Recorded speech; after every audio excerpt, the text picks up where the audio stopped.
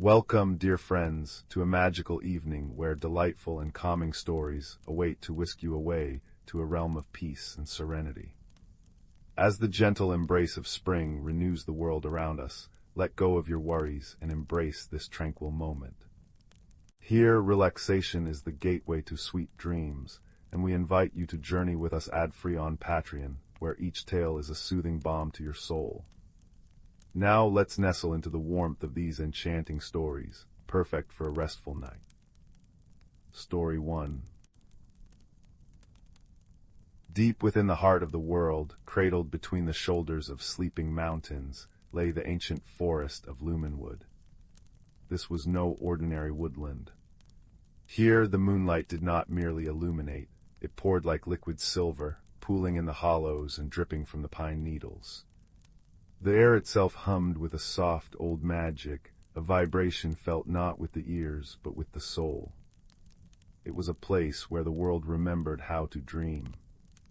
Our story begins on an autumn evening, as the last blush of sunset surrendered to the indigo night. A young fox, whose coat was the color of burnt cinnamon, sat at the edge of a starlit clearing. His name was Finnian, and his heart was heavy with a restless confusion. While the other creatures of the forest were preparing for the great slumber of winter, gathering stores and deepening their dens, Finnian felt a strange, anxious energy buzzing in his paws. He could not settle. The gentle, purposeful rhythm of the forest felt like a language he could hear, but not understand. The clearing was one of Lumenwood's secret wonders. The moss underfoot was a velvet carpet, emerald and gold, and it released a faint, sweet scent of earth and dew when touched. All around the edges, fungi grew in phosphorescent clusters, glowing with a soft, blue-green light that pulsed gently, as if breathing in time with the forest. Overhead, the branches of the great sentinel oaks formed a cathedral ceiling, their leaves whispering secrets to one another in a language of rustles and creaks. It was to this clearing that Finnian was drawn night after night, hoping its quiet magic would soothe his troubled spirit. Tonight, as he watched the fireflies perform their dizzying dances, stitching the air with threads of gold, a new sound joined the nightly chorus. It was a soft, rhythmic shhh, like silk brushing against silk. He turned his head and saw the oldest inhabitant of Lumenwood, the grandmother owl. She was not perched high in a tree, as one might expect, but was sitting on a low, moss-covered stone, her feathers the color of weathered bark and silvered moss. Her eyes, vast and deep as polished obsidian, held the light of countless moons. "Your footsteps speak of a storm, little one," she said, her voice the sound of wind smoothing stones in a river bed. It was not a question, but a simple, kind observation. Finnian dipped his head in respect. "Grandmother, I do not know how to be still. The forest is telling everyone to slow down to rest, but my heart beats too fast. I feel I am missing a song that everyone else can hear." The grandmother owl blinked slowly. "The forest speaks many languages, Finnian. The language of the trees is one of patience. The language of the stream is one of release. The language of the stones is one of memory. You are trying to listen with your ears when you must learn to listen with your whole being." She gestured with a soft wingtip toward a nearby brook. "Come sit with me by the water. Let us listen together." Finnian settled beside her on the cool, damp moss. The babbling of the brook was a natural melody, a constant, soothing chatter over smooth, water-worn stones.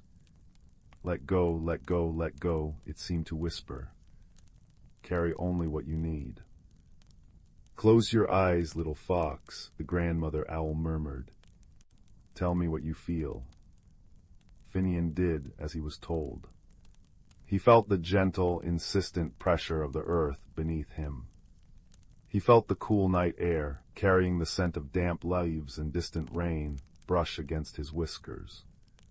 He heard the layered symphony of the night, the rustle of a hedgehog shuffling through leaf litter, the plink of a dewdrop falling from a spider's web into the stream, the distant hoot of another owl, a faint, questioning call from a far-off ridge. "I feel everything," Finnian whispered, his own restlessness beginning to feel small against the vast, gentle presence of the forest. "Good," said the grandmother owl. "Now listen deeper." As Finnian focused, the sounds began to change. The rustling leaves were no longer just noise, they were words. The oldest oak at the edge of the clearing, its bark gnarled and wise, was sighing a story of summers long past, of sunlight stored in its rings. The younger saplings nearby were humming with the excitement of growth, their leaves trembling with the joy of being alive. It was a slow, patient conversation, one that had been going on for centuries.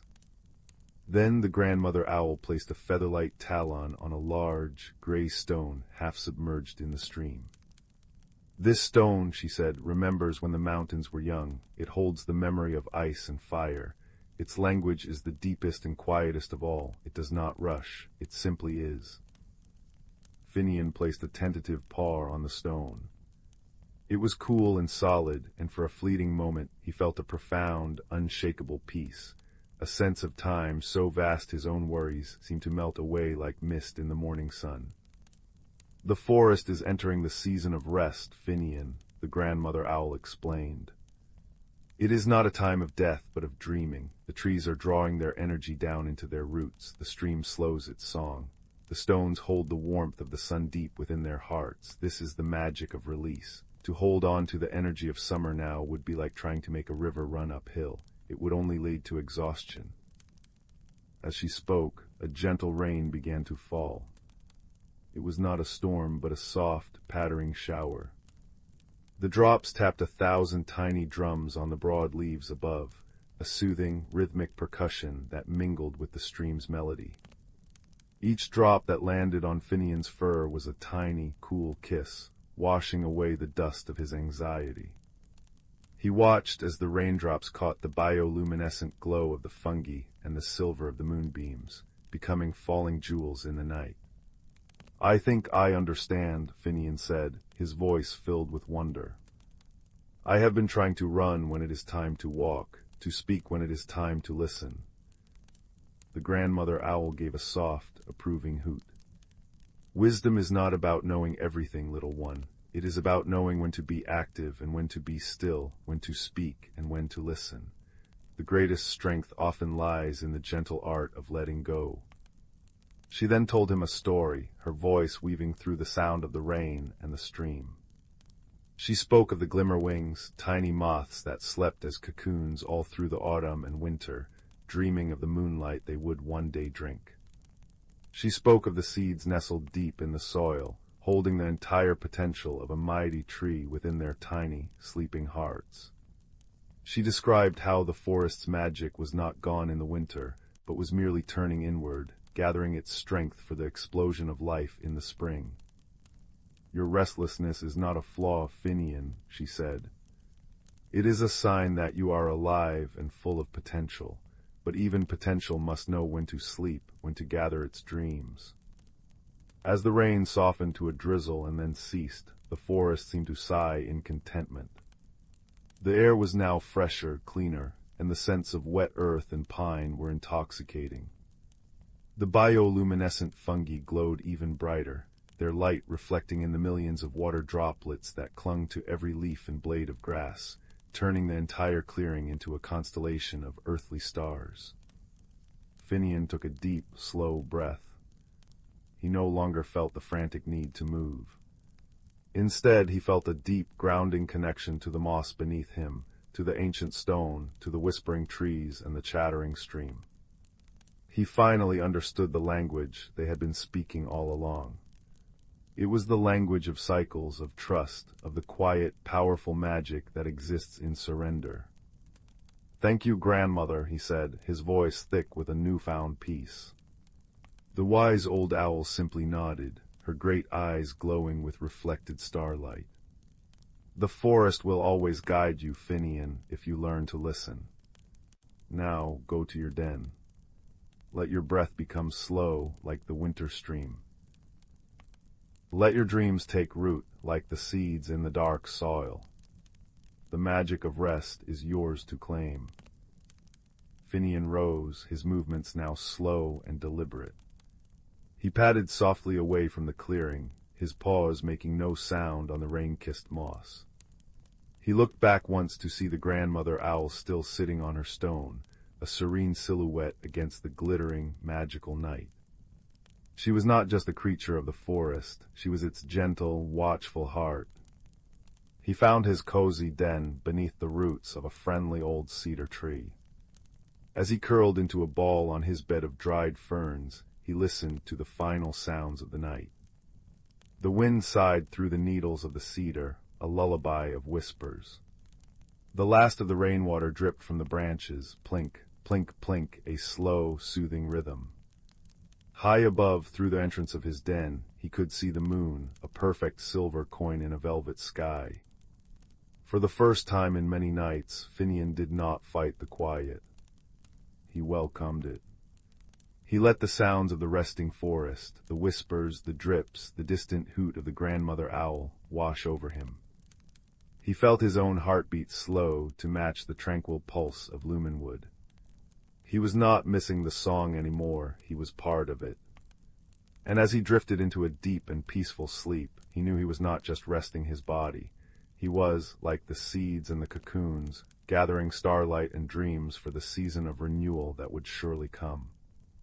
The ancient magic of rest had woven its gentle spell around him, and all was well in the silver-drenched heart of the woods.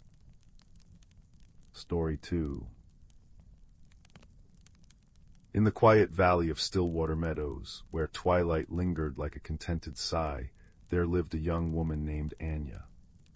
She moved through her days with a soft-footed grace, yet carried within her a peculiar stillness, as if she were waiting for something she could not name. Anya lived in a small cottage with windows that overlooked a garden sleeping beneath the earth, and she tended to it with a hopeful, if uncertain, hand. Her life was painted in gentle, muted tones. Her laughter was a soft chime, her footsteps barely whispered on the wooden floors, and her presence was often like a pleasant shadow in a sunlit room. But sometimes, when she was alone, a strange and beautiful thing would happen. A sigh of frustration might leave her lips as a puff of silver mist that smelled of rain-soaked violets. A moment of quiet joy would make the dust motes in a sunbeam dance in intricate, golden patterns. These small magics were her secret, and she tucked them away, unsure of what they meant. The change began not with a bang, but with a quiet ache, a feeling that the person she was on the inside did not quite match the one the world saw on the outside. It was a subtle dissonance, like a single instrument playing just out of tune in a grand orchestra. One evening, as this feeling swelled within her, she walked into her garden and found that a single, determined snowdrop had pushed through the frost-kissed soil, its white bell glowing in the twilight. Nestled beside it was a smooth, gray river stone, warm to the touch. As the days passed, the feeling persisted, and so did the small magics. One morning, after a night of restless dreams, she awoke to find that her fingertips had left faint, shimmering trails of light on her bedside table, like the ghostly paths of fireflies. Alarmed, she rushed into her garden, her heart a frantic drum. It was there she met the woman who would become her guide. The woman was sitting on a simple wooden bench that Anya was certain had not been there the day before. She was older, with hair the color of spun moonlight and eyes that held the deep, knowing calm of a forest pool. She introduced herself as Iris. "You seem troubled, child," Iris said, her voice like the rustle of old, precious pages. Anya, her secret laid bare by the stranger's perceptive gaze, held out her still faintly glowing hands. "I don't know what's happening to me," she whispered. Iris smiled, a slow, gentle unfolding. "Nothing is happening to you, my dear. It is happening for you. You are not breaking. You are blooming. It is a gentle metamorphosis." Iris became a fixture in Anya's life, appearing always when Anya's confusion was at its peak, often in the garden, which seemed to respond to Iris's presence. The old woman spoke not of spells and potions, but of seeds and cocoons. Every great change begins with a single, patient moment. Iris told her one afternoon, pointing to a chrysalis hanging from a bare lilac branch. Inside that tiny vessel, a miracle is taking place in absolute darkness and stillness. There is no rushing it. The caterpillar does not fret that it is taking too long. It simply trusts the process. Anya began to see her own life through this lens. Her small magics were not malfunctions. They were the first signs of her own transformation. Iris taught her to pay attention to them, to see what emotion prompted each one. The first small victory came on a day when Anya had successfully mended a tear in her favorite quilt. A simple, mundane task, but it filled her with a quiet sense of competence. As she looked at her neat, even stitches, a feeling of warmth spread through her chest. She walked into the garden and saw that a patch of previously barren soil was now dotted with the tight, green fists of crocus buds. The garden was reflecting her growth. Iris appeared beside her. "You see," she said softly, "confidence is a seed. Nurture it, and it will break through the hardest ground." Encouraged, Anya began to be more mindful of her inner world. When she felt a surge of understanding after puzzling out a complex recipe, the air around her would shimmer with a soft, amber light, and the scent of honey and old books would fill the cottage. When she mustered the courage to speak her mind to a pushy merchant at the market, she returned home to find that the crocuses had opened into brilliant purple and gold cups. Each small act of courage, each moment of self-acceptance, was mirrored in the world around her. Her body, too, continued its beautiful, non-threatening change. The skin on her back sometimes felt tight and sensitive, and one morning she awoke to find a delicate, lace-like pattern of silver tracing across her shoulder blades, like the faintest frost on a window pane. It did not hurt, it simply was. When she showed Iris, the old woman nodded. "A cocoon is not a prison," she explained. "It is a sanctuary where new wings are woven. Your body is simply preparing its own sanctuary." The seasons turned, and the garden flourished in tandem with Anya's spirit. Where there had been bare earth, there were now drifts of lavender that hummed with bees when she felt content, and roses that deepened from pale pink to a profound, velvety crimson when she experienced a moment of deep love or compassion. The colors of her world were shifting with her understanding. She learned that sadness was not a void, but a deep blue that made the joyful yellows all the brighter. That frustration was a steely gray that, when worked through, could sharpen her resolve like a whetstone on a blade. The culmination of her transformation approached as gently as a rising dawn. The feeling that had once been a quiet ache was now a steady, resonant hum within her, a song of a self coming into alignment. The silver tracery on her back had grown more intricate, and it now pulsed with a soft, inner light. One evening, as the last rays of the sun bled into a violet twilight, Anya stood in the heart of her garden, which was now a riot of color and scent, a living tapestry of her emotional journey. Iris was there, her presence a silent, supportive anchor. "It is time," Iris said, her voice full of a quiet pride. "The cocoon has served its purpose. You do not need to struggle, just breathe and trust." Anya closed her eyes. She thought of all the small victories, the mended quilt, the spoken truth, the moments of quiet understanding. She felt not a breaking, but an unfolding. A deep, warm energy flowed from her core, and with a sensation like the softest sigh, two magnificent wings emerged from her back. They were not the wings of a bird or an insect, but something entirely her own, vast and semi-translucent, shimmering with every color she had ever felt, patterned with light that told the story of her gentle metamorphosis. She opened her eyes and looked at Iris, her heart soaring with a quiet, profound joy. Iris's smile was brighter than the emerging stars. "You see, you were never meant to be small. You were always meant to hold this much light." Anya flexed her new wings, and they scattered prismatic patterns across the darkening garden. It was not an end. It felt instead like the most beautiful beginning. She had not arrived at a final destination, but had simply stepped onto a new, wider path. The garden she had tended so carefully would continue to grow and change with her, a lifelong companion in her ongoing journey. And as the moon rose over Stillwater Meadows, Anya stood in her glorious garden, not as the quiet woman she had been, but as the luminous being she had always been meant to become, ready to explore the vast, starlit world that now lay open before her, one gentle, patient breath at a time. Story 3. The fire crackled softly in the hearth, a gentle orchestra of popping embers and whispering flames. Its light danced across the room, painting warm, wavering patterns on the walls and casting long, soft shadows that seemed to breathe with the rhythm of the night. Outside, the wind murmured through the pine trees, a distant lullaby for the sleeping world.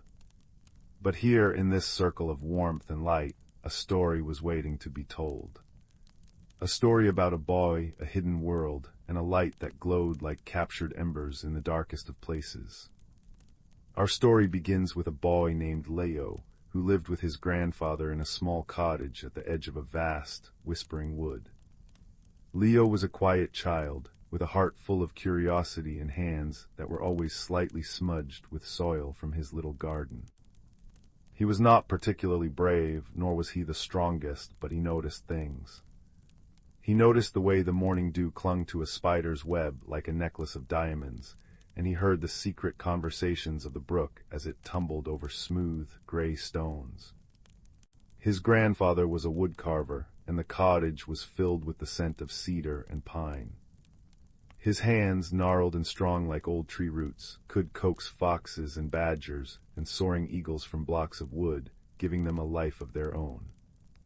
One evening, as a particularly cold autumn wind began to bite, his grandfather handed Leo a small, plain wooden box. "It's time you had this, Leo," he said, his voice a low, warm rumble, like stones shifting in a sun-warmed river. "It belonged to my grandfather and his before him. They called it an ember lantern."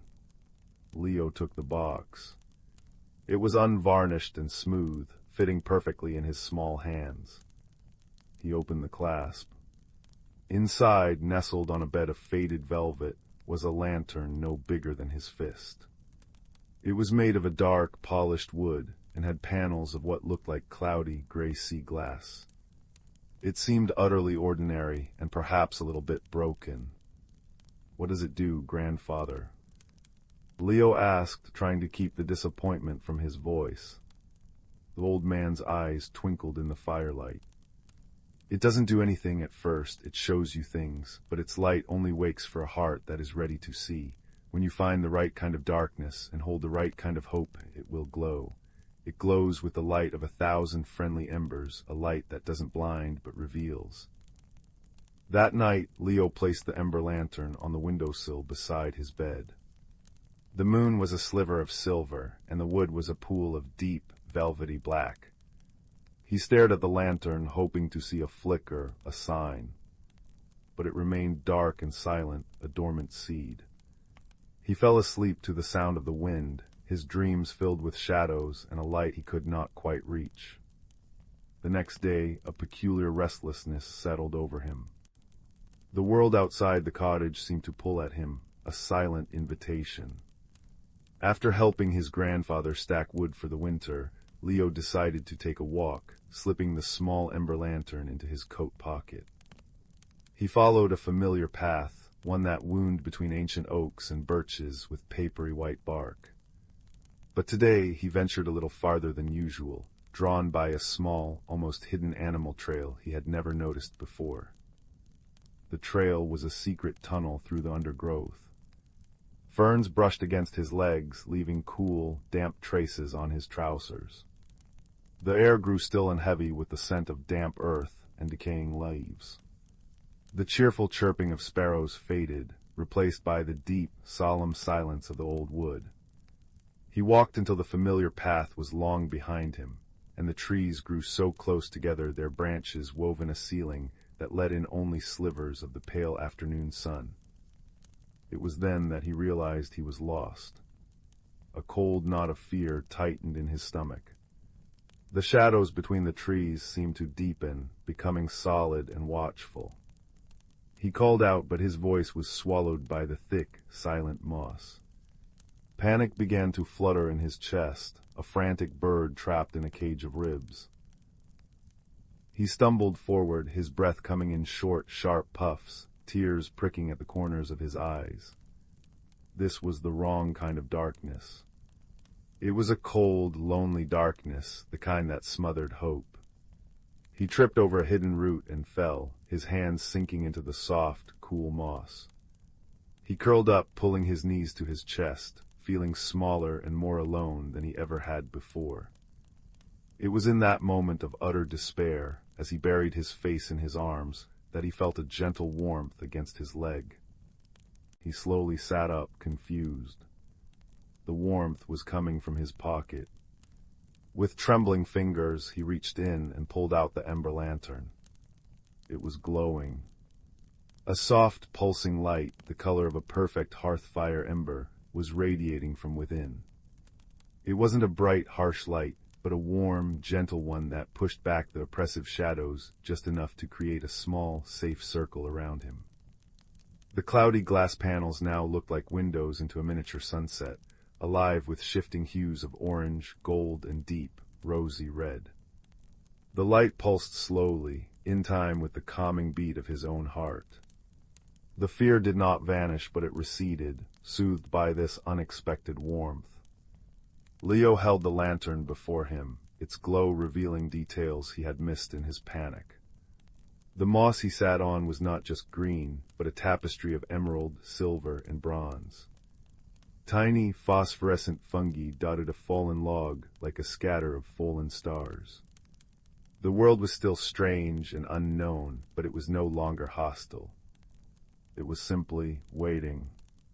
He got to his feet, the ember lantern held out like a guiding star. As he walked, the light from the lantern seemed to interact with the forest. When he passed a thicket of brambles, the thorns would gently pull back, as if making way for the warmth.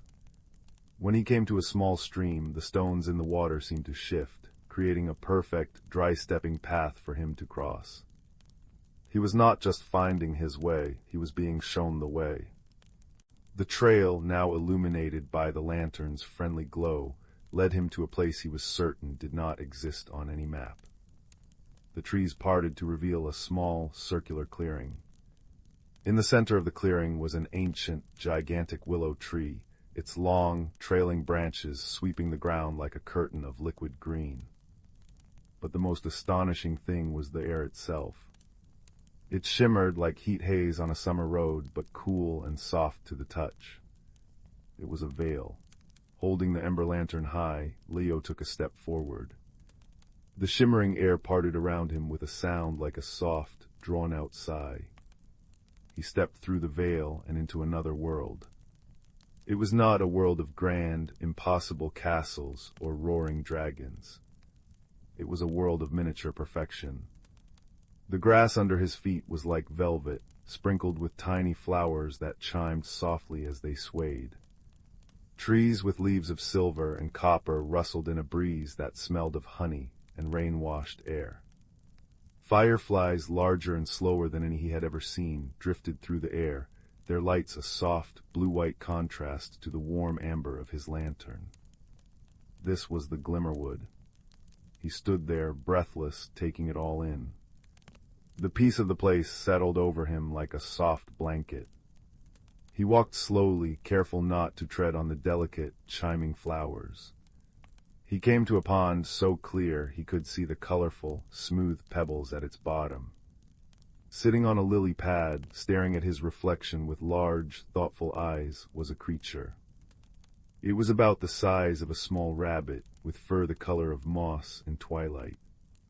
It had large, delicate ears that twitched independently, and a long, bushy tail that was tipped with white, like a painter's brush dipped in starlight. But its most striking feature was its eyes. They were old and kind, the color of amber, and they held a deep, quiet wisdom. The creature looked up from the pond and saw Leo. It did not startle or flee. It simply tilted its head, its whiskers twitching. "Hello," it said. Its voice was not a squeak or a chirp, but a soft, melodic sound, like wind playing through hollow reeds.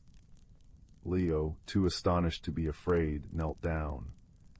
"Hello," he whispered back. "My name is Leo." "I am Thuron," said the creature. "You carry the hearth light. I have not seen its glow in many, many turnings of the leaf." He gestured with his nose towards the ember lantern. "You know what this is?" Leo asked, holding it out. Thuron nodded slowly. "It is a key and a promise. It only wakes for those who are lost but not hopeless. It guides those who respect the quiet ways of the world." He paused, his amber eyes studying Leo. "Why have you come to the Glimmerwood, Leo who carries the light?" "I was lost in the big wood," Leo explained. "The lantern showed me the way here." Thuron's ears drooped slightly. "The paths between our world and yours are growing faint. The memories are fading. Fewer and fewer remember the way to listen." He hopped down from the lily pad and approached Leo. "Your coming is a good sign, but the hearth light is not just for finding. It is for mending." Thuron led Leo deeper into the Glimmerwood. He showed him the whispering glade where the flowers sang harmonies with the wind, and the crystal brook where the water ran clear and sweet over singing stones. But Thuron also showed him the places that were fading. A copse of the silver-leafed trees where the leaves were turning a dull, listless gray and falling without a sound. A meadow where the chiming flowers were silent, their heads bowed low. "The heart of the Glimmerwood is the sunstone," Thuron explained, his voice heavy with sorrow. "It is a crystal that gathers the light of the long summer days and shares it back through the dark seasons, but its light is growing dim. A shadow has fallen over it, a coldness that the summer sun cannot seem to reach. Without its warmth, the Glimmerwood will slowly fall silent and fade away into a forgotten dream." "Can I help?" Leo asked, his heart aching at the thought of this beautiful, gentle world disappearing. Thuron looked at him, his amber eyes reflecting the warm glow of the ember lantern. "The hearth light is a spark of inner warmth," he said. "The sunstone needs to remember what warmth feels like. Perhaps together we can remind it." Their journey to the heart of the Glimmerwood was not an epic, dangerous quest. It was a quiet pilgrimage. They walked for what felt like hours, though the light in this hidden world never changed from its soft, perpetual twilight. Thuron taught Leo the names of the plants and the songs of the streams. Leo in turn told Thuron about his grandfather, his cottage, and the world of changing seasons beyond the veil. They shared stories, and with each story a friendship was woven, thread by gentle thread, warmer and stronger than any blanket. Finally, they arrived at the center of the wood. In a small, circular depression lay the sunstone. It was larger than Leo, a geode split open to reveal a cavity of crystals. But instead of glowing with captured sunlight, the crystals were dull and cloudy. A film of gray, like frost on a window pane, covered their surfaces. A chill hung in the air around it, a deep, weary cold that made Leo shiver. He held up the ember lantern. Its warm, pulsing light fell upon the sunstone, but the gray film seemed to swallow the glow. It was like trying to warm a stone with a single match. "It's not enough," Leo whispered, his shoulders slumping. "Light alone is not the answer," Thuron said softly, sitting beside him. "The sunstone is not a machine. It is a heart. It needs to feel connection. It needs a story." Leo looked at the dormant stone, then at the little lantern in his hand. He thought about what his grandfather had said. It shows you things. But its light only wakes for a heart that is ready to see. He understood now. The lantern wasn't a tool, it was a mirror. It reflected the warmth inside him. He sat down before the sunstone, placing the ember lantern between them. He didn't shout or command. He simply began to talk. He told the stone about the crackling fire in his grandfather's hearth and the smell of cedar shavings. He described the feeling of the sun on his face after a long winter and the taste of wild strawberries from his garden. He poured all his memories of warmth and comfort and love into the quiet space between them. He remembered the fear he felt when he was lost and the profound relief when the lantern glowed, a feeling so strong it brought fresh tears to his eyes. As he spoke, pouring his heart out to the cold, silent crystal, the ember lantern began to change. Its gentle pulse quickened. The light within grew brighter, not in a blinding way, but in a way that felt like a heart swelling with joy. The warm, ember-like glow intensified, flowing out of the lantern not just as light, but as visible warmth, like the shimmer above a hot road in summer. This wave of tangible warmth washed over the sunstone. For a long moment, nothing happened. Then, a single crystal deep within the geode flickered. It was a faint golden spark, like the first star appearing in the twilight sky. Then another spark appeared, and another. The gray film on the surface of the crystals began to crack, then melt away like morning frost under the sun. The crystals began to glow from within, a deep, resonant golden light that grew steadily brighter. A wave of pure, gentle warmth radiated from the sunstone, washing over Leo and Thuron and flowing out through the entire Glimmerwood. It was the warmth of a perfect summer afternoon, the warmth of a hug, the warmth of a shared secret. Throughout the wood, the gray leaves on the trees shivered and turned back to shining silver. The silent flowers in the meadow lifted their heads and began to chime, a soft, joyous chorus. The very air seemed to sigh with relief, filling with the sense of blooming night flowers and sun-warmed honey. The Glimmerwood was healed. Leo sat back, exhausted but filled with a profound, quiet happiness. The ember lantern in his hands had returned to its gentle, pulsing glow. Thuron placed a small, cool paw on his knee. "You see," the creature said, his voice full of warmth. "You had the light inside you all along. The lantern just helped you to find it and to share it." As the Glimmerwood celebrated its renewal around them, Leo felt a gentle tug, a sense that it was time to return home. The paths would be clear now. "I have to go," he said to Thuron, his heart heavy with the coming goodbye. Thuron nodded. "The paths will remember you now, Leo who carries the light. You are a friend of the Glimmerwood. You may return whenever your heart feels the call." He nuzzled Leo's hand, a gesture of deep affection. "Remember, the truest light is the one you kindle in others. You have reminded this old wood of its own warmth." With the ember lantern to guide him, Leo found the shimmering veil easily. He stepped back through into the familiar, dark wood of his own world. But it did not feel dark or frightening anymore. The moon was higher now, casting a soft silver light through the branches. He knew the way home. When he finally slipped back into the cottage, the fire in the hearth had burned down to a bed of glowing coals.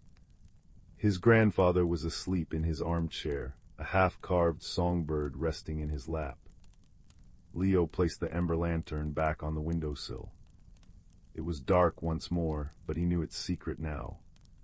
It was not empty, it was full of potential, a silent promise waiting for the right moment to wake. He crept into bed, pulling the quilt up to his chin. He was no longer the boy who had left that afternoon. He was still quiet and his hands were still smudged with soil, but he had journeyed to a hidden world and helped to heal it. He had made a friend in a creature of moss and starlight. He had learned that the smallest spark of inner warmth could chase away the deepest cold, and that the most powerful magic was not in grand gestures, but in gentle stories and kind connections. As he drifted to sleep, he could have sworn he heard, carried on the edge of the wind, the faint, distant chiming of Glimmerwood flowers, a lullaby just for him.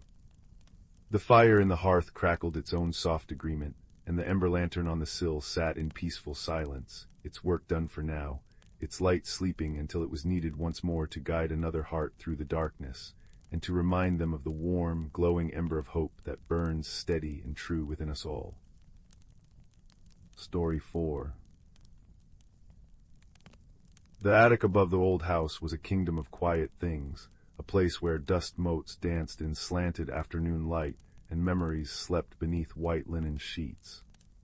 It was here, on a day when the rain whispered secrets against the roof, that a young girl named Clara found herself exploring. The air smelled of cedar and dried lavender, and with every step the floorboards sighed a soft creak creak creak beneath her feet. Clara was staying with her grandmother for the summer, and the rain had confined her indoors. With a heart full of curiosity and hands eager for discovery, she had decided to investigate the highest room of the house.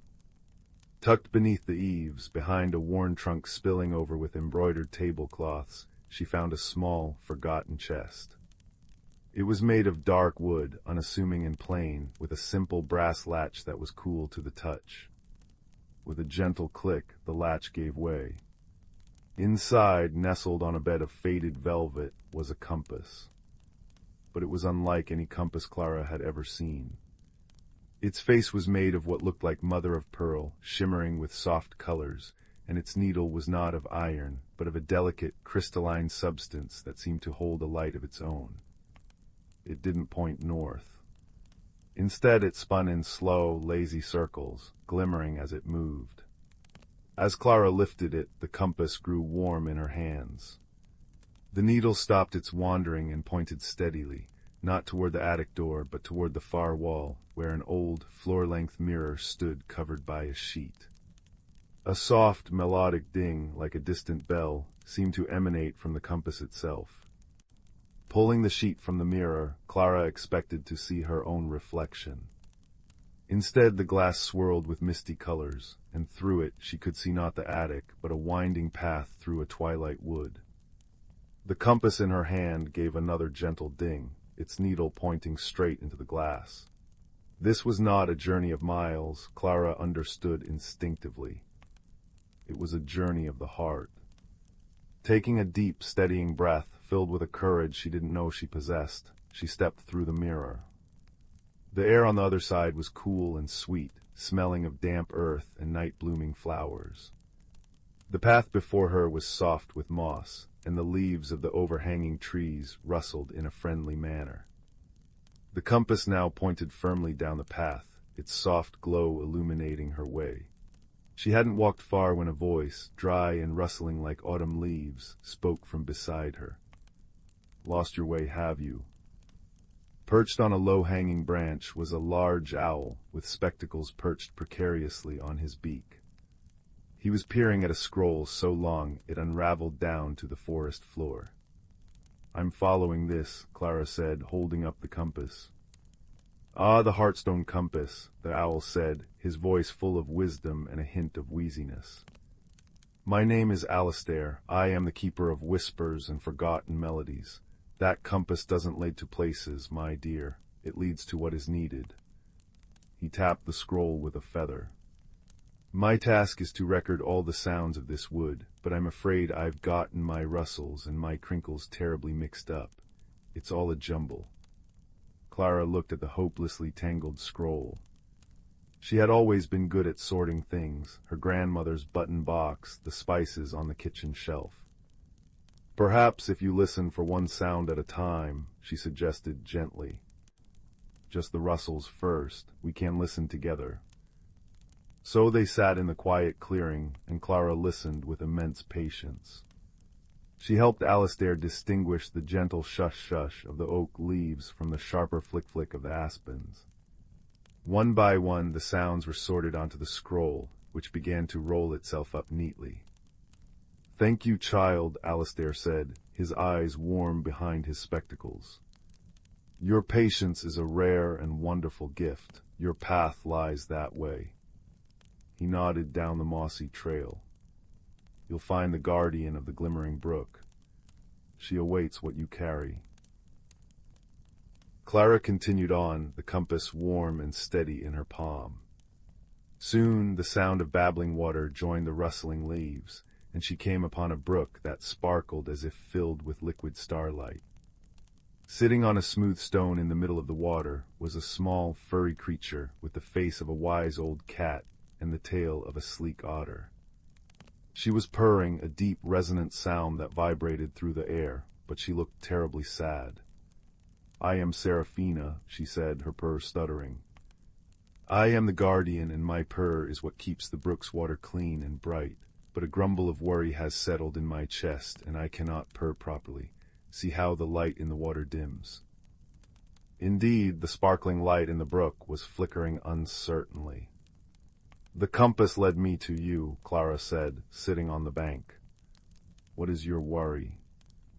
"I worry that my purr isn't strong enough," Seraphina confessed. "That I am not a good enough guardian." Clara thought of the warm, comforting weight of her grandmother's cat, Mittens, back home. "A purr isn't about being strong," she said with gentle cleverness. "It's about being content, what makes you happy, Seraphina." "The taste of moonbeam berries," she replied wistfully. "The sound of the wind in the reeds, the feeling of a smooth, sun-warmed stone." "Then let's think of those things," Clara said. And she began to describe them in rich sensory detail, the sweet burst of a moonbeam berry, the whispering song of the reeds, the comforting heat of a stone baked by the sun. As she spoke, a true, deep, and steady purr began to rumble from Seraphina's chest. It grew and grew, vibrating through the water, which began to shimmer and glow more brilliantly than ever before. "Oh!" Seraphina exclaimed, her purr now a constant, joyful hum. "You didn't try to fix my purr, you fixed my heart, thank you." She nudged a smooth, glowing stone from the brook onto the bank. "Take this, you will need its light for what comes next." The compass needle swung onward, and Clara, now holding the warm, glowing stone, followed. The path began to climb, and the friendly wood gave way to a landscape of tall, dark, and silent monoliths. They were not scary, but they were immensely quiet, and the air grew still and cold. The compass needle began to quiver. This was the plane of silent questions. Here the path faded away completely, and Clara felt a pang of uncertainty. What was she supposed to do here? The compass was trembling, and its light was growing faint. Remembering the kindness she had shown Alistair and the cleverness she had used to help Seraphina, she knew that force or fear would not work here. She sat down on the cold ground, the glowing stone in her lap, and simply waited. She listened to the immense silence. She didn't fight it or try to fill it. She just breathed in and out, her breath a soft cloud in the cool air. And as she sat there, patient and still, she noticed something. The monoliths weren't just silent, they were listening. They were waiting for a certain quality of silence, a peaceful, accepting one. Her own quiet courage was the key. Slowly a soft, melodic ding began to sound, not from her compass, but from the stones themselves. One by one they chimed, until the entire plain was filled with a gentle, harmonious music. The path reappeared at her feet, clearer than ever, paved with light. The compass in her hand steadied, its needle pointing to a simple wooden door that stood where no door had been before. She walked to it, turned the handle, and stepped through. She was back in her grandmother's attic. The rain had stopped, and the last golden light of the evening was streaming through the window, setting the dust motes ablaze. The compass in her hand was cool and still, its needle once again spinning in slow, lazy circles. The glowing stone from the brook was now just a smooth, ordinary, but wonderfully warm river stone. She placed the compass back in its chest and closed the lid. She didn't need to keep it. The journey was inside her now. That night, as she lay in her soft bed, listening to the distant hoot of an owl and the comforting creak-creak-creak of the old house settling, she understood. The magical item had shown her that the greatest adventures are measured not in distance, but in the courage to be patient, the cleverness to be kind, and the wisdom to be still. The extraordinary secret was that these powers had been inside her all along, waiting in the quiet attic of her own heart, ready to be discovered by a curious girl on a rainy afternoon. And with that cozy thought warming her from the inside out, she drifted into a deep and peaceful sleep. Story 5. The village of Willowbrook nestled in a gentle valley where the river hummed lullabies and the wind chimes hanging from every eave played soft, crystalline melodies. It was a place where the ordinary brushed shoulders with the magical, where the moon seemed a little brighter and the stars a little closer. But one autumn evening, as the scent of wood smoke and baking cinnamon bread filled the air, something peculiar began to happen. It started with the clock tower in the village square. Its deep, resonant chimes, which always marked the hour with dependable regularity, began to ring backwards. 10 chimes, then 9, then 8, drifting over the thatched roofs as if time itself were exhaling. Then the village baker, a kind woman named Anya, noticed the stars above were shifting. The familiar constellations, the silver fox, the little dipper, were not in their proper places. It was as if someone had gently shaken the night sky like a snow globe. Anya, who had a knack for noticing things others overlooked, stood in her garden, her breath making little clouds in the cool air. She didn't feel fear, only a deep and abiding curiosity. She remembered an old nursery rhyme her grandmother used to sing, one etched into the wooden mantel above her fireplace. When the clock sings a reverse tune, and the fox hides from the moon, seek the key where colors sleep, in a promise you must keep. The next morning, the entire village was abuzz with theories. Old Finn, the carpenter, was certain it was the work of mischievous sprites. Young Liam, the miller's son, thought a great, sleepy dragon had rolled over in its slumber and jostled the heavens.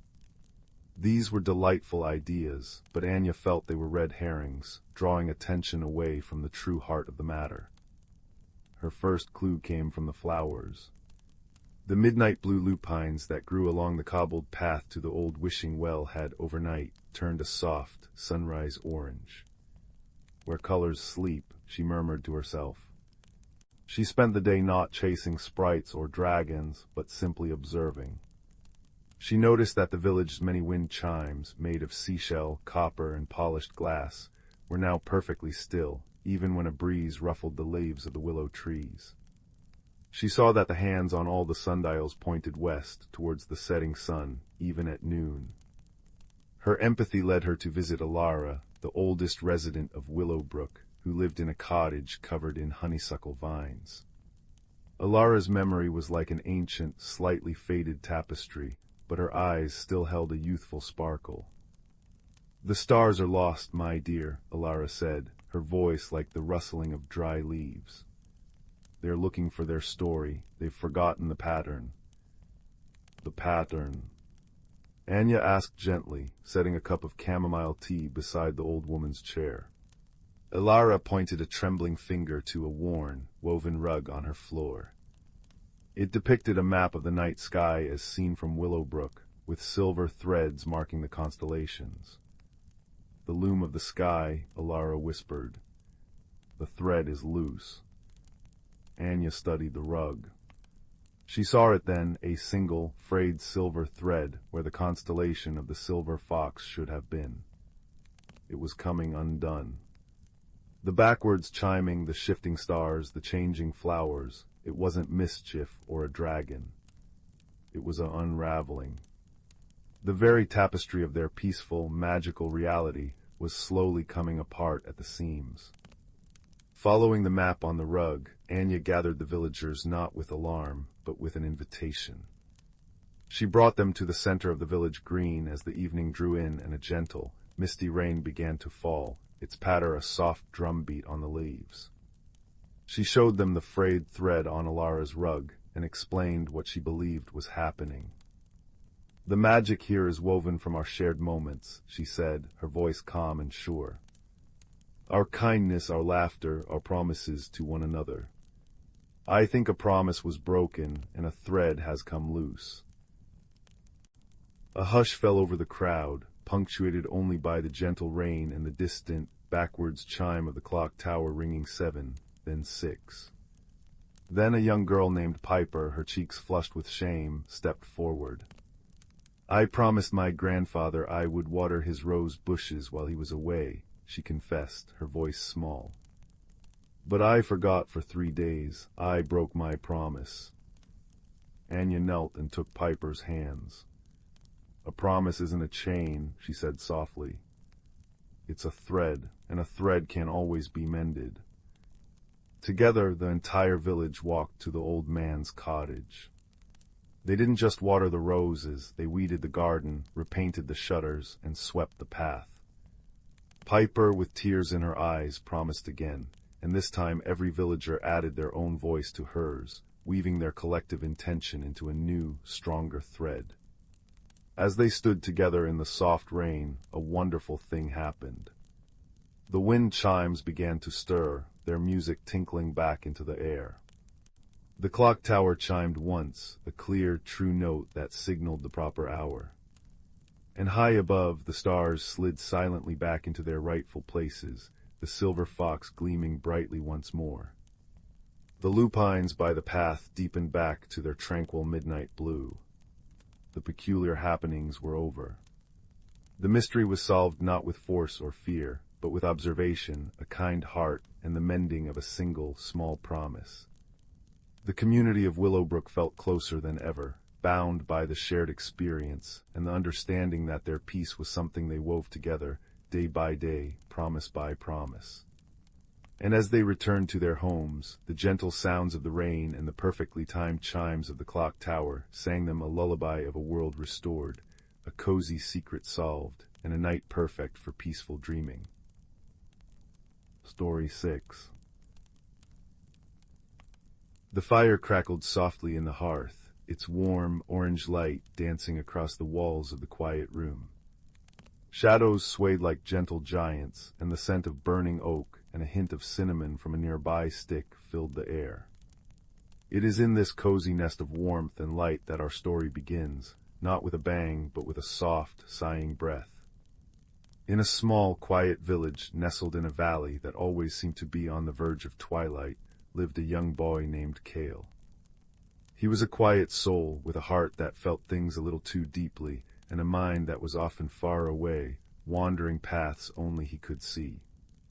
His hands were clever, skilled at mending broken things, a cracked teacup, a torn page, a bird with a wounded wing.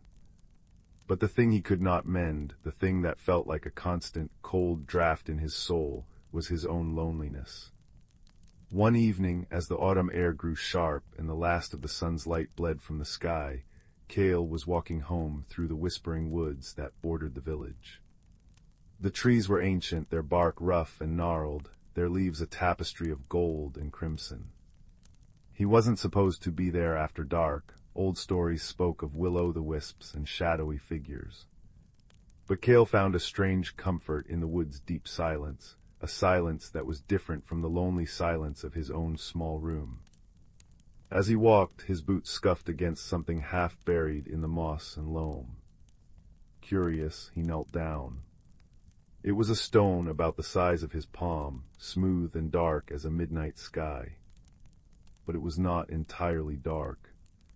In its center, pulsing with a slow, steady rhythm, was a warm, red glow. It looked like a captured ember from a dying fire, a tiny, sleeping heart of light. He picked it up. The stone was warm to the touch, not hot, but with a deep, comforting warmth that seeped into his chilled fingers. As he held it, the glow brightened slightly, as if waking from a long slumber. He tucked it into his pocket, and a strange thing happened. The familiar hollow feeling in his chest seemed to lessen, just a little, replaced by a flicker of something he couldn't name, curiosity perhaps, or the faintest echo of hope. That night he placed the stone on his bedside table. In the dark of his room, its gentle, pulsing glow painted the ceiling with soft, shifting patterns of crimson and gold. He fell asleep watching it, and for the first time in a long time, his dreams were not of empty rooms, but of deep, quiet forests and a light that guided him. The next day and the day after that, Cale carried the warm stone with him everywhere. He called it his Ember Stone. The more he held it, the more he felt a subtle change within himself. The world seemed a little brighter, the colors a little richer. He noticed the intricate web of a spider jeweled with morning dew, the cheerful song of a sparrow he'd never paid mind to before, the kind, weary smile of the old baker who gave him a leftover roll. The stone's warmth was not just physical, it was a warmth that seemed to be slowly thawing the frost around his heart. It was on the third day, while he was sitting by the babbling creek that ran through the woods, that the mystery of the stone began to unfold. He was holding it in his palm, watching its light breathe in and out, when a soft voice, like the rustle of leaves, spoke from behind him. "You have found it." Cale spun around. There, standing between the roots of an enormous, silver-barked tree, was a girl. She looked to be about his age, but there was an ancient quality to her moss-green eyes. Her hair was the color of autumn bracken, and she wore a cloak woven from what looked like lichen and shadows. She wasn't frightening, but she was entirely other. "Found what?" Cale asked, his voice a whisper. "The heart of the wood," she said, stepping closer. Her feet made no sound on the forest floor. She pointed to the emberstone in his hand. "It has been missing. The Glimmerwood has been growing colder without it." "The Glimmerwood," Cale repeated, clutching the stone a little tighter. The girl smiled, a small, secret thing. "It is the world within this world, the true heart of the forest. It has been fading, its light dimming ever since the heart was lost. I am Lior. I am a keeper of the Glimmerwood." She explained that the Glimmerwood was a hidden realm, a place of pure, gentle magic that existed just beside their own, visible only to those who knew how to look, or to those who carried a key. The emberstone was such a key. It was also the source of the Glimmerwood's vitality, a battery of warmth and life that kept the hidden world from withering into mere shadow. But how was it lost? Cale asked, the weight of the stone feeling suddenly much greater in his hand. Lior's face grew somber. There was a great sadness. A sorrow singer came through the veil between worlds. Its song does not break things, but it untunes them. It makes magic listless and hearts heavy. In the confusion, the heart was knocked from its place in the elder tree and fell into your world. We have been searching, but our sight has been clouded by the lingering gloom. Cale looked down at the glowing stone. He understood listless hearts. He understood heavy silence. He knew then what he had to do. The warmth it had given him was not his to keep. It belonged to an entire world. "I will help you return it," he said, his voice firm with a resolve that surprised him. Lior's smile returned, warmer this time, and she placed her hand over his, the one that held the emberstone. Her touch was cool, like damp earth after a rain. "Then we must journey to the elder tree at the very center of the Glimmerwood, but the way is not as it was. The sorrow singer's melody lingers in the paths. It will try to lead us astray, to make us forget our purpose." And so their journey began. Lior led him to a place where the creek waterfalled over a smooth, black rock. Behind the curtain of water was not more stone, but a shimmering, translucent veil, like heat haze on a summer road, but cool to the touch. "Take my hand," Lior said, "and do not let go." Cale gripped her hand, and holding the emberstone before him like a lantern, he stepped through the veil. The world dissolved in a ripple of silver and green, and then reformed around them. They were standing in the Glimmerwood. It was the same forest, and yet entirely different. The air hummed with a soft, musical energy. The trees were woven with threads of silver light, and flowers bloomed with their own internal luminescence, casting pools of blue and gold upon the ground. The very moss underfoot felt springy and alive, and the scent was of wet earth, blooming night flowers, and something sweet and unnameable. It was breathtakingly beautiful, but Cale could also feel what Lior had meant. There was a chill in the air, a subtle grayness at the edges of the vibrant colors, like a fine layer of dust on something precious. They walked for what felt like hours, though time seemed to move differently here. The emberstone's glow was their guide, pulsing more strongly when they chose the right path, dimming when they neared a wrong turn. The journey was not one of dramatic chases or monstrous foes, but of quiet, persistent challenges. They came to a grove where the trees were weeping a slow, silvery sap. The air was thick with a haunting, wordless melody that wove its way into Cale's thoughts. It was the lingering song of the sorrow singer. The melody whispered of futility. Why bother? It seemed to sigh. The world is vast and you are small. Your mending is temporary. Your friendship will fade. Stay here. Rest. Forget. Cale felt the old loneliness rise in him like a tide. His steps slowed. What was he doing here in this strange, magical place? He was just a boy who mended broken cups. He couldn't mend a whole world. He looked at Lior. Her head was bowed, her shoulders slumped. The magic in her seemed to be flickering. He saw then that her bravery was a choice, not a given. She was fighting the same despair. He tightened his grip on the emberstone. Its warmth pulsed against his palm, a steady, stubborn counter-rhythm to the draining melody. He thought of the warmth it had given him, the small joys it had helped him see, the spider's web, the sparrow's song, the baker's smile. They were small, yes, but they were not nothing. Mending a cup allowed it to hold tea again. Mending a wing allowed a bird to fly. These things mattered. He didn't shout or sing a counter-melody. Instead, he walked over to Lior and wordlessly held out the emberstone. He placed it in her hands, folding his own over hers. The combined warmth of their hands and the stone's glow flared, pushing back the gray gloom of the grove.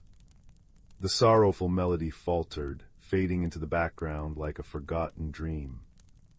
Lior looked up, her green eyes clear once more.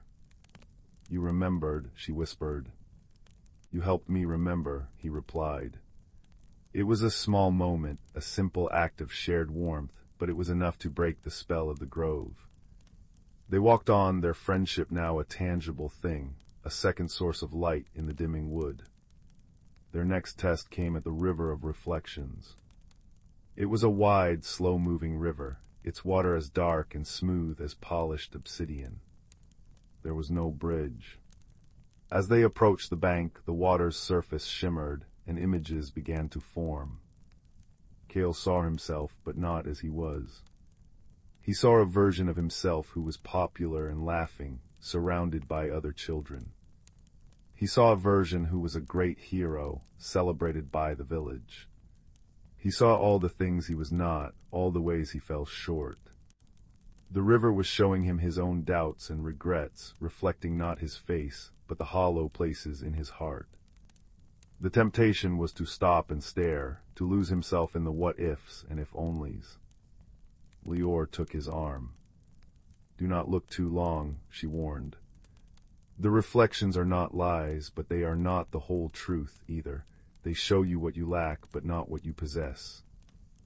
Cale forced his eyes away from the water and looked instead at the emberstone.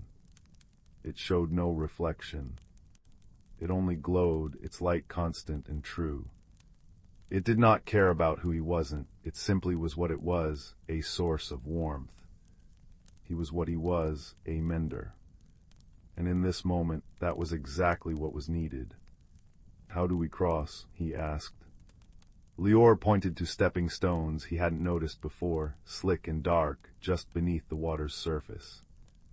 We must cross without looking down. We must keep our eyes on the other side, or on the light you carry. It was a treacherous crossing. The stones were slippery, and the cold, reflective water seemed to pull at his ankles. But Cale held them emberstone high, its crimson glow a beacon, and Lior held his free hand, her balance sure and steady. He focused only on the light in his hand and the solid ground ahead, ignoring the whispered temptations from the water below. Step by careful step, they made it to the other side. The final challenge was the Vale of Whispers. It was a narrow, rocky pass where the wind did not blow, but spoke. It whispered fragments of memories, both his and Lior's. He heard the teasing words of other children, the sound of his own door closing, the empty silence of his house. He heard Lior's whispers, too, fears of failing her duty, of the Glimmerwood fading forever because of her. But now the whispers had less power. The shared warmth of their journey, the memory of overcoming the river and the sorrowful grove, had forged a bond between them. When Cale heard a particularly sharp whisper of his own loneliness, he felt Lior's hand squeeze his. When she flinched at a whisper of her own failure, he squeezed back. They did not try to silence the whispers. They simply acknowledged them and walked on together, their shared silence a stronger force than the Vale's fragmented noise. Finally they emerged from the Vale into a vast, circular clearing. In its center stood the elder tree. It was the most magnificent thing Cale had ever seen. Its trunk was wider than a house, its branches soared up to cradle the star-dusted sky of the Glimmerwood, and its leaves shimmered with a soft, gold and silver light. But its light was faint, flickering weakly. At the base of its immense trunk was a hollow, and in that hollow was a shaped indent, exactly the size and form of the emberstone. The journey was over. The destination was before them. But as Cale approached the tree, a final doubt seized him. Returning the stone meant the end of his own personal warmth. It meant going back to his quiet, lonely life. The emberstone had been his companion, his comfort. Letting it go felt like losing a part of himself. He stood before the hollow, the stone heavy in his hand. He looked at Lior. She didn't urge him or plead. She simply waited, her expression one of understanding and quiet faith. He thought of the journey. He had not been the same boy who entered the woods days ago. The stone had not changed him by its presence alone, but by the journey it had prompted. It had led him to a friend. It had shown him his own strength. It had taught him that warmth is not something to be hoarded, but to be shared, and that in sharing it grows. The true transformation was not the stone's magic, but the growth of his own heart. He had learned to see the world not for what it lacked, but for the beauty it held. He had learned that his skill for mending was not a small thing, but a quiet, powerful magic of its own. The stone had been the kindling, but the fire it had lit was now his own, burning steady and true within him. With a deep, calm breath, Cale reached out and placed the emberstone into the hollow at the base of the elder tree. It fit perfectly. For a moment, nothing happened. Then a deep, resonant hum filled the clearing, a sound like the earth itself was sighing in relief. A wave of golden light erupted from the base of the tree, flowing up its trunk and out along every branch. The leaves blazed with renewed brilliance, casting a warm, dappled light across the entire clearing. The faint chill in the air vanished, replaced by a balmy, life-giving warmth. All around them the flowers of the Glimmerwood brightened, and the silver threads in the trees shone like captured moonlight. The hidden world was whole again. Cale felt a pang of loss as the stone's direct warmth left his hand, but it was immediately replaced by a different, deeper warmth. It was the warmth of the entire Glimmerwood embracing him, the warmth of Lior's radiant smile, and most of all, the warmth of his own accomplishment glowing proudly in his chest. "You have done it, Cale," Lior said, her voice full of wonder. "You have restored the heart." "We did it," he corrected her softly. She led him to a low-hanging branch of the elder tree. "The Glimmerwood does not forget its friends," she said. She plucked a single leaf from the branch. It was shaped like a teardrop and glowed with a soft, golden light. As she handed it to him, it solidified, no longer a living leaf, but a perfect, luminous stone, a tiny, permanent piece of the Glimmerwood's heart. "So you will always remember, and so you will always be able to return." Cale held the glowing leaf in his hand. It was warm. When he stepped back through the veil, emerging once more behind the waterfall in the whispering woods, he was alone. The world seemed quieter, more ordinary. But it wasn't. He could still feel the residual warmth of the glimmerwood in the leaf stone he held, and more importantly, within himself. He walked back to his village as the first stars began to prick the evening sky. He saw the same baker closing his shop. This time, instead of just accepting the kind smile, Cale smiled back. "Good evening, Mr. Alden," he said, his voice clear and sure. The baker looked surprised, then pleased. "Good evening to you, Cale. You look well." And he was. He was not suddenly the most popular boy in the village. He was not a great hero. He was still Cale, the quiet boy who mended things. But he was no longer lonely. He had a friend in a hidden world, and a warmth inside him that no draft could chill. He had learned that the greatest journeys are the ones that transform the traveler, and the truest magic is the kind that kindles friendship and courage in a willing heart. That night, he placed the glowing leaf beside his bed. Its soft, golden light mingled with the firelight from the hearth, painting the room in a tapestry of warmth and peace. He lay down, listening to the gentle crackle of the fire and the whisper of the wind outside, which now sounded not lonely, but friendly. He had faced the lingering sorrow, crossed the river of his own doubts, and walked through the veil of his fears. He had returned a lost heart, and in doing so had found his own. And as he drifted into a deep and dreamless sleep, the last thing he saw was the gentle, steady glow of the leaf, a promise that even in the quietest of times, in the most ordinary of worlds, there is always light to be found, always warmth to be shared, and always a friend waiting just on the other side of the veil. The fire in the hearth settled into a bed of glowing embers, its work done for the night, and all was still, and all was warm, and all was well. Story 7. In the heart of the whispering woods, where moonlight dripped like silver honey through the canopy, there existed a forest so ancient that its roots remembered the first sunrise. The air here hummed with a quiet magic, a melody woven from the rustle of oak leaves, the gurgle of hidden streams, and the soft sighs of moss-covered stones. It was a place of nocturnal wonders, where the darkness was not an absence of light, but a tapestry of gentle, glowing life. On this particular night, a young hedgehog named Pip was feeling a peculiar restlessness. Summer's vibrant, buzzing energy was beginning to wane, and a new, cooler breath whispered through the ferns. The familiar chorus of crickets seemed slower, more thoughtful. Pip, who had spent the summer learning the paths and patterns of the woods, felt a shift he couldn't name.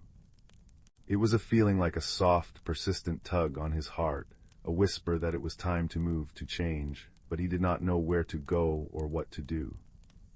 With a determined little sniff, he decided to seek counsel from the great oak, the eldest being in the forest, who stood sentinel in a starlit clearing where the earth was soft with centuries of fallen leaves. His journey began along the path of pebbles, a trail lined with smooth, gray stones that gleamed in the moonlight.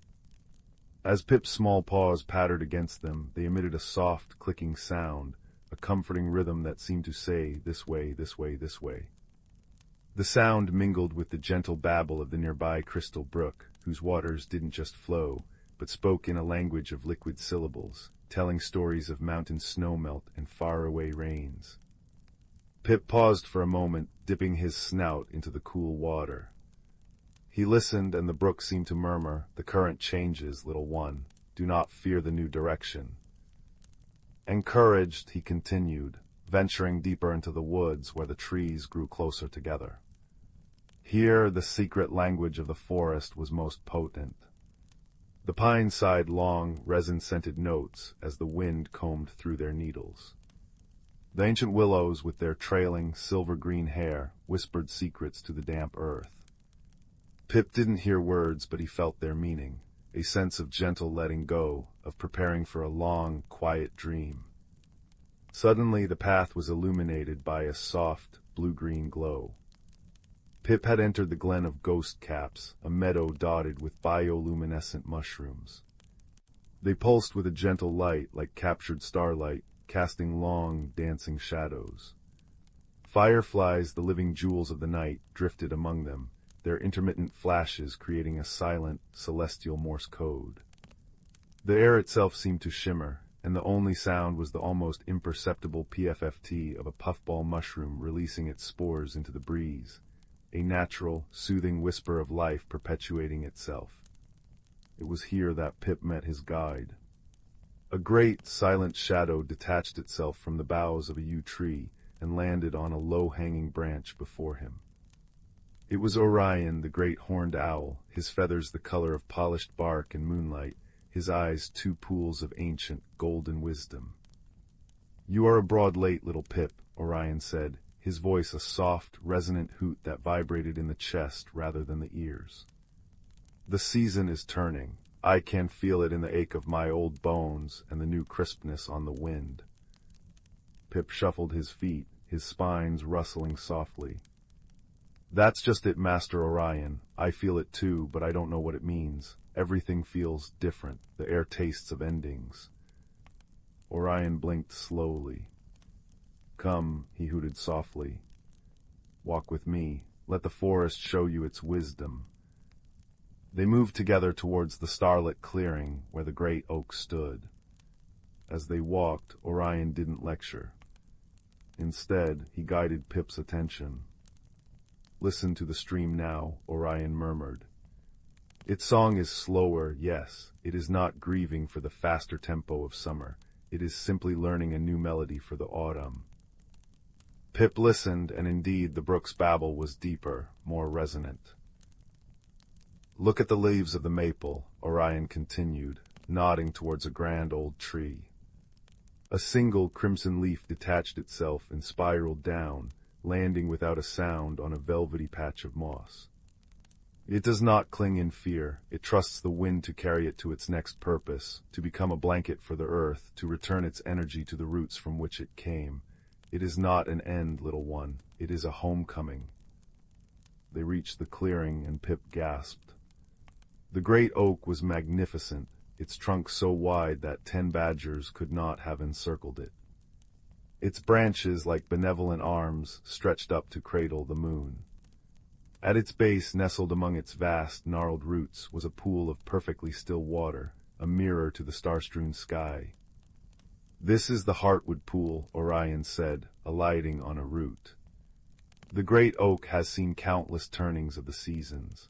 Its roots drink from the deepest waters of the earth, and they remember every spring's hope and every winter's slumber." Pip approached the ancient tree timidly. He placed a small paw on its bark, which was furrowed and ridged like a wise, wrinkled face. He expected a voice, but what he received was a feeling, a deep, thrumming sense of peace that traveled up from the earth, through the roots, into the tree, and into his own small body. It was a feeling of immense patience, of cycles repeating, of rest being just as important as growth. A gentle rain began to fall, not a storm, but a soft, pattering shower. The sound of countless raindrops kissing the leaves of the great oak was a symphony of natural ASMR, 1,000 tiny, ticking whispers that promised nourishment and cleansing.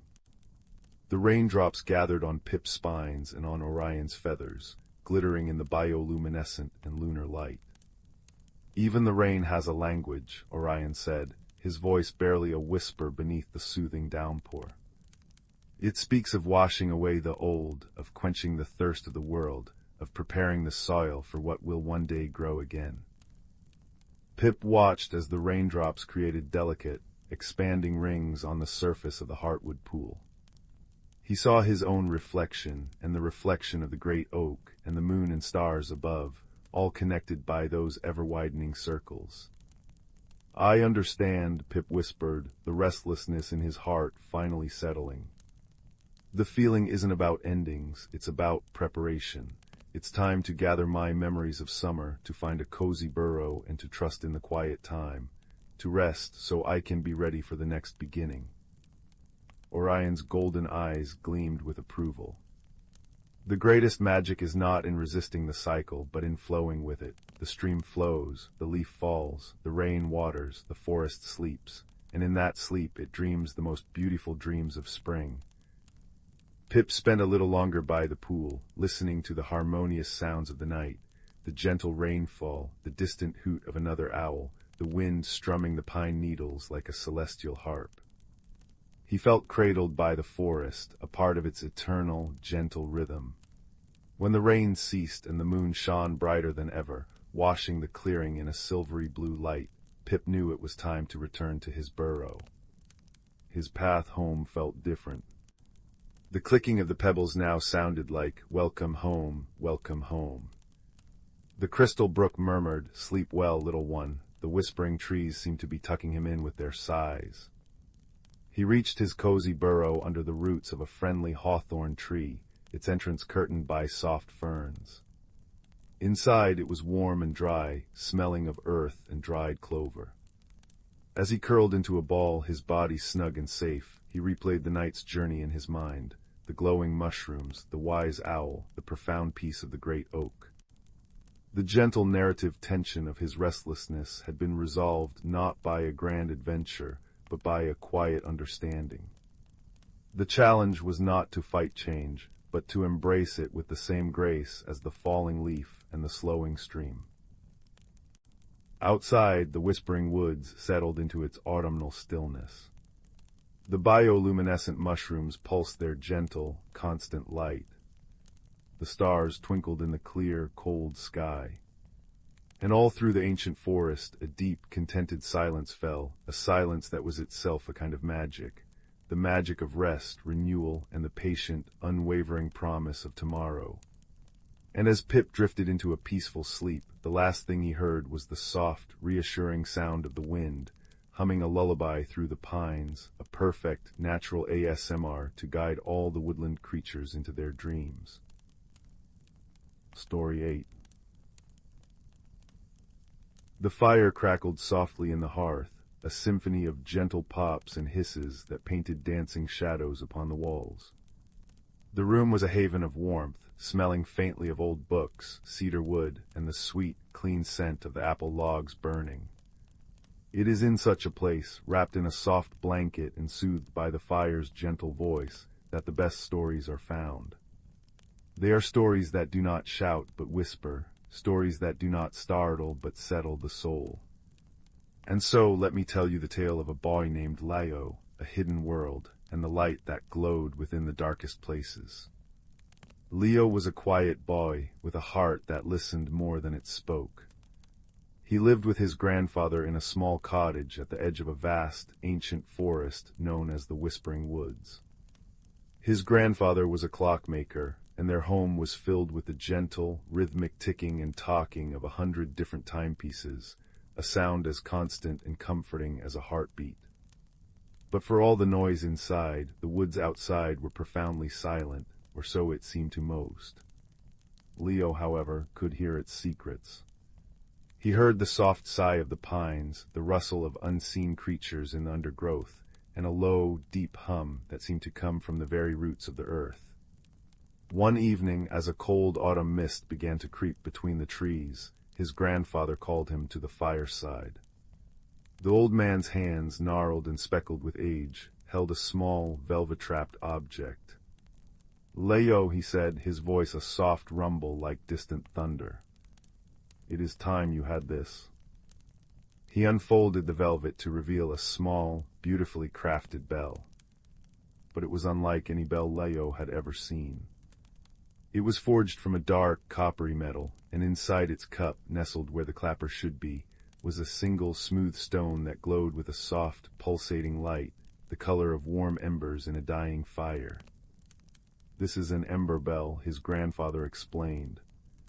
"It has been in our family for generations. It does not ring for just anyone. It chimes only for a heart that is true, and its light shines only in the presence of genuine need. It is a guide, Leo, and I think you may have need of a guide soon." Leo took the bell, his fingers curling gently around its cool metal. The ember light within seemed to pulse in time with his own heartbeat, a soft, warm thrum against his palm. He felt a strange connection to it, as if it were a part of him he never knew was missing.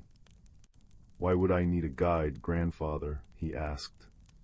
The old man looked toward the window, where the dark shapes of the trees were being swallowed by the mist. "The woods have grown quieter these past weeks, have they not? The usual chatter of the jays, the scolding of the squirrels, it has faded. Something is amiss, a balance has been upset, the heart of the woods is troubled."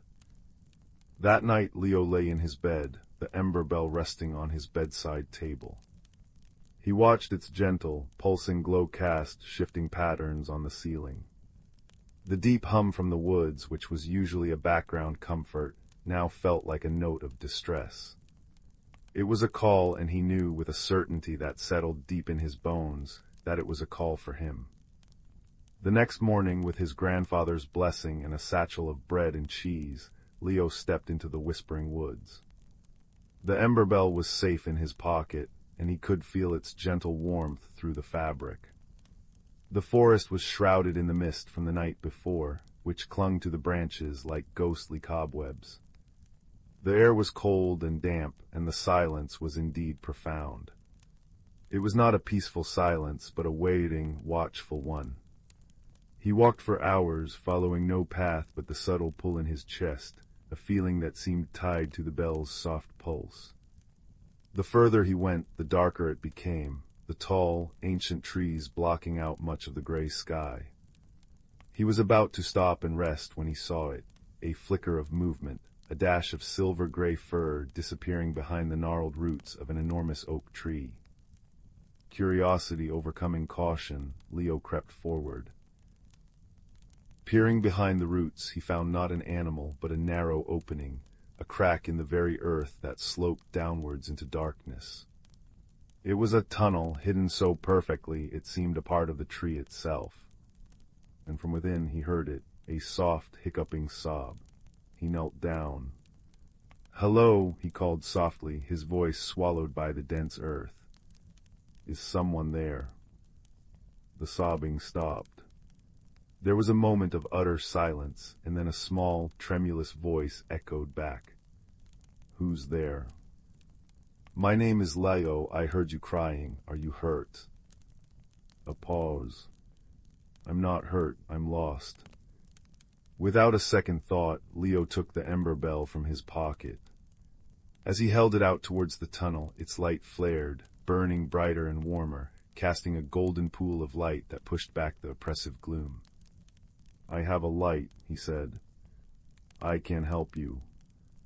He carefully squeezed through the opening and into the tunnel. It was a tight fit, and the air was cool and smelled of rich, damp soil and stone. The ember bell was his only guide, its light showing him the way down, down, down, until the tunnel opened up into a space that took his breath away. He was in a cavern, but it was unlike any cavern he could have imagined. The ceiling was a tapestry of intertwined roots, from which hung thousands of tiny, bioluminescent fungi that glowed with soft blues and greens, like a captured piece of the starry night sky. The floor was covered in moss so thick and velvety it felt like a carpet. In the center of this hidden haven was a small, still pool of water that reflected the fungal lights, doubling their brilliance. This was a secret world, a heart chamber nestled deep within the embrace of the earth. And there, huddled by the pool, was a creature Leo had only ever heard of in his grandfather's stories.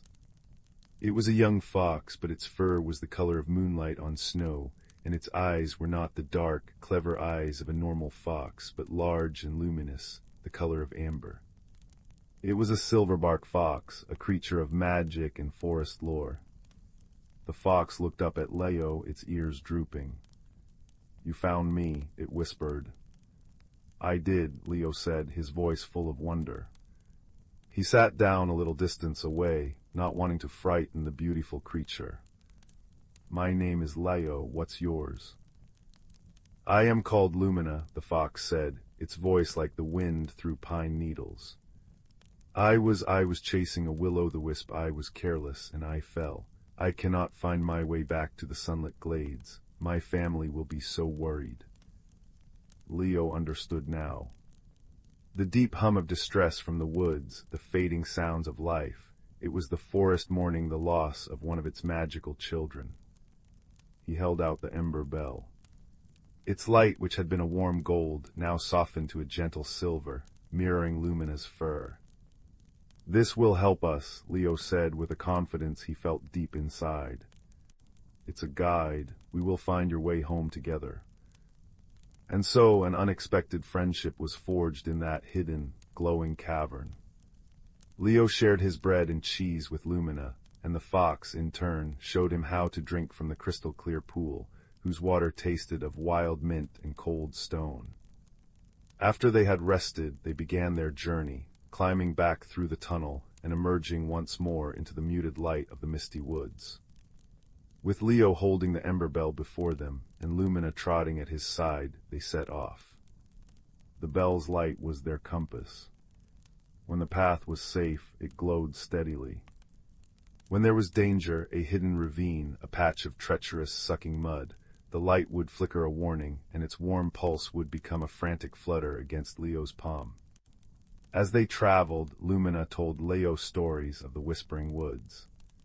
She spoke of the moss-bearded giants, ancient trees that could, on occasion, pull up their roots and walk, of the stream singers, tiny water sprites whose songs could make flowers bloom overnight, and of the glimmerwings, moths with wings made of stained glass that collected sunlight by day and released it by night. "But the light is fading," Lumina said sadly, her amber eyes clouded. "The glimmerwings are growing dimmer, the stream singers' songs are becoming faint. A shadow is falling over the sunlit glades." "What is causing it?" Leo asked. "No one knows for sure," Lumina replied. "It began a few moons ago, a coldness, a draining of joy and light. It is why I was so easily tricked by the will-o'-the-wisp. My heart was already heavy." Leo looked at the ember bell in his hand. Its light seemed to be the only thing that pushed back the pervasive gloom. He understood now that his journey was not just about returning Lumina home. It was about discovering the source of this gentle mystery, this shadow that was unweaving the very fabric of the woods. Their journey was long. They slept one night in the hollow of a great willow, its long, trailing leaves forming a curtain around them. Leo felt the ember bell's warmth throughout the night, a small, steady comfort against the creeping cold. He saw how Lumina, initially timid and sad, began to walk with more confidence, her head held higher. Her trust in him was mending her spirit, just as her companionship was strengthening his own resolve. The next day, the forest began to change. The trees grew whiter, their bark shimmering with a faint, opalescent sheen. The air grew warmer and carried the scent of honey and ripe berries. The mist began to thin, and shafts of actual, golden sunlight pierced the canopy. "We are close," Lumina whispered, her tail twitching with excitement. "The sunlit glades are just beyond that ridge." They climbed the ridge and looked down into the valley below. Leo gasped. It was the most beautiful place he had ever seen. The sunlit glades were a series of interconnected meadows, bathed in perpetual, soft golden light. Flowers of impossible colors bloomed everywhere, and the air buzzed with the sound of contented insects and the distant, melodic songs of the stream singers. But Lumina was right. There was a pall over it all. The light, while beautiful, was dimmer than it should have been. The flowers seemed to droop, and the songs had a melancholy edge. As they descended into the glades, other silverbark foxes emerged from their dens and from behind flowering bushes. They gathered around Lumina, nuzzling her and chattering with relief. An older fox with a silvery mane and wise, knowing eyes stepped forward. "Lumina, you are safe. We feared the Shadow Takers had you." "Shadow Takers?" Leo asked. The elder fox, who was introduced as Elder Frost, turned his amber gaze to Leo. "You are the boy from the cottage, the keeper of the ember bell. We have felt your kind heart from afar." He sighed, a weary sound. "The Shadow Takers are not evil creatures. They are the mournful moths, cousins to the glimmerwings. They have no light of their own, and for generations they have lived in the dark northern caves, sustained by the reflected joy of the glades. But their own home grew too cold, their hearts too envious. They have begun to steal our light, siphoning it away to warm their own barren nests. In doing so, they are killing the glades. Leo looked around. Now that he knew what to look for, he could see them. Large, dusky gray moths, almost invisible against the tree bark, clinging to the brightest flowers and the happiest-looking glimmerwings. As they clung there, the vibrant colors of the flowers would dull ever so slightly, and the glimmerwings' inner light would flicker. "They are taking the light," Leo murmured, "but it doesn't warm them, does it? Stolen light can't truly warm a heart." Elder Frost looked at him with surprise and respect. "You understand more than most, young keeper. No, it does not. It only makes the emptiness inside them feel greater, which makes them steal more. It is a sorrowful cycle." The foxes and other creatures of the glades had tried everything, shooing the moths away, hiding the brightest lights, but nothing worked. The moths were desperate, and desperation is a powerful force. Leo sat on a soft tuft of clover, the ember bell warm in his lap. He thought of his grandfather's clocks. If one gear was broken, you didn't throw the whole clock away. You fixed the gear. The moths weren't the problem, their emptiness was. They needed light, but not light that was taken. They needed light that was given. He looked at the ember bell, at its steady, generous glow. It did not hoard its light, it gave it freely to anyone who needed it. That was its power. "I have an idea," Leo said, standing up. "But I will need your help, Lumina, and the help of all the Glimmerwings." He explained his plan. It was not a plan of force, but of friendship. It was not about fighting the shadows, but about lighting a candle. The creatures of the glades listened, their eyes wide with hope. As dusk began to settle over the sunlit glades, Leo, holding the ember bell high, walked to the very center of the largest meadow. Lumina stood beside him, and around them, every single glimmerwing from the glades gathered. At Leo's signal, the tiny moths fluttered their stained glass wings, focusing all the light they had collected, all the light they had left. They directed it not at the flowers, but at the ember bell in Leo's hand. The bell began to hum, a low, resonant note that was not heard with the ears, but felt in the soul. The ember light within blazed, not with a harsh, blinding glare, but with a radiance so profound, so warm, and so full of unconditional kindness that it washed over the entire glades like a wave. It was the light of a shared hearth, of a helping hand, of a promise kept. The shadow takers, the mournful moths, were drawn to this incredible, generous light. They fluttered down from the trees, their gray wings looking dull and sad in the bell's glorious glow. But they did not try to steal it. They could not. This was not a light that could be taken, it could only be received. Leo knelt down, holding the bell out towards them. "You don't have to take it," he said, his voice gentle but clear. "There is enough for everyone. There is always enough light when it is shared." One moth, larger than the others, its wings tattered with weariness, slowly, hesitantly, fluttered towards the bell. It did not land on it to siphon its power. Instead, it hovered just above the glowing stone, basking in the warmth. And a miraculous thing happened. The moth's dull, gray wings began to shimmer.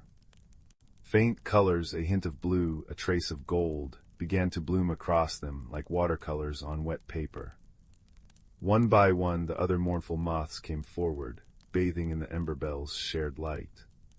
Their grayness transformed into a palette of soft, muted pastels. They were no longer shadow takers. They were transformed. The great, desperate emptiness inside them was filled, not with stolen brilliance, but with given warmth. The leader of the moths, now shimmering with soft lavender and pearl, spoke in a voice like rustling silk. "We are sorry," it whispered to the assembled creatures of the glades. "Our hearts were cold, and we forgot how to ask for warmth. We only remembered how to take." Elder Frost stepped forward. The past is a leaf on the stream carried away. Let us build a new future. You may live here in the sunlit glades, share our light, and in return your new beauty will add to its splendor. A great sigh of relief and joy went through the glades. The flowers seemed to stand taller, their colors deepening. The stream singers' songs regained their lost joy, weaving a melody of reconciliation and peace that floated on the warm air. The balance had been restored. Leo knew his task was complete. He had been transformed on this journey as surely as the moths had. He was no longer just a quiet boy who listened to the woods. He was a part of them, a keeper of their balance and a weaver of their peace. He spent one last, beautiful night in the sunlit glades, feasting with the foxes and the newly christened dawn moths. The ember bell rested beside him, its light now a soft, contented glow, no longer needed as a guide, but simply as a friend. The next morning, Lumina and her family escorted him to the edge of the glades. "Thank you, Leo," Lumina said, nuzzling his hand. "You did not just bring me home, you brought our light home." Leo smiled, stroking her soft, silver fur. "And you helped me find my courage," he replied. "We found our way together." He walked back through the woods, which were now filled with their familiar, cheerful sounds. The deep hum of the earth was once again a sound of contentment. When he arrived at the cottage, his grandfather was waiting for him by the fire, a knowing smile on his face. "The woods are singing again," the old man said simply. Leo nodded, placing the ember bell on the mantelpiece. It still glowed, but its light was calm and steady, a reminder of the journey and the friendship. He sat by the fire, the warmth seeping into his bones, and told his grandfather the whole story, of the hidden cavern, of Lumina, of the shadow takers, and the shared light that saved them all. And as the fire crackled and the clocks ticked their gentle rhythm, Leo felt a profound sense of peace. He had learned that the greatest transformations are not born of grand battles, but of small, kind acts. That the darkest shadows can be banished not by fighting them, but by lighting a single, brave candle. And that the truest magic is not in glowing stones or talking foxes, but in the simple, steady warmth of a friendship offered and a heart that is willing to listen, to understand, and to share its light. So now, as the fire in your own hearth begins to settle into a bed of glowing embers, remember Leo's light. Carry it with you into your dreams. Let it remind you that you, too, carry an inner light, a gentle glow that can guide you through dark places and warm the hearts of those you meet. Rest now, close your eyes, and let the peaceful resolution of this tale carry you into a deep and restful sleep, where your dreams will be as soft and comforting as the glow of an ember bell in a quiet, watchful night. Story 9. In the heart of the world, where the sun's final golden rays surrendered completely to the velvety indigo of night, there lay the ancient forest of Lumenwood. This was no ordinary woodland. Here the moonlight did not merely shine. It pooled in silver puddles between gnarled roots, it dripped from the tips of pine needles like liquid mercury, and it wove itself into the very fabric of the air, making the darkness feel not empty, but full of soft, luminous potential. The forest was a sanctuary for those who thrived in the hush of night. Fireflies, like living embers, drifted in slow, blinking constellations. Moths with wings of crushed velvet danced silent waltzes in the glades. And the creatures who called this place home were gentle souls, keepers of quiet truths and starlit secrets. On this particular night, a young barn owl named Orin was feeling a profound and unsettling restlessness. He perched on his usual branch, high in the arms of a grandfather oak, but his heart was not in his quiet vigil.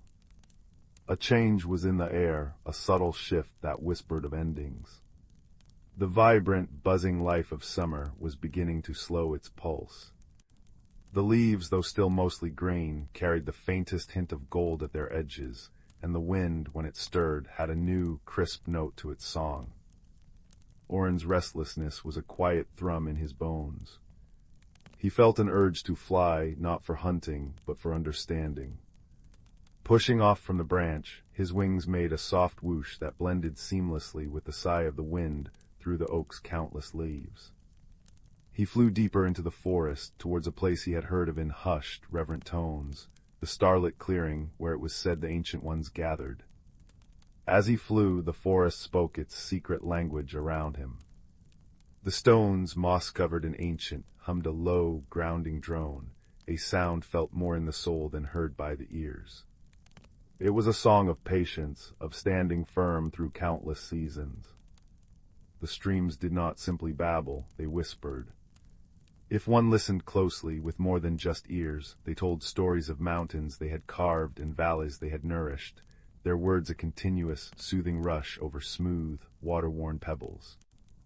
And the trees were the great conversationalists of the wood. Their language was not one of words, but of creaks and groans, of the rustle of their leaves. A birch tree would shiver its silver leaves, speaking of the cool touch of the moon on its bark. A weeping willow would sway its long, trailing branches, sharing tales of the dreams it had caught in its green net. Orin flew through this symphony of silent sound, his heart beginning to quieten just from being immersed in it.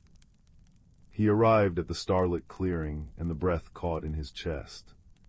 It was a perfect circle, carpeted in moss so soft and deep it looked like a plush, emerald rug. In the very center stood the most magnificent tree Orin had ever seen. It was a great silverwood, its bark like polished moonlight, and its leaves, even in the dark, seemed to hold a glow of their own. But the true wonder was the flora that thrived here. Glowing mushrooms in hues of ethereal blue and soft grain clustered around the tree's roots like tiny, luminous stools. Ghost flowers with petals as pale and translucent as mist pulsed with a gentle, internal light, their fragrance a delicate blend of vanilla and cold night air. The entire clearing was bathed in this soft, bioluminescent radiance, over which the sharp, bright pinpricks of real stars winked in the velvet sky above.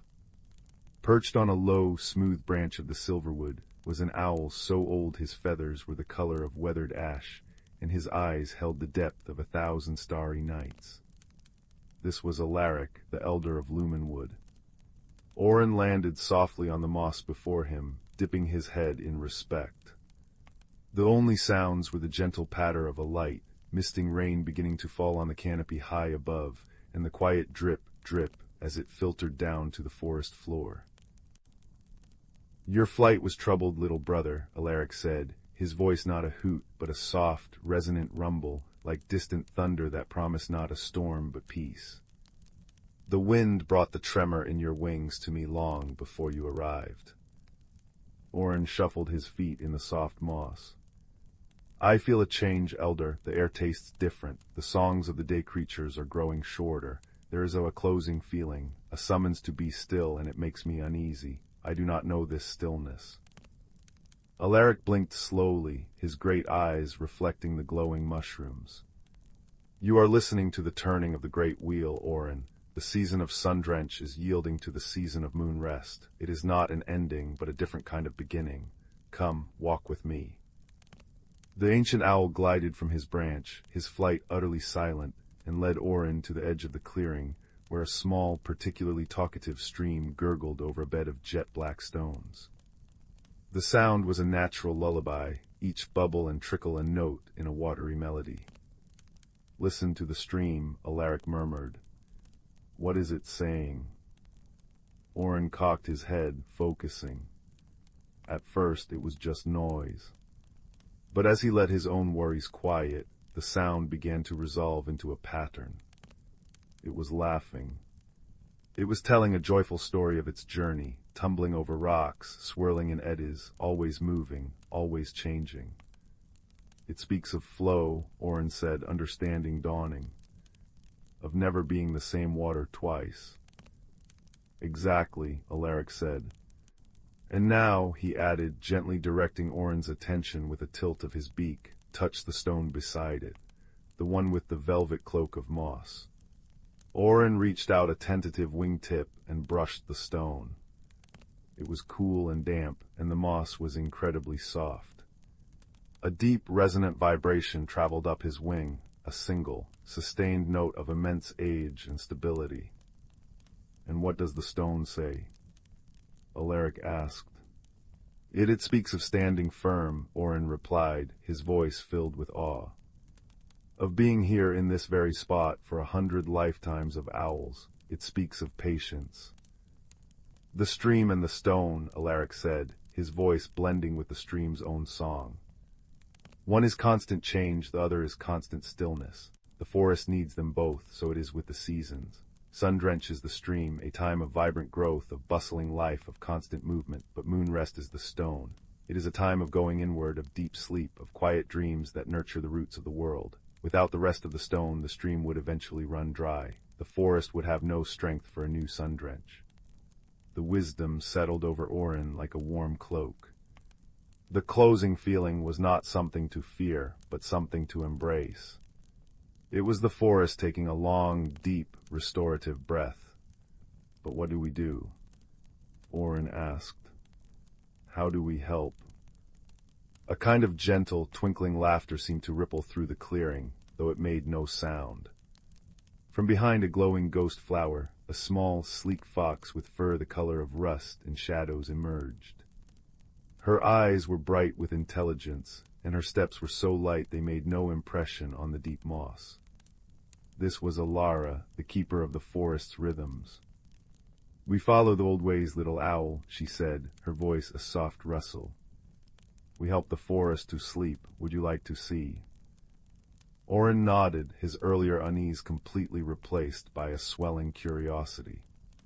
Alara led them to a stand of birch trees, their white bark gleaming in the moonlight. She lifted her nose to the wind, which was now stirring the leaves into a soft, shushing chorus, a sound that begged for quiet and dreams. She began a slow, deliberate dance around the base of the largest birch, her brush tracing intricate patterns in the moss. As she did, she hummed a low, resonant note that seemed to encourage the tree's leaves to shiver just a little more brightly, as if storing the last of the summer's light within their very veins. "We sing the lullaby of letting go," Alara explained, pausing for a moment. "It tells the trees it is safe to release their leaves, that their work for this cycle is done, and that they can dream of the green they will wear when the wheel turns again." Orin watched, enchanted. He saw other nocturnal creatures joining in this gentle work. A family of badgers, their movements slow and deliberate, were gathering fallen acorns and carefully tucking them into the soft earth, whispering promises of new life to come.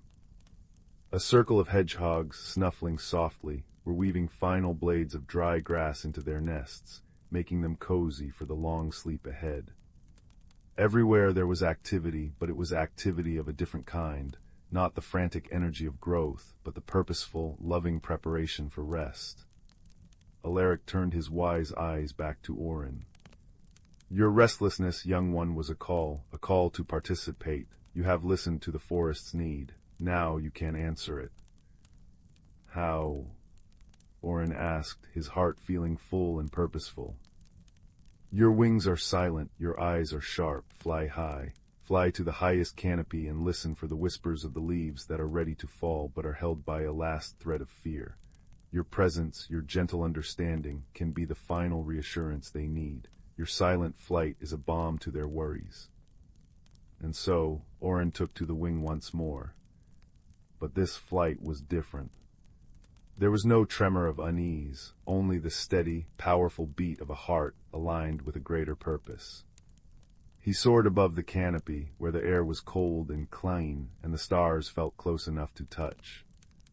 Below him, the forest was a vast, dark tapestry, embroidered with the glowing threads of bioluminescent plants and shimmering streams. He focused his hearing, tuning out the general rustle and listening for the specific, tiny sighs. He found a single maple leaf, blazing with a final, glorious crimson, clinging desperately to its branch. "I am afraid," the leaf whispered, a sound like the faintest scratch of parchment. "What lies below? What happens when I let go?" Orin did not speak, for he had no words the leaf would understand. Instead, he poured his newfound understanding into his presence. He let the leaf feel the peace he had learned from the stone and the trust he had learned from the stream. He hovered nearby, a silent, feathered guardian in the moonlight, his own stillness a mirror of the forest's deepening quiet. And then, a miracle. The leaf's fear seemed to melt away. With a final soft sigh, a sound of release, not sorrow, it detached.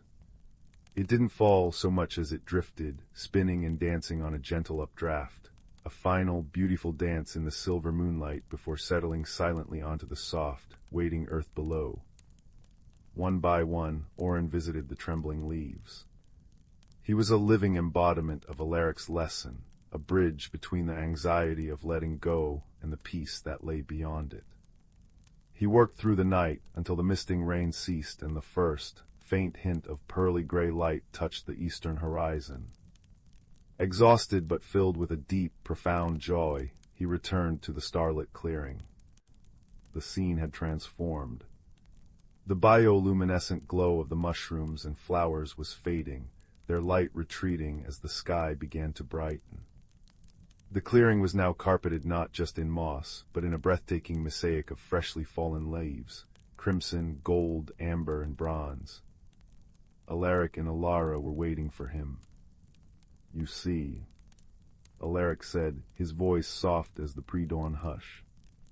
"The stillness you feared has become your greatest strength. You have helped the forest embrace its rest." Alara nuzzled his wing in a gesture of friendship. "The great wheel turns, the stream of summer has flowed into the stone of autumn. Now the deep, quiet magic begins, the magic of roots dreaming beneath the earth, of seeds sleeping in their dark cradles, of the whole world gathering its strength for the wonder yet to come." Orin looked out at the transformed forest. The air was still, but it was a fertile, peaceful stillness, thick with potential. The gentle dripping from the trees had slowed. The wind was but a memory. The only sound was the eternal, soft whisper of the stream, now telling a new story, a story of quiet and waiting. He understood now.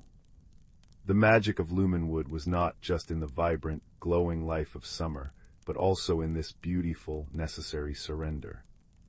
It was in the cycle itself, the endless, gentle dance between the stream and the stone, between the sun and the moon, between activity and rest. As the first true rays of the sun painted the tops of the tallest trees in gold, Orin found a cozy hollow in the roots of the great silverwood, tucked away from the growing light. He curled into it, the scent of damp earth and decaying leaves a comforting perfume. His restlessness was gone, replaced by a contentment as deep and ancient as the forest itself. He closed his eyes, and as he drifted into his own well-earned sleep, he listened to the final, gentle sounds of the forest at rest. The last drip of rainwater, the distant, soothing babble of the eternal stream, and the profound, loving silence of the stones, holding the entire sleeping world in their patient, timeless embrace. Story 10. In the velvet expanse where stardust drifts like powdered sugar across the cosmic dark, there spun a small, forgotten moon named Lyra. It was a quiet, gentle place, cradled in the soft purple light of a lazy nebula. And it was here, on this unassuming world, that two very different souls found one another. The first was a being from the planet Veridia, a world where forests grew upside down and rivers flowed with liquid light. His name was Kalen, and he resembled a walking, talking sapling woven from willow branches and moss. His skin was bark-like and textured, and when he moved he made soft, rustling sounds like pages turning in an old book. His eyes were pools of still, dark water, and he communicated not with words but with the gentle, shifting colors that bloomed across his chest, a silent, luminous language of emotion. A soft, pulsing gold for happiness, a tranquil, flowing blue for calm, a shimmering, curious silver for a question. The second was a creature from the crystalline chasms of Xylos. Her name was Zora, and she was a symphony of delicate, interlocking parts. Her body was formed of something like living amethyst and rose quartz, and when she moved, she chimed softly, a sound like wind chimes on a breezy afternoon. She had no mouth, but her entire form would resonate with complex harmonic frequencies, a language of music and vibration that told stories of deep caverns and singing stones. They met by chance, or perhaps by the gentle nudging of the universe itself. Kalen's small, seed-like exploration pod had malfunctioned, its roots tangled in the moon's strange, magnetic fields, and he had set down for repairs. Zora, a cartographer of nebulae, had been drawn to the moon's unique silence, a perfect place to listen to the distant songs of newborn stars. Their first meeting was a ballet of confusion. Kalen, startled, flashed a brilliant, warning red across his torso. Zora, equally surprised, chimed a sharp, discordant note that made the air shiver. They stood frozen, a being of light and a being of sound, utterly unable to comprehend the other. But Kalen, whose people understood the slow, patient growth of things, did not flee. Instead, he let the red fade from his chest and offered a slow, pulsing, inquisitive silver. Zora, whose people communicated in layers of harmony, recognized the intent behind the color. It was not a threat, but a query. She responded not with a complex melody, but with a single, clear, resonant note, a tone of pure curiosity. This was the beginning. They could not speak, but they could share. Kalen found a small, sheltered alcove carved into the side of a milky white quartz mountain, a place that felt safe. He began to tend to it, using the nutrient-rich gels from his ship to encourage the local, phosphorescent lichens to grow, creating a soft, internal light. Zora watched, fascinated. She began to bring things, too. She found smooth, resonant stones and arranged them in a circle. When the moonlight hit them just right, they hummed with a low, pleasant frequency. Together, without a single shared word, they built a sanctuary. It became a garden cave observatory, a place that was uniquely theirs. The walls were alive with Kalen's glowing mosses, pulsing in gentle greens, blues, and golds. From the ceiling, Zora hung delicate, wind-chime-like crystals she had grown herself, which caught the light and fractured it into dancing rainbows on the walls. In the center, they cleared a space and laid out a blanket of incredibly soft, feathery moss. Here they would sit and simply be. Their misunderstandings were many, and they became a source of quiet, shared amusement rather than frustration. Once Kalen, trying to express gratitude, flashed a pattern of vibrant orange. To him, it was the color of a Viridian sunset, a symbol of deep appreciation. To Zora, whose people associated a similar frequency of orange light with a state of high alarm, it sent her chiming a frantic, staccato rhythm. Kalen, confused by her reaction, flashed a puzzled lavender. It took them a long, patient while of mimicking the colors and sounds of the local, placid wildlife before they understood the cultural mix-up. When they did, Kalen's chest glowed with a warm, steady gold, and Zora chimed a soft, warbling laugh. Another time, Zora brought a small, spherical fruit she had found. She held it out and chimed a cheerful, welcoming melody. Kalen, thinking it was a gift to be eaten, took it and tried to take a bite.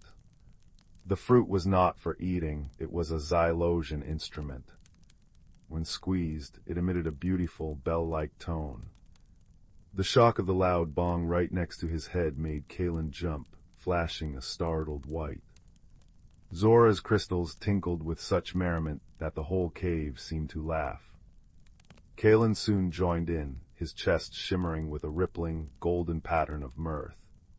Their most profound connection, however, came during the quiet times.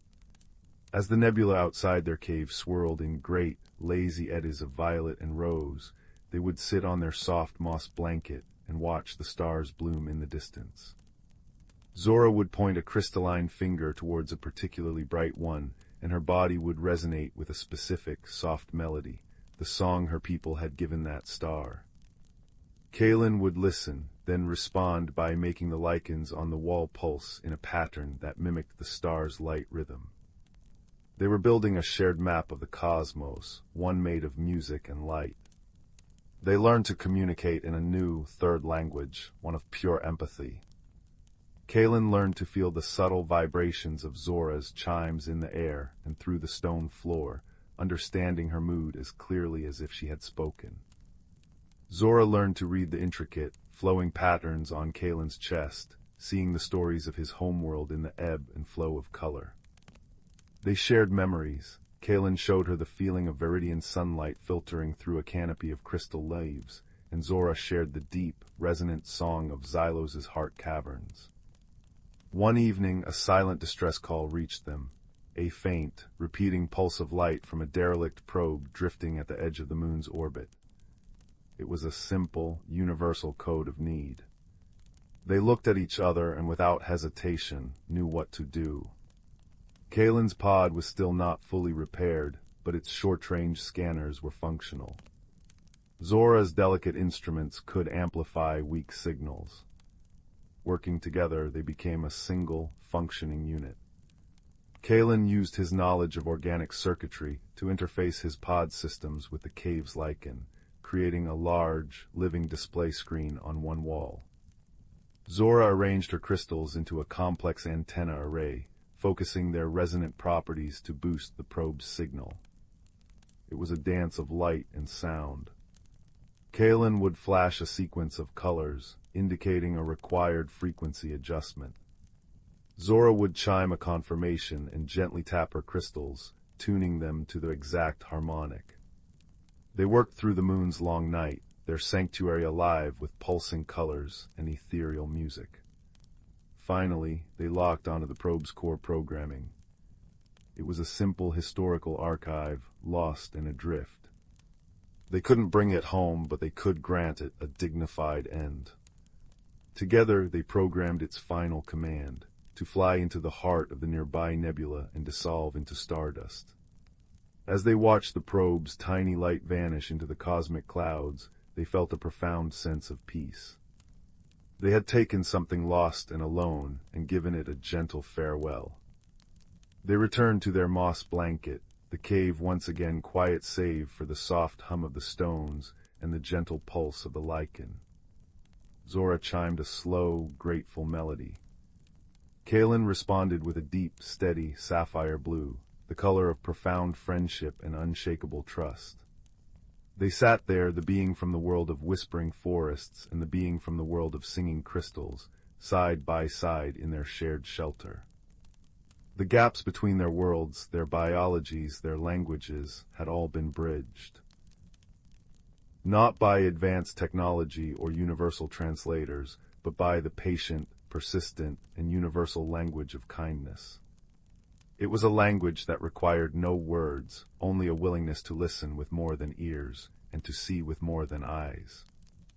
And as the nebula outside swirled on, painting the darkness in gentle hues, the two friends rested in their cozy cave, a tiny beacon of light and harmony in the vast, quiet night, proving that no space is too great to be crossed by a caring heart. Story 11. The night air tasted of cinnamon and starlight, the kind of evening where the horizon seemed to blur and the impossible felt merely a breath away. It was on such an evening that a quiet boy named Leo, who carried the scent of old books and warm wool in the folds of his coat, found himself standing at the edge of a meadow where the fireflies did not blink, but wrote poems in the air with their light. He had come because of a longing, a quiet, persistent ache behind his ribs that felt like a forgotten melody. It was a longing for a place he'd never been, an understanding he did not yet possess. Tucked safely in his pocket was a small, smooth river stone, gray as a dove's feather and warm to the touch. His grandmother had given it to him, saying it held the memory of every hearth it had ever rested beside. It was his piece of home. As he watched, a spark from a distant bonfire rose higher than the others, a single, brave ember of gold. It did not fade, but instead it drifted toward him, and as it drew near, it unfolded. It wasn't a spark at all, but a tiny, shimmering gateway, humming with a soft, chord-like vibration. Without a second thought, but with a heart full of trust, Leo stepped through. The world melted and reformed around him. He stood on a pathway of what felt like solid, warm mist, pearlescent underfoot. He was in a city of clouds. Towers spiraled upward, crafted from cumulus and cirrus, their surfaces shifting and soft. Bridges of condensed sunlight arched between them, and the air itself carried the gentle, loamy scent of petrichor, the smell of rain on dry earth, mixed with the faint, sweet fragrance of night-blooming jasmine. This was Nimbus, the city afloat in the twilight sky. The inhabitants were the Lumina. They were beings of gentle light, their forms shifting from the shape of floating, benevolent jellyfish to swirling constellations. They did not speak with words, but with music. A soft chime like a glass bell meant a greeting. A ripple of harp-like notes indicated curiosity. A deep, resonant cello tone expressed comfort. Their light brushed against Leo's skin, and it felt like the warmth of a sunbeam on a cool morning. An older Lumina, whose light was the deep gold of a harvest moon, drifted toward him. Its melody was a questioning, fluting tune. Leo, unsure how to respond, simply held out his river stone. The Lumina's light pulsed, and a feeling of welcome and understanding washed over him, a sensation of being known without having to explain. A series of gentle, chime-like notes formed a clear image in his mind, a vast, silent cavern deep below the Cloud City, where a great aurora had once danced, bringing color and joy to all the realms. But it had grown still and dim, and with its fading, a gentle melancholy had settled over Nimbus. This was the reason for his longing, Leo understood.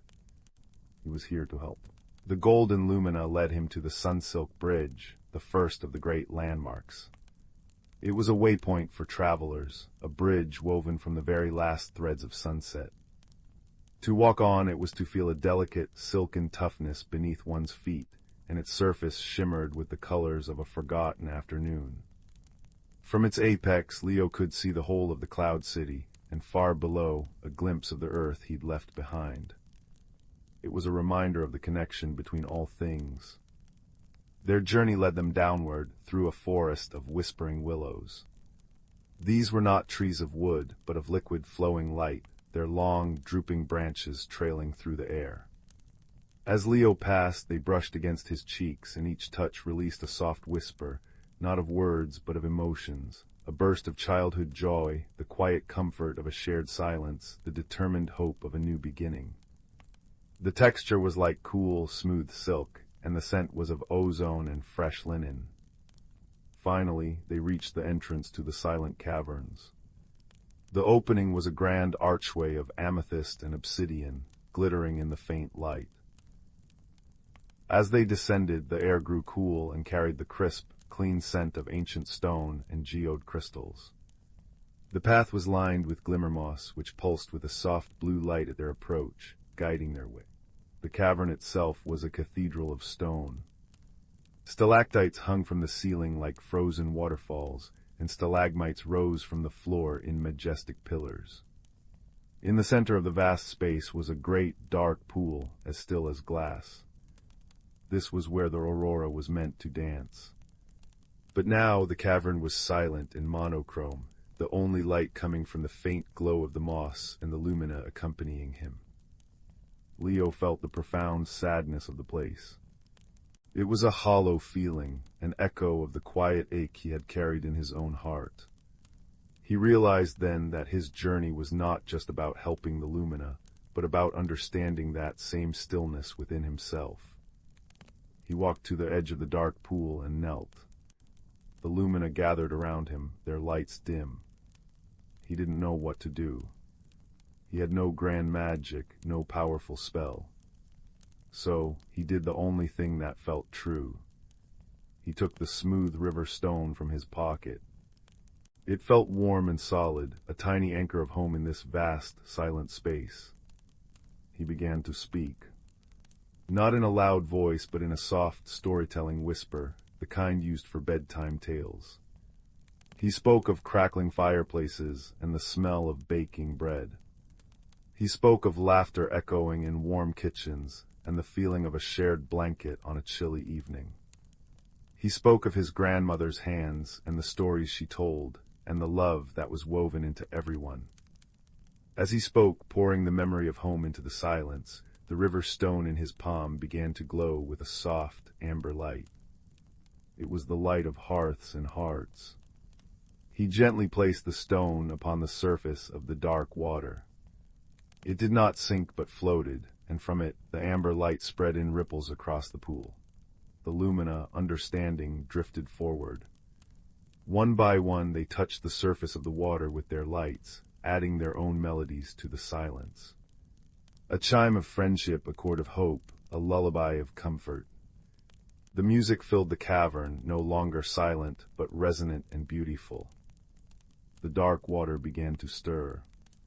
The ripples of light from the stone and the music from the lumina swirled together, and from the depths of the pool, color began to rise. A shimmering ribbon of emerald green unfurled, followed by a wave of deep violet and a splash of brilliant sapphire. The great aurora was awakening. It rose from the pool, a living tapestry of light, weaving itself through the cavern. It danced around the stalactites, painting them in brilliant hues. It brushed against the glimmer moss, which now pulsed in a rainbow of colors. The air itself hummed with a joyous orchestral sound, and the scent changed to that of a clean, electric storm and sweet, night-blooming flowers. The aurora's light was warm on Leo's skin, and its movement was a gentle, weightless touch, like the brush of a butterfly's wing. The cavern was no longer a place of silence, but a symphony of light and music.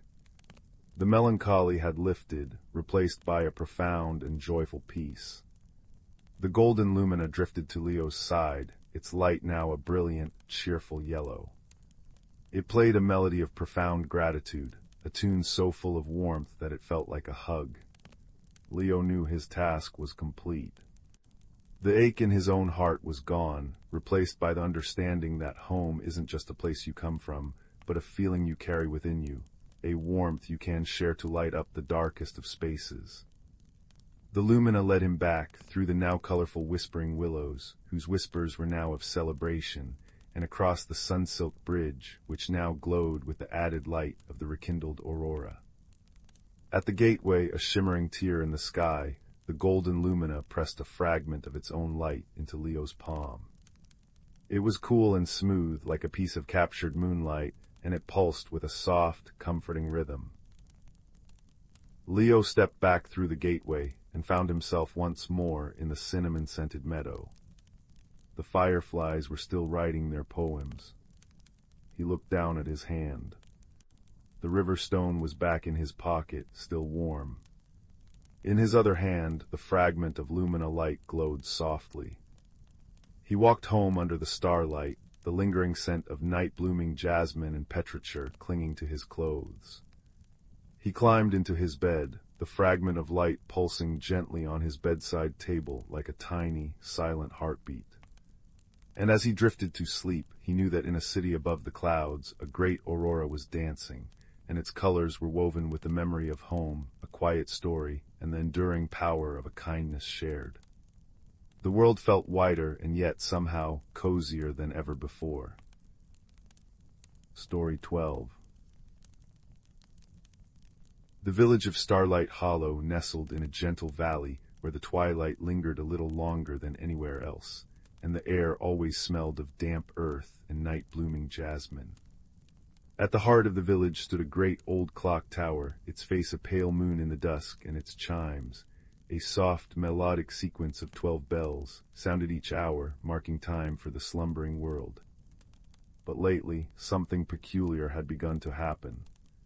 Each night, just as the clock struck midnight, a single star would vanish from the sky above the hollow.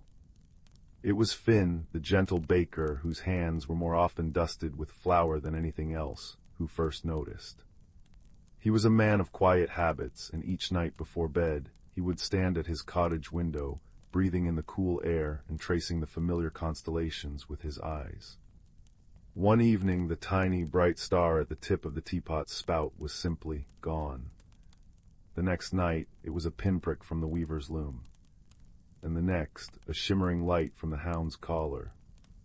The disappearances were not frightening, not in the way a sudden noise in the dark might be. Instead, they left behind a curious, silent question mark in the heavens. The village buzzed with soft, wondering murmurs.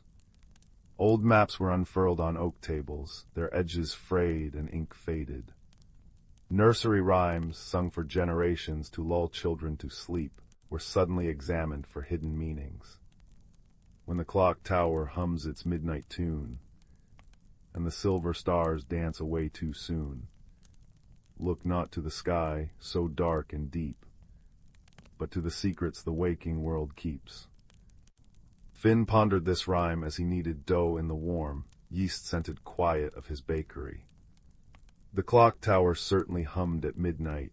Its chimes were the only sound in the sleeping village. But where did the waking world keep its secrets? He decided the best way to find out was to watch and to listen. The following night, wrapped in a thick woolen blanket, he sat on a bench in the village square.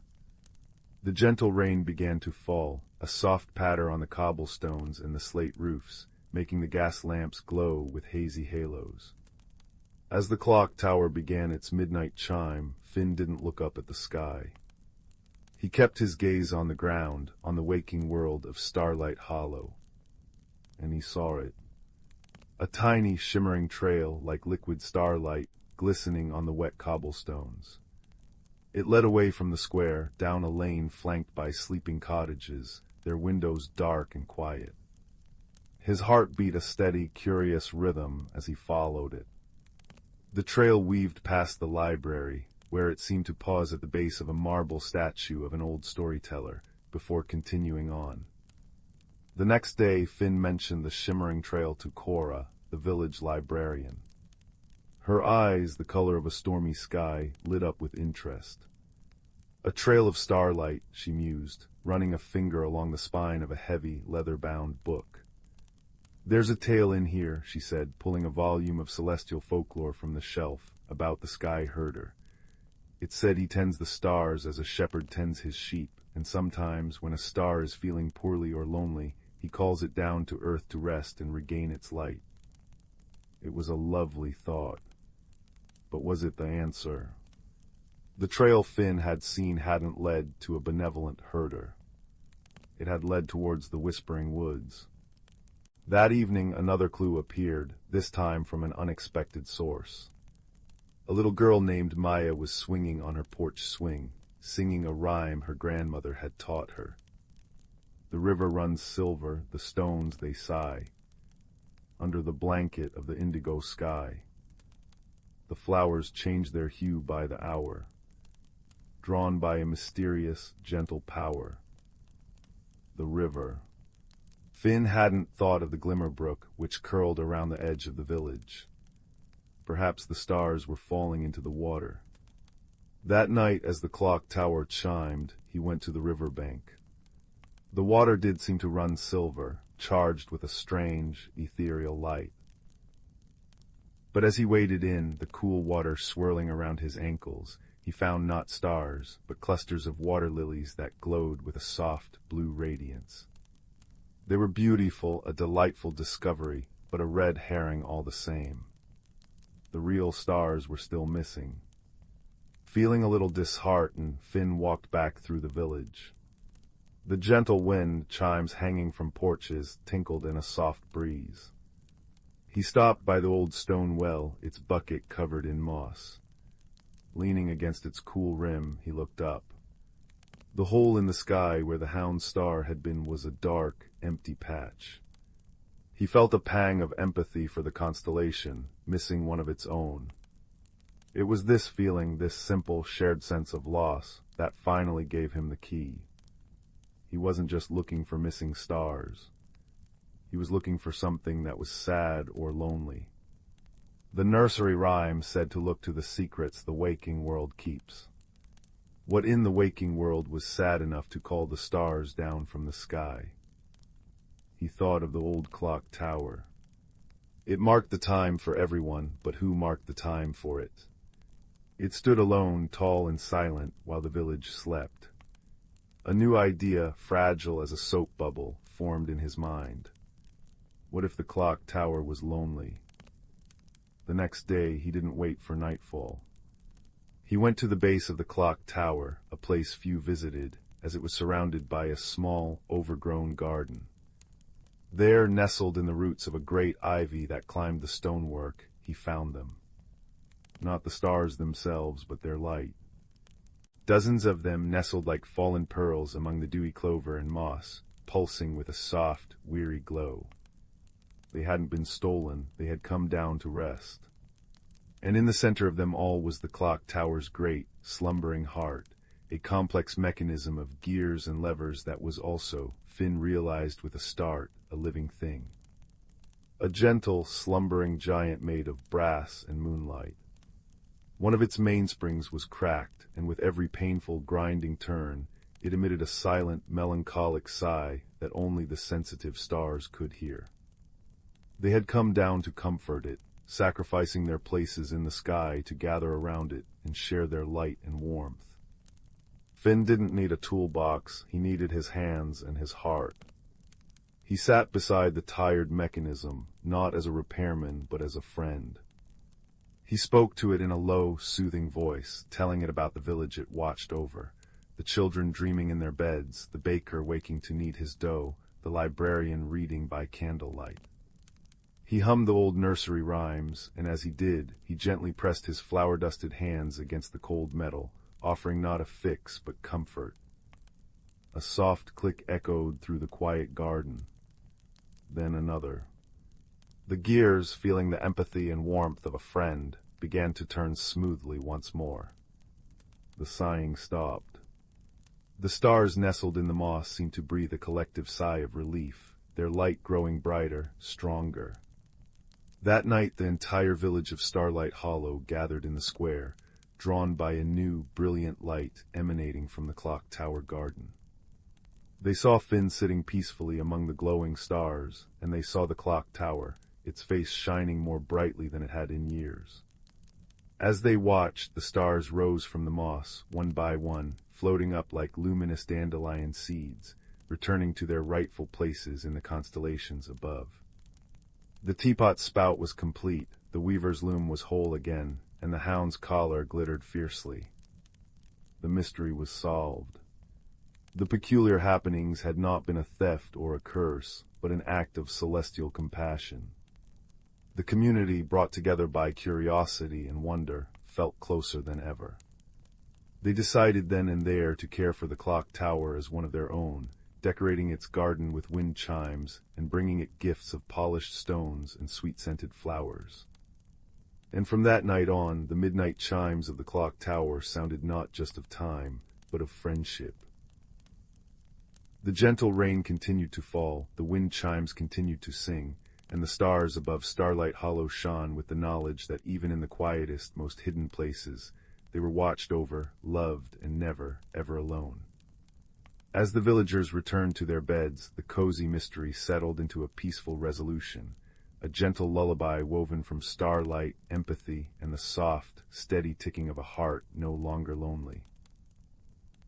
Story 13. On the far edge of the whirling sapphire nebula, where stardust fell like soft silver rain, there drifted a small, lonely planet named Lumina.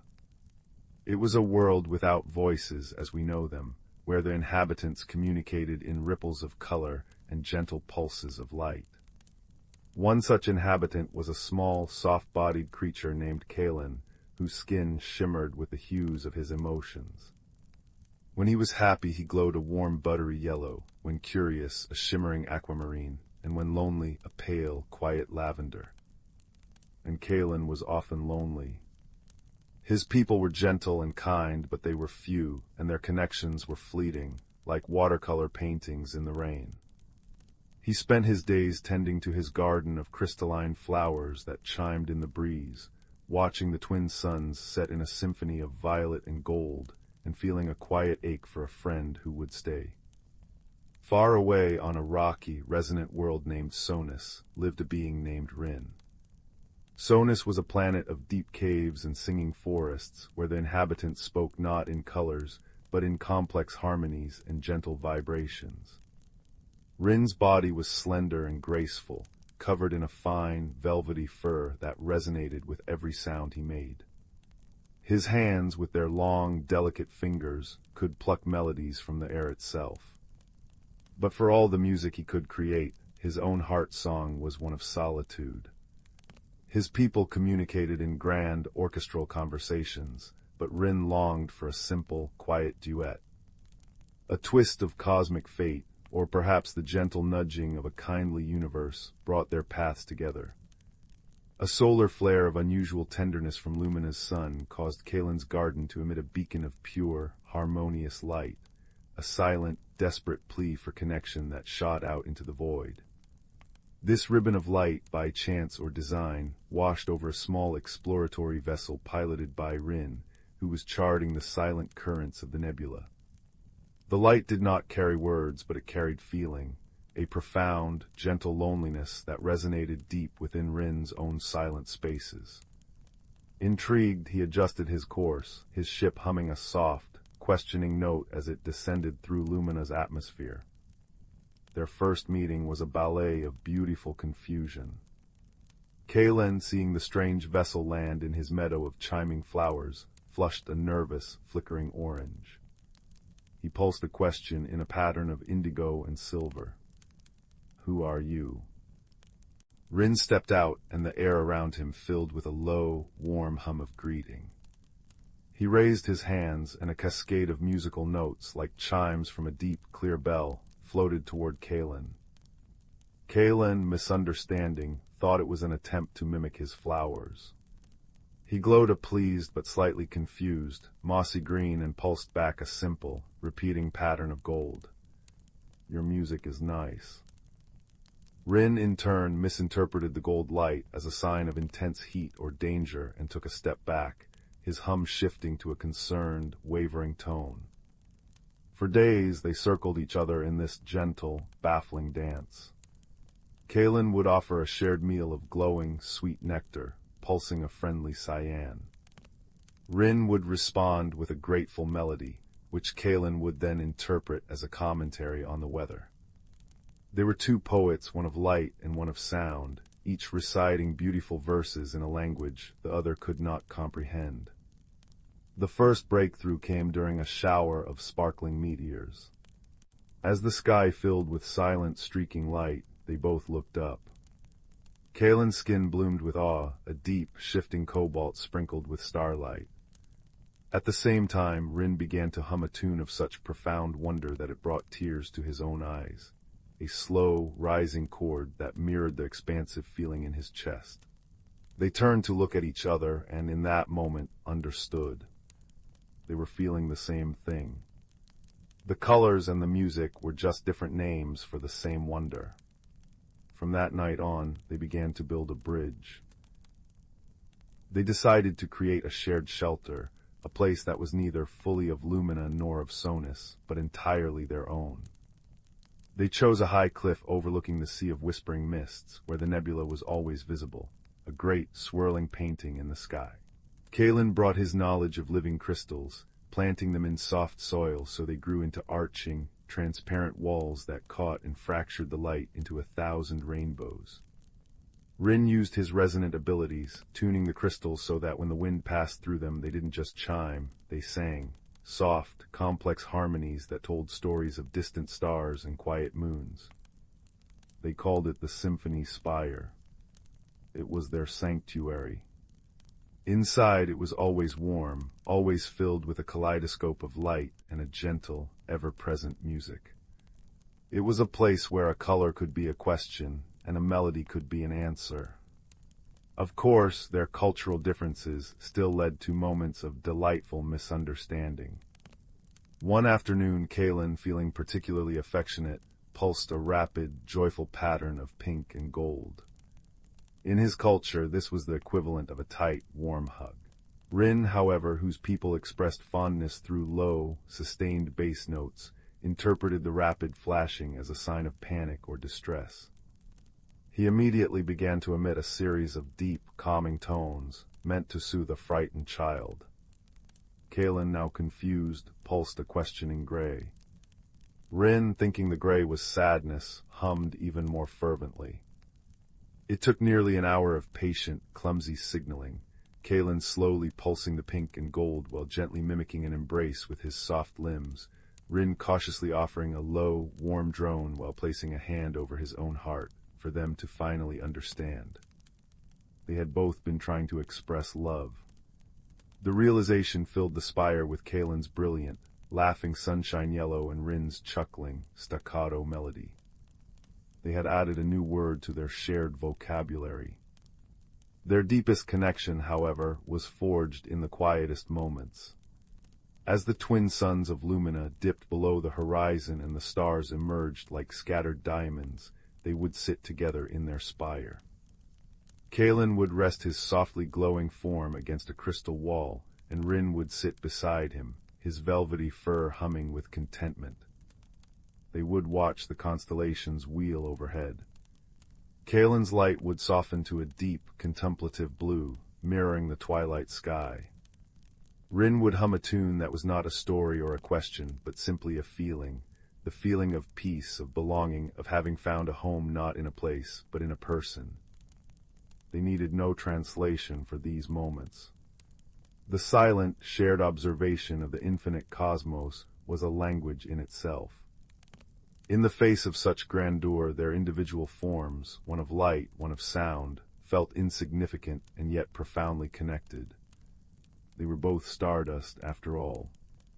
They were both part of the same great, whispering story. One day a great storm of cosmic dust swept through the nebula, disrupting the energy fields of both their worlds.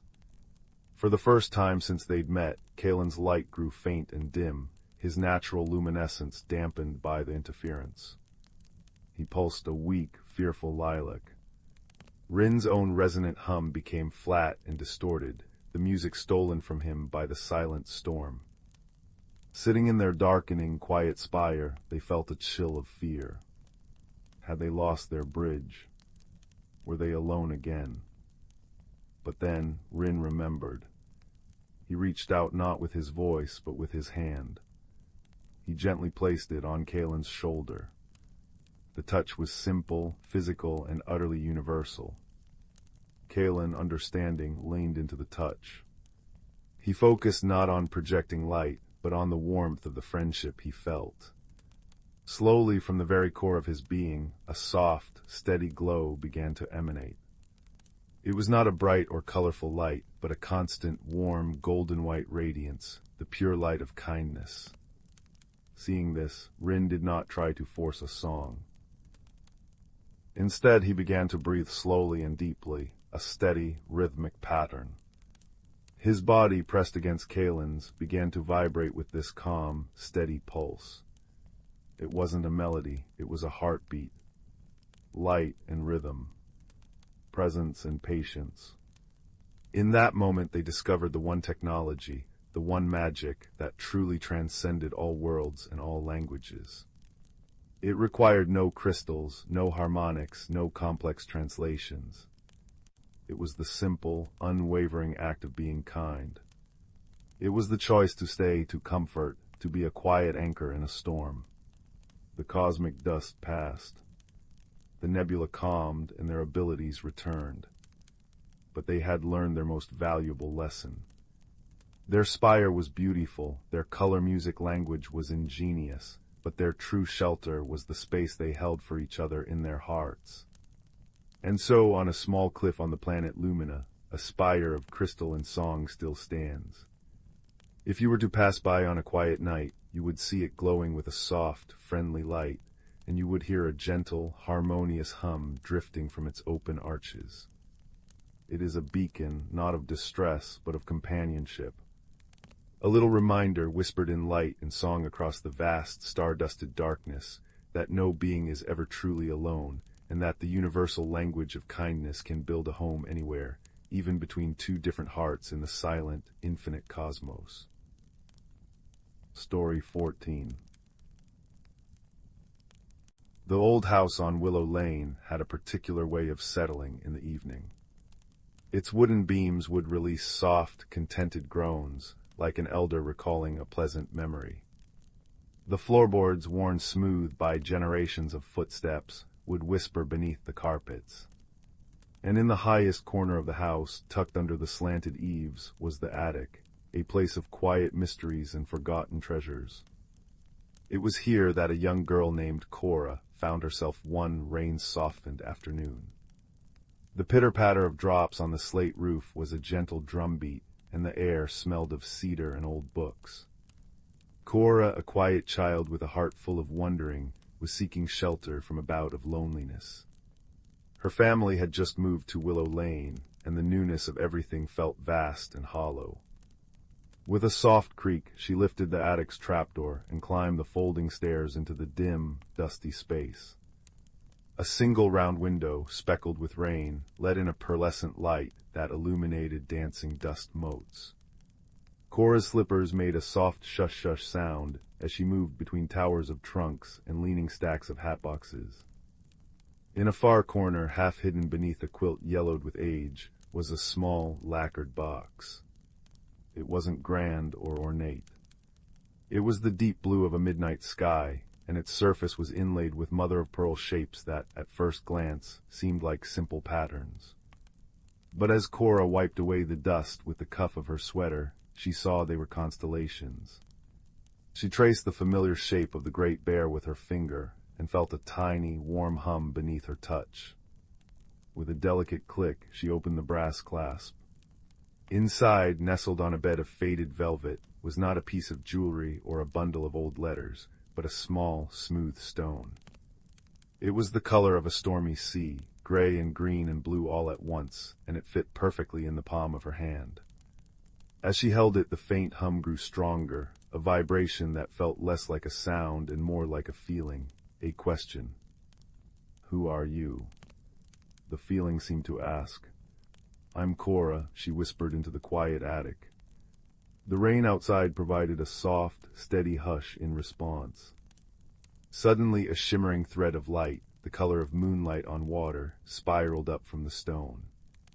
It hung in the air, weaving itself into the shape of a tiny, elegant cat. The cat stretched, its form rippling like silk, and let out a purr that sounded like the distant chiming of tiny bells. "Well now," the cat said, its voice a smooth, melodic tenor. "It has been a long sleep. I am Finn, the keeper of questions, and you, Cora, have just awakened the Heartstone." Cora stared, her eyes wide. "The Heartstone. It reveals what is hidden," Finn explained, weaving around her ankles in a trail of shimmering light. "Not lost keys or buried treasure, but the hidden things inside of us.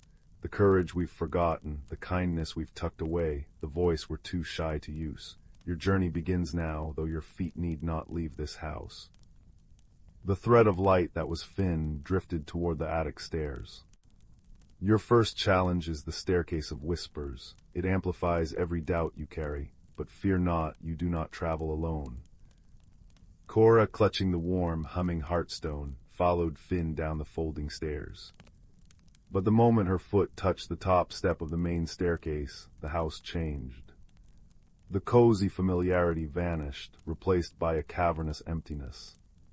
The stairs seemed to stretch downward forever, and from the shadows, whispers began to swirl around her. "You'll never make friends here," one hissed. "They'll think you're too quiet," sighed another. "Why even try?" a third murmured, cold as ice. Cora froze, her knuckles white on the banister. The whispers coiled around her heart, making it feel heavy and small. The warmth of the Heartstone in her hand flickered. "Do you hear them, Finn?" she asked, her own voice a whisper. Finn, now perched on the banister as a more solid-looking, though still translucent, silver tabby, twitched his whiskers. "I do. Nasty little things, doubts. But listen to their voices. They are all your own. And what is made by you can be unmade by you." His bell-like purr rumbled softly, a tiny anchor in the swirling sea of whispers. Cora took a deep breath. She remembered her grandmother telling her that to quiet a fear, you must name it. So she did. "I am afraid I will be lonely," she said aloud, her voice trembling but clear. The corresponding whisper, "You'll never make friends," stuttered and faded, like a moth flying into a flame. Emboldened, she took another step down. "I am afraid no one will understand me." The second whisper dissolved into nothing. Step by step, she named her doubts, her voice growing stronger with each admission. The heartstone glowed steadily in her hand, its hum a constant, reassuring companion. By the time she reached the bottom of the stairs, the whispers were gone, and the house felt warm and safe once more. The only sound was the friendly tick-tock of the grandfather clock in the hall. "Well navigated," Finn said, leaping gracefully to the floor.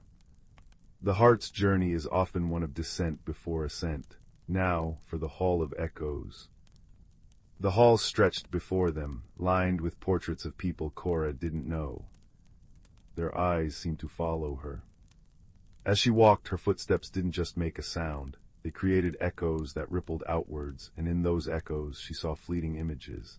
A memory of tripping in the schoolyard, a time she'd said the wrong thing, the face of a friend from her old town, fading away. The hall was reflecting her regrets. "It shows you what was, not what could be," Finn mused, his tail twitching. "A tricky thing, the past. It can be a teacher or a jailer. The choice is always yours." Cora felt a pang of sadness as she watched the echoes of her stumbles and goodbyes. She missed her old life desperately. But then she looked at the Heartstone. It wasn't showing her these things to make her sad. It was showing her that she had survived them. She had been brave before. She stopped in the middle of the hall and turned to the most persistent echo, the lonely face of her former self on her first day at her old school. Instead of looking away, she smiled at the memory. "That was hard," she said to the echo. "But I got through it, and I made a wonderful friend." The echo shimmered and the lonely face transformed, smiling back at her before fading into a soft, golden light. One by one she acknowledged her regrets, thanked them for the lessons they held, and let them go. The hall grew brighter, the portraits now seeming kind and grandfatherly. Finn led her next into the living room, where a fire crackled merrily in the hearth. But in the center of the cozy rug sat a large, complicated puzzle. It was a map made of interlocking wooden pieces, but it was a map of no place she had ever seen. Rivers flowed into mountains, and forests grew in the middle of deserts. It was beautiful, but impossible. "The puzzle of possibilities," Finn announced, curling up by the fire. "It has no single solution. It requires not cleverness but patience, and perhaps a little help." Cora sat before the puzzle, picking up a piece shaped like a tiny, leaf-covered hill. She tried to fit it next to a piece of ocean, but it wouldn't connect. She tried it by a piece of sky, but it felt wrong. The fire crackled and popped, a comforting soundtrack to her growing frustration. She was so focused on forcing the pieces that she didn't hear the soft rustle at the window.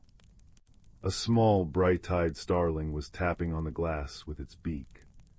Cora, remembering her kindness, went and opened the window. The bird hopped inside, tilting its head at the puzzle. "It's all wrong," Cora sighed. "Nothing fits." The starling, whose name was Pip, as she would soon learn, let out a series of cheerful, chittering clicks. "Wrong. Or just different. You look for a picture. I hear a song."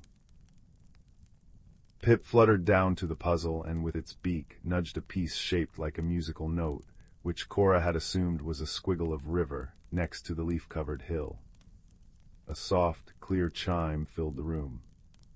The two pieces locked together, glowing faintly. Cora's eyes widened. She wasn't supposed to build a map, she was supposed to build a symphony. She picked up another piece, this one like a curling wave, and listened. In her mind, she heard the sound of the sea. She placed it next to a piece that looked like the wind, and a harmonious chord, deep and resonant, echoed from the puzzle. With Pip's guidance, the bird would chirp encouragingly when she was close, and peep a gentle warning when she was not. Cora stopped trying to control the puzzle and started to listen to it. She worked with a gentle patience she didn't know she possessed, her movements slow and deliberate. The fire purred, the clock ticked, and the room was filled with the most beautiful, soft music, a melody of belonging and peace. As she placed the final piece, a shining sun that connected to a field of wheat, the entire puzzle glowed with a warm, golden light. The music swelled into one final, comforting chord that seemed to settle into the very walls of the house. The puzzle was no longer a collection of pieces, but a single beautiful whole. Finn stretched, his form now almost completely solid and radiating a contented warmth. "You see," he purred. "You had all you needed, the courage to face your doubts, the wisdom to learn from your past, and the patience to listen for the music instead of forcing the picture.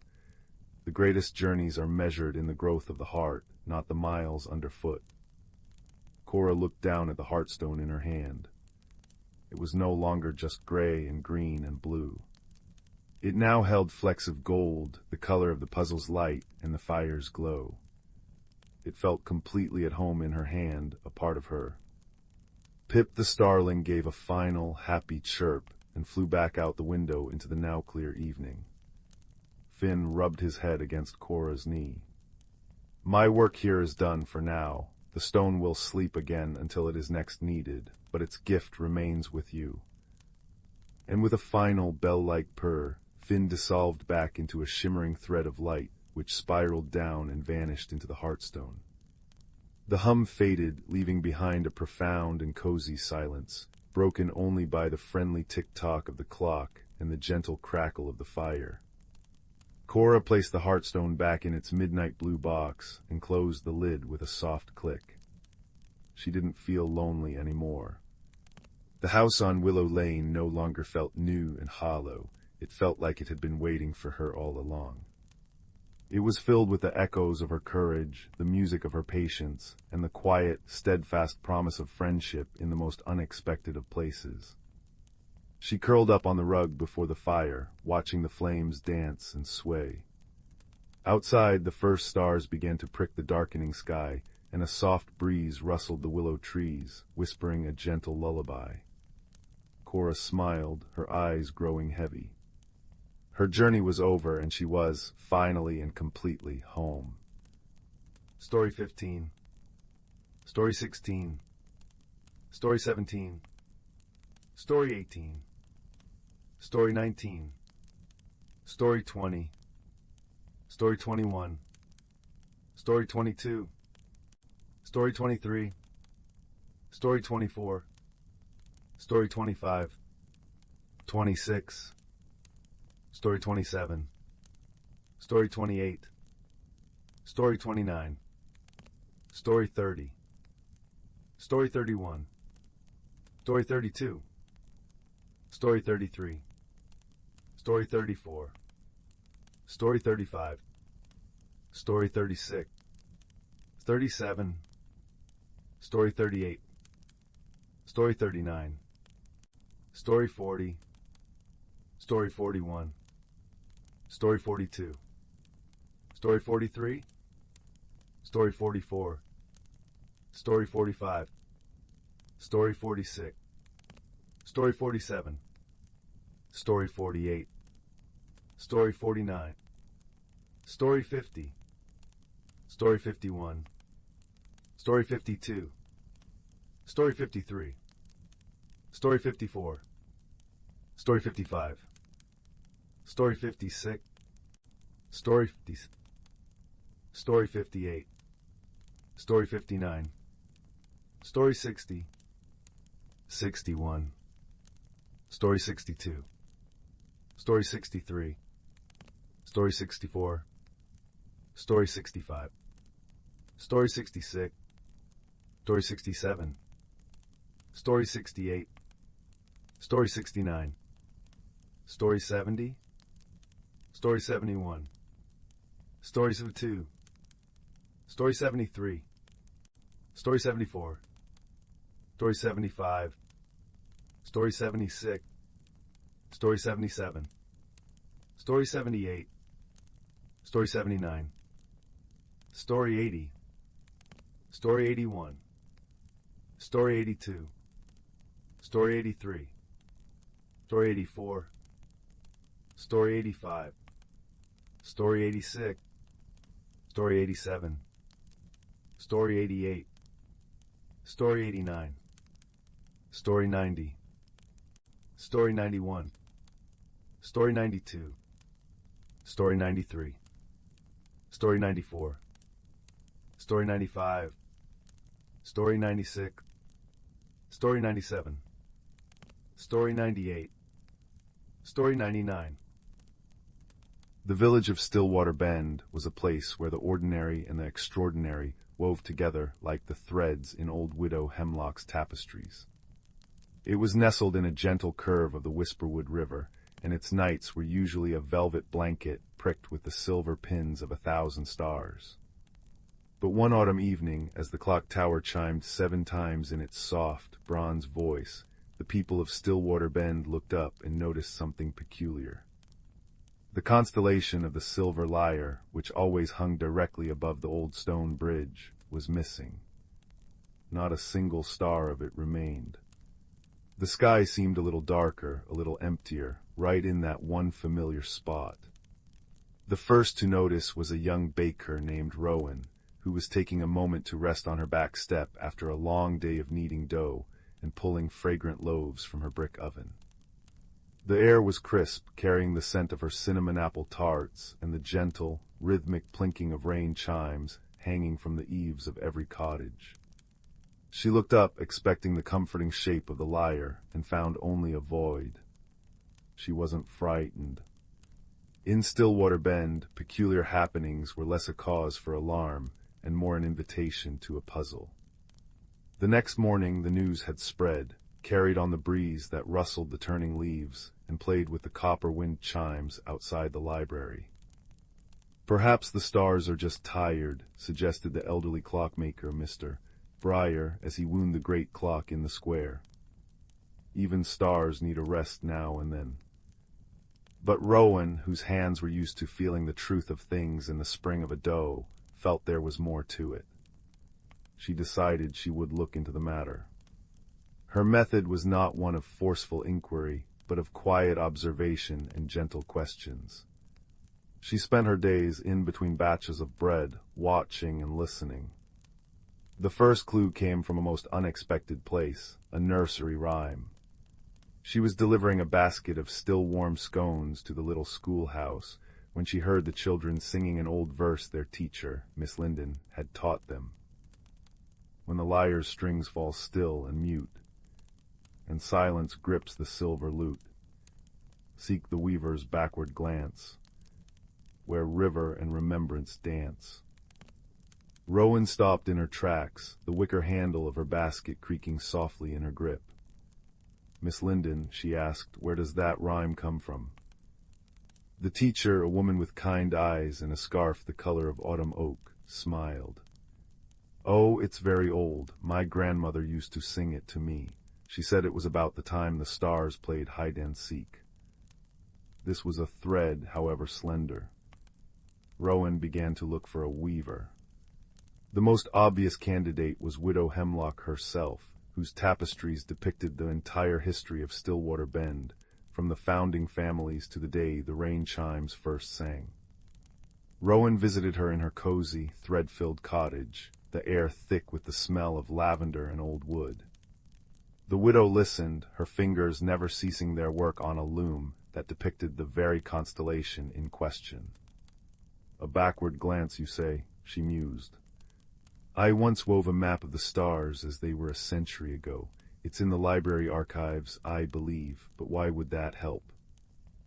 It felt like a solid lead. Rowan, her heart beating a little faster with the thrill of the hunt, went to the library, a quiet place filled with the scent of old paper and the soft rustle of turning pages. The librarian, a tall, quiet man named Elms, helped her find the old star map. It was beautifully detailed, but as they compared it to the current sky, minus the lyre, nothing seemed out of place. It was a red herring, but a delightful one, for in the margins of the map, Rowan found a tiny, painted flower she had never seen before, a bloom with petals that shimmered from deep blue to soft silver. "What's this?" she asked Mr. Elms. "Ah, the moondrop lily," he said, his voice a soft whisper. It's said to only bloom in the light of the silver lyre. "We haven't seen one in the Whisperwood for, 100 years. A new clue. The missing stars were connected to a missing flower. The mystery was deepening, not solving, but Rowan felt she was getting warmer. She took to walking in the Whisperwood in the late afternoons, her footsteps quiet on the mossy paths, the only sounds the gentle rain pattering on the canopy above, and the distant, comforting chime of the clock tower marking the hours. She was looking for the moondrop lily, or any sign of the backward glance. One evening, as the light began to fade into a soft, periwinkle twilight, she found herself by the Whisperwood River, right at the bend that gave the village its name. She watched the water flow, her mind turning over the rhyme, where river and remembrance dance. She looked at the water, and then she looked at the sky, reflected perfectly in the river's still, dark surface. And she saw it. There, in the reflection, was the silver lyre. It was perfect, whole, and shimmering. The stars weren't missing, they were only visible in the river's reflection. But why? Rowan sat on the riverbank, her chin in her hands, and simply observed. She watched a family of ducks paddle by. She saw the lights of the village cottages begin to twinkle, their warm gold joining the silver in the water. She listened to the empathetic murmur of the river and the wind in the reeds. And then she saw the heron. It was a tall, stately blue heron that often fished in the bend. It was standing perfectly still, and it was looking not into the water, but at the sky. And then slowly, gracefully, it tilted its head and looked at the reflection of the sky in the water. A backward glance. The weaver wasn't a person. It was the river itself, weaving the starlight into its current. The backward glance was to look into the reflection. But this still didn't explain why. Empathy, Rowan believed, was the key to any problem. What would make the stars hide their true selves and only show their faces in a reflection? She thought of the moondrop lily, which needed the lyre's light to bloom. She thought of the 100-year absence. She thought of remembrance. The next day she gathered the villagers not in the square, but by the riverbank as twilight fell. "Look," she said softly, pointing first to the empty patch of sky, and then to the perfect lyre shimmering in the water. A soft gasp rippled through the crowd. "The stars are remembering," Rowan explained, her voice gentle against the plinking of the rain chimes. The rhyme wasn't about us seeking a backward glance, it was an instruction for them. The lyre is looking back at its own reflection, remembering a time when its light helped the moondrop lily bloom in our woods. It's been so long, it had almost forgotten its own purpose. It faded from our sight because it was lost in memory. "But how do we help it remember for real?" asked a young child, clutching their mother's hand. "By remembering with it," Rowan said. She asked Mr. Elms to bring the old star map. She asked Widow Hemlock to bring her tapestry of the night sky. She asked everyone to bring a single candle. As full darkness settled, the villagers held their candles aloft, their flames flickering like captured stars. They didn't look up at the empty sky. They looked down into the river at the reflection of the silver lyre. And as they looked, Rowan, with the help of the children, sang the old nursery rhyme again, their voices soft and unified. When the lyre's strings fall still and mute, and silence grips the silver lute, seek the weaver's backward glance, where river and remembrance dance. As the last word faded, something magical happened. The reflection of the lyre in the water seemed to grow brighter, its silver light intensifying.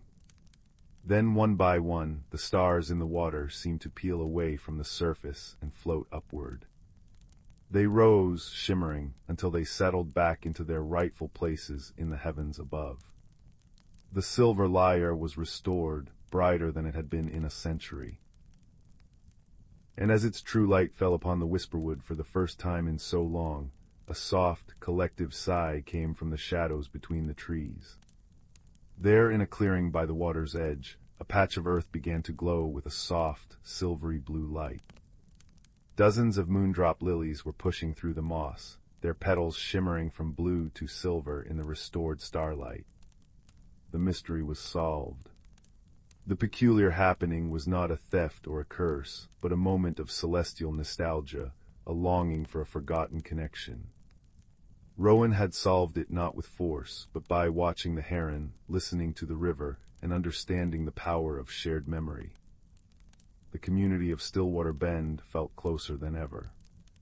They now made a tradition of gathering by the river on clear nights, not just to look up at the stars, but to also look down and see their reflections, remembering the night they helped the stars remember themselves. The gentle sounds of the clock tower, the wind chimes, and the whispering river became the soundtrack of their shared contentment, a lullaby of belonging. And as you drift towards sleep, imagine yourself there on that soft riverbank, under the restored silver lyre, listening to the gentle, friendly night, safe in the knowledge that even the greatest mysteries are solved with a kind heart and a willingness to see the world from a different point of view. In a cozy valley where the rivers flowed backwards and the trees grew their leaves in polka-dot patterns, there lived three peculiar friends. First was a dragon with scales the color of a stormy twilight who collected teacups. Not gold or jewels, mind you, but delicate porcelain teacups with floral patterns and gilded edges. His name was Ponder, and his sneezes made little puffs of lavender-scented smoke. His best friend was a cloud shepherd named Nimbus, who wore a sweater knitted from actual sunset colors and carried a crook that hummed when it rained. Nimbus tended a flock of fluffy, docile clouds that drifted over the valley, occasionally dripping gentle rain that tasted faintly of lemonade. The third friend was a dream painter called Lumina, who carried a palette of soft, glowing colors and painted dreams onto children's windowsills at night. Her brushes were made of dandelion fluff and spider silk, and she always had a pocket full of stardust for particularly vivid nightmares that needed extra softening. One afternoon, the three friends gathered at the upside-down tea shop, where the tables hung from the ceiling and the chairs clung to the floor, and the teapots poured upwards. Ponder was particularly excited. He had just added a splendid new teacup to his collection, one with butterflies that seemed to flutter when steam rose from the tea. "Oh, it's simply splendid," Ponder exclaimed, holding the cup delicately between his claws. "I found it near the Whispering Wells, where the puddles reflect yesterday's weather." Nimbus nodded, sipping his tea which, true to the shop's nature, flowed upward into his mouth. "Lovely," he murmured. "But my clouds have been acting rather peculiar today. They keep hiccuping." As if on cue, one of Nimbus's clouds drifted too close to the tea shop and let out a soft hic-hic whoosh, releasing a shower of tiny, shimmering raindrops that tinkled like wind chimes as they fell. Lumina smiled, stirring her tea with a brush. "Perhaps they've caught a case of the giggles," she suggested. "It's going around. I had to paint extra laughter into little Milo's dream last night." But just then, Ponder felt a tickle in his snout. "Oh dear," he said, his nostrils twitching. "I think I'm about to achoo." Now, a dragon's sneeze is no small thing. This one came with a puff of lavender smoke and a sound like a confused trumpet, honkeshom, and it sent Ponder's new teacup flying from his claws. The cup soared through the air, spinning gracefully, before landing right side up on a floating saucer that had been drifting lazily near the ceiling. For a moment, everything was still. Then the butterflies on the cup began to flutter in earnest, and the teacup lifted gently into the air, floating like a tiny, porcelain hot air balloon. "Oh my," said Ponder, his eyes wide. "I didn't know it could do that." Nimbus chuckled. "It seems your sneeze enchanted it." But their amusement turned to concern when the teacup drifted out the open window, bobbing merrily on the breeze. The three friends rushed outside, which, in the upside-down tea shop, meant climbing down from the ceiling and up from the floor, and watched as the cup floated toward the inside-out forest, where the bark grew on the inside of the trees and the leaves rustled on the inside of the branches. "We must retrieve it," said Ponder anxiously. "It's one of my favorites." So off they went, following the floating teacup on its whimsical journey. Nimbus whistled, and one of his clouds, a particularly fluffy one named Cumulo, drifted down to carry them. They climbed aboard, and Cumulo set off with a soft whoosh, floating after the enchanted cup. As they sailed over the backwards river, which flowed from the sea to the mountains, much to the confusion of the fish, they noticed something odd. The teacup seemed to be leaving a trail of sparkling, steam-like mist behind it. Where the mist touched the water, the river burbled happily and began flowing sideways for a moment before remembering itself and continuing backwards.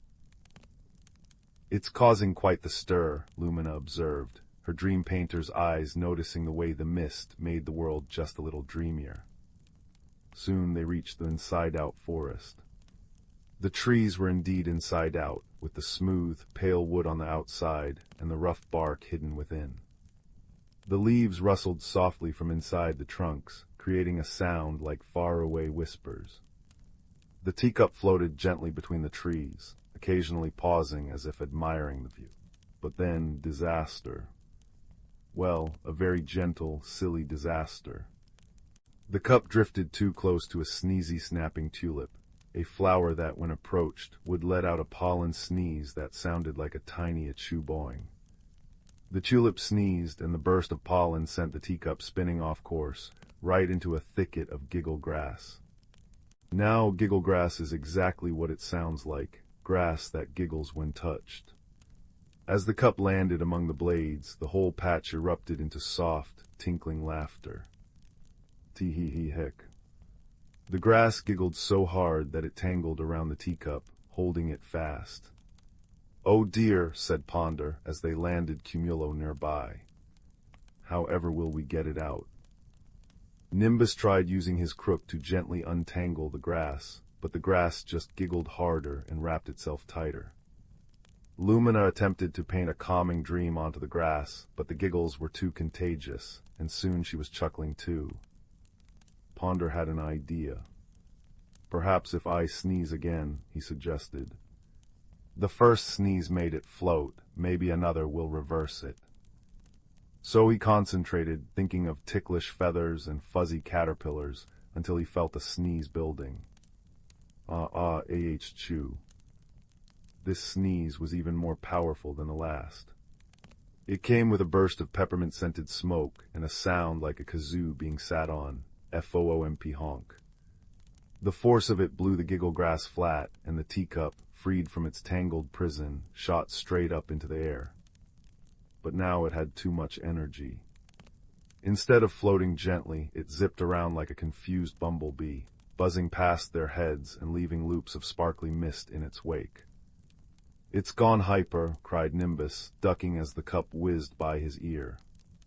Lumina watched the cup's chaotic path, her head tilted. "You know," she said thoughtfully, "I think it's not the sneeze that's the problem. It's their excitement. The cup is overstimulated." Ponder blinked. "Overstimulated? How do we calm down a teacup?" "With tea, of course," Lumina replied, as if it were the most obvious thing in the world. So they hurried back to the upside-down tea shop, with a hyperactive teacup zipping and zooming behind them. Once there, Ponder quickly prepared a pot of his most soothing tea, sleep-a-time lavender with a hint of honeyed moonbeam. As the tea steamed upwards from the pot, Lumina gently guided the frantic cup with her brush, herding it toward the soft, rising steam. The cup hesitated, then dipped slightly, as if sniffing the aroma. Slowly it descended until it was hovering right above the teapot, basking in the warm, calming vapors. The butterflies on its surface stopped their frantic fluttering and began to move in slow, graceful patterns. The sparkly mist trailing behind it faded to a gentle glow. With a soft plink, the cup settled onto the table, right side up and perfectly calm. Ponder let out a sigh of relief. Oh, thank goodness. He carefully poured tea into the cup, and they all watched as the steam rose in lazy curls. Nimbus smiled. It just needed a little stillness, he said. Lumina nodded. Sometimes when things get too hectic, all we need is a warm cup of tea and a quiet moment. They sat together, sipping tea as the upside-down shop gently swayed. Outside, Nimbus's clouds drifted peacefully, no longer hiccuping. The backwards river flowed serenely on its confusing but cheerful path, and the inside-out forest whispered its inside-leaf secrets. That night, as Lumina painted dreams onto windowsills, she made sure to include a little floating teacup in each one, drifting calmly through a starlit sky. And if the children smiled in their sleep, well, that was exactly as it should be. And so, in that valley where rivers flowed backwards and trees wore polka dots, 3 friends learned that even the most frantic of days could be softened with patience, friendship, and a good cup of tea. The fire crackles softly now, and the stars twinkle outside your window. May your dreams be gentle and your rest be deep. Good night. In a quiet valley nestled between 2 sleepy mountains, there lived a young boy named Kalen, who often felt as small and unnoticed as the pebbles along the riverbank. While other children his age raced through meadows with boisterous laughter, Kalen preferred the company of mossy stones and whispering pines. His heart beat in time with the gentler rhythms of the world, the patter of rain on leaves, the distant hoot of an owl, the way morning mist clung to the hillsides like a soft gray blanket. One evening, as the sun dipped behind the western ridge and painted the sky in shades of lavender and peach, Kalen sat by the crackling hearth in his family's cottage. The fire popped and sighed, sending dancing shadows across the room.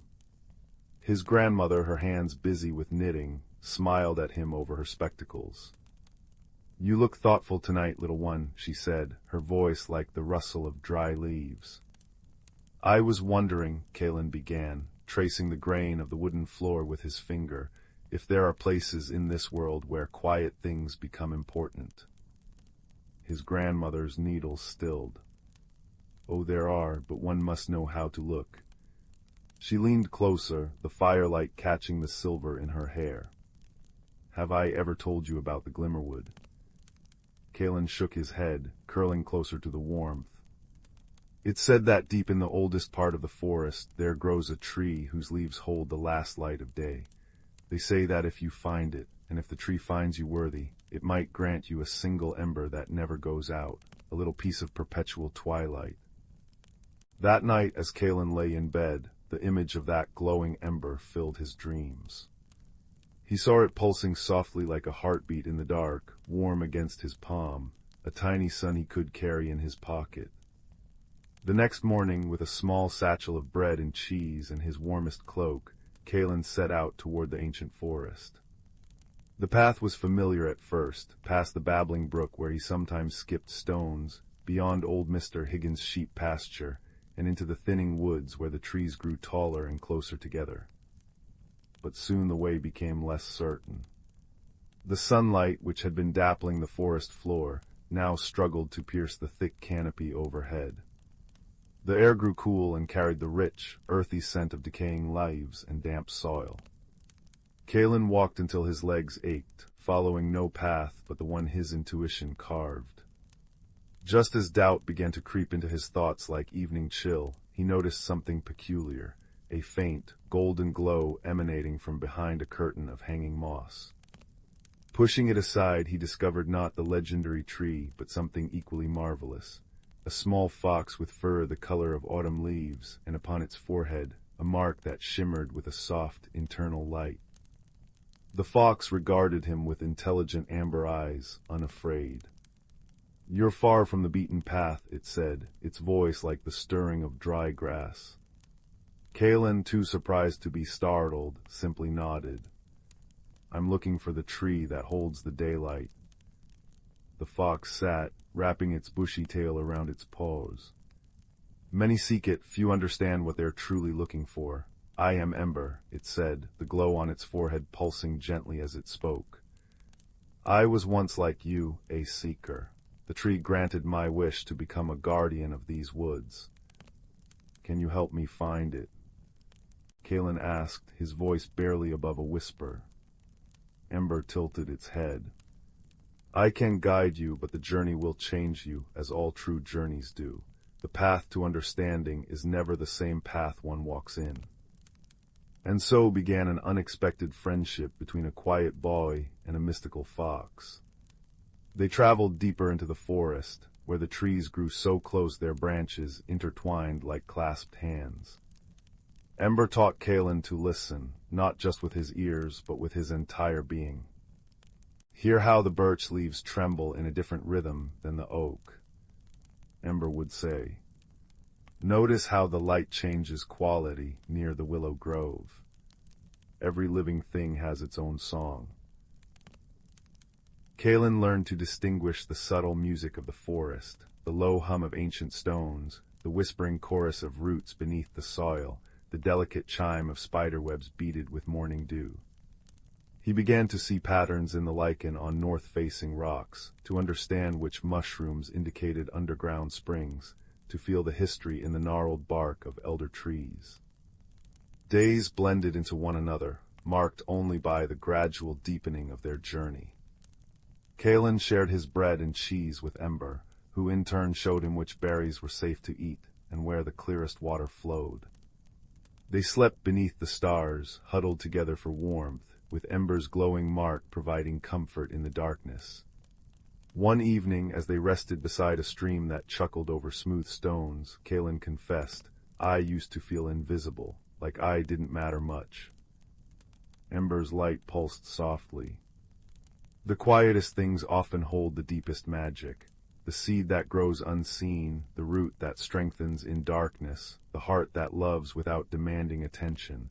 These are the forces that truly shape the world." The next day they arrived at a circular clearing where the air hummed with energy. In the center stood the most magnificent tree Kalen had ever seen, its bark silver white, its leaves holding the colors of sunset even though the actual sun was high overhead. This was undoubtedly the tree from his grandmother's story. As they approached, the tree's branches swayed, although there was no wind. A voice, deep and resonant like earth after rain, spoke without words, communicating directly to their hearts. "Why do you seek the everlasting Ember, child of the outer world?" Kalen, who had practiced answering difficult questions during his journey, responded honestly. "I thought it would make me feel important, but now I understand that importance isn't about being noticed, it's about noticing." The tree's leaves shimmered approvingly. "You have learned well. But the Ember is not a prize to be won. It is a responsibility to be carried. It must be earned through service." "What service?" Kalen asked. "The forest suffers," the tree communicated, its branches drooping slightly. "A darkness has taken root in the heart of the Glimmerwood, not evil but forgetfulness. The creatures have stopped listening to each other's songs. They no longer remember how their lives are intertwined. You must help them remember." Ember nuzzled Kalen's hand. "This is the true test. The darkness manifests as a mist that dulls the senses and separates beings from one another." For 3 days and nights, Kalen and Ember traveled to the affected areas. The forgetfulness mist was indeed spreading.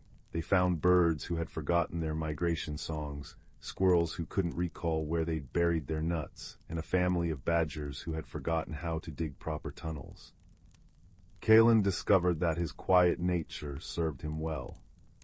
While others might have tried to fight the mist with noise and action, he simply sat with the affected creatures, listening to their confusion. He didn't try to solve their problems, but instead helped them remember their own solutions. To the birds, he hummed the melodies he'd learned from listening to the wind through pine needles.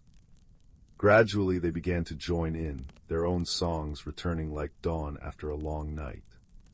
For the squirrels, he drew maps in the dirt based on patterns he'd observed in their behavior, helping them rediscover their hidden stores.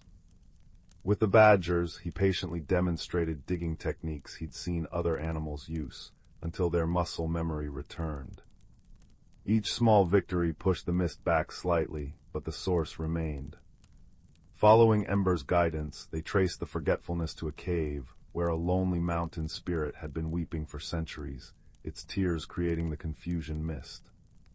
"Everyone has forgotten me," the spirit mourned, its form shifting like smoke.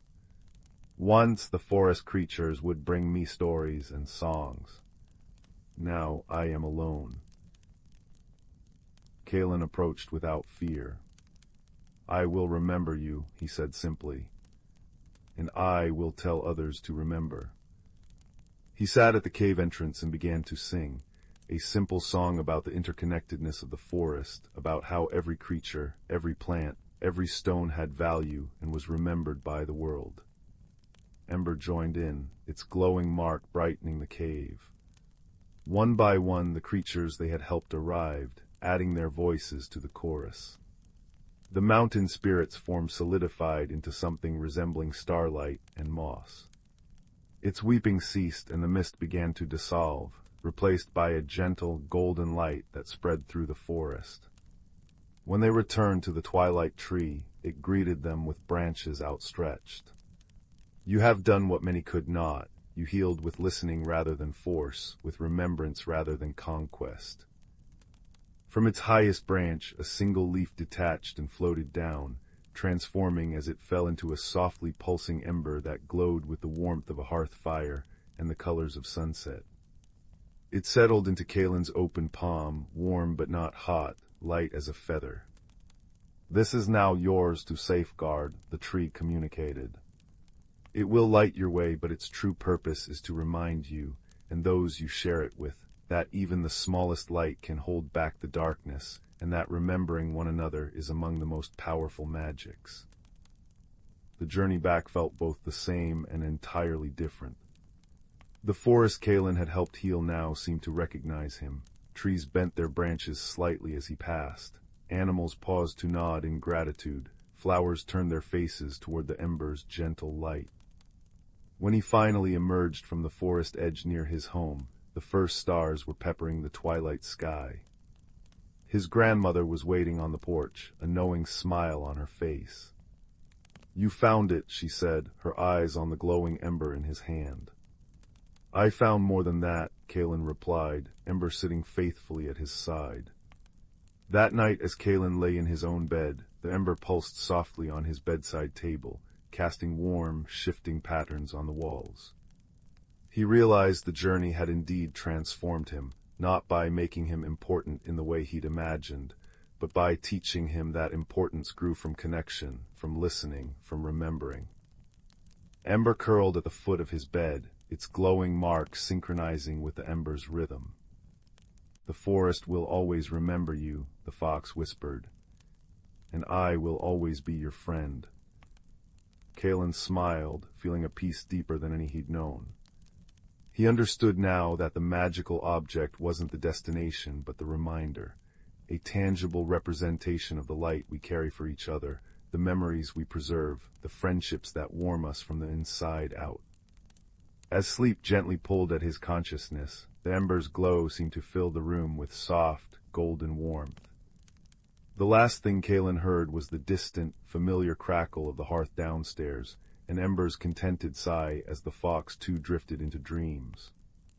And in that space between waking and sleeping, in the gentle embrace of the light he'd earned not through conquest but through compassion, Kalen understood that the greatest journeys aren't measured in distance traveled, but in the depth of connection forged, and that sometimes the quietest among us hold the most luminous magic of all. The first frost of the season had just begun painting silver lace across the window pane when young Cora discovered the acorn. Not an ordinary acorn, mind you, but one that glowed with a soft, buttery light from within its polished shell, nestled among fallen leaves in the crook of Grandmother Rowan's garden wall. When Cora cupped it in her mittened hands, warmth spread through her fingers like sipping hot cider, and a faint melody hummed against her palms, a song of rustling ferns and distant waterfalls. Forest's heartbeat, Grandmother had murmured that evening, stirring honey into chamomile tea while firelight danced in her wise, crinkled eyes. Lost long ago when shadows grew jealous, the woods grow thin without it. Cora knew the stories, how the whispering woods bordering their village once shimmered with shared dreams between trees and townsfolk, how children used to follow foxfire lanterns to dance with mushroom-ring sprites. Now the forest stood silent and watchful, paths twisting into gloom. That night, as wind sighed through eaves like a lonely breath, the acorn pulsed against Cora's pillow. Not a demand, but an invitation. By dawn, with the acorn secured in a velvet drawstring pouch round her neck and Grandmother's knitted scarf smelling of rosemary and courage, Cora slipped through the garden gate. Winter's breath hung crisp in the air, turning each footstep on frosted grass into a tiny crunching symphony. The deeper she wandered, the stranger the woods became, not menacing, but deeply alive. Birch trunks gleamed like polished bone in slanting sunlight, while ice-encased spiderwebs glittered like chandeliers. Yet an ache lingered beneath the beauty, brittle branches, two silent clearings where no birds sang, and a scent like forgotten rain. After hours of following the acorn's gentle tug, a compass in her chest, Cora stumbled into a clearing veiled by weeping willow tendrils. There, grumbling fiercely as he wrestled a thorny vine ensnaring his burrow entrance, was a badger. Blasted brambles, he huffed, his charcoal-striped fur fluffed in indignation.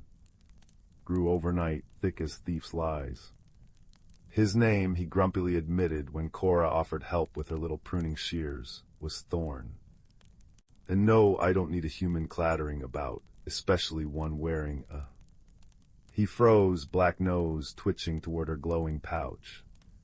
Is that? It can't be.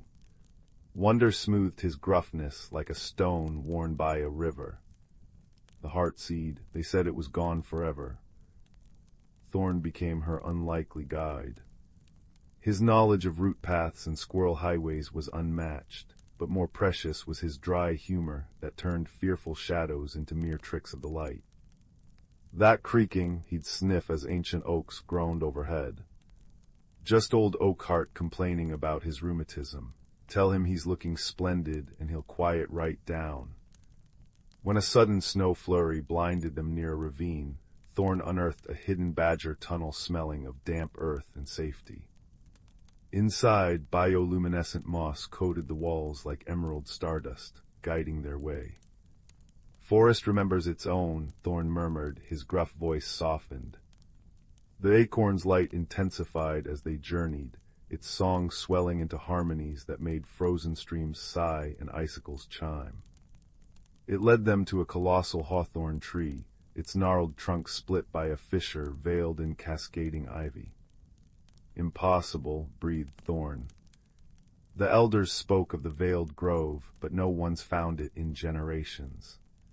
As Cora pushed aside the ivy, warmth and the scent of sun-warmed apricots enveloped them. They stepped not into a hollow, but into a sunlit glade suspended in perpetual golden hour. Butterflies with stained glass wings drifted above flowers that chimed when touched. At the glade's heart stood a tree unlike any other, its bark shimmering like molten amber, roots cradling a hollow where a nest of woven moonlight pulsed with absence. Tiny figures emerged from blossoms and fern shadows, the verdant folk, no taller than Cora's hand, with skin like dappled sunlight and hair of spun moss. Their leader, Elder Mosshelm, stepped forward, his acorn cap hat trembling. The heartseed's return. Joy lit his leafy face, then dimmed. But see, it is wounded. He pointed a twiggy finger. A jagged piece was missing from the acorn's base, its light flickering unevenly. Stolen long ago by a creature of the deep shade, Mosshelm explained sadly. Envy turned its heart cold. It craved the seed's warmth, but only knew how to break. Without that missing shard, the seed cannot heal the whispering woods. Thorn's ears flattened. The deep shade, that's no place for sensible creatures. It was a realm of tangled, lightless roots where the forest's oldest sorrows festered. Yet Cora felt the acorn's plea resonate within her, not for itself, but for the lonely thief. Everyone deserves a chance to return what they took, she said softly, meeting Thorn's worried eyes. Even shadows. Their descent into the deep shade felt like sinking into cold ink. Bioluminescent fungi provided ghostly blue guideposts, but oppressive silence pressed down, thick as wool. Strange, mournful echoes skittered just beyond sight, whispers of lost things. Thorn pressed close, his warmth a steady anchor. "Remember Oakheart's rheumatism," he muttered, attempting levity though his fur bristled. "This place just needs better decorating." Deep within a cavern woven from thorny roots, they found it, a creature of shifting obsidian smoke, curled around a shard of light that burned its ephemeral hands. It hissed, coiling tighter, eyes like dying embers flaring defensively. Cora knelt slowly, ignoring Thorn's warning rumble. She didn't reach for the shard. Instead, she opened her pouch, letting the heartseed's gentle radiance spill out. "It misses its piece," she said, her voice steady despite her trembling hands. "And I think you miss not being alone in the dark." The creature recoiled, smoke swirling in agitation. Cora hummed the seed's melody, the song of rustling ferns and waterfalls. The creature stilled. Tentatively, Cora placed the glowing acorn on the cold earth between them. Its warmth isn't meant to be hoarded, it's meant to be shared, like friendship. A long, silent moment stretched. Then a thin, smoky tendril extended, not toward the seed, but toward Cora's outstretched hand. It didn't touch, but hovered, trembling with a profound, aching loneliness that mirrored the brittle woods above. Slowly, achingly, the creature uncurled. It nudged the stolen shard of light toward the heartseed with its shadowy muzzle. As the shard clicked into place with a sound like a sigh of relief, the acorn blazed with pure, golden light. The creature flinched, but the light didn't burn. It washed over its smoky form, revealing not a monster, but a slender being with skin like twilight velvet and eyes, now holding the soft gleam of distant stars. Shade, they learned its name was. Not a creature of malice, but of forgotten corners, starved for connection. The return to the veiled grove was a procession of light. Shade walked hesitantly beside Cora, Thorn padding protectively close. As they emerged into the amber glow, the verdant folk gasped, then burst into joyous, tinkling laughter like wind chimes. At the heart tree, Cora placed the whole acorn back into its cradle of moonlight. The effect was instantaneous. Light pulsed outward in a wave, up the amber trunk, through the branches, and out into the whispering woods beyond the veil. Snow melted from pine needles, revealing vibrant green. Frozen streams gurgled back to life.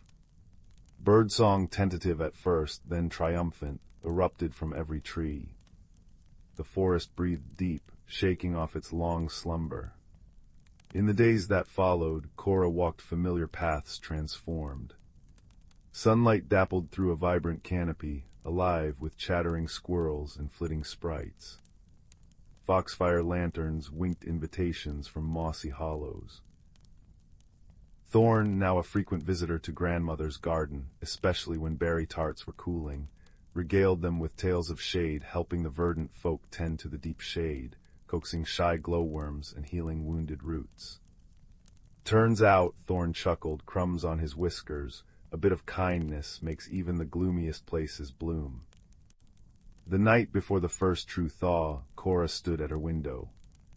The whispering woods shimmered under the moon, no longer a wall of secrets, but a friend breathing softly in the dark. In her hand, warmed by her touch, lay a single leaf gifted by the heart tree, its veins traced with permanent, gentle gold light. She pressed it to her cheek, breathing in the scent of damp earth and possibility. Outside, an owl hooted a lullaby, joined by the distant, contented purr of a badger settling into his burrow, and the soft, chiming laughter of tiny folk dancing in moonlit clearings. The forest's heartbeat, strong and steady, echoed her own. As she climbed into bed, the golden leaf glowing softly on her nightstand, Cora smiled. The greatest magic she knew as sleep gently pulled her under wasn't in glowing seeds or hidden groves. It was in the courage to offer warmth to shadows, the wisdom to listen to forgotten songs, and the boundless, quiet strength found in an unexpected friend's steadfast presence beside you on the path home. The woods whispered their ancient lullaby, a promise carried on the warm spring wind rustling the newly green leaves, a promise of belonging forever renewed. The village of Bramblebrook nestled in a valley where chimney smoke curled like sleepy cats into the twilight sky. It was a place of quiet routines and familiar comforts where everyone knew Mrs. Higglebottom's prize-winning marmalade recipe and old Mr. Thistlewit could predict rain by the ache in his left knee. Yet beneath the surface of cobblestone streets and blooming window boxes, whispered tales lingered of objects holding secrets, a grandfather clock that chimed forgotten tunes, a garden spade that unearthed shimmering stones. Few truly believed, except perhaps Oliver. Oliver was the quiet assistant to the village librarian, Mrs. Pennyworth. He preferred the dusty silence of the stacks to boisterous games, finding companionship in the whispers of pages turning and the scent of old paper. His most treasured possession wasn't a book, however, but a simple, chipped teacup. It had belonged to his grandmother, its porcelain painted with faded forget-me-nots. It felt warm somehow, even when the room was cold. One drizzly Tuesday, while reshelving a heavy volume on cloud formations, Oliver fumbled. The book tumbled, knocking the teacup from its usual perch on his desk. It didn't shatter, but landed with a soft thump on the worn rug. As Oliver knelt to retrieve it, a gasp escaped him. Where the cup had struck the floor, a tiny pool of shimmering, lavender-colored light pulsed gently, like liquid starlight. It wasn't water, and it smelled faintly of rain-kissed violets. Hesitantly, Oliver touched the rim of the cup. It hummed softly, and a voice, thin and wispy as a cobweb, drifted into his mind. "Oh dear, that was quite a tumble. My secrets are spilling." Oliver froze. "Secrets," he whispered aloud, his heart hammering against his ribs. "Why, yes," the teacup's voice chimed, clearer now. "I am a keeper cup. I hold the gentle secrets whispered into me, secrets of kindness, of hidden worries, of tiny joys. But when I'm knocked, well, sometimes they leak." The lavender puddle shimmered, showing a fleeting image, Mrs. Higglebottom, looking unusually sad, staring at an empty jar where her marmalade label should have been. Oliver understood. The marmalade recipe was missing. That was the secret worry spilling out. He carefully righted the cup. "How do I help?" "Secrets long to be heard, truly heard with kindness," the cup murmured. "But some secrets are lost, carried away on sighs or tears. Those need finding. There's a great sorrow brewing near the whispering peaks. It dims all the gentle secrets. Perhaps you could help mend it." And so Oliver's journey began. He packed a small satchel, a crust of bread, a wedge of cheese, his warmest scarf, and the keeper cup, carefully wrapped in soft cloth. He left a note for Mrs. Pennyworth, gone to find a lost whisper, back soon. The path beyond Bramblebrook wound upwards into the whispering peaks, where ancient pines sighed secrets to the wind. The air grew crisper, smelling of pine resin and damp earth. Oliver felt small beneath the towering trees. Doubt crept in. Who was he, a quiet librarian's assistant, to mend a great sorrow? He hadn't walked far when a rustle came from the ferns. A small, bright-eyed field mouse with a tiny acorn cap perched jauntily on its head scampered out.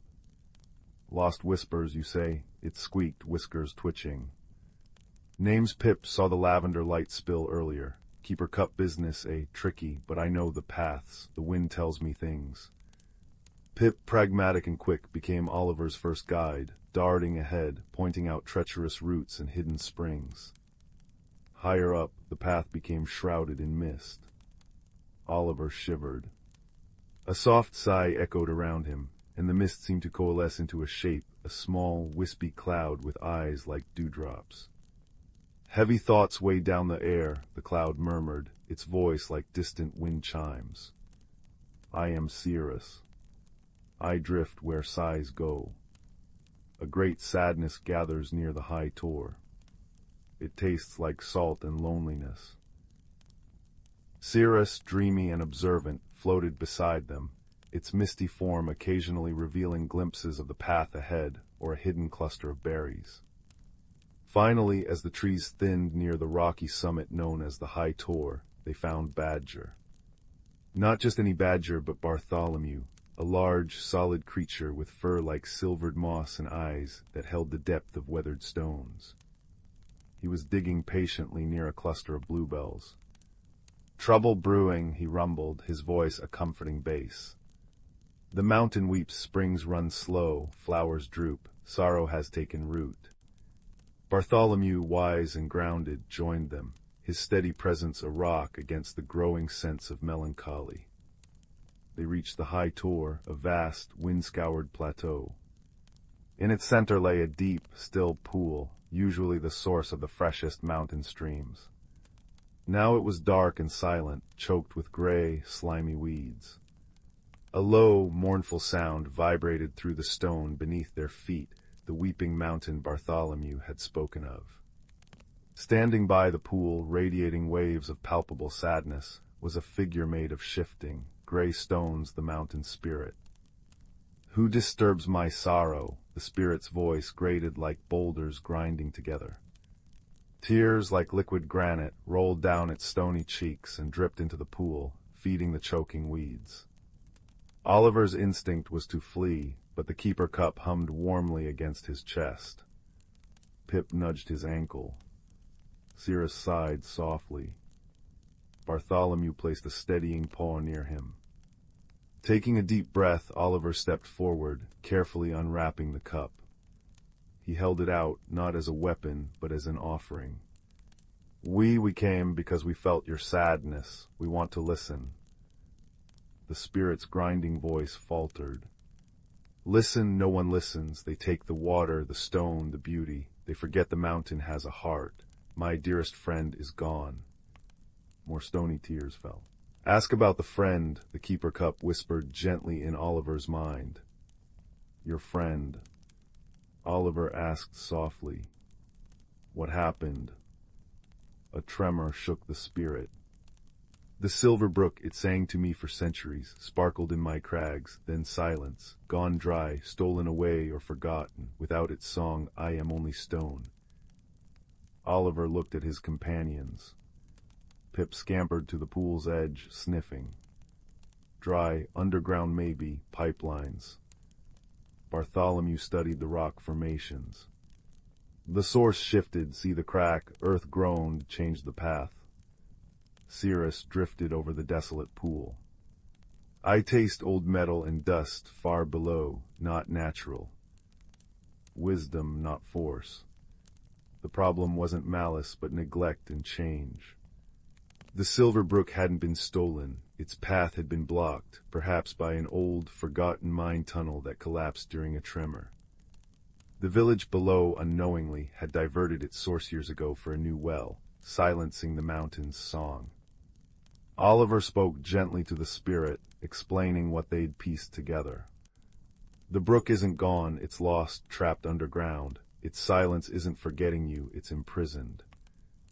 The spirit's stony features shifted, the grinding sorrow easing into confusion, then a flicker of fragile hope. Imprisoned, not forgotten. No, Oliver said firmly. We can't help find its voice again.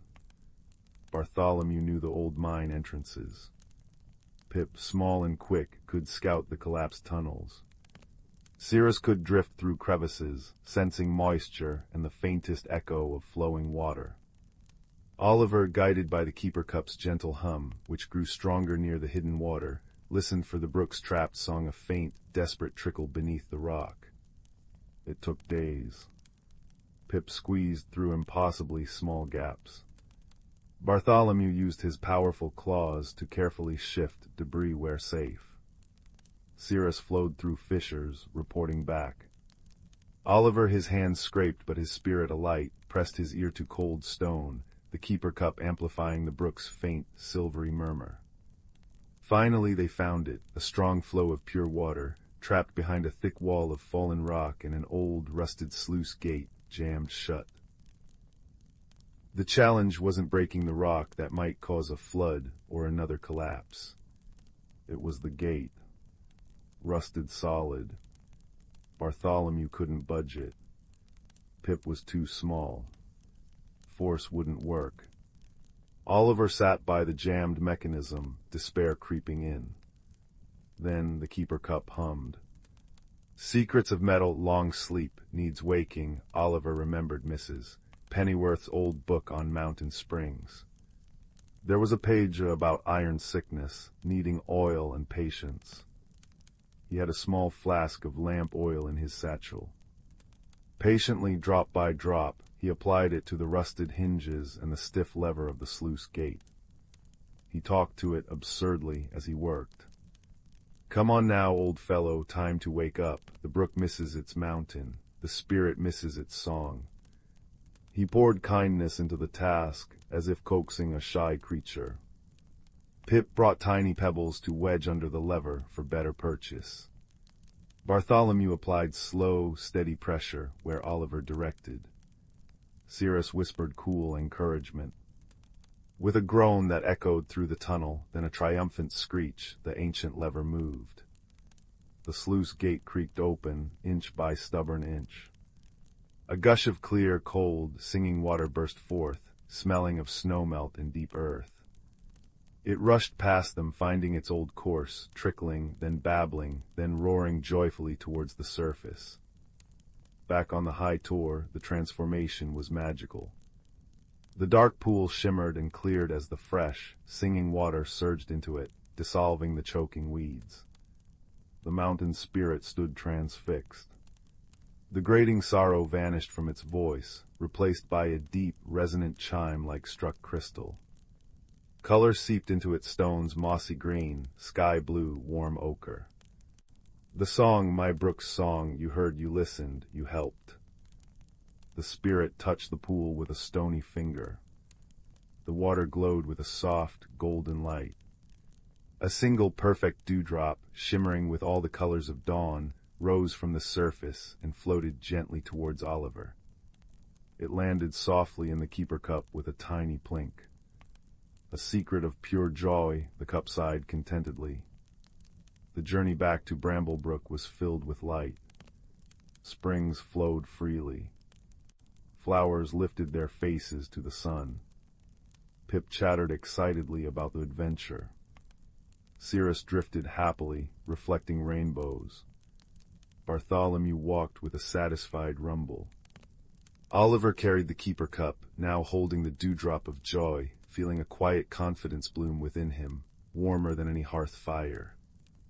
He returned the lost marmalade recipe to Mrs. Higglebottom, found tucked inside a book on preserving techniques, her smile brighter than her golden jars. He told Mrs. Pennyworth a softened version of his adventure, emphasizing listening and kindness. The keeper cup sat back on his desk, looking perfectly ordinary. But sometimes, when the fire crackled low in the library hearth and moonlight streamed through the window, Oliver would see a faint, lavender glow emanating from it. And he knew the world was full of gentle secrets waiting to be heard, problems waiting for wisdom and friendship to mend them, and extraordinary magic hidden within the most ordinary things, especially a quiet heart willing to listen. He sipped his tea, the warmth spreading through him, a comforting echo of the mountain's restored song, a lullaby of kindness that promised sweet dreams.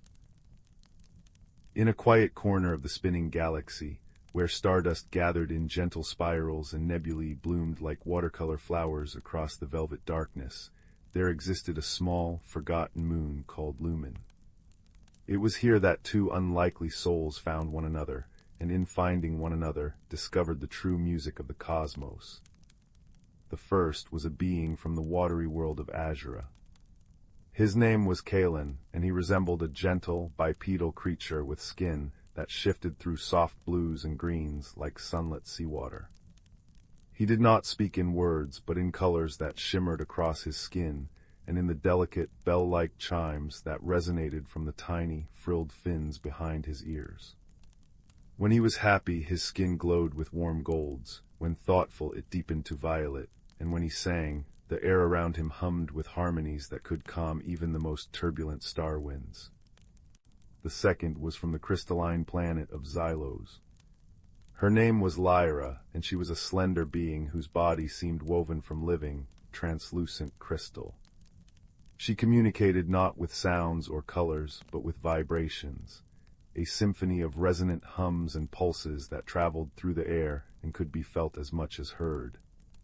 Her kind learned by touch, and when she was curious, her crystal form would shimmer with captured starlight, casting prismatic patterns on any surface nearby.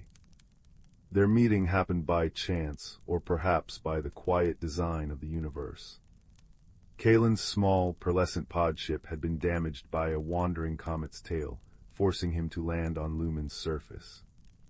Lyra had been studying the moon's unique mineral formations when she felt the tremor of the crash through the very ground she stood upon.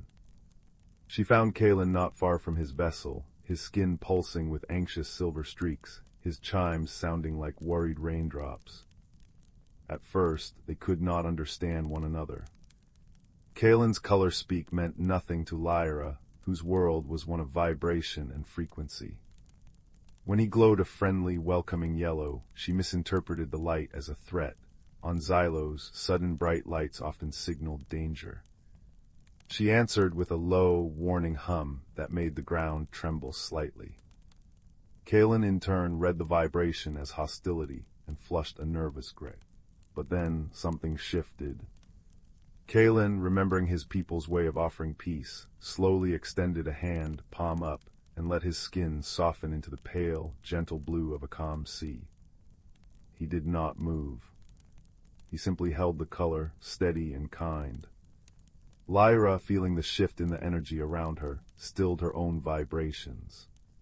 She reached out one crystalline finger and very gently touched his palm. In that moment, a bridge was formed. Through that touch, Lyra felt the gentle, melodic nature of Kalen's spirit, not as color or sound, but as pure emotion. And Kalen, through the contact, felt the resonant, curious hum of Lyra's being, not as vibration, but as warmth. They both pulled back, astonished. Then for the first time, Kalen's skin flushed with a color Lyra understood instinctively, the soft rose gold of friendship. And Lyra answered with a vibration that felt, to Kalen, like the first chord of a lullaby. They decided to build a shelter together, a place where both could feel at home while Kalen's ship repaired itself. They chose a wide, shallow crater on Lumen's surface, protected by overhanging arches of moon rock. Kalen used the organic technology of his people, coaxing luminescent mosses and gentle, glowing fungi to grow along the walls, their light shifting with his moods. Lyra used her innate connection to crystal and mineral, humming specific frequencies that caused the very stone to reshape, forming clear, quartz-like benches and shelves that caught and magnified the soft light. They called their creation the Starlight Haven. In its center, they made a garden. Kalen cultivated pools of water brought from his ship, water that swirled with living, microscopic algae that glimmered like liquid constellations. Lyra grew crystal flowers that bloomed when certain star patterns aligned overhead, their facets tuned to the music of the spheres. It was a place of both liquid softness and crystalline structure, of shifting colors and constant, gentle vibrations. Of course, there were misunderstandings. One afternoon, Kalen noticed Lyra looking particularly dim. Her natural shimmer had faded to a soft glow. Concerned, he brought her one of the glowing moss balls from the wall, thinking the light might cheer her. But on Xylos, offering light to someone who was dim was like shouting at someone who wished to be quiet. Lyra recoiled, her vibrations sharp with offense. Kaelin's skin flashed with confused orange spots. It was Lyra who figured it out first. She stilled herself, then pulsed a slow, questioning vibration toward the moss ball. Kaelin, understanding, dimmed the moss ball until it was just a memory of light. Then Lyra pulsed a warmer, grateful frequency. She was not sad, she explained through a series of touches and projected feelings. She was in a state of deep, peaceful contemplation, which for her people involved drawing their light inward.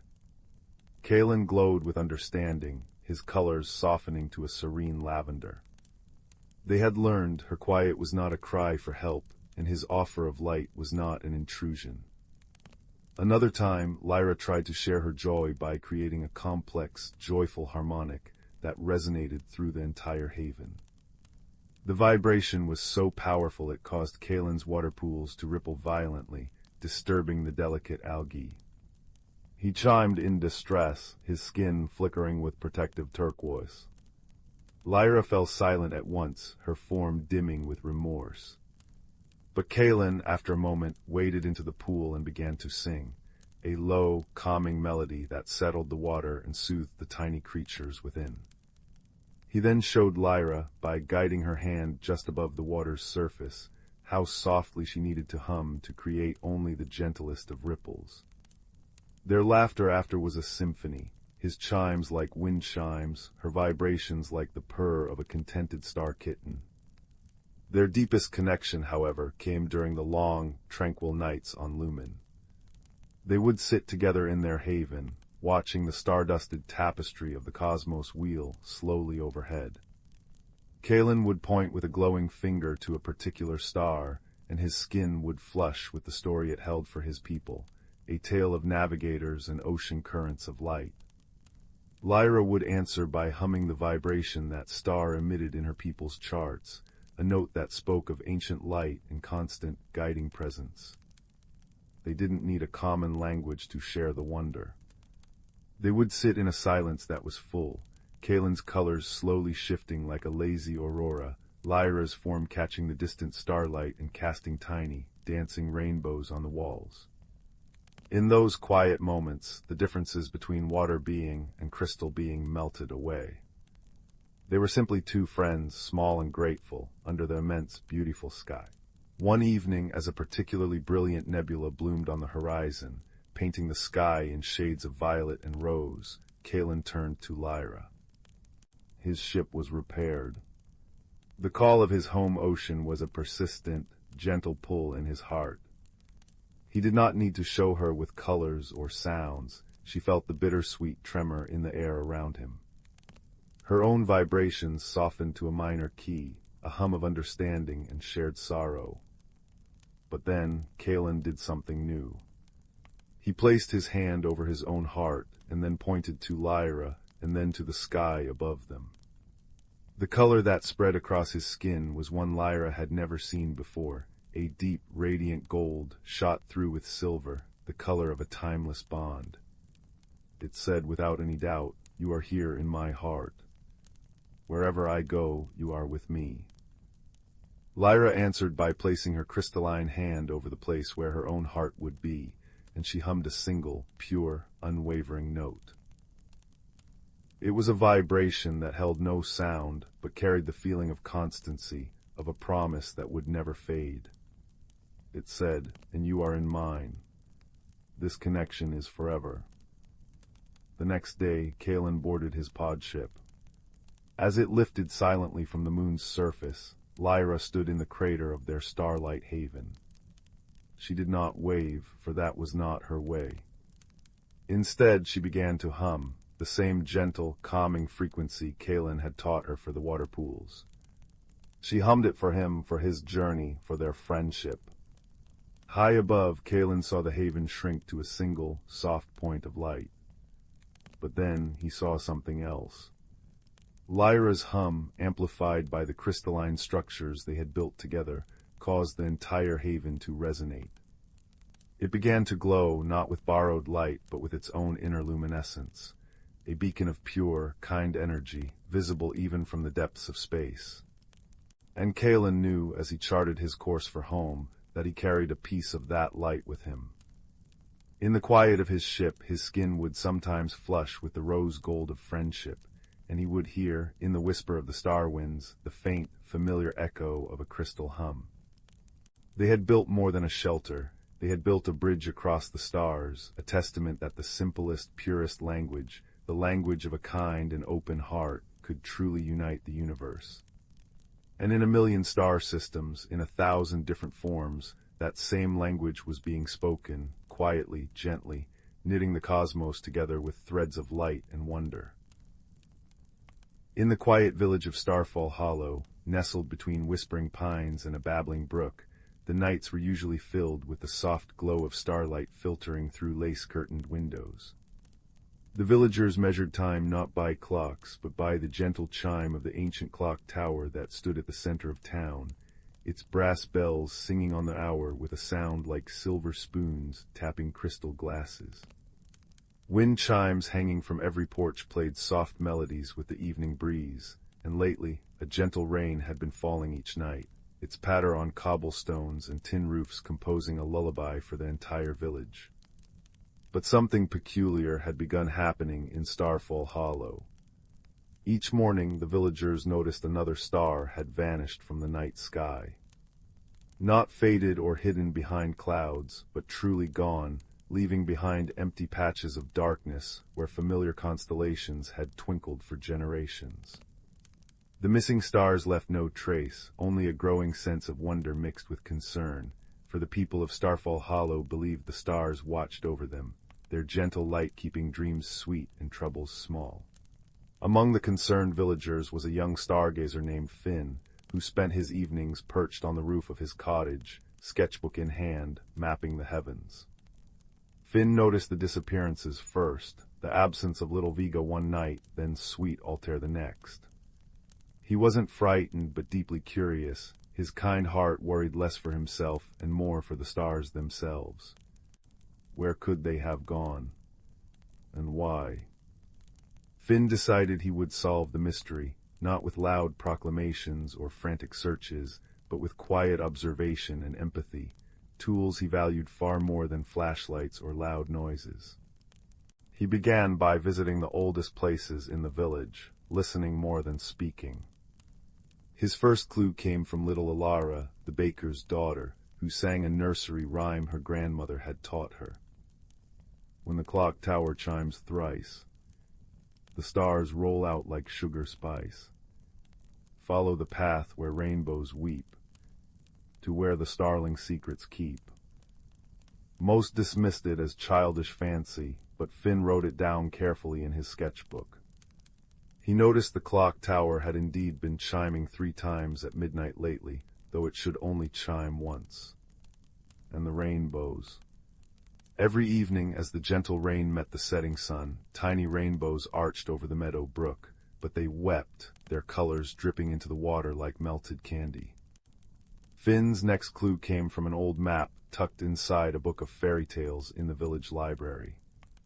The map showed Starfall Hollow as it was centuries ago, with a dotted path leading to Starlight Meadow, a place no one remembered. The librarian, a wise woman with spectacles perched on her nose, murmured that the meadow was probably just a legend.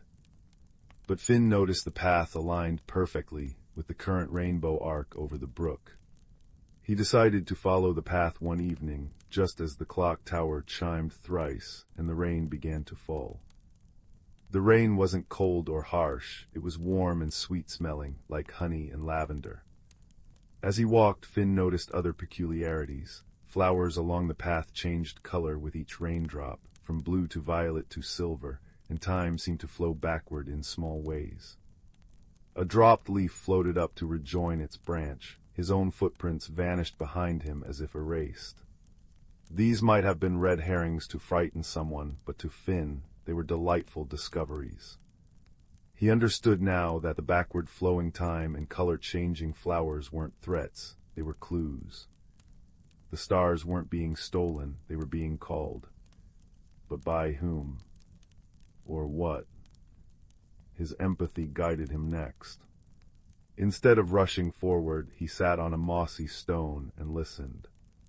He heard the wind chimes of the village blending with the rustle of leaves. He heard the gentle rain and the distant brook. And then very softly he heard a faint, sorrowful humming. Following the sound, Finn arrived at Starlight Meadow, a place carpeted in silver clover and dotted with luminescent flowers. And there in the center sat a small glowing creature with wings like spun starlight. It was a starling, but not like any bird Finn had ever seen. This one shimmered with the same light as the missing stars, and tears like liquid diamonds fell from its eyes into a small pool at its feet. Finn approached slowly, his steps quiet on the damp grass. "Hello," he said softly. "I'm Finn, are you sad?" The starling looked up, its eyes like tiny galaxies. "I am lonely," it replied, its voice like the ringing of distant bells. "Every year when the autumn rains come, I weep for my family far away in the constellation of Lyra. My tears call the stars down to keep me company, but they cannot stay long, and returning home makes them dimmer each time." Finn sat beside the starling, not too close, giving it space. "The villagers miss the stars," he said gently. "They worry about them, but more than that, I think they'd want to help you if they knew." The starling blinked. "Help me, but how? My family is too far for any human to reach." "Perhaps not through distance," Finn said thoughtfully, "but through friendship." He remembered the nursery rhyme, where the starling's secrets keep. The secret wasn't a place, it was loneliness. That night, Finn returned to the village and gathered everyone in the square. He didn't accuse or alarm, he explained, his voice calm and warm as fireplace glow. He told them about the lonely starling, the backward-flowing time, the weeping rainbows. And he asked for their help. The next evening, as the clock tower chimed thrice and the gentle rain began, the entire village walked the path to Starlight Meadow. They brought with them not tools or weapons, but gifts. The baker brought star-shaped shortbread cookies. The weaver brought a blanket embroidered with constellations. The children brought handmade wind chimes that sounded like laughter. They gathered around the starling, not crowding, but forming a wide, kind circle. One by one, they offered their gifts and their company. The starling, initially shy, soon began to glow brighter, its tears slowing, then stopping altogether. And as the villagers sang an old lullaby together, the same one that had been passed down for generations, the missing stars began to reappear in the sky, brighter than ever before. They hadn't been diminished, they had been replenished by the starling's joy. The starling wasn't lonely anymore. It had a new family in Starfall Hollow. And every year when the autumn rains came, the villagers would join it in Starlight Meadow, sharing stories and songs under a sky now filled with extra brilliance. The clock tower chimed normally again, the wind chipes played sweeter melodies, and the gentle rain continued to fall each night, its sound a reminder that even the saddest tears can water the seeds of new friendships. Finn still sat on his roof each evening, sketching the stars. But now his drawings included a tiny, glowing bird flying among them, and he smiled, knowing that some mysteries aren't meant to be solved alone, but shared, like warm blankets on a cool night or stories told beside a crackling fire. In the heart of the whispering woods, where moonlight dripped like liquid silver through the canopy of ancient pines, there existed a realm of quiet magic.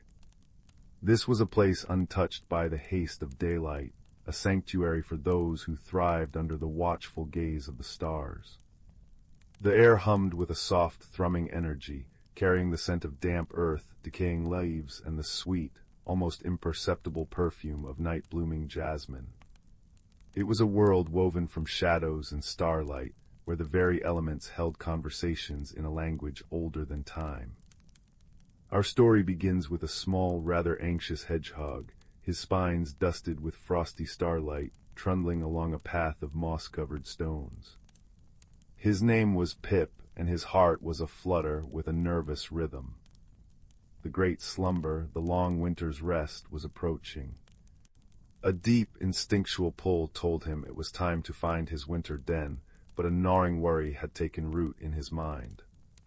What if he slept too long? What if he missed the first blush of spring? What if the world changed entirely while he was dreaming, and he awoke to find himself a stranger in his own home? His worries were a tangled knot he could not unpick, and so he journeyed deeper into the woods, hoping the ancient silence would offer him an answer. As he walked, the forest spoke its secret language around him. The trees did not use words, but rather a symphony of sensations. A grove of ancient oaks creaked softly, their groans not of age, but of comfort, like an old armchair settling under a familiar weight. Their leaves, not yet fully fallen, rustled with a sound like pages turning in a vast living library, sharing stories of seasons long past. Pip paused, pressing a tiny paw against the gnarled bark of the eldest oak. A wave of calm, deep and abiding, flowed into him. It was a feeling, not a thought, a reassurance of continuity. Further on he came to the luminous brook, a ribbon of water that chuckled over smooth, dark stones. The water didn't babble nonsense, it whispered secrets of journey and flow. Keep moving, keep changing, but remain yourself at the core, it seemed to sigh. And in its depths tiny bioluminescent algae swirled, casting a soft, blue-green glow that painted dancing patterns on the overhanging ferns. Pip dipped his nose into the cool water, and for a moment his worries felt lighter, carried away by the persistent, gentle current. It was here, by the brook, that he met the first of the nocturnal guides. A family of badgers, their striped faces wise and serene, were drinking from the water's edge. They did not startle at his approach, but simply nodded, their dark eyes holding a deep, unspoken understanding. "The season turns," one of the badgers said, her voice a low, gravelly comfort. "The earth prepares to draw a great, slow breath inward. It is not an ending, little one. It is a gathering." Pip explained his fear of the long sleep, of missing the world's turning. The badger simply nuzzled her own cubs, who tumbled over each other in sleepy play. "The deepest magic is not in the frantic bloom or the busy growth," she murmured. "It is in the quiet, in the rest. The seed does not fear the dark soil, for it is there it remembers what it is meant to become." Her words were kind, but the knot of anxiety in Pip's chest only tightened. He thanked the badgers and continued on, drawn toward a clearing he had always been too timid to enter, the starlit glade. This was the heart of the forest's magic. The canopy opened here to a vast expanse of velvety night sky, and the floor was a carpet of moss so soft it felt like walking on clouds. Most wondrous of all were the glimmer mosses and foxfire fungi that clung to the bases of the trees, emitting a gentle, pulsating light that bathed the glade in an ethereal, silver-green radiance. The air itself seemed to sparkle. And in the center of the glade stood the sentinel, an ancient, magnificent owl perched on a weathered branch of the grandfather tree. The sentinel was so old that the forest's history was etched into the patterns of his feathers. His eyes were not piercing but profound, holding the soft, accepting light of the moon itself. He did not speak as Pip approached. He simply watched, his presence a calming anchor in the shimmering glade. A soft rain began to fall, not a storm, but a gentle pattering that kissed the leaves with a sound like 1,000 tiny whispers. The wind joined the chorus, a soft sigh that swept through the pine needles, creating a hushing melody that seemed to soothe the very soul of the woods. Pip sat on a smooth, warm stone that hummed with a faint, sun-soaked memory of the day, and he waited. Finally the sentinel shifted, the rustle of his feathers a softer sound than the falling rain. "You carry a season of worry into a season of rest," the owl observed, his voice a deep, resonant tone that vibrated through the air and the stone Pip sat upon. It was not an accusation, but a simple, gentle statement of fact. Pip poured out his heart, his voice small against the vastness of the glade. He spoke of his fear of change, of being left behind, of the deep, dark unknown of the long sleep. The great owl listened, his head tilted. When Pip finished, there was a long silence, filled only with the comforting ASMR of the forest, the pitter-patter of rain, the whoosh sigh of the wind, the distant gurgle chuckle of the luminous brook. "The forest does not fear the turning of the wheel, little one," the sentinel began, his voice weaving into the natural sounds around them. "Watch the leaves, they do not cling in terror when autumn calls them home. They let go with a blaze of glorious color, trusting they will become the nourishing blanket that protects the roots below. They understand the cycle, they speak the language of release." He gestured with a wing toward the bioluminescent fungi. "See the foxfire, it does not shine to fight the darkness, but to dance with it. Its light is a promise, a reminder that even in the deepest dark there is a gentle, waiting glow. The sleep is not a void, it is a cradle." Pip looked around, truly seeing the glade for the first time. He saw how the silver moonbeams and the green foxfire intertwined, creating a tapestry of light and shadow. He felt the steady, patient hum of the stone beneath him, a creature of such slow time that a season was but a single heartbeat. He heard the stream's endless, reassuring song of journey and return. "The magic of the seasons is a mirror," the sentinel continued softly. "Spring is a burst of joyful noise, summer is a long, warm story, autumn is a gentle letting go, and winter is the quiet page between chapters. It is where the story gathers itself. The forest dreams, and in its dreams it remembers everything it has been and imagines everything it can be. You will not be left behind, little hedgehog. You will be part of the dream." As the owl spoke, a profound sense of peace settled over Pip. The tangled knot of his worries began to loosen, not through force, but through a gentle understanding, like ice melting in the first warm ray of spring sun. He wasn't being left out of the world. He was being invited into its most sacred, quiet space. The seasonal magic was not something to be endured, but to be embraced. It was the rhythm of all life, action and rest, noise and silence, bloom and hibernation. One was not better than the other. They were two essential halves of a whole. "Thank you," Pip whispered, his voice full of a newfound reverence. The sentinel simply blinked slowly, a gesture of profound acceptance and affection. "Go now," he rumbled. "Find your den under the roots of the friendly birch, where the earth is soft and the stones are warm. Sleep without fear. The forest will watch over you, and when the time is right, the sun will touch your nose and the stream will sing a little louder, and you will awaken, not as a stranger, but as yourself, refreshed and ready for the new story." Pip trundled out of the starlit glade, his heart light. He found the very spot the sentinel had described, a cozy hollow nestled between the roots of a graceful birch tree. The stones that framed the entrance hummed their ancient, comforting song. As he curled into a tight, warm ball, lining his nest with dry leaves that smelled of autumn, he listened to the final lullaby of the forest, the rain softening to a drip, drip, drip from the leaves, the wind now just a faint breath, the distant brook a constant, soothing whisper. He was not afraid. He was part of the cycle, part of the great, dreaming forest. The moonlight filtered down, painting his sleeping form in silver, and the bioluminescent glow of the foxfire fungi pulsed gently, a nightlight for the slumbering world. Pip closed his eyes, and as he drifted into the great slumber, he knew, with a certainty that filled his entire being, that he was safe, he was loved, and he was home. The forest was dreaming, and he dreamed with it, ready to be renewed. In the velvet depths of the cosmos, where stars are scattered like diamond dust on a black velvet cloth, there drifted a small, forgotten space station known as the Starlight Haven. It was a place of gentle hums and soft glows, where the walls were made of a crystalline material that caught the light of distant suns and refracted it into rainbows that danced across the rooms. It was here that two souls from different corners of the universe found each other, and their friendship began to bloom like a flower in the void.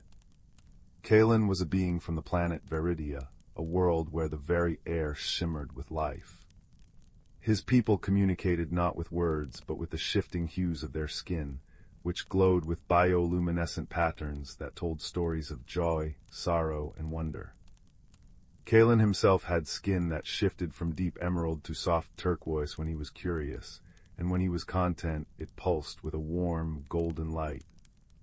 He had journeyed to the Starlight Haven in a pod that moved as silently as a thought, propelled by the gentle push of solar winds. His mission was one of exploration, to learn about the mysteries beyond his world, but what he found was far more precious. Lyra hailed from the world of Harmonia, a place where sound was the essence of existence. Her species expressed themselves through harmonic vibrations that rippled through the air, creating melodies that could soothe or excite. Lyra's presence was accompanied by a soft humming tune that changed with her emotions, a lilting scale when she was happy, a deep, resonant chord when she was thoughtful.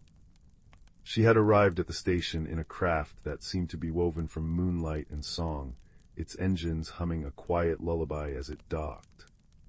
She was a collector of cosmic melodies, seeking the music of the spheres, but she discovered a harmony she had never imagined. Their first meeting was one of cautious curiosity. Kalen, upon seeing Lyra, felt a flutter of uncertainty, and his skin flickered with streaks of silver and blue. Lyra, in response, emitted a series of questioning notes that rose and fell like a gentle breeze. Neither understood the other's language, but there was a kindness in their gestures that spoke louder than any words. Kalen extended a hand, his fingers glowing with a friendly orange light, while Lyra responded by humming a warm, inviting melody. They spent those first hours simply observing each other, learning through patience and empathy.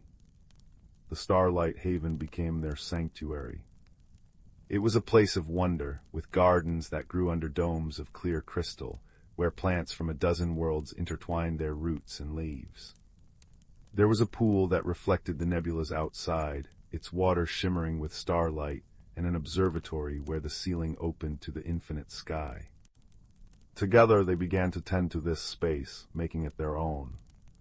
Kalen used his knowledge of light to help the plants thrive, adjusting the ambient glow to mimic the suns of their home worlds. Lyra filled the air with her harmonies, which seemed to encourage the flowers to bloom brighter and the fruits to grow sweeter. They created a shared language of gestures, colors, and sounds, a tapestry of understanding that grew with each passing day. But misunderstandings were inevitable, and they often led to moments of laughter and learning. One afternoon, Kalen noticed that Lyra was humming a particularly sad melody, her notes dipping low like a sigh. Concerned, he approached her, and wanting to comfort her, he let his skin glow with a bright, cheerful pink. On Veridia, pink was a color of sympathy and support, but on Harmonia, such a vivid hue associated with light was often a sign of alarm or mockery. Lyra misinterpreted his gesture and responded with a sharp, discordant tone, her own way of showing confusion. For a moment there was tension. Kalen's glow dimmed to a worried gray, and Lyra's melody stuttered. But then Kalen, with great patience, slowly shifted his skin to a soft, pulsing blue, the color of calm on his world, and Lyra, understanding his intent, softened her tune to a questioning warble. They realized their mistake and shared a laugh, their sounds and lights mingling in a dance of forgiveness. From then on, they made a game of teaching each other their meanings, turning potential conflicts into joyful discoveries. As their friendship deepened, they faced a small crisis that tested their bond. A solar flare from a nearby star sent waves of energy toward the station, causing the systems to flicker and the garden lights to dim. Kalen, whose species relied on light for communication, felt a wave of panic as his own glow wavered. Lyra, sensing his distress, began to hum a steady, reassuring melody that filled the room with warmth. Together they worked to stabilize the station. Kalen using his innate connection to light to redirect energy through the crystalline walls, while Lyra's harmonies seemed to calm the vibrating systems. In that moment, they learned that their differences were their strengths. Kalen's light and Lyra's sound complemented each other, creating a balance that neither could achieve alone. The crisis passed, and the station glowed brighter than ever, a testament to their unity. In the quiet hours, they often found themselves in the observatory, watching the stars drift by. They would sit side by side, Kalen's skin emitting a soft, steady radiance that mirrored the constellations, while Lyra hummed a tune that echoed the cosmic rhythms. There were no words needed in these moments. Their empathic connection allowed them to share feelings of peace and wonder. They watched nebulae bloom like watercolor paintings in the sky, and comets streaked past like fleeting dreams.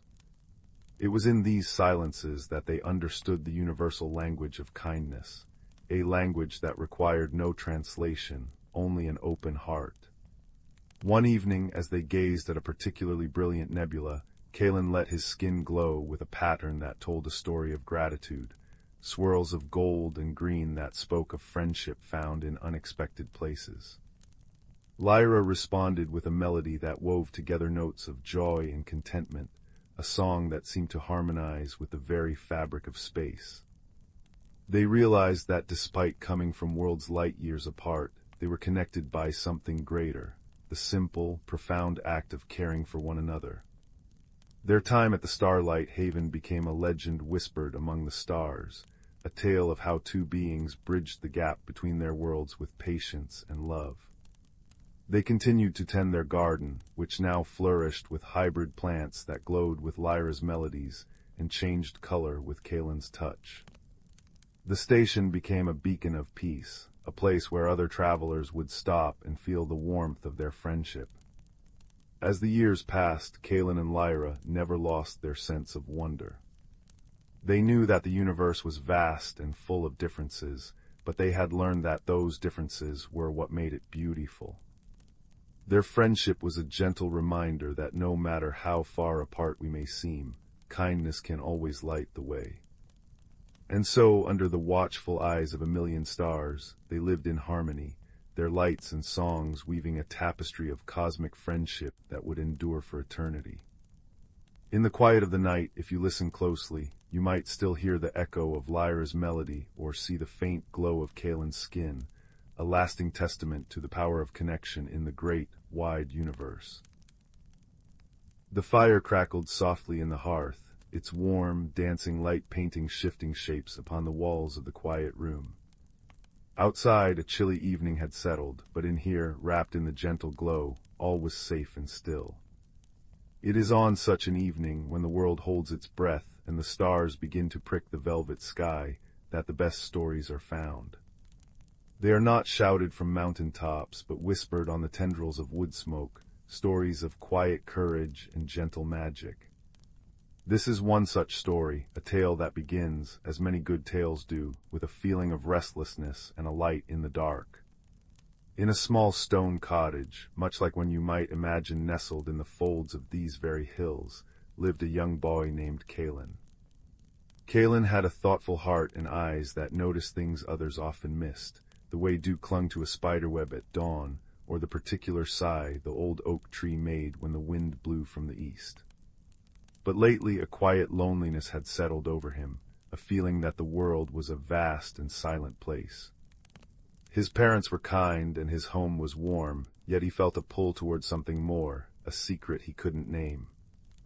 His greatest comfort was his grandfather, a man with hands like gnarled roots and a voice that rumbled like distant thunder. Grandfather was a storyteller, and his stories were not just words. They were living things that filled the cottage with the scent of pine forests and the sound of forgotten rivers. One evening, as Kalen sat staring into the flames, his grandfather settled into the chair beside him. "The fire speaks in many tongues tonight, Kalen," the old man said softly. "It crackles with news of the day, and it whispers with memories of ancient suns."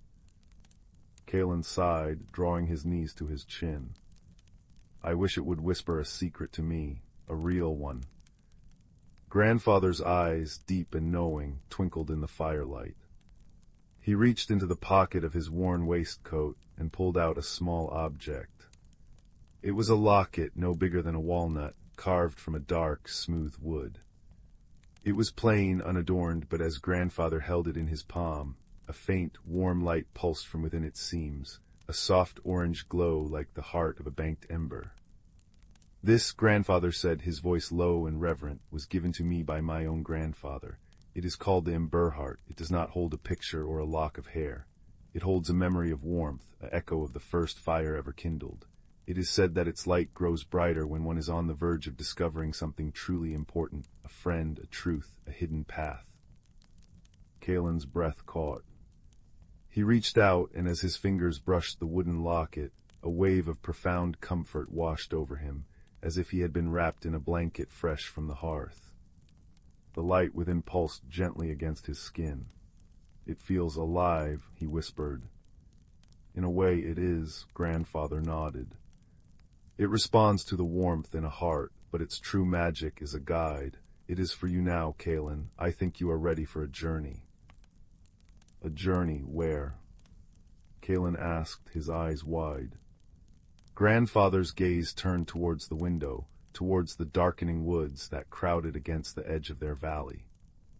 "That the Emberheart will help you discover. Tomorrow at first light follow where its glow leads you.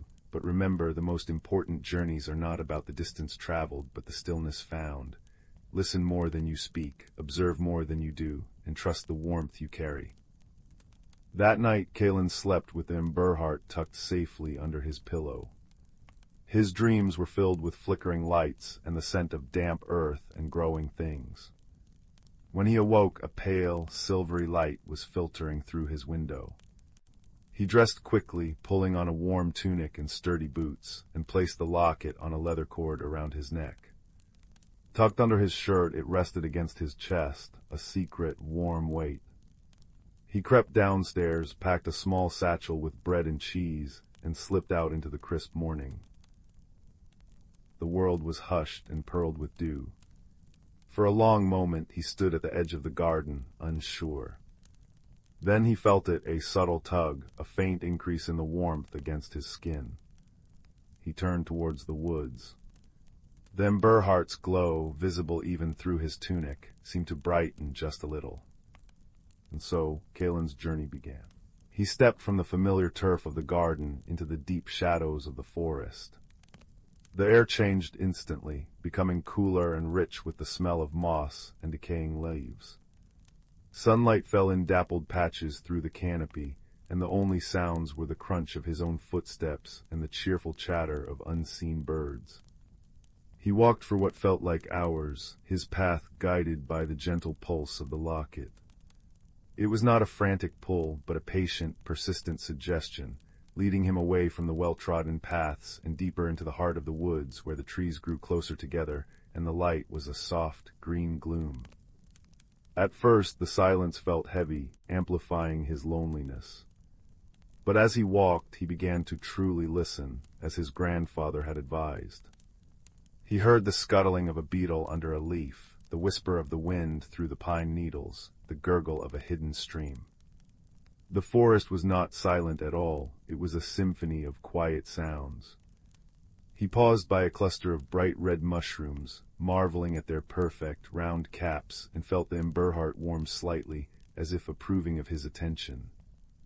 It was when he stopped to drink from a small, clear spring that he noticed the first hint of the mystery. Carved into a flat stone beside the water was a symbol, a spiral that ended in a small, 5-petaled flower. It was ancient and weathered, but unmistakably made by a careful hand. The Emberheart pulsed against his chest, a soft, steady beat. Kalen traced the symbol with his finger, feeling a connection to someone, something that had passed this way long before him. He continued on now with a new purpose, his eyes scanning the trees and rocks for more clues. He found another symbol minutes later, this one on the smooth bark of a silver birch. The same spiral, but this time ending in a leaf. The path the Emberheart was leading him on was not a random one, it was a trail. a trail of whispers left in stone and wood. The day wore on and the forest deepened. The gentle slopes gave way to steeper, rocky inclines. Just as a flicker of doubt began to stir in Kalen's mind, what if he was lost? What if this was all just a silly game? He came to a place where the trees formed a near-impenetrable wall of tangled branches and thorny bushes. The Emberhart's glow, however, did not dim. It grew warmer, its light a steady beacon pointing directly at the thicket. There seemed to be no way through. Kalen's shoulders slumped. This was the end of the path. But as he stood there, feeling the first chill of the approaching evening, he noticed something.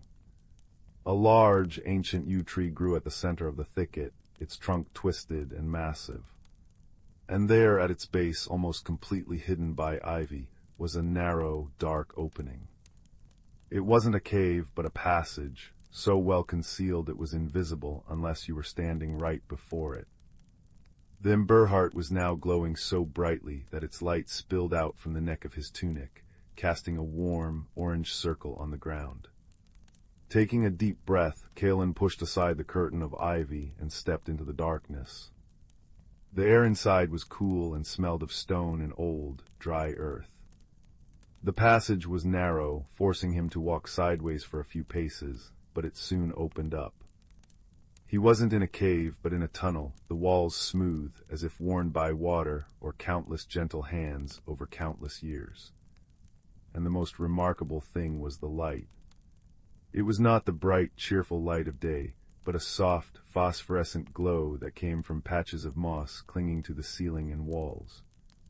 They pulsed with a gentle blue-green light, illuminating the way forward. He walked on, the only sound the soft scuff of his boots on the stone floor. The tunnel sloped gently downward, twisting and turning, and Kalen had the strange sensation that he was leaving the ordinary world far behind. The Emberhart at his chest glowed in harmony with the moss light, its warm orange a comforting contrast to the cool blue. After a time that felt both like an instant and an eternity, he saw a light ahead that was different, the golden, dappled light of late afternoon.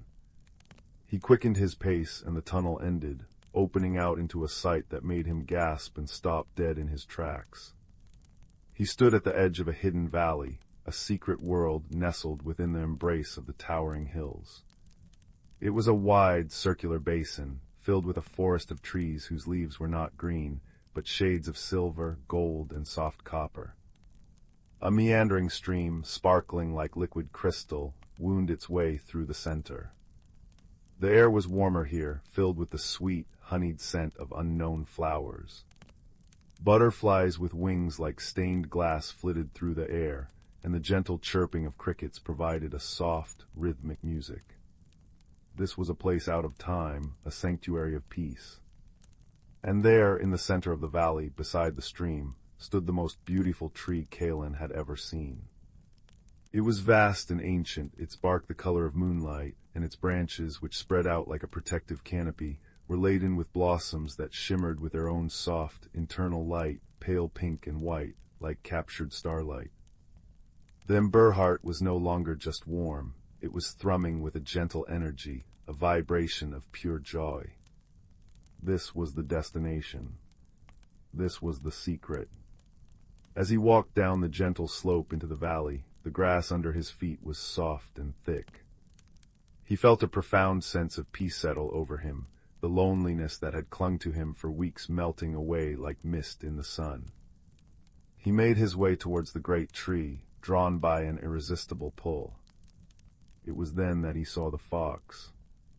It was sitting on its haunches at the base of the tree, watching him with calm, intelligent eyes. It was not like any fox he had ever seen. Its fur was a remarkable shade of russet red, but tipped with silver, as if dusted with frost. Its eyes were not the sharp, cunning eyes of a wild creature, but held a deep, ancient wisdom. Kalen stopped a few paces away, unsure. The fox did not run. It simply tilted its head, and a voice, not heard with ears but felt directly in Kalen's mind, spoke. It was a voice like the rustling of leaves, soft and dry. You have followed the warmth. Welcome, Kalen. Kalen's heart hammered against his ribs. You know my name. The fox gave a slow, deliberate blink. Then Burhart speaks your name in its glow. I am Sila's. I am the keeper of this place, the Whispering Glen. It's beautiful, Kalen breathed, looking around in wonder. I've never seen anything like it. It is a place of remembrance, Silas replied, his mental voice gentle. A memory of the world when it was younger and quieter. Few find their way here. Only those whose hearts carry a true warmth and a need for stillness. My grandfather sent me, Kalen said, touching the locket. He said I was ready for a journey. And so you are, Silas agreed. He stood up and padded softly towards the stream. Come, sit with me. The day is waning, and the best stories are told as the light fades. Kalen followed, sitting on a smooth, sun-warmed stone beside the water. Silas curled up nearby, his silver-tipped tail wrapped around his feet. For a long time they sat in a comfortable silence, watching the water dance over the stones. Kalen found that he didn't need to fill the silence with words. The companionship of the fox was enough. It was a quiet understanding that flowed between them, as real and tangible as the stream itself. The loneliness you feel, Silas began, his voice a soft murmur in Kalen's mind, is not because you are alone. It is because you have not yet learned to listen to the world's own heart. You search for a grand noise when the truth is whispered. How do I learn? Kalen asked softly. You have already begun, Silas said. You noticed the symbols. You listened to the forest. You trusted the quiet pull of the Emberheart. That is the first lesson. The second is to understand that all things are connected. The tree to the sun, the stream to the rain, the fox to the boy. The warmth you carry in that locket is the same warmth that slumbers in the heart of this tree, the same warmth that gives life to the whole world. You are a part of it, not separate from it. That is the friendship you were seeking, not with one person, but with everything. As Silas spoke, Kalen looked around the glen with new eyes. He saw how the light from the glowing blossoms fell upon the silver leaves, how the water reflected the sky, how the very air seemed to hum with a quiet, vibrant life. He wasn't an outsider looking in, he was a part of the tapestry. The loneliness lifted completely, replaced by a feeling of deep, belonging peace. As twilight began to paint the sky in shades of lavender and rose, the blossoms on the great tree brightened, casting a soft, radiant light over the glen. It was then that Kalen noticed the carvings on the tree's trunk. They were the same symbols he had seen on the trail, the spiral ending in a flower, the spiral ending in a leaf, and many others. A spiral ending in a star, a wave, a flame. They are the stories of this place, Silas explained, seeing his gaze.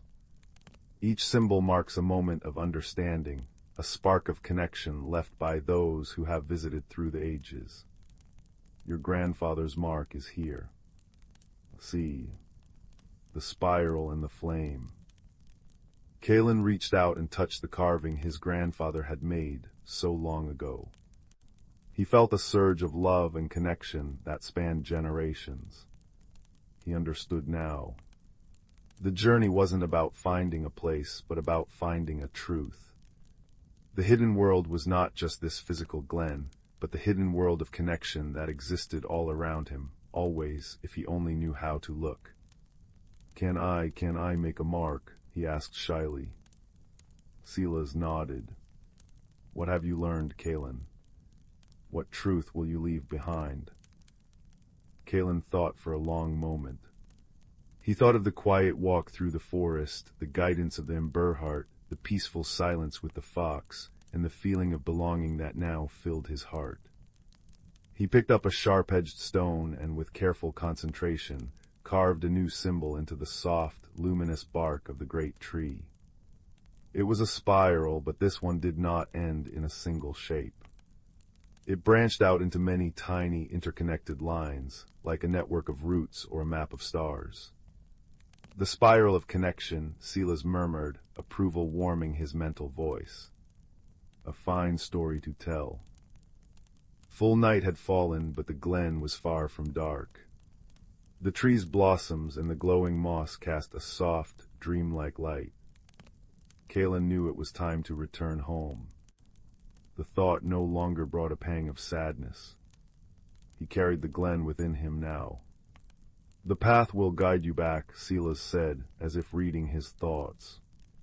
Then Berhart will remember the way.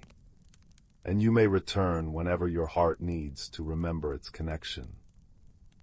Thank you, Silas, Kalen said, his voice thick with emotion. For everything. The fox dipped his head. The thanks are mutual, Kalen. You have brought a new warmth to the glen. Go in peace. Remember the stillness. With a final, long look at the magical valley, Kalen turned and entered the tunnel. The journey back felt different, shorter. He was no longer a seeker, but a knower. The Emberheart glowed steadily against his chest, no longer a guide to a destination, but a reminder of the one he had found. When he finally stepped out of the thicket and back into the familiar woods near his home, the moon was high and bright. He walked the last stretch with a light heart, the night sounds of the forest a friendly chorus now, not a lonely one. He slipped back into the quiet cottage. The fire in the hearth had burned down to a bed of glowing coals, but the room was still warm. His grandfather was asleep in his chair, a blanket over his knees. Kalen knelt by the fire, adding a small log. As the flames licked at the new wood, catching light, he felt his grandfather's hand on his shoulder. You found it, the old man said, his voice soft with sleep and certainty. Kalen looked up and smiled, a true, peaceful smile that reached his eyes. I did, grandfather, and I found so much more. He didn't need to explain. The change in him was plain to see, the quiet confidence, the absence of the restless loneliness. The Emberheart, now cool and dark against his chest, had done its work. He sat on the rug by the fire, and his grandfather began to tell a story, not of great battles or far-off lands, but of a boy who learned to listen to the world's heartbeat. As Kalen listened, the crackle of the fire and the rumble of his grandfather's voice wove together, and the line between the story and the memory blurred into a single, warm, comforting truth. Outside, the stars shone down on the quiet hills. Inside, by the fireside, a boy who had journeyed far and found his way home, closed his eyes. And as he drifted into sleep, his dreams were not of lonely paths, but of a silver-furred fox, a tree of glowing blossoms, and the gentle, unbreakable connection of all things, a warmth that would burn steady and true within him forever. The old oak trunk in the attic had always been there, tucked beneath the sloping eaves where dust motes danced in the slanted afternoon light. For years it had served as little more than a table for spiderwebs and forgotten things, its brass fittings tarnished to a soft, greenish hue, its wood smelling of cedar and thyme. One rainy afternoon, when the world outside the window was a watercolor blur of grays and greens, a young girl named Cora found herself with nothing to do.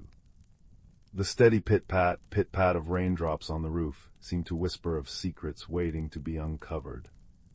With a quiet sigh, she climbed the creaking stairs to the attic, drawn by the gentle hush of the space.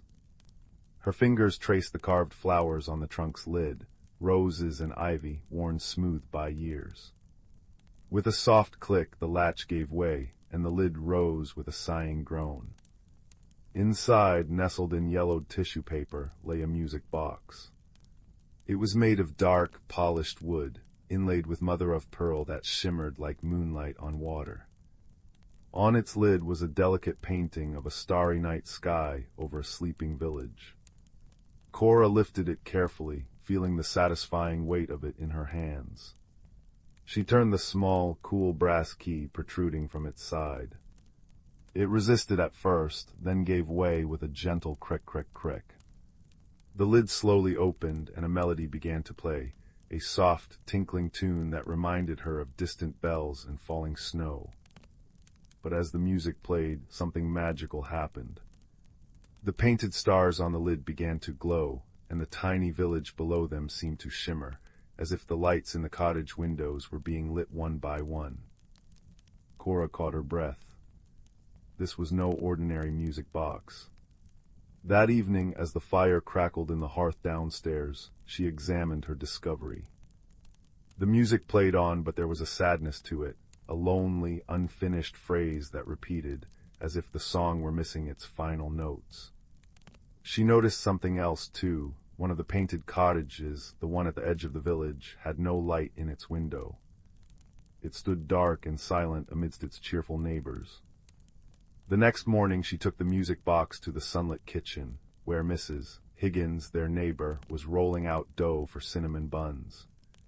The air was warm and sweet with the smell of yeast and sugar. "Well now, what have you found?" Mrs. Higgins asked, her voice as warm as the oven she was tending. She wiped her flour-dusted hands on her apron and peered at the music box. "Oh my, the Starlight Sonata box. I haven't seen one of these in an age." "The Starlight Sonata?" Cora asked. "Aye," Mrs. Higgins said, her eyes twinkling. "It plays the music of the constellations, or it's meant to. This one seems to have lost its way." She pointed a flowery finger at the dark cottage. "See that? The lullaby light is out. Until it's lit again, the song can't find its ending. It'll just keep looping, forever sad." "How do I light it?" Cora asked, her heart sinking. It seemed an impossible task. "That, my dear," Mrs. Higgins said, tapping the side of her nose, "is a journey, but not one you take with your feet. It's a journey you take with your heart. You'll need to be brave, and you'll need to listen. And," she added, leaning closer conspiratorially, "you might need a guide or two." Cora's first guide appeared that very afternoon, in the form of a large, ginger cat named Barnaby, who spent most of his days sleeping in a pool of sunlight on the porch. As Cora sat on the steps, the music box on her lap, Barnaby stretched, yawned, and padded over to her. He didn't meow, but instead made a soft, rumbling PRRT of inquiry, nudging the box with his head. "It's broken, Barnaby," Cora explained softly. Barnaby blinked his golden eyes slowly, then began to purr, a deep, resonant sound that vibrated through the wood of the porch and into Cora's bones. It was a sound that spoke of absolute contentment and peace. As he purred, the melody from the box seemed to soften, the sad notes becoming less sharp. Encouraged, Cora spent the next few days simply sitting with the box, listening. She listened to it in the garden, where the bees buzzed a drowsy harmony. She listened to it in her room at night, with the whoosh-whoosh of the wind in the trees providing a gentle backbeat. She was practicing patience, though she didn't know it. She was learning the language of the box. Her second guide was an old, retired clockmaker named Mr. Abernathy, who lived in a cottage so crammed with clocks that it ticked and talked like a heartbeat. She found him in his workshop, a pair of magnifying glasses strapped to his head, repairing a tiny, silver cuckoo clock. "Ah, the Starlight Sonata," he murmured when she showed him the box. His voice was as thin and precise as a watch spring.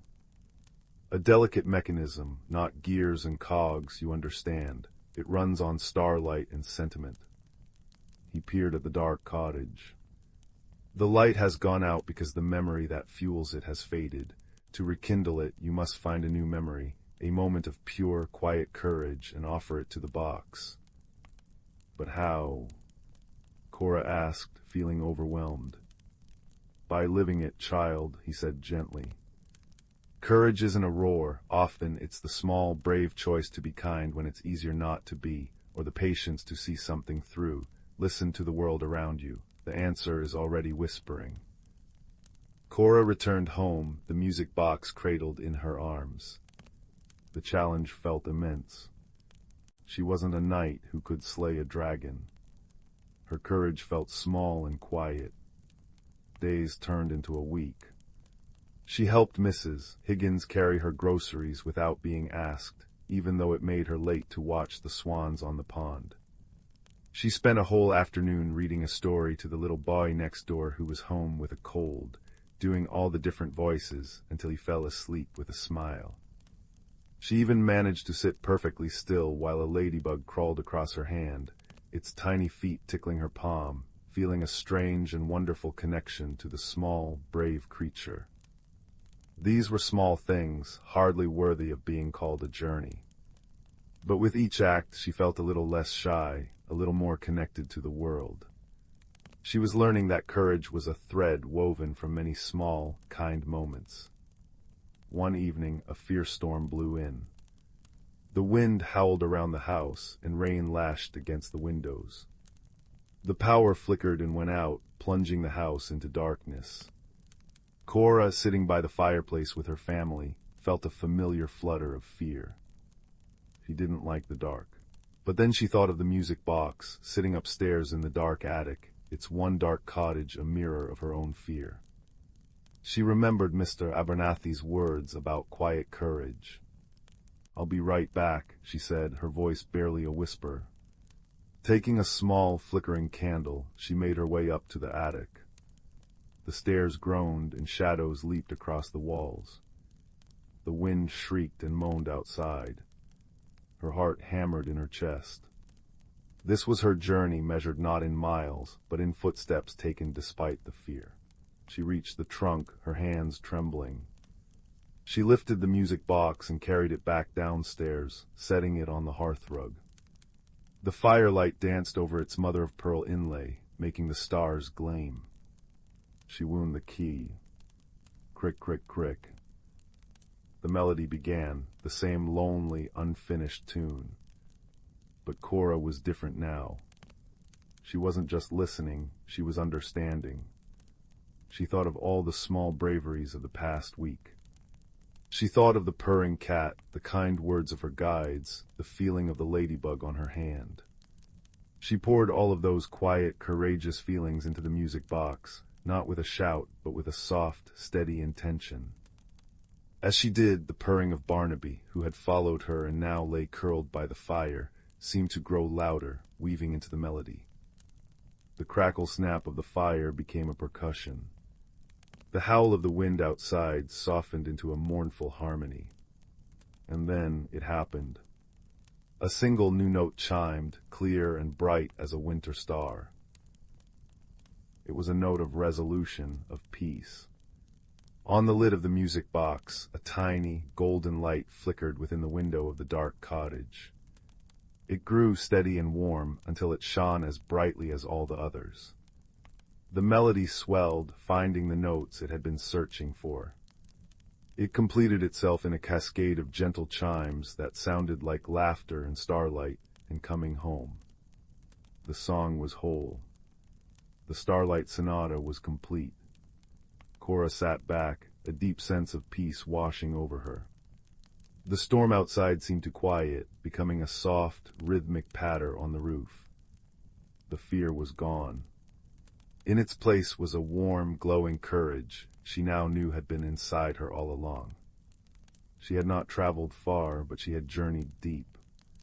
She had discovered that magic wasn't about casting spells, but about listening to the world, about the courage in kindness and the power of a patient heart. The ordinary trunk had held an extraordinary secret, and in lighting the lullaby light, she had lit a small, brave light within herself, one that would never again be extinguished by the dark. And as the fire crackled and Barnaby purred and the repaired music box played its gentle, perfect lullaby, Cora knew that some of the greatest adventures are the ones that happen right where you are, if only you have the heart to listen. In the heart of the ancient verdant wood forest, where the trees whispered secrets older than time itself, lay a hidden world unknown to most. This forest thrived under the gentle guardianship of creatures both seen and unseen, each playing a role in the delicate balance of nature. The air was perpetually infused with the heady scent of moss and pine, and the gentle rustle of leaves in the breeze sounded like the forest's own quiet symphony. At the center of this lush wilderness was a particularly grand oak, known as the elder tree. Its vast branches stretched towards the sky, and its roots delved deep into the earth, connecting it to all the life surrounding it. This venerable tree was the heart of the forest, a living repository of wisdom and magic. It was said that the elder tree had witnessed the changing of countless seasons, each one leaving its mark in the rings of its trunk. As spring unfurled her emerald banners across the landscape, a gathering began beneath the oak's expansive canopy. This was a time of renewal and celebration, marking the beginning of another cycle of growth and abundance. Creatures of every kind convened here, the nimble-footed deer with their gentle eyes, the wise old owls with feathers as soft as the dusk, and the industrious squirrels, their fur a flash of russet among the greenery. Even the tiniest of beings, like the glittering dragonflies and the industrious ants, found their place in this circle of life. Among these creatures was a young fox named Rowan. With fur as bright as autumn leaves and eyes the color of amber, he was known for his curiosity and kindness. Rowan had grown up hearing the stories of the elder tree and the magic that pulsed throughout the forest, and he dreamed of understanding the mysteries that lay hidden within the woods. On this particular day, the air was alive with the scent of blooming wildflowers and the distant song of the river winding its way through the forest. Rowan found himself seated at the foot of the elder tree, listening intently to the stories being shared. The forest elders, wise creatures who had lived through many seasons, spoke of the importance of harmony and balance, of how every creature, no matter how small, contributed to the whole. As the sun dipped lower in the sky, casting a warm, golden light across the forest floor, an unexpected visitor arrived. It was Zephyr, a gentle spirit of the wind, who often roamed the skies and danced among the treetops. Zephyr's presence was as light as a whisper, and whenever he appeared, the leaves would shimmer and sway, as if greeting an old friend. "Rowan," Zephyr called softly, his voice barely more than a breeze, "come walk with me." Intrigued, Rowan rose to his paws and followed the wind spirit. They moved through the forest, Zephyr guiding him with a playful gust here, a gentle nudge there. The world around them seemed to come alive with vibrant colors and sounds, the call of a distant owl, the trickle of a nearby brook, the soft crunch of leaves underfoot. As they wandered deeper into the woods, Zephyr began to share stories of the seasons and the magic they carried. "Each season brings its own gifts," Zephyr explained. "Spring brings renewal and hope, summer warmth and abundance, autumn wisdom and reflection, and winter rest and resilience. The forest thrives because each season knows its place and purpose." Rowan listened intently, his heart swelling with understanding. He realized that just as the seasons worked together, so too did the creatures of the forest, each with their own role to play in maintaining the harmony of their home. Their journey led them to a clearing where the ground was carpeted with soft, fragrant moss and the sky above was a canvas of twinkling stars. Here Zephyr paused, allowing Rowan to take in the beauty of the world around him. "Remember this, young Rowan," Zephyr continued, his voice gentle and wise. "True strength lies not in power or force, but in understanding and cooperation. The forest flourishes because its inhabitants work together, respecting the balance of nature." Rowan nodded, feeling the truth of Zephyr's words resonate deep within him. He understood now that his own small acts of kindness and curiosity could contribute to the greater good of the forest. He felt a renewed sense of purpose, ready to play his part in this intricate dance of life. As Zephyr prepared to depart, he left Rowan with one final message. "Cherish the stories of the elders, for they are the threads that weave the tapestry of our world. Pass them on, and you will keep the magic of the forest alive for generations to come." With that, Zephyr took to the skies once more, a gentle breeze rustling through the treetops. Rowan watched him go, feeling a serene sense of peace settle over him. He knew that he was part of something much larger than himself, a timeless cycle of life and magic. Returning to the elder tree, Rowan rejoined the gathering of creatures, his heart full of newfound wisdom. As the stars twinkled above and the night wrapped the forest in its tranquil embrace, the stories continued to be shared, each one a testament to the enduring harmony of the natural world. And so, under the watchful gaze of the elder tree, the forest thrived, a sanctuary of life and wonder, where creatures great and small lived in balance with the seasons and with one another. Rowan, with his bright eyes and gentle heart, became a guardian of the forest's secrets, ensuring that the wisdom of the past would light the path for all who followed. In the quiet of the night, as the last embers of the day faded into darkness, a sense of comfort and resolution settled over the forest. It was a place where magic and reality entwined, a haven of peace and possibility, forever cradled in the arms of nature. In a quiet corner of the spiral galaxy, where stardust settled like glittering snow, there lived two beings from different worlds. On the crystalline planet of Luminar, there was a gentle creature named Kalen, whose skin shimmered with the colors of his emotions, and whose long, slender fingers could weave light into soft, glowing patterns. On the rust-colored world of Veridia, there lived a small, round being named Rin, who communicated through melodic hums that vibrated with meaning, and whose feet left faint, phosphorescent trails wherever they walked. Their friendship began by accident, when both of their small exploration vessels were caught in the gentle pull of a wandering comet's tail and guided toward a forgotten asteroid. There, nestled within a crater veiled by curtains of slow-drifting cosmic dust, they found a place that would become their sanctuary, a vast, natural cavern whose walls were embedded with softly pulsing crystals that hummed in harmony with the distant stars. Kalen, upon first seeing Rin, had flushed a nervous silvery blue, his light-weaving fingers trembling. Rin, in turn, had emitted a low, warbling hum of caution. They were so different. Kalen expressed joy in bursts of gold and understanding in deep, calm violet. Rin expressed curiosity in a rising scale of notes and comfort in a steady, low thrum. They had no words in common, only the silent, vast language of the cosmos around them. Their first project was the garden. The cavern was beautiful but barren. Kalen, using his innate connection to light, gathered luminous mosses from the asteroid's surface and encouraged them to grow along the walls, their soft blue and green glow providing a gentle, perpetual twilight.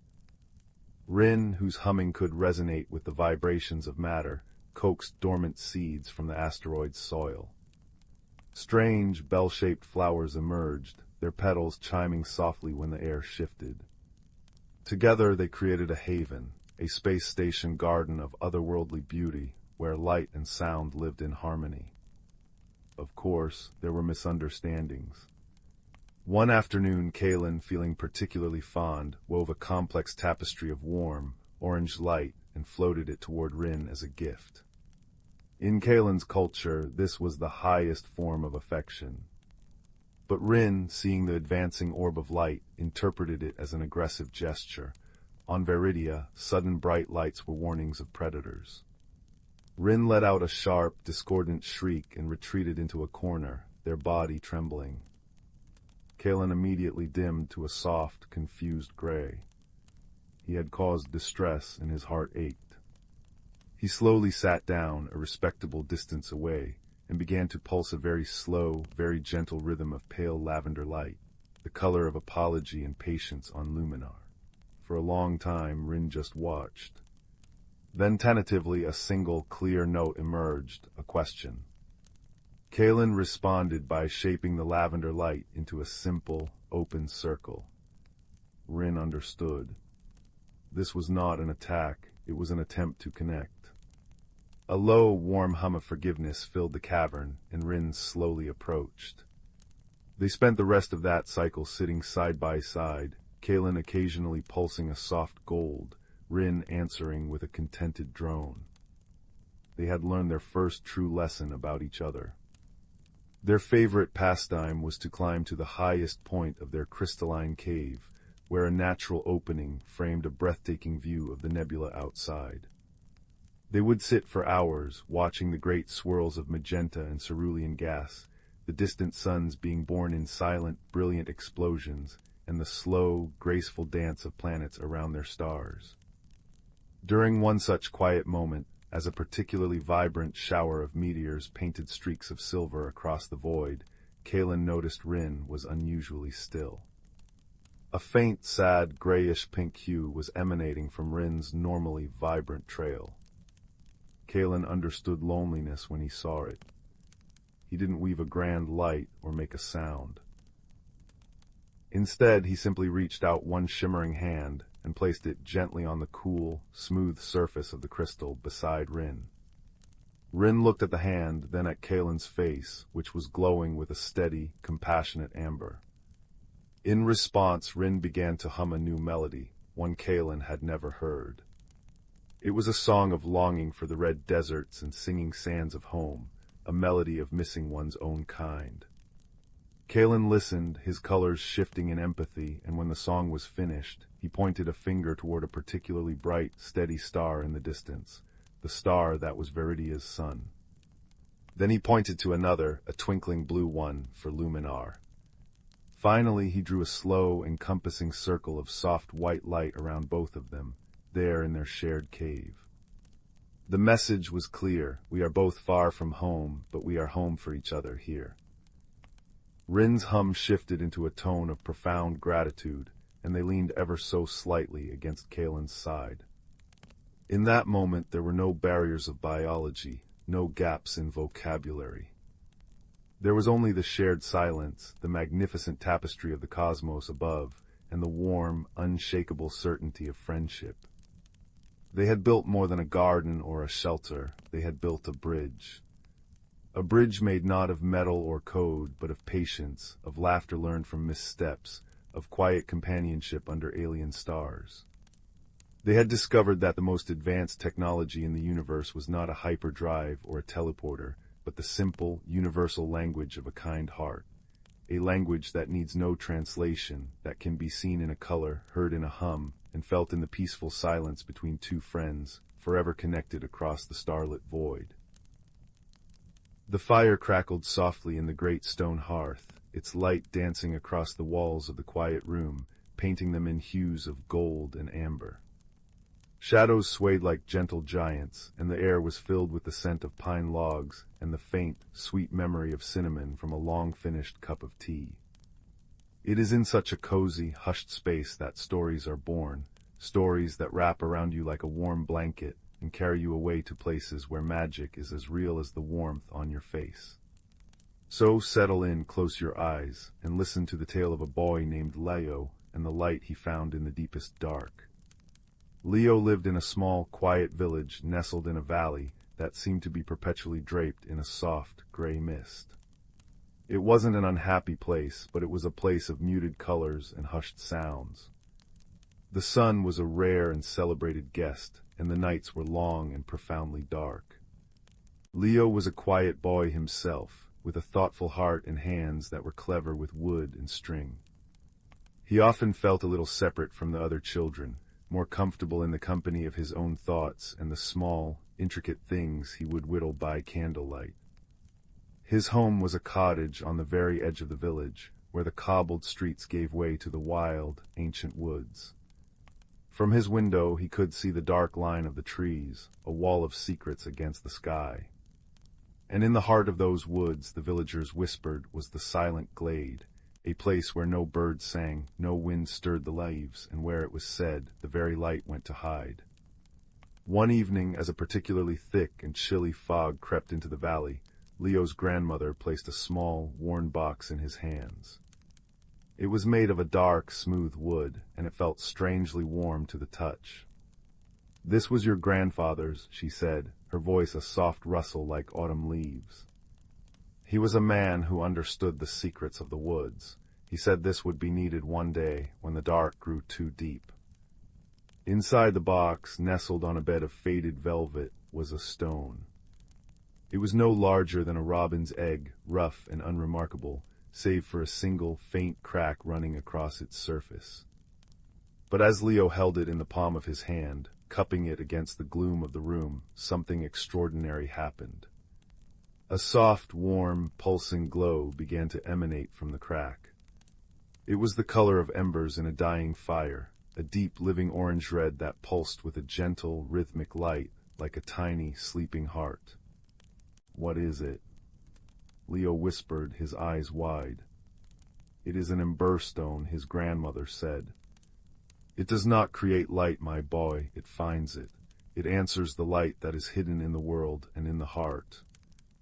That night the fog grew so thick that the lights from the village cottages could not pierce it. It was a darkness you could feel, a cold, damp blanket that smothered sound and sight. Lying in his bed, Leo felt a profound loneliness, a chill that had little to do with the air. He clutched the emberstone in his hand, and its gentle, pulsing glow was a small, brave companion in the immense dark. Drifting to sleep, he dreamed not with images, but with a feeling, a pull, a silent call coming from the depths of the woods. And in his dream, the emberstone glowed a little brighter, as if in answer.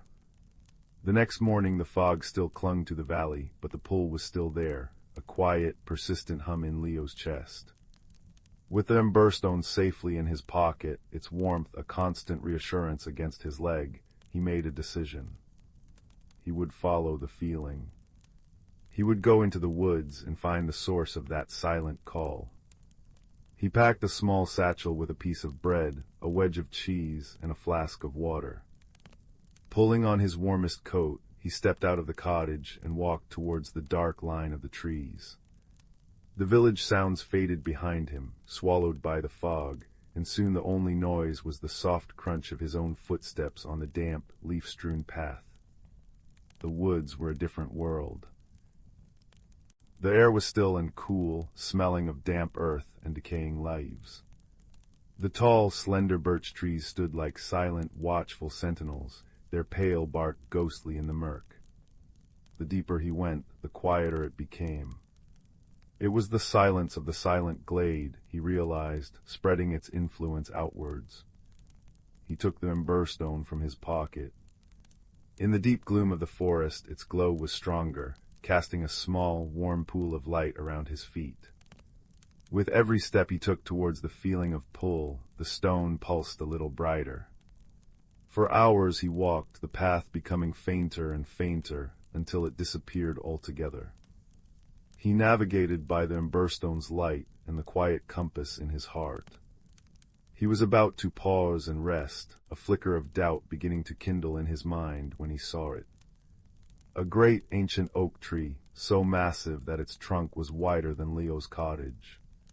Its branches were bare and twisted, reaching into the fog like skeletal fingers. And at its base, nearly hidden by a curtain of thick ivy, was a dark opening. The pull was strongest here. It was a magnetic force drawing him forward. Taking a deep breath, Leo pushed aside the ivy.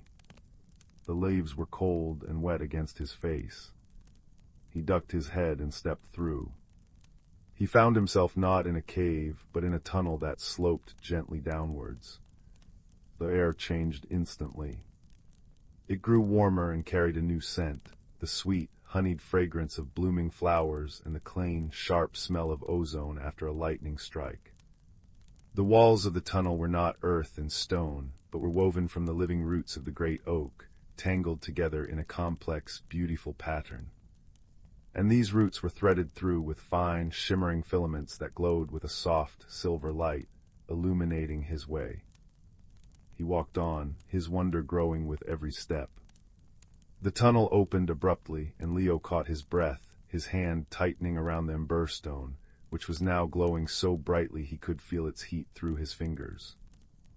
He stood at the edge of the hidden glade.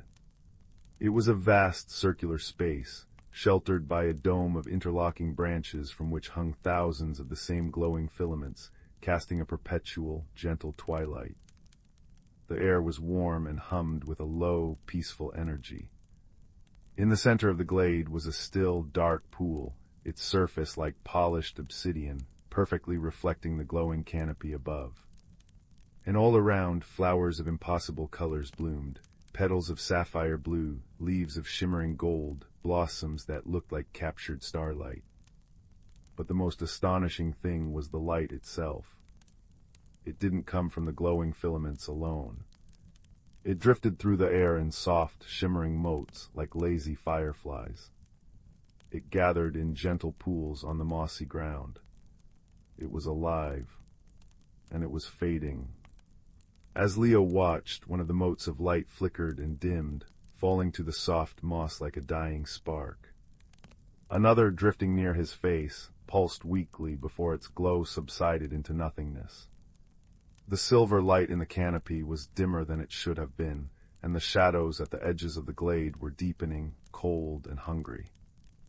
The glade was beautiful, but it was a beauty under a quiet, gathering siege. It was then that he saw the creature.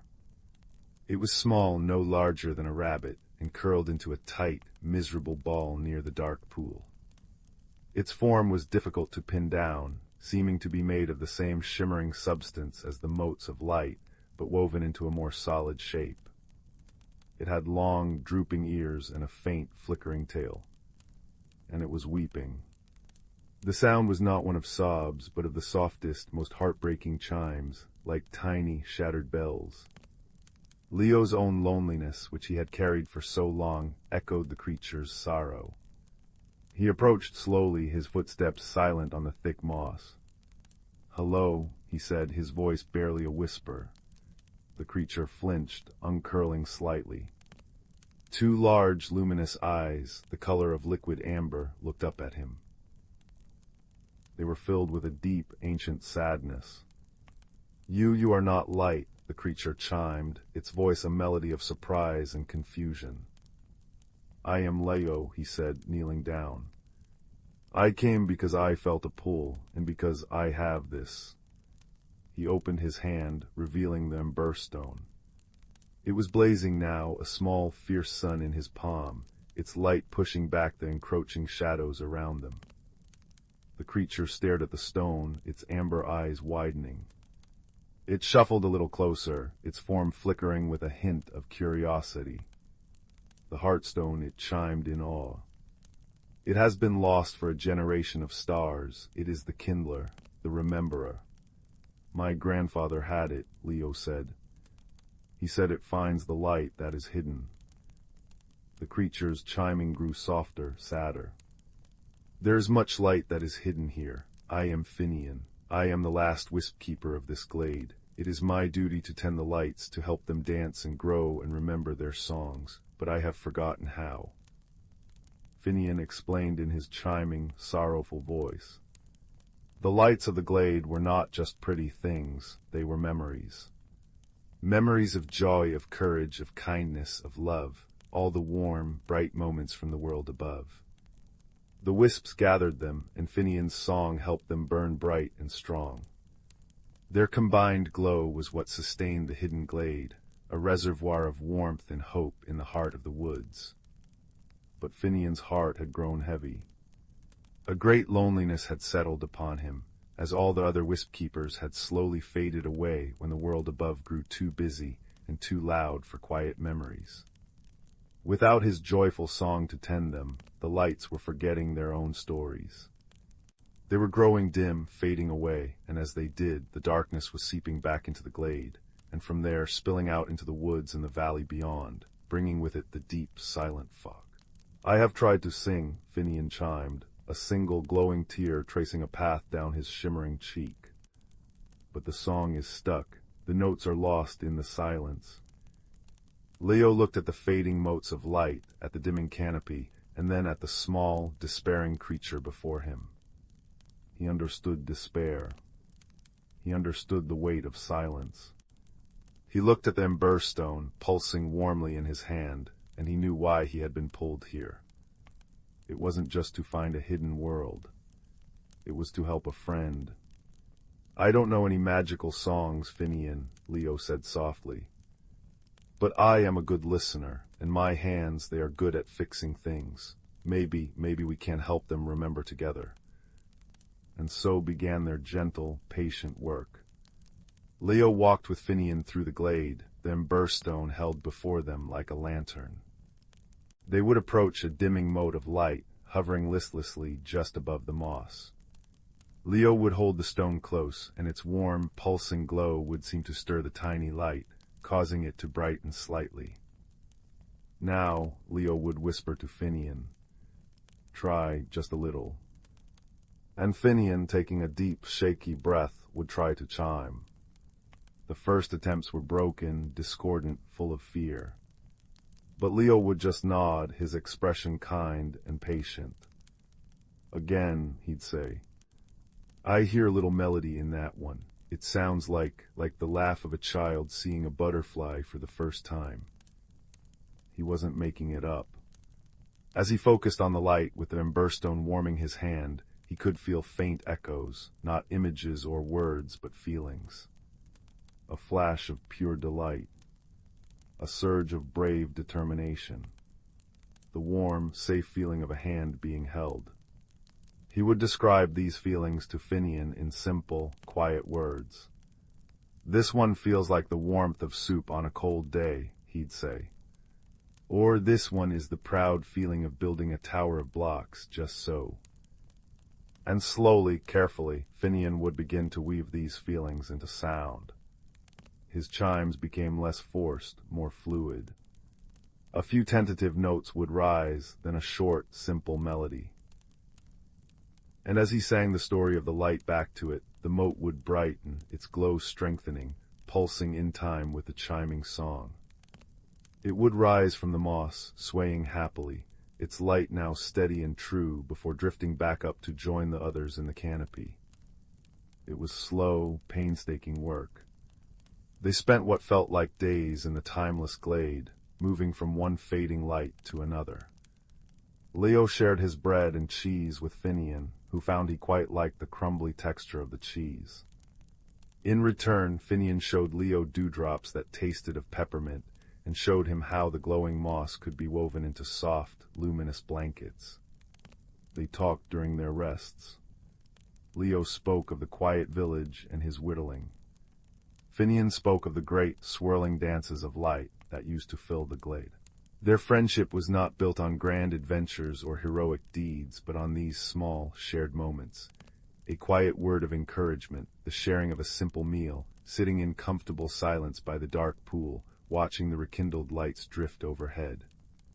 Leo felt his own loneliness, the chill he had carried for so long, beginning to thaw in the warmth of this unexpected companionship.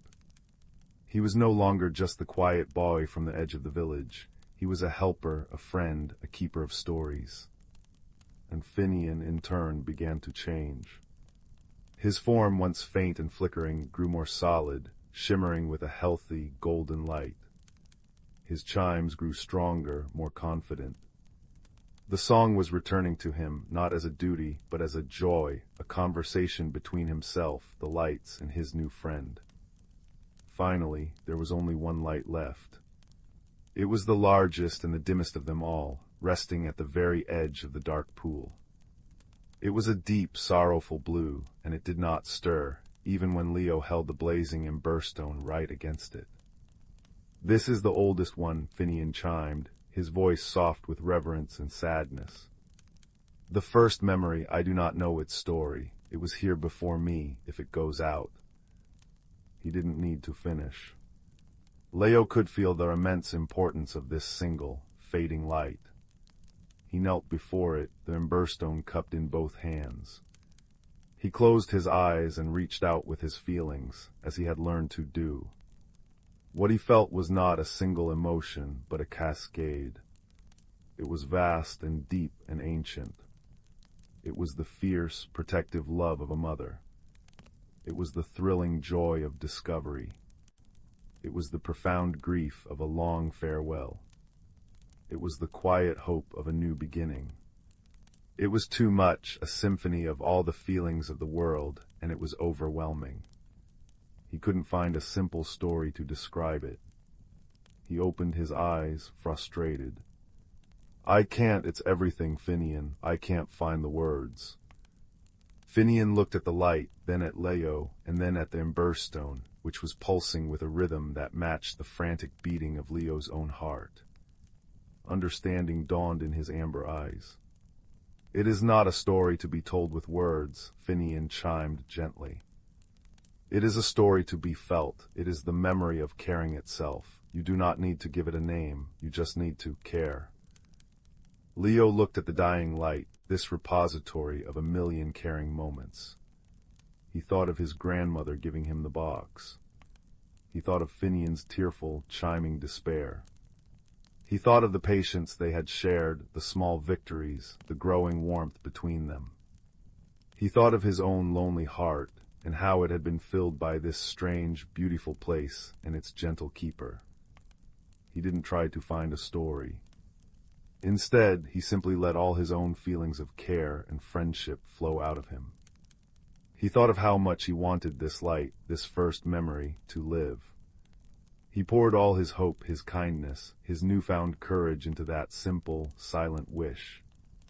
And as he did, the emberstone in his hands did not just glow, it bloomed. A wave of pure golden warmth erupted from it, not hot, but deeply, profoundly comforting. It washed over the fading blue light, over Finnian, over the entire glade. The blue light trembled. Then it began to brighten, shifting from a dying blue to a vibrant, brilliant silver, then to a warm, radiant gold. It rose into the air, growing until it was as bright as a miniature sun. It hovered before them for a moment, pulsing with a grateful, powerful energy, before shooting up into the center of the canopy. The moment it touched the woven branches, their entire glade erupted in light. Every filament in the canopy blazed with a brilliant, silvery white radiance. The thousands of motes of light, now fully restored, began to dance, swirling in complex, beautiful patterns, chiming along with Finnian, who was now singing a song of pure, unbridled joy, a song that was both old and new, a song of remembrance and of a friendship newly forged. The darkness at the edges of the glade vanished, banished by the overwhelming brilliance. The glade was now a dome of living, singing light, warmer and more vibrant than it had likely been in centuries. Leo and Finnian stood together, watching the dance, their faces bathed in the glorious glow. The transformation was complete. The glade was saved. The darkness was in retreat. Leo knew it was time to go. The pull in his heart was gone, replaced by a deep, peaceful fullness. "You will stay, won't you?" Finnian chimed, his voice hopeful. Leo smiled, a true, easy smile that reached his eyes.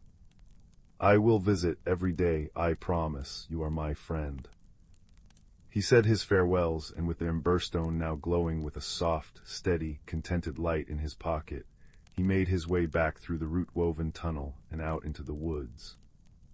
The change was immediate. The fog was gone. The air was clear and crisp. Sunlight, real golden sunlight, streamed through the canopy of the trees, dappling the forest floor. Birds were singing, and a gentle breeze rustled the leaves, creating a symphony of life where there had been only silence. When he emerged from the woods, the village was bathed in the warm, late afternoon sun. The gray mist had vanished, and the valley was alive with color. People were outside their cottages, chatting and laughing, their faces turned up to the sun in wonder. Leo walked back to his cottage, a quiet boy no longer. He had a secret, a wonderful, warm secret that glowed in his heart as surely as the emberstone glowed in his pocket. That night, as he sat by his own small fireplace, whittling a little piece of wood into the shape of a small, shimmering creature with long ears, he felt a profound sense of peace. The fire crackled, its light dancing on the walls, but the room was no longer just lit by fire. It was lit from within him by the memory of a hidden glade, a song of chiming bells, and the warm, steady glow of an unexpected friendship. He knew the dark would come again, as it always does. But he also knew that now he carried his own light with him. A light that could find the hidden light in others. A light of patience, of kindness, of listening. A light that had been kindled in a silent glade, and would now burn steady and true for the rest of his days. And as you listen to the crackle of this fire and feel its warmth on your skin, you can carry that knowledge with you too. That even in the deepest dark, there is always a light to be found, a friend to be made, a story to be remembered. So close your eyes now, and let the warmth and the peace of this tale carry you away into gentle, starlit dreams, where glades of light await, and friendships glow like embers in the comforting dark. Sleep well. Deep within the heart of the world lay the Elderwood, a forest so ancient that its roots were rumored to cradle the very dreams of the earth. It was a place where moonlight did not merely fall, but pooled in silver puddles between the gnarled roots of sleeping trees, and where the air itself hummed with a soft, forgotten magic. The creatures who called this place home were the children of the night, their lives a quiet symphony played to the rhythm of the stars and the gentle turning of the seasons. On this particular night, the air was crisp with the scent of damp earth and decaying leaves, the first true breath of autumn. A young fox, whose coat was the color of autumn rust and whose eyes held the inquisitive gleam of untold stories, sat at the edge of a starlit clearing. His name was Rowan. He was listening, as he often did, to the secret language of the forest. It began not with words, but with sensations. A soft, percussive plink, plink, plink of dew dripping from a broad oak leaf onto a moss-covered stone below. The stone, smooth and dark, seemed to absorb the sound, humming back a vibration so low it was felt more than heard, a contented, grounding thrum. A little way off, a brook babbled over a bed of pebbles. To Rowan it was not mere noise, but a constant, cheerful chatter, telling tales of the high mountain snowmelt from which it came, and the distant sea it hoped to one day meet. The wind, a gentle sigh through the pine needles, carried whispers from the treetops, stories of the sun-warmed day now past and the creatures that had passed beneath their boughs. Rowan loved these sounds.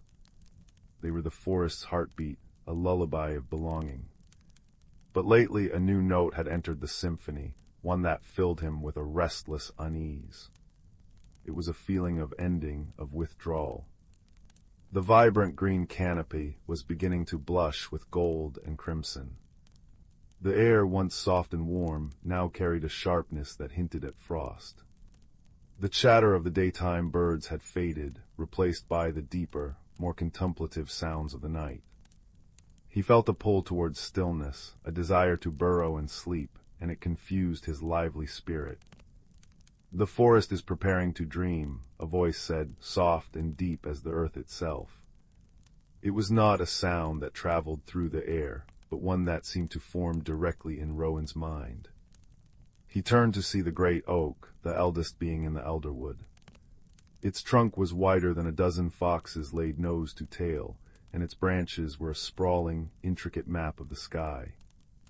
In a hollow where a lower branch met the massive trunk, two luminous golden eyes blinked slowly. It was Orion, the great horned owl, who had made his home in the oak for more seasons than the stones in the brook could count. Preparing to dream. Rowan asked, his voice a small rustle in the vast quiet. But why must it sleep? The summer was so full of light and life, it feels like a loss. Orion shifted slightly, his feathers making a soft, rustling whisper. "Come," he hooted gently. "Let us walk, the forest has wisdom to share, if you know how to listen." Together, they moved from the clearing into the deeper woods. The path was carpeted with moss so thick and soft it muffled their footsteps entirely. Moonbeams, slender and silver, pierced the canopy, illuminating patches of the forest floor where bioluminescent fungi grew in ethereal clusters. They glowed with a soft, blue-green light, like fallen stars content to rest upon the earth. Delicate, ghost-pale flowers unfurled their petals only for the moon, releasing a fragrance as faint and sweet as distant memory. "You hear the brook's chatter," Orion said as they walked beside it. "But listen deeper. What is it saying now?" Rowan paused, focusing beyond the cheerful gurgle. He closed his eyes and let the sound wash over him. Beneath the surface melody, he detected a slower, more resonant tone. The water was flowing with less urgency. The stones it passed over, usually slick and quick, were now more exposed, their dark surfaces drinking in the moonlight. "It's slowing down," Rowan realized. "Its song is becoming quieter, more thoughtful." "Exactly," Orion murmured. The stream is not dying, it is gathering its stories, turning them over like smooth stones in its current. In the deep silence of winter, it will hold them close, and in the spring, its song will return, richer for the quiet contemplation. They walked on, and the wind picked up, stirring the high branches. A shower of golden leaves spiraled down around them, a silent, beautiful rain. The sound was a dry, gentle shushing, a sound that begged for quiet and rest. And the trees, Orion prompted, what is their language tonight? Rowan looked up at the mighty maples and whispering aspens. Their leaves, once vibrant green, were now aflame with color. As they fell, they did not cry out in sorrow, but rustled a gentle farewell. He placed a paw on the trunk of a birch, its bark like peeled parchment. He felt a slow, steady pulse, a rhythm that was slowing, deepening, pulling inwards. They are letting go, Rowan whispered, a pang of understanding striking his heart.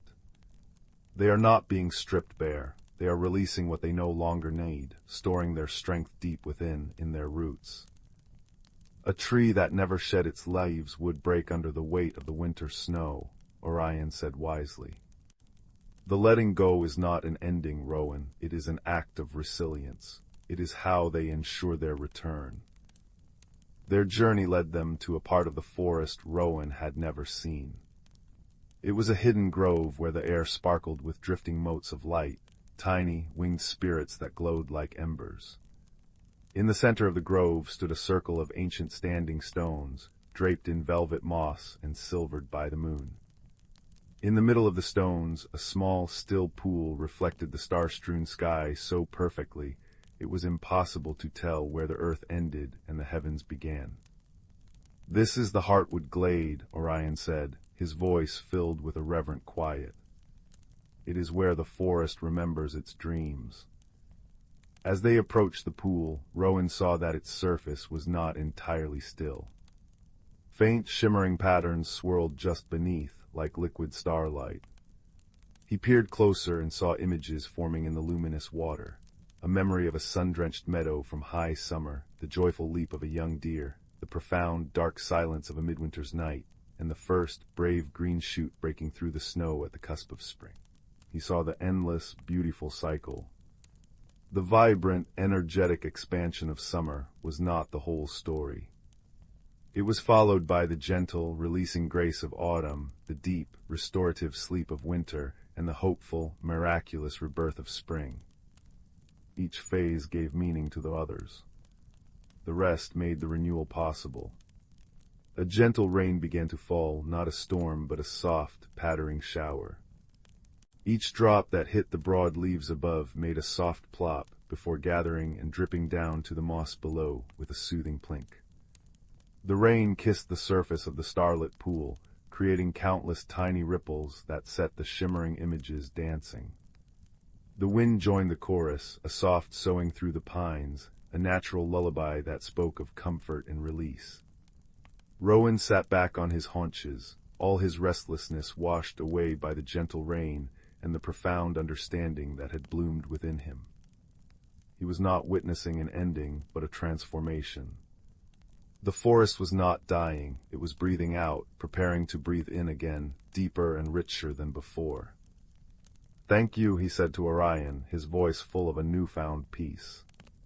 The owl simply blinked his great golden eyes, a silent acceptance. "The wisdom was always here, little one. You only needed to learn its language." Rowan made his way back to his den, a cozy hollow beneath the roots of the great oak. The sounds that had once made him anxious now cradled him. The rustle of falling leaves was a blanket being tucked in for the long sleep. The slower song of the brook was a soothing hum. The patter of rain on the canopy was a gentle promise that all was well. He curled up in his nest of dried ferns and soft moss, his rust-colored fur blending into the shadows. As he drifted into sleep, he felt the deep, slow dream of the forest envelop him. He was not separate from the cycle, he was a part of it. His own quiet time of rest was not a loss, but a gathering of strength, a storing of stories, a silent preparation for the day when the sun would grow warm again and he would emerge, renewed and ready for the next chapter of his life under the dappled light of the elderwood. And high above, Orion watched over the slumbering forest, his wise old heart beating in time with the turning of the world, a silent guardian of the sacred, endless dance between rest and renewal. In the serene village of Willow Grove, nestled amidst rolling green hills and surrounded by whispering woods, lived a gentle soul named Lyra. Lyra was known for her caring heart and love for nature, yet she often felt a whisper of unease deep within her, a longing for something she couldn't quite name. This feeling was like a tiny pebble in her shoe, persistent and urging her to change, though she feared the unknown. Lyra lived in a quaint, ivy-covered cottage at the edge of the forest. Her days were filled with the simple joys of tending her vibrant garden and listening to the melodies of the wind as it danced through the leaves. The villagers adored her for her kindness and often sought her wisdom, but Lyra secretly wondered if she was missing out on a greater adventure. One crisp autumn morning, as the golden sunlight poured through the canopy of trees, Lyra decided to wander deeper into the forest than ever before. She followed the path as it wound like a playful ribbon through the woods, the air rich with the scent of pine and earth. It was there she met a creature unlike any she had ever seen, a small, shimmering dragon named Finn. Finn was a curious and cheerful dragon, his scales glistening with a spectrum of colors that shifted and changed like the sky at sunset. He had been watching Lyra for a while, drawn to her gentle spirit and sensing her inner turmoil. With a voice as soft as a summer breeze, he greeted her. "Greetings, dear Lyra. I am Finn, a guardian of these woods. I sense you are seeking something, perhaps even without knowing what it is." At first, Lyra was startled by the dragon's presence, but his warm eyes and gentle demeanor quickly set her at ease. "I don't know," she admitted, her voice barely louder than a whisper. "I feel as though there's something more I should be doing, something I should become, but I don't know what it is." Finn nodded knowingly. Change can be daunting, but it is through change that we grow. Perhaps a journey of discovery is what you need. And with those words, Finn promised to accompany Lyra on a magical journey, one where she would learn not only about the world, but also about herself. Their journey began that very day. Finn led Lyra through hidden paths and enchanted glens, where the sunlight filtered through the leaves like golden rain. They visited the ancient oak with a trunk wide enough to hold secrets 1,000 years old, where Finn introduced her to the wise owls who nested there. The owls shared stories of the forest's history, tales of resilience and change, teaching Lyra the importance of embracing the unknown. As days turned into weeks, Lyra found herself growing more comfortable with the idea of change. Each new experience was like a brushstroke on the canvas of her life, adding depth and color. She learned from the playful brook that danced over stones, whispering secrets of adaptation and flow. She marveled at the caterpillars transforming into butterflies, their delicate wings a testament to the beauty of transformation. Throughout their travels, Lyra was never alone. Finn was a constant companion, always there to offer encouragement and wisdom. He taught her to see the magic in everyday moments, from the way the stars twinkled like diamonds in the night sky, to the way the morning dew coated the world in a shimmering veil. One day, as they rested by a serene lake under the silver glow of the moon, Lyra turned to Finn, her voice brimming with newfound understanding. "I've learned so much, yet I feel there's still more within me waiting to grow." Finn smiled, his scales reflecting the moonlight like 1,000 tiny mirrors. "You've discovered that growth is a journey, not a destination. You've learned to trust in the process, to embrace the changes that come your way." With Finn's guidance, Lyra realized that the unease she once felt was not a burden but a gift, a call to explore, to learn, to grow. She understood that change was not something to fear, but something to welcome, for it brought with it the promise of new beginnings and endless possibilities. As their journey came to a close, Lyra returned to Willow Grove, her heart full of peace and her spirit alight with the knowledge she had gained. The village welcomed her back with open arms, and she shared her experiences with them, inspiring others to embark on their own journeys of self-discovery. Lyra's garden flourished more than ever, a testament to her inner growth. Each bloom told a story of courage and transformation, a reminder of the beauty that lies in embracing change. And though Finn returned to his home in the forest, his presence lingered in Lyra's heart, a gentle reminder of the magic of friendship and the power of personal growth. Under the starlit sky, Lyra sat by her garden, feeling the warm embrace of the universe. She had found what she was seeking, not something outside of herself, but the courage to grow, to change, and to become the best version of who she was meant to be. And so, with a heart full of gratitude and a soul full of peace, she drifted into a restful sleep, her dreams guided by the gentle whispers of the forest and the shimmering presence of her dear friend, Finn. In the quiet hours of a twilight evening, when the sun had dipped below the horizon and the world was painted in shades of violet and gold, there was a small house nestled at the edge of a sleeping village. Inside, a young boy named Leo was helping his grandmother sort through old belongings in the attic. The air was thick with the scent of cedar and memories, and the only light came from a single lantern casting dancing shadows on the walls. Creak went the floorboards underfoot, a familiar sound that seemed to whisper stories of years gone by. Leo's grandmother had always said the attic was a treasure chest of forgotten tales, and today they were uncovering a particularly dusty corner where an ancient trunk sat draped in a faded quilt. As Leo brushed away the cobwebs, his fingers traced the carved patterns on the trunk's lid, swirls that looked like wind and waves, worn smooth by time. With a gentle push, the lid lifted with a soft thump, releasing a puff of dust that sparkled in the lantern light. Inside, nestled among yellowed letters and moth-eaten blankets, lay a small, brass compass. It was no larger than Leo's palm, with a face clouded by age, but as he picked it up, the needle began to quiver. Instead of pointing north, it spun slowly and settled in the direction of the attic's dusty window, glowing with a faint, golden light. Leo's grandmother smiled, her eyes twinkling. "Some treasures," she said, her voice like the rustle of autumn leaves, "are not found in maps, but in the heart. That compass, my dear, is said to guide those who need it most toward the courage they already possess." That night, as Leo lay in bed, the compass rested on his nightstand, its glow pulsing softly like a heartbeat. He had always been a quiet child, hesitant to speak up in class or venture beyond the garden gate, and the compass seemed to hum with understanding. As sleep began to claim him, the needle twitched again, pointing insistently toward the window. A gentle breeze stirred the curtains, carrying the distant sound of bells chiming from the village clock tower, and Leo knew deep down that a journey was beginning, not one of miles, but of the spirit. The next morning, Leo tucked the compass into his pocket, its warmth a comforting weight against his side. He decided to follow where it led, stepping out into the garden where dew-kissed spiderwebs glittered like diamonds. The compass needle now pointed toward the old oak tree at the edge of the property, and as Leo approached, he heard a soft purring from the branches above.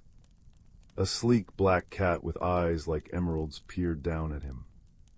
"Lost your way, little one?" the cat asked, her voice a melodic rumble. "Or perhaps you've just found it." This was Seraphina, the garden cat, known for her wisdom and her love of napping in sunbeams. She leaped down gracefully, landing without a sound, and began to weave around Leo's legs. "That compass," she said, nodding toward his pocket, "guides not to places, but to moments where courage is needed. I've seen it before in my 9 lives. Tell me, what fear holds you back?" Leo confessed his shyness, how words often stuck in his throat like burrs, and Seraphina listened, her purring a steady, calming rhythm. "Courage isn't about being loud," she advised, "but about listening first. Follow the compass, I'll join you." And so, with Seraphina padding silently beside him, Leo ventured beyond the garden gate, into the meadow where wildflowers nodded in the breeze. The compass needle shifted, pointing now toward the whispering woods, a forest Leo had always avoided for its shadows and secrets. As they entered the woods, the air grew cool and fragrant with pine and damp earth. Sunlight filtered through the canopy in dappled patterns, and the rustle of leaves underfoot was accompanied by the chirping of hidden crickets. Suddenly the compass needle spun wildly, and from a thicket emerged a small, flustered squirrel with a tail that twitched with nervous energy. Oh dear, he chattered, wringing his paws. I've misplaced my acorns again, the shiny one's eye saved for the winter feast. This was Barnaby, a squirrel whose heart was as big as his forgetfulness. Seraphina introduced him, and Barnaby's eyes widened at the sight of the compass. A guiding light, he exclaimed. I could use one myself, but first can you help me? Kindness shared is courage multiplied, my mother always said. Leo nodded, and together they searched the forest floor, following the trail of scattered acorns Barnaby had dropped. As they worked, Leo found that focusing on helping others eased the tightness in his own chest. With patience they gathered the acorns, and Barnaby rewarded them with a handful of sweet berries from his stash. The compass glowed brighter, its needle steadying toward a clearing deep in the woods where an ancient stone well stood, covered in moss. But the path was blocked by a thicket of thorny vines that seemed to writhe like sleeping serpents. Leo hesitated, his old fears rising like a tide. I don't think I can get through, he whispered, his voice small. Just then a gentle wind stirred, carrying the faint ding-dong of bells from the village, and the vines parted slightly, revealing a narrow passage. A voice, soft as the wind itself, spoke. Thorns guard only what is feared, not what is real. Step lightly, and they will yield. It was the spirit of the breeze, a helper unseen but deeply felt. Seraphina nudged Leo forward. Patience, she murmured. Watch and listen. Leo took a deep breath, recalling his grandmother's words about kindness. Instead of pushing through, he approached the thorns slowly, speaking to them in a gentle tone. We mean no harm, we only seek to pass. To his amazement, the thorns loosened their grip, curling back like unfurling ferns. It was not force but respect that cleared the way. In the clearing the well was dry, but at its bottom lay a single, luminous pearl that pulsed with the same golden light as the compass. Barnaby chattered excitedly. The Heartstone, it's said to reflect the courage of those who look into it. Leo leaned over the edge, his reflection shimmering on the pearl's surface. Instead of seeing a shy boy, he saw someone brave and steady, and in that moment he understood that courage had been within him all along, waiting to be acknowledged. As he reached for the pearl, a shadow fell over the clearing, a large, gloomy cloud that muffled the forest sounds. Leo felt a chill, but Seraphina purred louder, a sound like a tiny hearth fire, and Barnaby began to tell a silly joke about a rabbit in a hat, making Leo laugh. The cloud dissipated, and the pearl lifted into Leo's hand, warm and light. The compass needle settled, pointing back the way they came, its work done. Returning through the woods, Leo felt different. The shadows seemed less frightening, and when they reached the meadow, he spotted a younger child crying by a fallen nest of robin's eggs. Without thinking, Leo knelt down, using his gentle words to comfort the child and help rebuild the nest. Seraphina watched, her green eyes soft with pride, and Barnaby cheered, "Bravo, you found your voice." Back at home, as evening fell, Leo placed the compass and the pearl on the attic trunk, their light fading into a soft glow. His grandmother welcomed him with a cup of warm milk and a knowing smile. "You traveled far today," she said, stroking his hair. "But the greatest journeys are the ones we take inside ourselves." That night, as Leo drifted to sleep, the sounds of the house wrapped around him.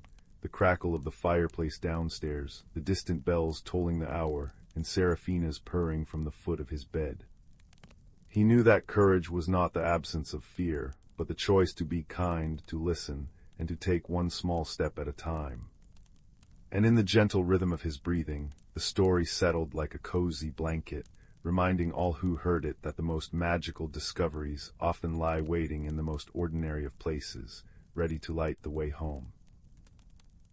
Deep within the heart of the world lay the elderwood, a forest so ancient that its roots remembered the first rainfall and its tallest branches had once brushed the edges of the newborn moon. It was a place where moonlight did not merely fall, but pooled in silvery puddles between gnarled roots, and where magic was not a spectacle, but the very breath of the land. The air itself hummed with a soft, forgotten music, the rustle of leaves sharing secrets, the gurgle of streams murmuring tales of distant mountains, and the low, resonant hum of stones dreaming their slow, geologic dreams. On this particular autumn evening, as a crisp wind carried the scent of damp earth and decaying leaves, a young fox named Rowan sat at the edge of a starlit clearing. His coat was the color of burnt amber, and his eyes, wide with a restless energy, reflected the shimmering constellations above. He was listening, or trying to listen, to the forest. But all he could hear was the frantic thrumming of his own heart. He was filled with a yearning he could not name, a feeling that he was missing something vital, something that hummed just beyond his understanding. A soft rustle came from the canopy above. An immense snow-white owl named Alaric alighted on a low-hanging branch of the grandmother willow, her boughs sweeping the mossy ground like a gentle sigh. His eyes were twin pools of liquid moonlight, deep and knowing. "The wind speaks of unrest, little one." Alaric's voice was not a sound heard with ears alone, but a vibration that settled in the bones, calm and resonant. It carries the flutter of a heart that has forgotten how to be still. Rowan looked up, his ears twitching. "I feel empty, Elder Alaric, as if the forest is singing a song and I have forgotten the words." Alaric blinked slowly. "The words are not forgotten, young fox. They are waiting for you to be quiet enough to hear them. Come, the moon is generous tonight. She will light our path." And so their journey began. They moved away from the clearing and into the deeper, velvet darkness of the elder wood. Here the magic was thicker. Patches of bioluminescent fungi clung to fallen logs, glowing with a soft, blue-green light that pulsed gently, like a sleeping heartbeat. Delicate will-o'-the-wisps, little more than captured starlight, drifted lazily through the air, tracing invisible pathways. "Listen to the stream," Alaric whispered, as they approached a ribbon of water that chuckled over smooth, dark stones. "Do not listen for the sound of water, but for the story it tells." Rowan crouched, dipping a paw into the icy current. At first it was just noise. But as he let his breathing slow, as he let the chill of the water and the soft patter-patter of a light drizzle beginning to fall on the broad leaves above calm his spirit, the noise began to unravel into meaning. It was a story of patience. The water was not fighting the stones, it was singing to them, wearing them smooth over centuries with its gentle, persistent melody. It was a lesson in softness overcoming hardness, in the power of constant, gentle flow. "It speaks of perseverance," Rowan murmured, his voice full of wonder. "It does," Alaric agreed. "And it reminds the stones to dream of the sea." They walked on, the gentle rainfall creating a soothing symphony all around them. A soft pit-pat on the leaves, a steady drip-drop from the canopy, a faint hiss as it met the forest floor. The wind picked up not a gale, but a tender breath that stirred the pine needles into a soft shushing sound, and made the bare branches of the oak trees click together like whispering bones. Soon they came to a circle of ancient standing stones, draped in cloaks of thick emerald moss. In the center stood a monolith of pure obsidian, taller than the rest, known as the Heartstone. "Place your ear against it," Alaric instructed. Rowan pressed his sensitive ear to the cool, smooth surface of the Heartstone. He expected silence, the silence of the deepest earth. But instead he felt a low, deep thrum, a vibration so profound it seemed to resonate with the very core of the world. It was the slow, steady pulse of the forest itself, the rhythm of roots stretching deep, of minerals shifting, of time itself passing with infinite patience. It was the language of stability, of being utterly and completely present. "It feels eternal," Rowan breathed. It is the memory of the mountain from which it came, Alaric said. It teaches us that even in stillness there is immense life. Now look up. As if on cue, the clouds parted, and the full moon bathed the stone circle in a radiance so pure it seemed to wash the color from the world, leaving only silver and shadow. And in this magical light, the most breathtaking wonder occurred. All through the surrounding glade, flowers that had been closed for the night began to unfurl. They were moon-petal blossoms, their petals the color of moonlight, and as they opened, they released a soft, internal luminescence that made the entire clearing glow. It was a silent, radiant bloom, a celebration of the night. But why do they only bloom now?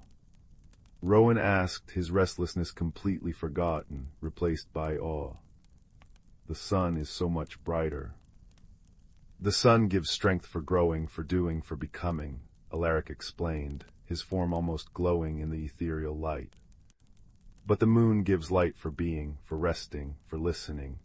These blossoms understand that there is a season for basking in the sun's vigor and a season for absorbing the moon's wisdom. They do not fight the cycle, they embrace each part of it. The words settled deep within Rowan. The babbling brook's lesson of gentle persistence. The heartstone's lesson of profound stillness. The moon petal's lesson of cyclical renewal. They were all pieces of a single truth. He thought of his own restlessness, his feeling of emptiness. He had been trying to fill the quiet with noise, to outrun the stillness. He had forgotten the part of the cycle that was for listening, for absorbing, for simply being present in the grand, quiet hum of the world. He sat down in the center of the glowing clearing, the cool moss soft beneath him, the gentle rain a tender caress on his fur. He closed his eyes and did not try to listen for anything in particular. He just listened. And in that state of open receptivity, the forest spoke to him not in separate voices, but in a single, harmonious symphony. He heard the wind's gentle sigh as it wove through the pines. He heard the patient drip of water from a leaf. He felt the deep, slow pulse of the earth through the soles of his paws. He saw the soft, pulsing glow of the fungi and the blossoms against his closed eyelids. It was no longer a language of words, but a feeling, a vast, comforting presence that held him, a tapestry of sound and light and life woven together with threads of moonbeam and magic. A profound peace, warm and heavy as a quilt of summer wool, settled over him. The emptiness was gone, not because it had been filled with something new, but because he had realized it was not emptiness at all. It was a space, a sacred, quiet space meant for listening, for dreaming, for being part of the forest's endless, gentle song. When he opened his eyes, the first hints of dawn were painting the eastern sky with shades of lavender and rose. The moon petals were slowly closing their luminous faces, storing their light for the next cycle of darkness. The nocturnal creatures were retreating to their hidden dens, their wisdom shared for another night. Alaric was still perched on the Heartstone, a silent, majestic sentinel. He looked at Rowan, and no words were needed. The understanding passed between them as clearly as a moonbeam passes through clear water. Rowan bowed his head in gratitude, then turned and padded softly back toward his den. The forest was different now, or perhaps he was different within it. He no longer felt like a visitor trying to decipher a foreign language. He felt like a single, quiet note in a beautiful, endless melody. He reached his cozy den beneath the roots of a great oak just as the sun's first rays touched the highest branches. The gentle tension of his quest had resolved into the deep comfort of understanding. He curled into his nest of dried ferns, the sounds of the waking day, the chirping of birds, the buzzing of early bees, a pleasant, distant murmur. And as he drifted into a deep, peaceful sleep, the last thing he felt was not the restless yearning of the night before, but the gentle, reassuring pulse of the ancient forest, a lullaby of stone and stream and moonlight humming him into his dreams. The old oak tree at the edge of Rowan's garden had always felt like a friend. Its gnarled roots cradled mossy stones, and its canopy, dense with summer green, sighed secrets to the wind. Rowan, a quiet boy with eyes the color of storm clouds and a heart full of gentle curiosity, often sat beneath it, sketching the intricate patterns of leaves or listening to the rustling chorus above. He felt a peculiar stillness there, a sense of something ancient and watchful, especially as dusk painted the sky in lavender and peach. One such evening, as fireflies began their first hesitant dances in the gathering gloom, Rowan noticed something different. Nestled between two particularly large roots, where shadows pooled deepest, shimmered a faint, silvery light. It wasn't the glow of a firefly, it was steadier, cooler, like captured moonlight. Intrigued, he crawled closer. The light seemed to emanate from a small, perfectly smooth stone, almost hidden beneath a curtain of emerald moss. It felt warm against his palm, humming with a soft, resonant energy that vibrated up his arm. He tucked it carefully into his pocket, a secret treasure, unaware that its touch had already begun to weave a subtle change within him. That night, sleep was elusive. The stone pulsed gently on his bedside table, casting shifting moonbeams across the ceiling. As the grandfather clock in the hall chimed midnight, a peculiar melody drifted through his slightly open window, not the wind, but a high, sweet piping, like a bird song woven with starlight. Drawn by an irresistible pull, Rowan slipped from his bed, the warm stone clasped tightly. He padded silently downstairs and out into the moon-washed garden. The piping led him unerringly back to the old oak. To his astonishment, the space between the roots where he'd found the stone was no longer dark earth. Instead, shimmering like heat haze, stood an archway woven from living willow branches and threaded with strands of pure, cool light. The piping seemed to beckon from within. Taking a deep breath of the night air, heavy with the scent of honeysuckle and damp earth, Rowan stepped through the shimmering portal. He emerged not into darkness, but into a world bathed in perpetual twilight. Above, unfamiliar constellations glittered in a deep indigo sky, larger and brighter than any he'd seen. Giant luminous mushrooms dotted the forest floor, casting soft glows of blue, violet, and gold. Trees, unlike any in his world, soared with trunks like polished obsidian or shimmering mother-of-pearl, their leaves whispering in colors that seemed to shift with every breath of the gentle, fragrant breeze. This was the Glimmerwood, a hidden realm existing just beyond the veil of ordinary sight. The source of the piping stood before him. Perched on a glowing toadstool was a creature no taller than Rowan's knee. Her skin was the deep brown of polished walnut, her hair a cascade of vibrant green vines woven with tiny, star-like white flowers. Large, luminous eyes, the color of new spring leaves, regarded him with wary curiosity. Delicate, iridescent wings, like a dragonfly's but more graceful, hummed faintly at her back. In her hands she held a flute carved from a single, pale reed. "Hello," Rowan whispered, his voice sounding loud in the profound quiet. "Did you call me?" The tiny being tilted her head. "The moonstone called," she replied, her voice like the tinkling of distant bells. "It sensed your quiet heart. I am Fern, guardian of the whispering stream."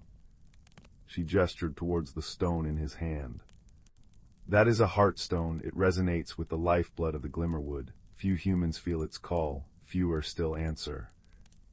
Rowan looked down at the stone, now pulsing in time with the gentle light emanating from the mushrooms. "It feels alive," he murmured. "It is," Fern confirmed. "And it has chosen you because the Glimmerwood is sickening." Her luminous eyes dimmed with sorrow. "The whispering stream, source of all harmony here, flows slow and thick. Its song is fading. Without its music, the light dims, the colors mute, and the very essence of this place withers. We need its song restored." Rowan felt a pang of empathy. The Glimmerwood, though alien, felt deeply precious, its gentle magic resonating with the stillness he cherished under his oak tree. How can I help? I'm just a boy. Fern fluttered closer, landing lightly on his shoulder. Her wings brushed his cheek, cool and soft. The Heartstone connects you now. It lets you see, hear, and feel the Glimmerwood truly. And you are quiet, Rowan, you listen, that is the key. The source of the stream's sickness lies deep within the whispering caverns, beyond the shimmering falls. We must journey there, listen to the silence, and understand what has stolen the song. Will you come? The request was immense, terrifying. Yet looking into Fern's earnest, leaf-green eyes, and feeling the steady pulse of the Heartstone against his skin, Rowan found his fear mingled with a burgeoning sense of purpose. He nodded. I will. Their journey began beneath the luminous canopy. Fern guided Rowan along paths of soft, glowing moss. They passed towering crystal flowers that chimed softly when the breeze touched them, and groves where trees with bark like silver lace hummed ancient melodies.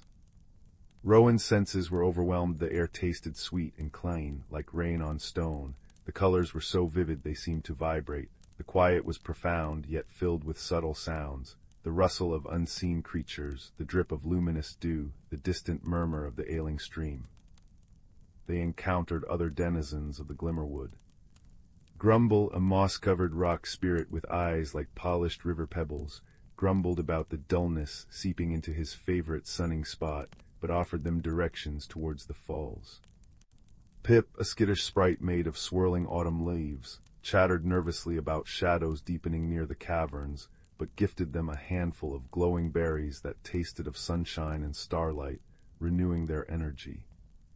Fern was patient, explaining the delicate balance of the Glimmerwood, how the stream's song nurtured the plants, which in turn fed the light sprites, whose dance kept the air pure. Rowan listened, absorbing it all, his quiet nature proving an asset. He noticed things Fern, in her worry, sometimes missed. A patch of unusually gray moss, the way certain luminous beetles avoided a specific path, the faint, discordant note beneath the stream's weakening murmur. The path grew steeper, the air cooler and damper. The vibrant colors of the forest began to leach away, replaced by muted grays and blues. The cheerful chirps and hums grew scarce. The sound of rushing water grew louder, but it was a harsh, grating roar, not the harmonious melody Fern described. Soon they stood before the shimmering falls, or what should have been shimmering. Instead of cascading liquid light, a thick, sluggish, obsidian-black torrent poured over the cliff edge, crashing into a pool below that reflected no starlight, only a depthless void. The air here tasted stale and metallic. The falls, they're poisoned, Fern whispered, her voice trembling, her wings drooping. The sickness comes from the caverns beyond. The entrance to the whispering caverns loomed like a dark maw behind the curtain of black water. An unnatural chill emanated from it. Rowan felt the Heartstone grow cold against his skin, its pulse erratic. Fear, cold and sharp, pricked at him.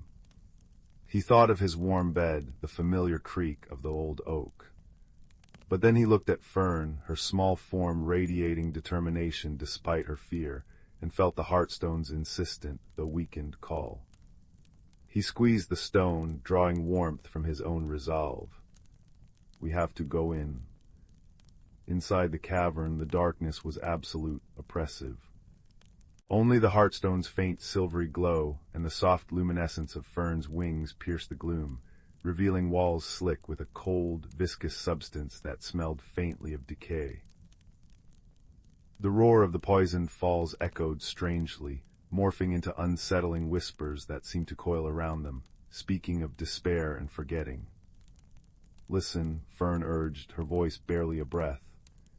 Not just with your ears, feel the stone, feel the cavern.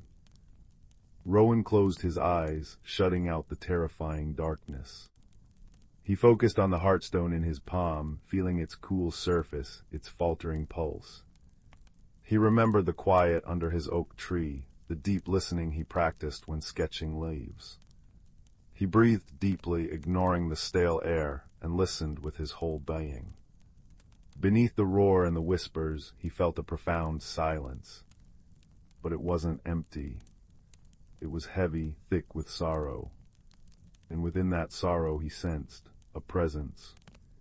Not malicious, but deeply wounded, trapped. "There's something, hurting," he murmured, opening his eyes. Deep inside, it's scared, and its fear is poisoning the water. Fern's eyes widened. The Heartstone, it lets you feel the source, but what could it be? Nothing dark has ever lived in these sacred caverns. Guided by Rowan's newfound sensitivity, they pressed deeper, navigating treacherous slopes and pools of stagnant black water. The whispers grew louder, more insistent, trying to seep into their thoughts, urging them to turn back, to forget. Rowan focused on the Heartstone's pulse, a tiny anchor of light and warmth, and on the quiet place within himself. Fern clung to his collar, her tiny light a beacon. Finally, they reached a vast inner chamber. At its center lay a pool, the origin point of the whispering stream. But instead of pure, singing water bubbling from the earth, a thick, black sludge oozed forth. And chained to the bedrock beside the pool, radiating waves of palpable grief and fear, was a creature that stole Rowan's breath. It resembled a great, sleek otter, but woven from pure, liquid moonlight. Or it should have been. Now its luminous form was dulled, streaked with oily black tendrils that seemed to root it to the stone. Heavy, dark chains, seemingly made of solidified shadow, bound its limbs. Its large, intelligent eyes, once perhaps like molten silver, were clouded with pain and despair. A low, mournful keening emanated from it, the sound that had twisted into the poisoned roar of the falls and the discordant whispers. "The Naiad," Fern gasped, her voice thick with horror and recognition. The spirit of the stream, but who could have done this? Why? Rowan felt the creature's anguish wash over him through the Heartstone, a wave of desolation so deep it brought tears to his eyes. He understood instantly. This wasn't an act of malice from outside. The chains were formed from the Naiad's own despair. The Heartstone showed him flashes, a cataclysm long ago, a fracture deep within the earth that had severed the Naiad's connection to the deeper, purer sources of life, leaving it isolated and terrified. Its fear had festered, manifesting as the physical chains and the poison seeping into its essence. "It's trapped by its own fear," Rowan said softly, stepping closer, the Heartstone's light flaring slightly as it resonated with the Naiad's pain. "It's lost, Fern. It doesn't know how to sing anymore." Fern fluttered down, landing near the Naiad's massive, sorrowful head. "Oh, bright one," she whispered, her voice filled with compassion. "You are not forgotten. You are not alone." She raised her reed flute and began to play. Not a complex melody, but a simple, pure note, clear and unwavering, a sound of pure presence and empathy. Rowan felt the Heartstone grow warm again. He understood. It wasn't about breaking physical chains. It was about reminding the Naiad of its true nature, of the connection it had lost. He knelt beside the Great Spirit, placing his hand, still clutching the Heartstone, gently on its cool, damp flank. He closed his eyes and did the only thing he knew. He listened. He listened past the keening, past the fear, deep into the core of the being before him. He felt the echo of the pure, singing water it once was, the memory of the sunlight dancing on its surface, the joy of nurturing life. He poured that feeling of recognition, of remembered light and song, through the Heartstone and into the Naiad. He didn't speak. He simply was there, present, acknowledging the spirit's pain and holding the memory of its wholeness. Fern's pure note wove around Rowan's quiet presence, a gentle counterpoint to the Naiad's sorrow. The Heartstone pulsed brighter, its silvery light mingling with Fern's soft glow, bathing the chained spirit. A tremor ran through the Naiad. The keening faltered. The oily black tendrils seemed to recoil from the combined light. The chains of shadow flickered, becoming less substantial. The creature lifted its head slightly, its clouded eyes turning towards Rowan. In them, for a fleeting moment, a a spark of its former luminescence ignited a spark of recognition, of connection.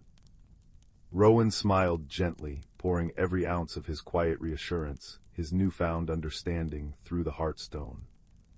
"You are part of the Glimmerwood," he whispered, his voice barely audible yet filled with conviction. "We remember your song." It was like the sun breaking through storm clouds. The naiad drew a deep, shuddering breath. A pure, clear note, like a single drop of crystalline water falling into a still pool, echoed through the cavern, silencing the discordant whispers. The chains of shadow dissolved into wisps of harmless smoke. The oily black tendrils receded, drawn back into the earth as if repelled by the returning light. The sludge bubbling from the pool began to clear, transforming into shimmering, pure water that sparkled with inner light. The mournful keening shifted, transforming into a tentative, hopeful hum.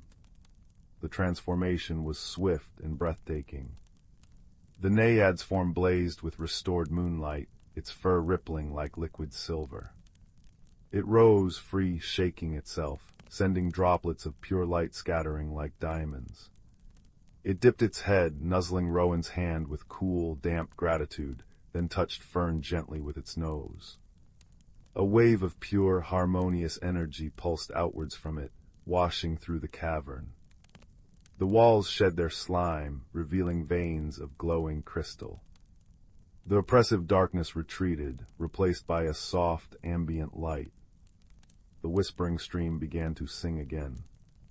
Not a roar, but a joyous, bubbling melody that echoed through the caverns, growing stronger and clearer with every passing second. The sound was pure life, pure harmony. Fern danced in the air, her laughter like chimes. "You did it, Rowan, you listened." As they emerged from the caverns, the change in the Glimmerwood was immediate and profound. The shimmering falls now lived up to their name, cascading in a torrent of liquid light and music.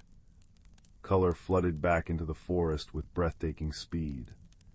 The gray moss turned vibrant green, the luminous mushrooms blazed with renewed intensity, the obsidian trees gleamed, and the mother-of-pearl trunks shimmered with rainbows.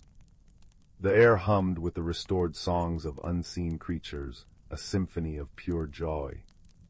Pip the leaf sprite whirled past in a joyful gust of color, and Grumble the rock spirit basked in a patch of newly restored warm light, emitting a contented rumble that sounded almost like a purr. The journey back through the Glimmerwood was a celebration. The path was easier, bathed in the gentle light of the restored realm. Creatures emerged to greet them, shy wood sprites peeking from behind glowing toadstools, luminescent butterflies dancing around Fern's head, even a great stag with antlers like spun crystal who bowed its head solemnly as they passed. The heartstone in Rowan's hand pulsed warmly, no longer just a connection, but a symbol of a bond forged. They reached the willow light archway beneath the giant, now radiantly healthy, Glimmerwood oak equivalent. Fern hovered before Rowan, her eyes bright. "The Glimmerwood owes you a debt, Rowan. Your quiet heart, your willingness to listen deeply. That was the key the Heartstone knew we needed."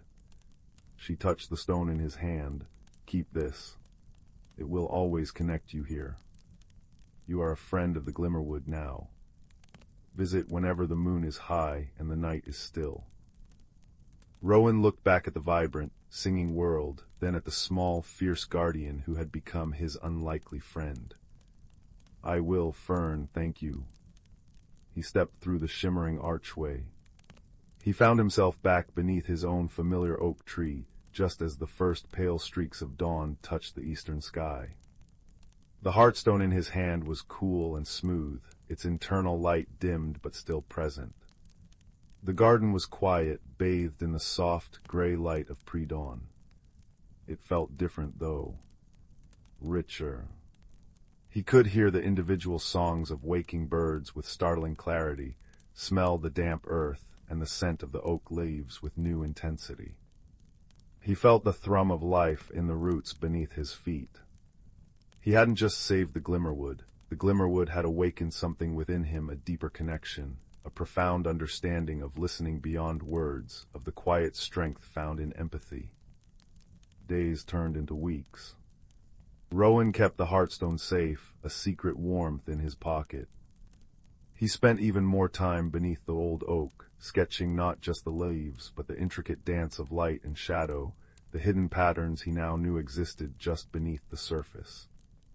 He found he could sense the health of the plants in his garden, feel the subtle shift in the wind before a storm. He truly listened to the world around him, the rustle of the leaves, the murmur of the nearby brook, the quiet conversations of squirrels. He found patience where there was frustration, understanding where there was confusion.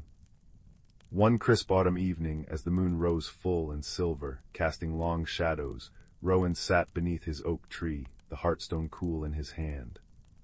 He closed his eyes, listening to the night. Beyond the chirping crickets and the sighing wind, he could just faintly perceive it, the distant, harmonious melody of the whispering stream, flowing strong and pure. He smiled. He knew Fern was out there, tending her realm. He knew the naiad sang its joyful song.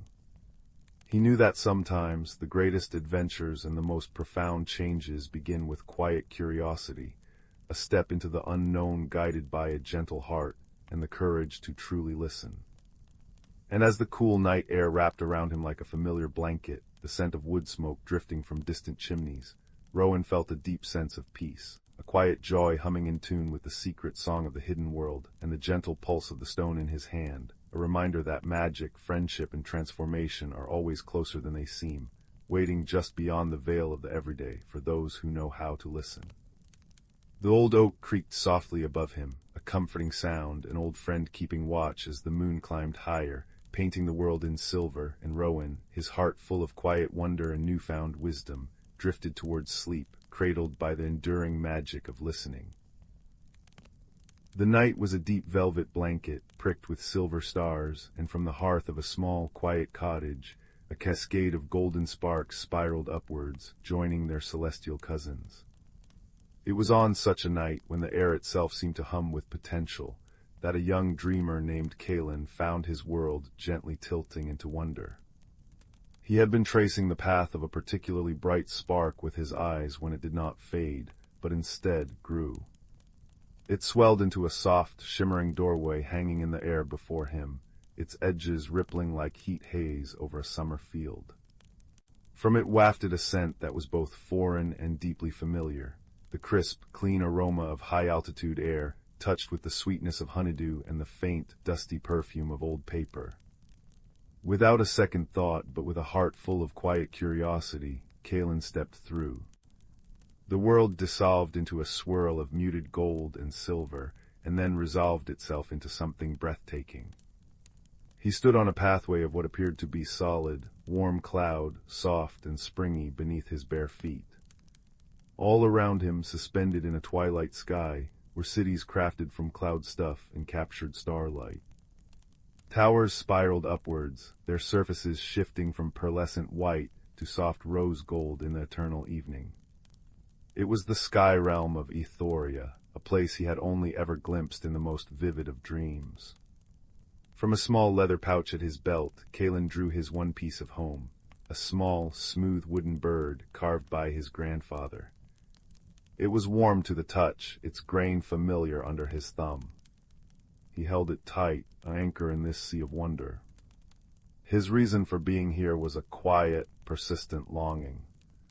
In his own world, a strange silence had begun to fall over the woods near his home. The colors seemed less vibrant, the songs of the birds more faint. He had felt a pull, a whisper on the wind, suggesting that understanding, and perhaps a solution, lay somewhere beyond the known. He had come to Ethoria not for treasure, but for a secret, a melody of restoration. His cloud path led him to the first great landmark, the Whispering Spires. These were not towers of stone, but of crystallized sound. As Kalen approached, they began to hum, a low, resonant chord that vibrated not in his ears, but in his very bones. The music was a language.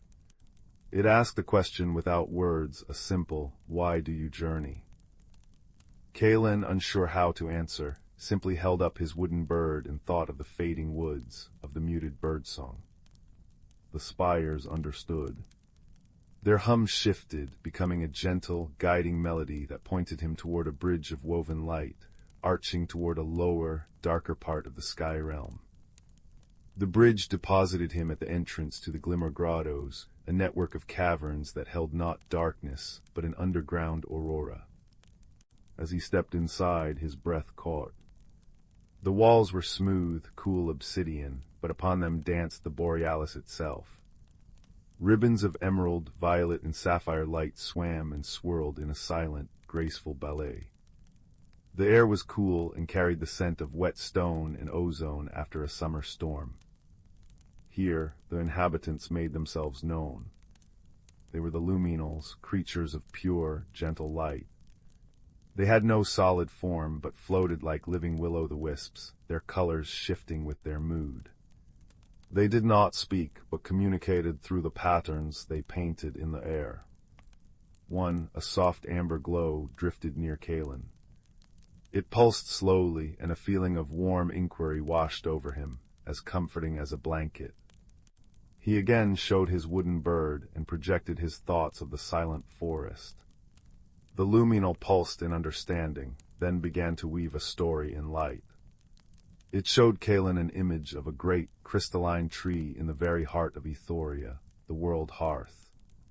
This tree, it explained through its shimmering tableau, was connected to all living things. A crack had appeared in its core, and from that crack a slow drain of vitality was seeping away, affecting not just Ethoria, but touching distant worlds like his own. The music of existence was faltering. His path was clear. He had to find the world hearth. The amber luminal whom he silently named Ember chose to accompany him, bobbing faithfully at his shoulder, its light a constant, reassuring presence. Their journey led them next to the Library of Echoes, a place that existed between the dimensions of thought and reality. It was not a building of shelves and books, but a vast, open space where memories and stories hung in the air like fragrant blossoms on invisible trees. To find a story, you had only to breathe in its scent. Kalen inhaled deeply and caught the fragrance of ancient rain on dry earth, of sun-warmed pine needles, and of deep, restorative sleep. This was the story of healing. He walked through the fragrant narrative, the words forming not in his mind, but as textures against his skin. He felt the rough bark of a resilient tree, the cool silk of healing water, and the final, soft warmth of a mended heart. The lesson was simple. To heal the world hearth, one did not need a powerful spell or a magical artifact, but a profound, selfless offering of a memory imbued with pure, unconditional love. It was a resonance that could seal the crack. With this knowledge held close, Kalen and Ember pressed on, finally arriving at the Nexus Glade where the world hearth stood. It was even more magnificent than the light painting had suggested. The tree was colossal, its trunk and branches seeming to be formed of clear crystal, through which flowed rivers of liquid gold and silver light. Its leaves were shifting prisms, casting tiny rainbows across the glade. But at its base was a painful sight, a jagged dark crack from which the luminous sap was slowly weeping, losing its light and falling as dull gray tears onto the moss below. The air, which should have been vibrant with energy, felt thin and melancholic. Kalen knew what he had to do. He sat before the great tree, the wooden bird cupped in his hands. He closed his eyes and searched his memory for the purest love he had ever known. He thought of his grandfather, of sitting on his knee by the fireplace, listening to tales of his youth. He remembered the feeling of his grandfather's rough, warm hand on his head, a gesture of absolute safety and affection. He remembered the smell of wood smoke and baking bread, the sound of a deep, kind laugh. He poured all of this, the scent, the sound, the texture, the profound feeling of being loved, into the memory of the little wooden bird.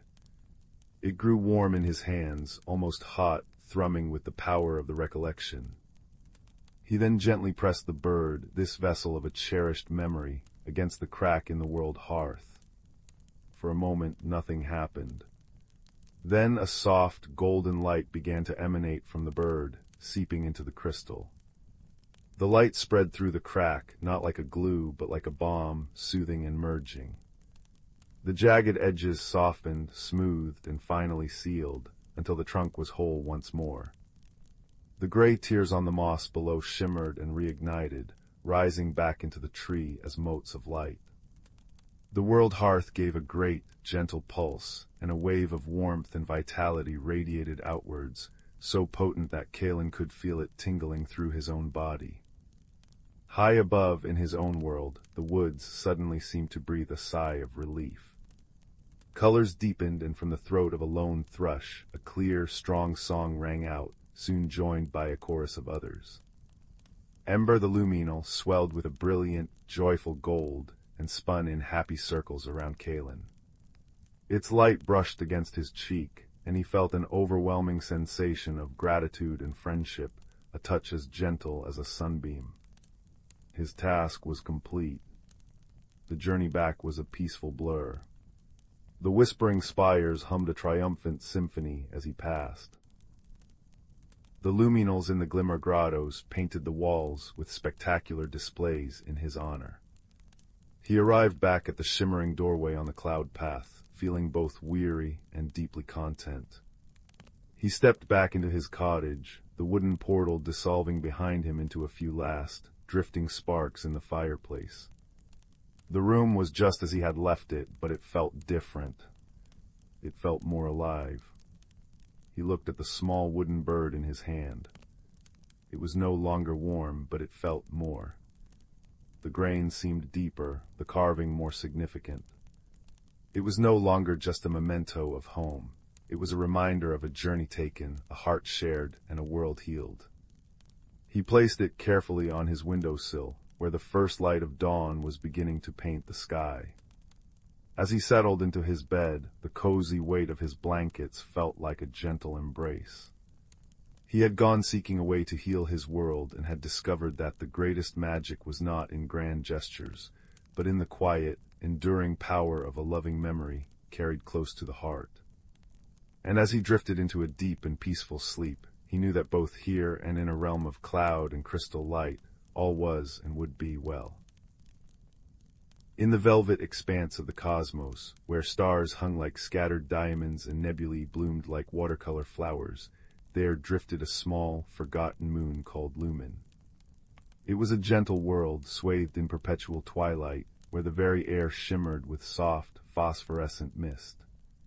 And upon this quiet moon, two very different beings found one another. The first was a creature from the world of Chroma, a place where beings communicated not with words, but with the shifting hues of their skin and the gentle pulses of light from their heart centers. His name in the color speak of his people was a warm, steady amber glow, which for simplicity's sake we shall call Ember. He was small and softly rounded, with 6 delicate limbs and skin that changed like living opal. He had come to Lumen in a vessel that was not so much a ship as a seed pod, designed to unfurl into a shelter of interwoven, light-sensitive fibers. The second was from the harmonic world of Sonus, a planet where life resonated with music. Her name was a series of 3 clear, ascending notes, a hopeful little chord, which we might think of as Lyra. She was slender and tall, with long, whisper-thin antennae that trembled sympathetically with the faintest vibration in the air. Her transport was a hollowed-out meteorite that hummed with a constant, low C-sharp, a comforting drone that reminded her of home. Their first meeting was one of profound confusion. Ember, tending to his newly sprouted fiber hut, saw Lyra approach. He flashed a friendly, inquisitive green, the color of a chromian greeting. To him, it was as clear as saying, "Hello, who are you?" But to Lyra, the sudden flash of green light was a startling, silent event. She recoiled, her antennae vibrating with alarm. In response, she sang a fluttering, questioning sequence of notes, a polite "Are you friendly?" in her native tongue. To Ember, the sound was a jarring, physical pressure. He dimmed his lights to a confused, murky violet, retreating into the doorway of his hut. He had never experienced sound as language before. It felt invasive. For a long while they observed each other from a distance, two solitary creatures marooned on a silent moon, separated by an ocean of misunderstanding. Ember would tend to his glowing garden of luminous mosses, his colors shifting with his lonely thoughts. Lyra would arrange smooth, resonant stones around her humming meteorite, creating patterns that sang in the wind. The turning point came during a gentle shower of cosmic dust. Tiny, iridescent particles began to fall from Lumen's sky, catching the faint starlight.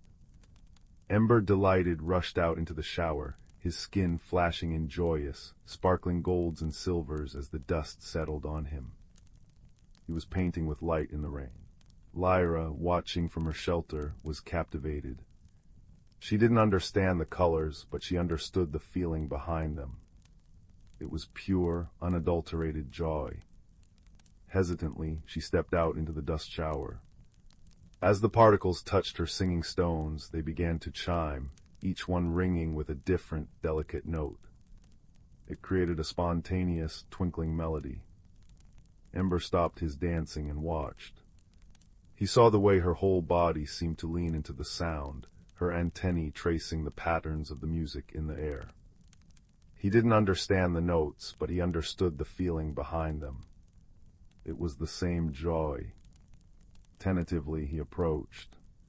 He pointed a delicate limb first at his own chest, where his heart light pulsed a soft, steady blue, the color of curiosity. Then he pointed at the chiming stones.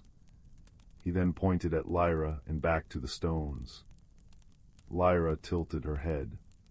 She then pointed a slender finger at her own throat, from which the three-note name chord emerged, and then she pointed at Ember's heart light. A bridge, fragile and new, had been built. Not of words, but of intention. This was the beginning of their shared shelter. They decided to build something together, a place that would honor both light and sound. They found a cavern not far away, one whose walls were encrusted with natural crystalline formations. The crystals refracted light into 1,000 rainbows, and they also resonated beautifully, amplifying the faintest sound into a soft echo. Ember brought his light-sensitive fibers, weaving them through the crystals so that they glowed with whatever color his heart projected. Lyra arranged her singing stones in careful circles and spirals on the floor, creating a sonic landscape that changed as one walked through it. They called it the Resonant Grotto. It was a space that was never silent and never dark, a constant, gentle conversation between their two worlds. Their life in the grotto was filled with small, endearing misunderstandings that became inside jokes. One day, Ember was feeling particularly content after discovering a new patch of bioluminescent fungi. He glowed a deep, satisfied magenta. To Lyra, this was a new color. She associated magenta with the rich, low note of a cello-like instrument from her homeworld, an instrument played during summer ceremonies. Thinking he was feeling sad, she began to hum a slow, comforting dirge. Ember, bathed in his happy magenta, was baffled by the mournful music. He flickered in confusion. It took them most of the afternoon to untangle it. Ember would flash different colors, and Lyra would try to match them with notes until they both collapsed in a shared moment of laughter. Ember's lights flickering in a rapid, joyful staccato, Lyra's laughter like a cascade of wind chimes. They learned that Ember's magenta was like Lyra's F-sharp major chord, bright and celebratory. Their most cherished ritual was their nightly vigil. They would sit at the mouth of their grotto, on a smooth ledge that overlooked a vast, star-dusted plain. In the distance, the great spiral of the Andromeda galaxy turned slowly, a whirlpool of ancient light. In these quiet moments, they didn't need to try to communicate. They simply were. Ember's light would soften to a calm, breathing lavender, syncing with the slow rhythm of his contentment. Lyra would hum a single, sustained note, so low and soft it was almost a vibration, a harmonic anchor in the silence of space. They would watch the stars, the red giants burning with elderly warmth, the blue-white youngsters shining with fierce energy, the occasional meteor painting a brief, brilliant line across the darkness. Ember saw them as points of color in a grand tapestry. Lyra heard them as a silent, cosmic chord, a music too vast for any single world to contain. Together they experienced the universe in a way neither could alone. One evening, a small, damaged probe tumbled out of the sky and crashed not far from their grotto. It was a cold, angular thing, all sharp metal and dead screens, a relic from a species that communicated in binary and efficiency. It was utterly alien to both of them. At first, they were frightened. Ember's light flickered with anxious oranges and reds. Lyra's hum became a tense, wavering pitch. The probe felt like an intrusion, a harsh reminder of a universe that could be loud and unkind. But as they watched the silent, broken machine, their fear turned to pity. It was alone and it was broken, just as they had once been. Without a word, they made a decision. Ember approached, his heart light glowing a gentle, healing gold. He laid his fibrous hands on the cold metal, and his warmth began to seep into it. Lyra knelt beside him and sang a slow, restorative melody, a song her people used to mend cracked crystal. The vibrations traveled through the metal, seeking out fractures and soothing stressed molecules. They worked for hours, their unique forms of care intertwining. Ember's light encouraged the probe's dormant solar panels to realign and drink in Lumen's soft starlight. Lyra's harmonics recalibrated its internal gyroscopes until with a soft click and a whir, a single light on its surface blinked on, a steady, peaceful blue. The probe did not speak their languages. It had no concept of color or song. But as it rose unsteadily from the ground, it turned to them and projected a simple, geometric shape onto the ground between them, a perfect circle, inside of which was a single, small dot. It was a universal symbol, a world and a friend. Then with a silent, graceful arc, it flew back into the starry expanse, leaving them alone once more. But they were not the same. They stood together under the infinite sky, the bond between them stronger than any barrier of biology or language. Ember glowed with a color he had never produced before, a deep, luminous silver intertwined with threads of Lyra's signature chord note, a color that meant friend of my soul. In response, Lyra sang a new, complex harmony, one that incorporated the steady pulse of Ember's heartlight, a song that meant my light in the darkness. They had discovered the one technology that could truly bridge any gap in the cosmos, a force more powerful than any engine or computer. It was not a language of light or sound, but a grammar of kindness. It was the simple, profound act of seeing loneliness and offering companionship, of witnessing difference and building a bridge, of hearing a foreign song and learning to sing along. And as the twin moons of Lumen rose in the sky, casting their pale, dreamlike light over the resonant grotto, the little creature of color and the tall being of song settled into their shared sanctuary. The crystals glittered with Ember's peaceful, sleeping azure, and the stones hummed with Lyra's soft, dreaming lullaby. Together in their little corner of the universe, they were a perfect, quiet proof that no star need ever shine alone.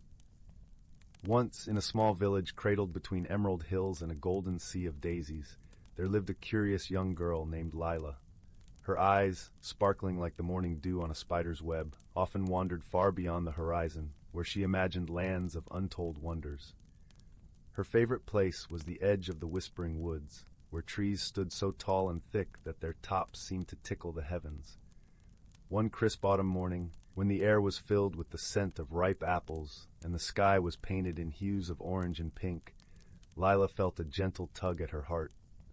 It was as if the woods themselves were calling out to her, whispering secrets through the rustling leaves. With a deep breath of courage and a heart full of wonder, she decided to venture into the unknown. As she stepped past the familiar boundary of the village, the forest enveloped her in a cool embrace. The path was lined with moss that felt like the softest velvet beneath her feet. Sunlight streamed through the branches in playful patterns, and Lila felt as though she was walking through a living cathedral of nature. The air was alive with the symphony of chirping birds and the gentle babble of a hidden brook nearby. A little way into her journey, Lila stumbled upon a clearing where the ground was carpeted with mushrooms of all shapes and colors. Sitting atop one of the largest mushrooms was a peculiar creature with fur the color of twilight and eyes that sparkled with the light of 1,000 stars. It was a wisp fox, a creature as rare as it was wise, known for guiding lost travelers. "Welcome, dear Lila," the wisp fox greeted, its voice as soft as a lullaby. "I see you have a heart full of questions. Would you like some answers?" Lila, though surprised that the creature knew her name, nodded eagerly. "Yes, please. I wish to learn about the wonders of these woods." The wisp fox flicked its bushy tail and smiled. "Then follow me, for this forest holds more magic than you can imagine." As they ventured deeper, the forest unfolded like a storybook. They passed trees with bark that shimmered like silver and leaves that sang gentle tunes when the wind caressed them. They walked alongside streams that flowed with water as clear as crystal, reflecting the sky's ever-changing moods. At one point, they came across a glen where luminous butterflies danced in the air, their wings casting rainbows with every flutter. Lila reached out, and one alighted on her finger, its tiny heart beating in rhythm with her own. It was in that moment she realized the importance of gentle curiosity and respect for the wonders of the world around her. Suddenly, the path divided into three. Lila hesitated, unsure which way to go. The wisp fox looked at her kindly. "Sometimes, the right path is the one that calls to your heart, not your mind." Remembering the gentle tug she felt that morning, Lila chose the path to the right, which was lined with glowing fungi that lit up under her steps like warm, welcoming lights. The path led them to a serene pond, its surface like a mirror reflecting the sky. By the water's edge sat an elderly turtle, wise with the weight of centuries. The turtle looked up and spoke slowly. "Every journey brings new lessons, young one. It's the courage to take the first step that shapes who we become." Lila pondered the turtle's words, feeling a warmth spread through her. She realized that it was her curiosity and bravery that had brought her here, and that sometimes simply daring to explore could be the most rewarding adventure of all. As the sun began to dip behind the trees, painting the sky with strokes of lavender and gold, Lila knew it was time to return home. The wisp fox led her back to the edge of the forest, where the village lay in the gentle embrace of twilight. "Thank you for guiding me," Lila said, her heart full of gratitude and newfound wisdom. The wisp fox nodded, its eyes twinkling. "Remember, Lila, the world is full of wonders waiting to be discovered. Keep your heart open and your spirit curious." With one last look at the enchanting forest, Lila stepped back into the familiar world of her village. The evening air was cool and comforting, and the first stars began to appear in the sky. She felt a peaceful contentment, knowing that the magic of the whispering woods would always be with her, in her heart and in her dreams. And so, with a smile and a heart full of dreams, Lila returned home, ready to share tales of her wondrous journey, to inspire others to listen to the whispers of the world and explore the magic waiting just beyond the horizon. Deep within the whispering woods, where ancient oaks stretched gnarled fingers toward a sky veined with starlight, lived a world unseen by human eyes. Here the mossy earth breathed secrets, and the boundary between earth and enchantment shimmered like heat haze. Young Pip, a hedgehog whose quills still held the softness of youth, burrowed beneath the frost-kissed roots of Grandmother Willow. Her trunk, wide as a cottage, pulsed with the slow heartbeat of the forest. "Listen, little thorn," murmured Fern, an elderly badger whose silver-streaked fur mirrored moonlit snow. Her claws traced patterns in the loam, a map of seasons. When winter overstays its welcome, the heartstone slumbers too deeply. She pointed toward the glimmering glade, where the first crocuses should have pierced the snow weeks ago. Instead, an unnatural chill clung, silencing brooks and frosting spiderwebs into crystal lace. The seasonal dance was faltering. Pip shivered not from cold but from the forest's unease. He felt it in his paws, the stifled hum of roots craving thaw, the drowsy frustration of squirrels whose nut caches dwindled. But why, Fern, the frostfire moths always wake the heartstone? Each winter's end, these iridescent insects emerged, their wings shedding ember-bright dust to melt the glacial seal guarding the forest's magical core. This year their cocoons remained frozen in ice-locked birches. Fern's nose twitched, catching the metallic tang of lingering frost. The balance is askew, old tales whisper of this. When snow drowns spring's song, courage must thaw what magic cannot. She nudged a withered acorn toward Pip. Seek Thistle the hare, her ears hear the wind's oldest stories. Thus began Pip's pilgrimage beneath a sky bruised purple with unseasonable cold. Crunching through snow like shattered quartz, he passed ice-encased ferns that tinkled like wind chimes. He inhaled the crisp scent of pine sap bleeding from frozen bark and touched hoarfrost that melted into dew on his paw pads. Near Mistfall Creek, now a ribbon of black ice, he found Thistle, her fur puffed against the chill. The north wind gossips, she whispered, ears pivoting toward distant mountains. A rock slide buried the sunstone caves. No dawn warmth reaches the frostfire cocoons.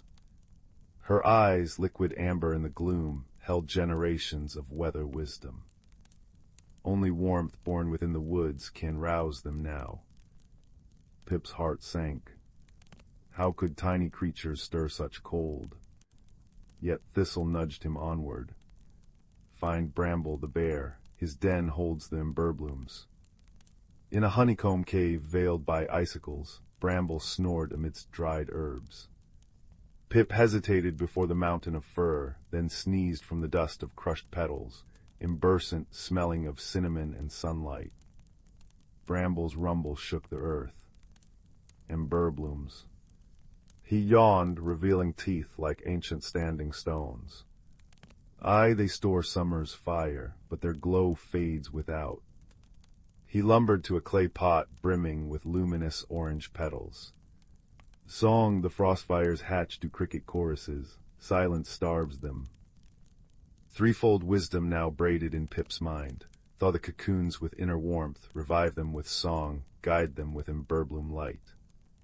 But who could sing in this frozen hush? Pip remembered the fireflies, minstrels of the midsummer nights, dormant in their root-cellar haven. Digging through snowdrifts with Bramble's help, Pip reached the firefly grotto.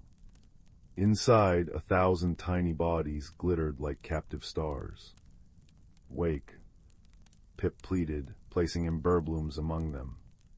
The petals pulsed, casting coppery light on translucent wings. One firefly, Zelda, flickered awake. The long dark, she buzzed weakly. Pip explained, his breath fogging the air. Sing spring back, for the crickets sleep too deeply. Zelda rallied her kin. Soon the cavern shimmered with bioluminescent music, a chorus of clicks and hums that vibrated through stone, up roots into the frozen birches. Pip led them out, carrying emberbloom bouquets in Bramble's woven grass satchel. Their combined light painted the snow in molten gold. At the cocoon grove, Pip pressed his small body against the ice-clad trunks. He thought of fern stories, sun-dappled ferns, the kiss of rain on petals. Warmth bloomed in his chest, radiating through his quills. Ice wept. Cocoons split like ripe fruit. Frostfire moths struggled free, wings crumpled and damp. Zelda's choir swelled. The moths trembled, antennae lifting to the sound. Pip scattered emberbloom dust over them. It fused with their wings, igniting veins of liquid topaz. With a collective sigh, they took flight, a constellation ascending toward the Heartstone glade. Pip followed their comet trails. In the glade, the Heartstone, a monolith of mossy quartz, lay entombed in glacial blue ice. The moth circled it, shedding glowing dust that hissed where it touched frost.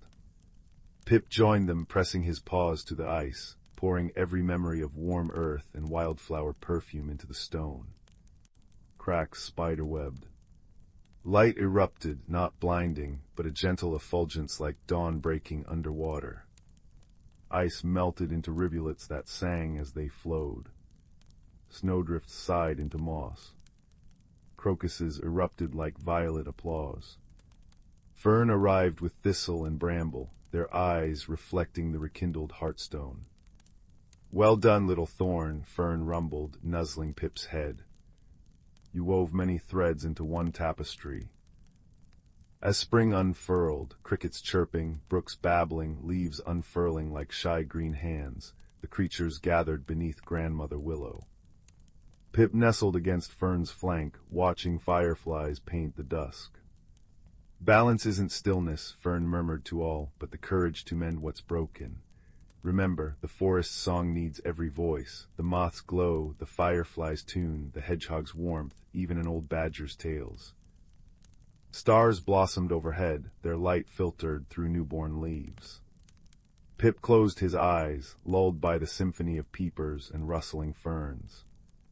The heartstone pulsed softly, its rhythm syncing with his breaths, a promise that in the whispering woods harmony would always find its way home, season after season, as long as kindness kept watch beneath the ancient trees.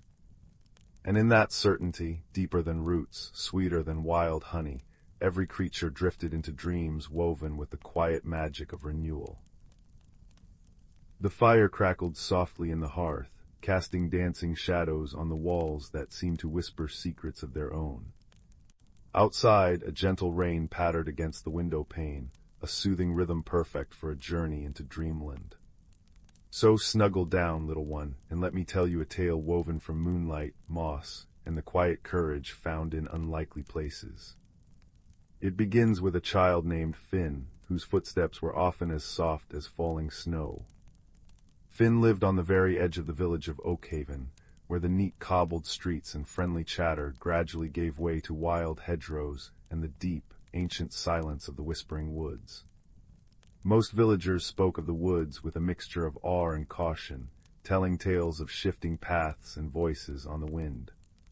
Finn, however, felt a strange pull towards its shadowed depths. While other children raced and shouted in the village square, Finn would sit beneath the old hawthorn tree at the forest's edge, listening. Not just to the birdsong or the rustle of leaves, but to something deeper, older, a quiet hum beneath the surface of the world.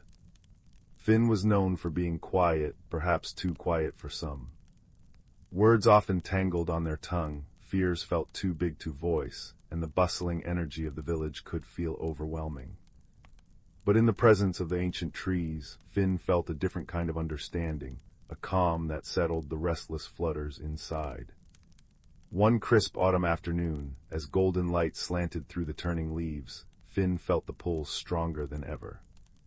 A shimmer like sunlight catching on dew-laden spiderwebs seemed to beckon from just beyond the first line of towering oaks. Taking a deep breath of the damp, earthy air, Finn stepped off the familiar path and into the embrace of the whispering woods. The change was immediate. The village sounds vanished, replaced by the deep hush of the forest floor, muffled by centuries of fallen leaves. Sunlight filtered down in dusty shafts, illuminating motes dancing in the air. The air smelled richly of decaying wood, damp moss, and something sweet and wild, perhaps hidden berries. Finn walked slowly, fingertips brushing rough bark, ears straining. And then they heard it. Not a whisper, but a soft, rhythmic thrumming, like a tiny heartbeat echoing from the roots of a colossal ancient willow tree whose branches wept silvery green tears down to the forest floor. Drawn by the sound, Finn crept closer. Beneath a curtain of trailing willow fronds, nestled amongst velvety mosses green as emeralds, lay a stone. But this was no ordinary river pebble. It was smooth and cool to the touch, about the size of Finn's palm, and seemed to be made of swirling, translucent blues and grays, like captured storm clouds or deep ocean water. And it pulsed with a soft, internal light, synchronized with the gentle thrumming sound. Hesitantly, Finn reached out and picked it up. The stone felt alive in their hand, warm and vibrating faintly. The thrumming intensified slightly, and then, clear as a belt chime in the silence, Finn heard a sound within their own mind. Not words exactly, but a feeling, a sensation, lost, alone, afraid. Finn gasped, nearly dropping the stone. It wasn't speaking, it was feeling, and projecting that feeling directly into Finn's awareness. The stone radiated a profound, aching loneliness mixed with a deep-seated fear. Finn clutched it gently, instinctively wanting to soothe it. "It's all right," Finn murmured aloud, their own voice startlingly loud in the quiet. "You're not alone now." The stone's pulse seemed to steady, the blue light softening from a stormy gray to a calmer, twilight hue. The feeling of fear lessened, replaced by a tentative flicker of hope. Help, the feeling seemed to ask. Finn knew they couldn't leave the stone. Its sadness was too palpable. But what could they do? Where did it belong? As they pondered, holding the warm, pulsing stone, a gruff voice broke the silence. "HMPH found the murmuring stone, have you?" Finn whirled around. Standing just outside the willow's curtain, silhouetted against the dappled light, was a creature unlike any Finn had seen up close. It was a badger, but enormous, standing nearly as tall as Finn's waist. His fur was thick and grizzled, black and white stripes bowled across his powerful shoulders and face. His eyes, however, were deep brown and surprisingly intelligent, though currently narrowed in a skeptical glare. He held himself with a weary dignity, one paw slightly raised as if ready to retreat. Finn froze, heart pounding. Badgers were known to be reclusive and fiercely territorial. This one looked formidable. The stone in Finn's hand pulsed a brief flare of alarm. The badger sniffed the air. "Put it back," he rumbled, his voice gravelly but not unkind. "Trouble follows that stone, always has." Finn found their voice, small but steady. It feels lost and scared. I couldn't leave it." The badger tilted his head, his dark eyes studying Finn intently. "Lost, I scared, probably, been missing near a moon cycle. Caused quite a stir, its absence did, through the deep glade off balance." He took a cautious step closer. "Name's Thorn, keeper of the Tanglewood Warrens, and who might you be, venturing so deep and finding what season trackers couldn't?" "Finn," came the quiet reply. I live near the edge, I just listened." "Listened." Thorn huffed, a sound that might have been a chuckle. Rare skill that these days, especially amongst humans. He eyed the stone again. "Well, Finn who listens, you've found it, but finding is only the start. The murmuring stone belongs in the heart of the deep glade, cradled in the roots of the elder tree. Only there can its song be truly heard, the balance restored, and only there will its fear be soothed." He shifted his weight, looking uncomfortable. "Problem is the way to the deep glade isn't exactly straightforward, especially now. Paths have shifted since the stone went missing. Things are restless." Finn looked from the sad, pulsing stone in their hand to the gruff badger. Thorn seemed weary, burdened. "You know the way?" Finn asked softly. Thorn scratched behind his ear with a powerful hind leg. "Bits of it used to, but the woods are different without the stone's steady hum. The whispering gets confused, misleading." He sighed, a deep rumble from his chest. "Truth be told, young listener, I could use an extra pair of ears. Sharp ones. Mine aren't what they used to be. In the woods, they whisper tricks sometimes." He looked almost embarrassed to admit it. "And that stone, it seems to trust you. Might behave better for you than it would for a grumpy old badger." An unexpected warmth bloomed in Finn's chest. This gruff, intimidating creature was asking for their help. Because Finn listened. It was the first time their quiet nature felt like a strength, not a shortcoming. Finn looked down at the murmuring stone. It pulsed a soft, steady blue, the feeling of fear replaced by a quiet thrum of curiosity directed at Thorn. "Friend," it seemed to ask Finn. Finn nodded, meeting Thorn's gaze. "I'll help, we'll take it home." Thorn gave a curt nod, a flicker of relief in his deep eyes. "Right then, stay close, step where I step, and listen, Finn. Listen with more than your ears. The woods will try to guide us, but they speak in riddles and rustles. The stone might help too if it senses the true path." He turned, his powerful body moving with surprising quietness. "This way, towards the Singing Creek, or where it should be." Their journey began under the shifting canopy. Thorn moved with the sure-footed grace of the forest-born, pausing often to sniff the air, taste the wind, and press a paw to the mossy ground, feeling for vibrations Finn couldn't perceive. Finn followed the murmuring stone, held securely but not tightly, a warm, comforting weight. They tried to do as Thorn asked, listening. Not just to the obvious sounds, the chirp of crickets, the distant call of a wood pigeon, the sigh of the wind in the treetops, but to the subtler layers. The way the leaves rustled differently over a hidden burrow. The almost imperceptible hum of insects deep in the bark of an ancient beech. The faint trickle of water that seemed to come from everywhere and nowhere. At one point, Thorn stopped abruptly at a fork in the barely visible trail. One path sloped gently downwards, dappled with inviting sunlight. The other wound upwards into deeper, shadowed ferns. Thorn sniffed both paths, his brow furrowed. Sunny path smells sweet, too sweet, like honeysuckle out of season. The shadowed path, damp earth, stone, more likely towards the creek bed. He sounded unsure. Finn closed their eyes, focusing. The sunny path did smell sweet, cloyingly so.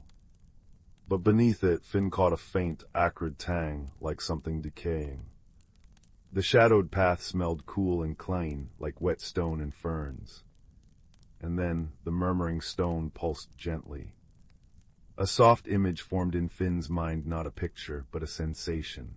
Cool, clear water running over smooth pebbles, accompanied by a feeling of rightness associated with the shadowed path.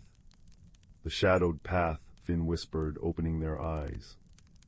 "The stone, it feels the water, the cool, clean water." Thorn looked sharply at Finn, then at the stone, then back at the shadowed path. He took a deep sniff, concentrating. "HMPH, you might be right, listener. My nose is full of that blasted false sweetness. Clever trick." He grunted, a sound that held a hint of newfound respect. "Lead on then, but carefully." The shadowed path was indeed damp and cool, winding between moss-covered boulders and giant ferns that brushed their shoulders. The air grew heavier, filled with the scent of damp earth and rich decay. Soon the sound of water grew clearer, not the gentle singing Thorn expected, but a frantic, gurgling rush. They emerged onto the bank of the Singing Creek, but it was a creek transformed. Instead of its usual clear, chuckling flow, the water was choked with fallen branches, leaves, and thick, choking weeds. It surged angrily against the blockage, its song distorted into a frustrated roar. On the opposite bank, watching the chaos with large, mournful eyes, stood a young roe deer, her flanks heaving as if she'd been trying to cross. "Great roots and burrows," Thorn muttered. "No wonder the woods are restless, the creek's song is strangled." He surveyed the blockage, a tangle of storm-felled branches and dense water reeds. This wasn't here before, must have happened during the last big wind when the stone was missing. Its balance keeps the flows true, even the water flows. The young deer spotted them and let out a soft, distressed bleat. She needed to cross to reach her family, Finn realized, sensing her anxiety as clearly as they sensed the stone's emotions. "We need to clear it," Finn said, the urgency cutting through their usual hesitation. Thorn assessed the situation. Dangerous, current strong, one slip. But he saw the deer's distress, saw the choked water, and knew it affected the whole wood. Right, you, he pointed a claw at Finn. Stay on the bank. Find me a strong, long branch, sturdy as you can. I'll work from that flat rock midstream. Badgers are better swimmers than we look. He waded cautiously into the edge of the current, testing his footing. Finn scrambled along the bank, searching. They found a fallen ash branch, long and thick, but not too heavy. They dragged it to the water's edge near Thorn. The badger grabbed it with surprising strength. Now listen carefully. When I shove against the main tangle, you pull on that smaller branch poking out upstream. We need to loosen the whole mess, let the water do the rest. Ready? Finn nodded, gripping the smaller, slippery branch.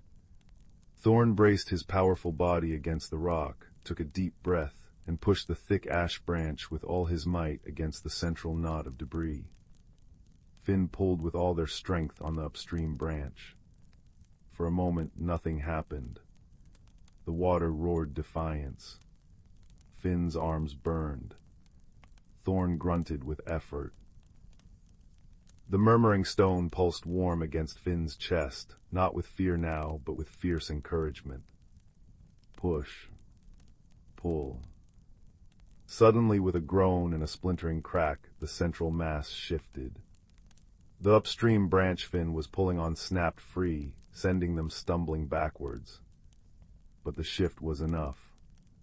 The pent-up water surged through the new gap with tremendous force, tearing at the rest of the blockage. Branches snapped, weeds ripped free, and the tangled mass began to unravel, carried downstream in a churning rush.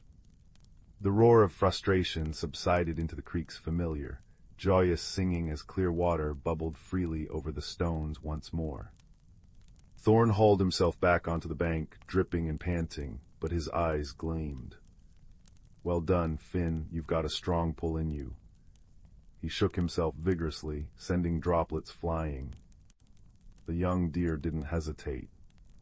With a graceful leap, she bounded across the newly cleared creek, pausing on the far bank to dip her head towards Finn and Thorn in clear thanks before disappearing into the ferns. A sense of profound relief washed over the little clearing. The air felt lighter, cleaner. Even the sunlight seemed brighter. The murmuring stone pulsed a warm, golden light, radiating pure, wordless gratitude. As they continued, the forest seemed to breathe easier around them. The whispering woods felt less confused, more welcoming. Birdsong seemed clearer, the rustling leaves more melodic. Thorn navigated with more confidence, occasionally pointing out landmarks Finn would never have noticed: a lightning-struck oak shaped like a pointing finger, a ring of unusually red toadstools, a mossy boulder carved with faint, ancient spirals only visible at a certain angle. The murmuring stone became their guide in subtle ways. When paths diverged, Finn would close their eyes, feel the stone's gentle pulse, and sense a direction not through sight, but through a feeling of resonance, like a quiet chime growing stronger. This way feels deeper, older, calmer. They learned to interpret its gentle glows, blue for calm, gold for warmth or rightness, a soft green for growing things, and a very faint, quick purple flicker when Thorn was about to stumble over a hidden root, allowing Finn to call out a warning just in time. Thorn, in turn, shared his deep knowledge of the woods, which berries were safe, how to find the sweetest underground springs, the stories whispered by different types of bark. He spoke of the deep glade as a place of ancient peace, where the oldest trees held counsel, and the murmuring stone's song harmonized with the heartbeat of the earth itself. Their friendship grew with each mile, an unspoken bond forged in shared purpose and quiet understanding. Thorn's gruffness softened into a dry wit and a protective presence. Finn found their voice more often, asking questions, sharing observations, their initial timidity replaced by a quiet confidence born of being truly heard and trusted. As twilight began to paint the sky in hues of lavender and apricot, the woods changed again. The trees grew even taller, their trunks wider than cottages, draped in curtains of silvery gray lichen that glowed faintly in the dimming light. The air hummed with a deeper, more resonant energy. Fireflies, larger and brighter than any Finn had seen, blinked like tiny, wandering stars amongst the ferns. The ground felt springy and alive beneath their feet. "We're close," Thorn murmured, his voice filled with awe. "The whispering is clearer here. It welcomes the stone back." He paused before a wall of dense, intertwined holly bushes, their dark green leaves glossy and sharp. "The entrance is here, but it only opens for those who belong, or those bearing what belongs." Finn stepped forward, the murmuring stone held out before them. It pulsed with a strong, steady light, no longer blue or gold, but a pure, brilliant white. As the light touched the holly wall, the branches seemed to shimmer. They didn't move aside, but became less solid. Finn could see through them into a space beyond that glowed with its own soft, ethereal light. Taking a deep breath, Finn walked forward. The holly branches offered no resistance, passing through Finn and Thorn like insubstantial mist. They stepped into the deep glade. It took Finn's breath away. They stood in a vast, circular clearing carpeted with moss so thick and soft it looked like green velvet. Towering trees formed a living wall around the glade, ancient oaks with bark like dragon scales, silver beeches that seemed to hold moonlight within their pale trunks, and massive yews radiating profound stillness.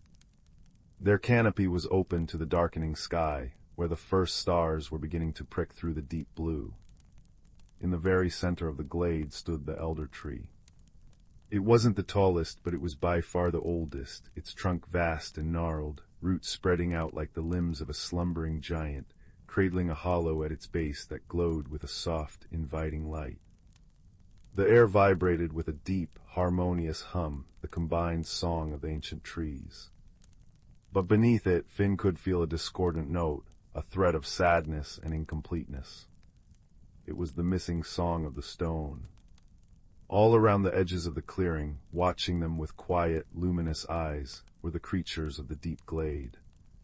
Finn saw foxes with coats like spun moonlight, owls with eyes like liquid amber, stoats as white as snow, and rabbits whose fur shimmered with a faint iridescence. There were others too, shapes glimpsed in the dappled shadows, near the giant roots perhaps the shy tree spirits Thorn had mentioned in passing. They watched, silent and expectant. Thorn dipped his head in a deep, respectful bow. Finn felt suddenly small, but the warm pulse of the stone in their hand gave them courage. They walked slowly, reverently, across the mossy floor towards the elder tree. The discordant note in the glade's song grew stronger, a palpable yearning. As Finn approached the root hollow, the murmuring stone began to vibrate, its white light flaring brilliantly. It wasn't afraid, it was yearning. Finn knelt before the hollow. The space within the roots was lined with luminous moss and smooth, water-worn stones. It felt like a cradle waiting. Gently, Finn placed the murmuring stone into the heart of the hollow. The moment the stone touched the luminous moss, a profound change swept through the deep glade. The stone's pure white light flared, then softened, merging seamlessly with the glow of the elder tree's roots. The discordant note vanished, replaced by a deep, resonant chord that vibrated up through the soles of Finn's feet and into their very bones. The harmonious hum of the glade swelled, richer, fuller, more profoundly peaceful than before. It was like the forest itself was sighing in deep relief. The trees seemed to stand taller, their leaves rustling a joyful chorus. The fireflies danced in intricate, celebratory patterns. The watching creatures bowed their heads, a soft murmur of welcome rippling through them. The murmuring stone pulsed once, a wave of pure, radiant contentment washing over Finn. Home. Safe. Thank you. The feeling was overwhelming, a wave of pure, unadulterated peace and belonging. Its loneliness and fear were gone, replaced by the deep, abiding connection to the ancient heart of the woods. Finn sat back on their heels, tears pricking their eyes, not of sadness, but of awe and shared joy. Thorn padded up beside them, placing a heavy, comforting paw on Finn's shoulder. "You did it, young listener," he rumbled, his voice thick with emotion. "You brought the heart song home." They sat in silence for a long while, bathed in the combined glow of the elder tree and the stone, listening to the restored harmony of the deep glade. Finn felt a profound sense of peace settle over them, deeper than any they had ever known. The fluttering fears that often plagued them felt quiet, soothed by the ancient song. Eventually, Thorn nudged Finn gently. "The woods know the way back now. The paths will be clear. But you'll always be welcome here, Finn. The deep glade remembers kindness." He looked at Finn, his dark eyes warm.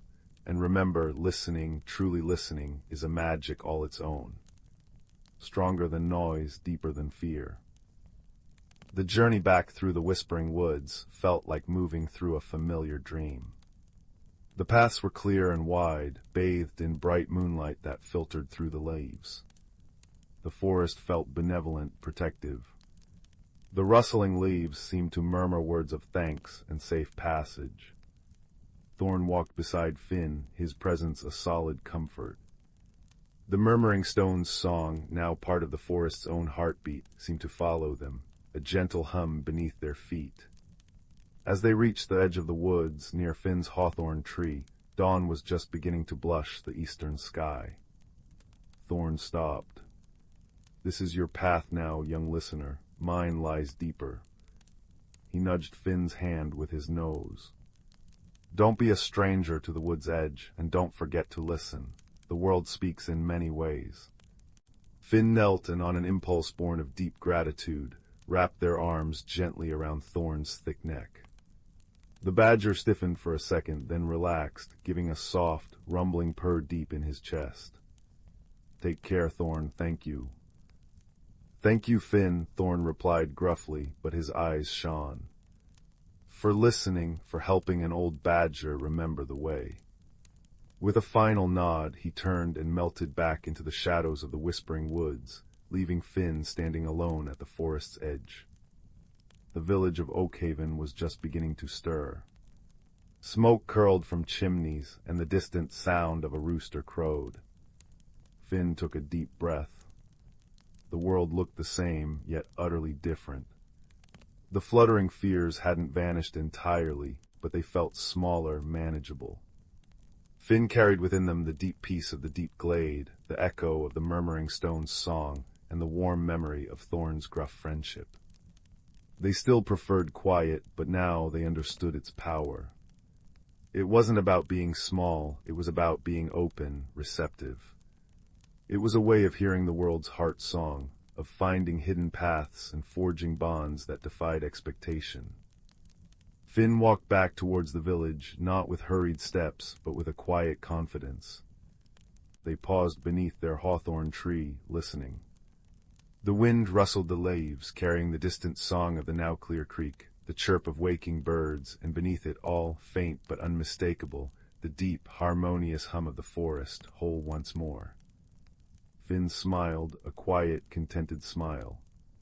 They had ventured into the whispering unknown, helped heal a hidden heart, and found their own quiet strength reflected in the eyes of a gruff badger and the glow of a magical stone. The world was full of wonders, waiting for those willing to truly listen. And as the first rays of the sun warmed their face, Finn knew that bedtime stories weren't just tales. They were echoes of the magic that hummed just beneath the surface of the quiet world, waiting for a listening heart. The fire crackled softly, its warmth a gentle echo of the elder tree's glow, and the last embers pulsed like a contented heart, lulling you towards peaceful dreams filled with mossy glades, steadfast friends, and the comforting hum of a world restored. Sleep well, little listener. Sleep well. The old house had a way of settling around Leo as he climbed the creaking stairs to the attic, each step releasing the scent of cedar and forgotten summers. Outside, rain whispered against the window panes like a gentle secret, and the distant chime of the town clock tower drifted through the air, marking the hour with a soft, bronze hum. Leo held a flickering lantern before him, its warm light pushing back the shadows that clung to the eaves and corners of the spacious attic. It was his grandmother's house, full of memories tucked into drawers and stacked in dusty boxes. Leo had always been a quiet boy, thoughtful and observant, with a heart that noticed things others often overlooked. Tonight, while searching for a book of pressed flowers his grandmother had mentioned, his fingers brushed against something unexpected nestled beneath a stack of embroidered linens, a small wooden compass. But it was unlike any compass he had ever seen. Its face was carved from pale birch, and instead of north, south, east, and west, its points were marked with symbols: a heart, a key, a feather, and a star. At its center, the needle was not of magnetized metal, but of delicate, darkened silver, shaped like an arrowhead. It lay perfectly still, as if waiting. Curious, Leo lifted it into the lamplight.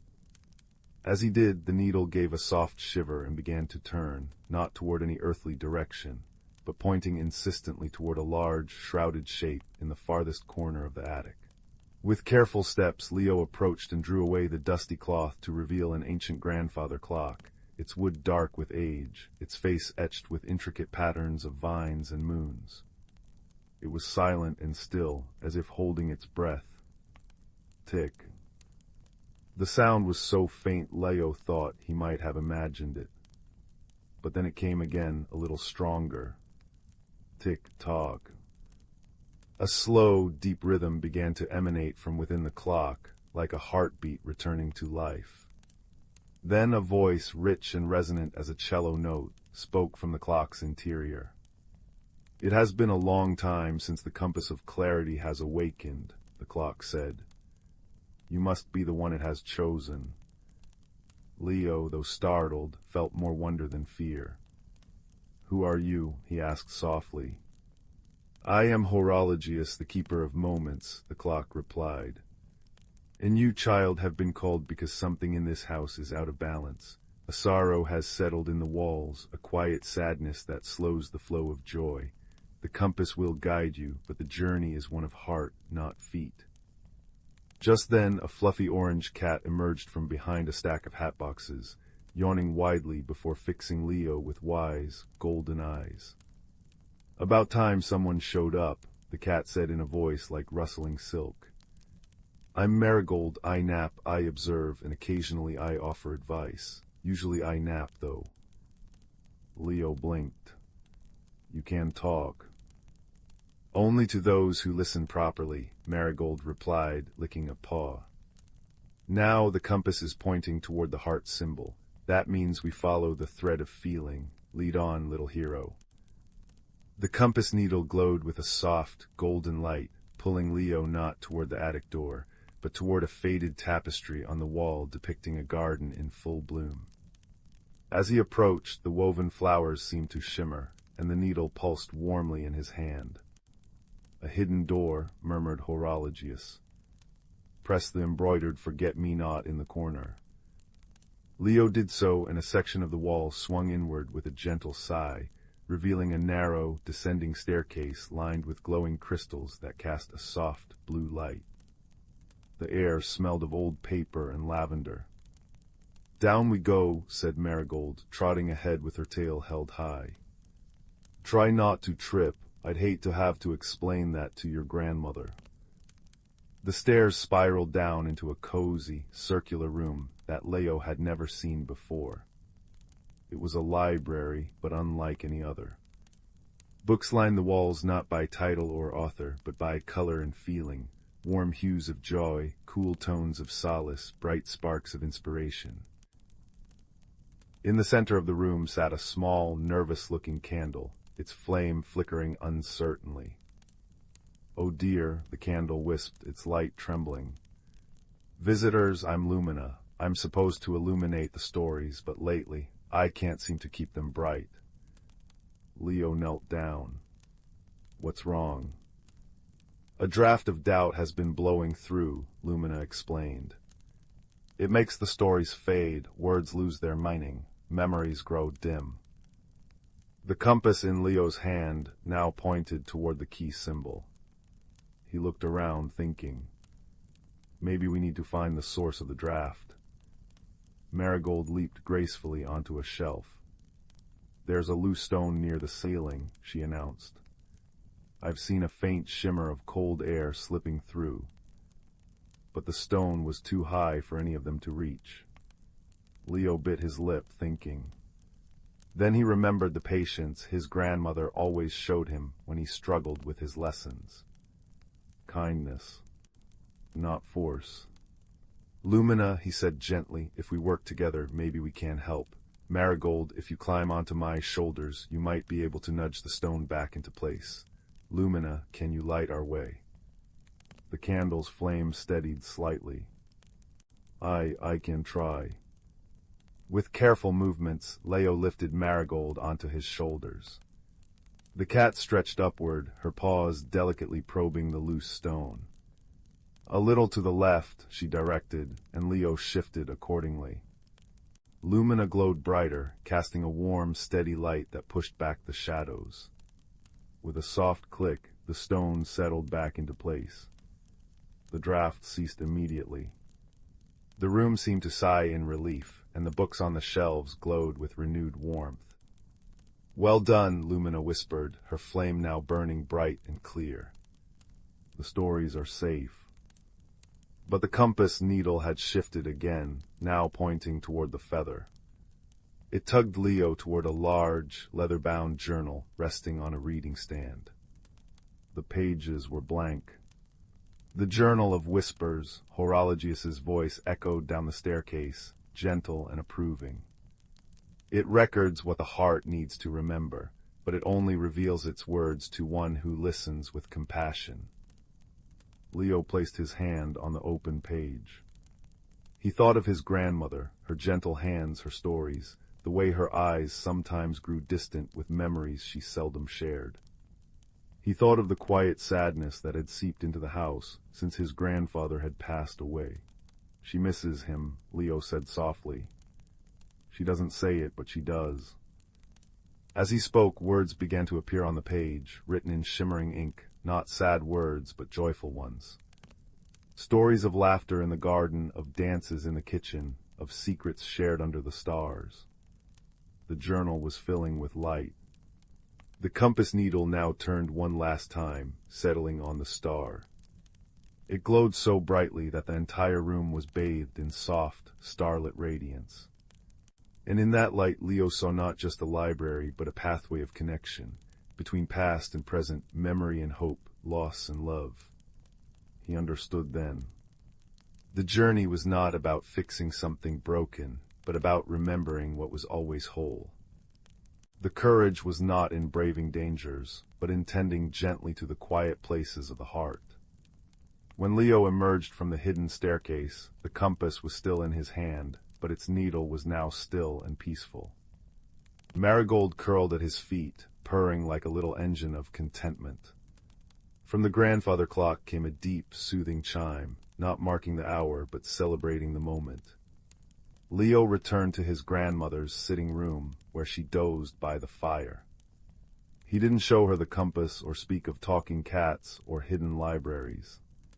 Instead, he opened the Journal of Whispers and began to read one of the stories aloud. His grandmother's eyes opened and she smiled, a real, full smile that reached her eyes and lit the room more brightly than any flame. And outside, the rain continued to fall softly. The wind hummed a lullaby through the trees, and the world felt, for a little while, perfectly at peace.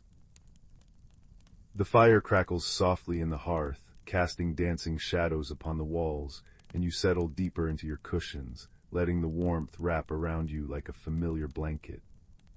Tonight I shall tell you a story of a quiet boy, a hidden world, and a light that glowed like the very embers we watch now. It is a tale of transformation, not the loud, sudden kind, but the slow, steady kind, like a piece of wood giving itself over to the fire, becoming something new, something warm and bright.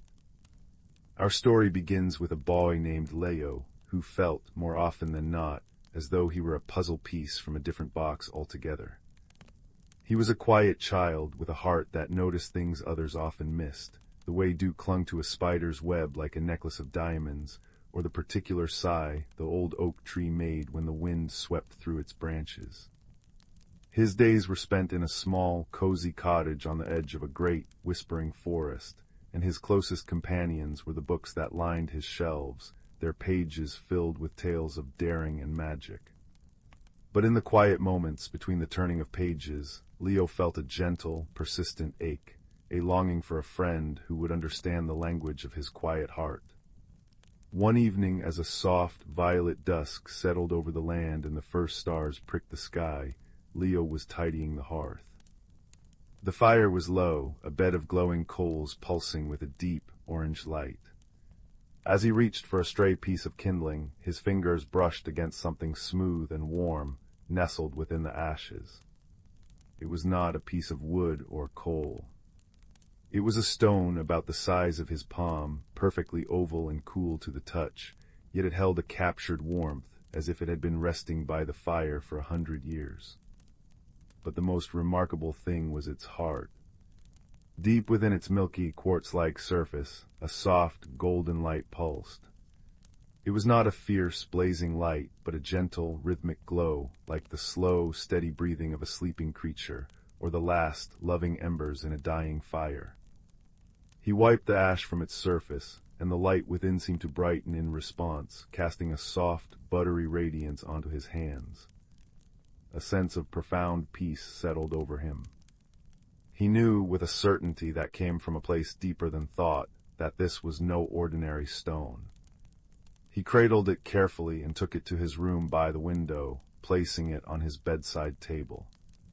That night, for the first time in a long time, Leo did not feel alone. The stone's gentle pulse was a companionable presence in the dark, a silent heartbeat keeping watch over his dreams. The next day and the day after that, Leo carried the stone with him in his pocket.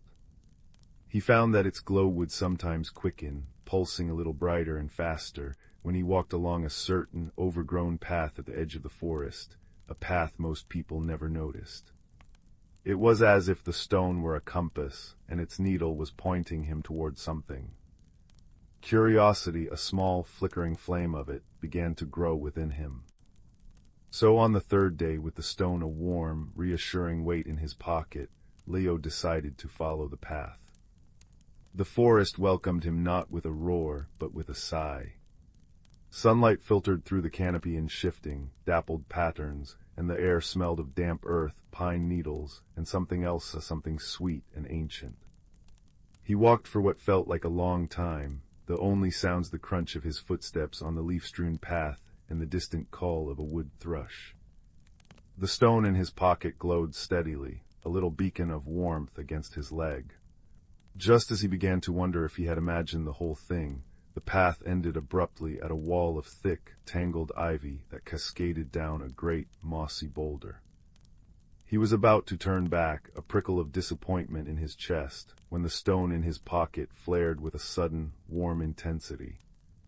He pulled it out. Its light was no longer a soft pulse, but a bright, inviting gleam illuminating the ivy-covered rock. Acting on an impulse, Leo reached out and pushed aside the heavy curtain of vines. There was no great, crashing revelation. Instead, there was a narrow, hidden opening, just wide enough for him to slip through.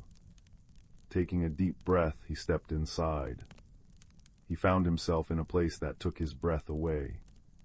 It was a hidden glen, a secret world nestled within the heart of the forest. The air here was even sweeter, humming with a quiet, magical energy. Giant luminous mushrooms dotted the forest floor, casting a soft, blue-green light that mingled with the golden sunbeams piercing the thick canopy. A small, crystal-clear stream chuckled to itself as it wound its way between smooth, gray stones.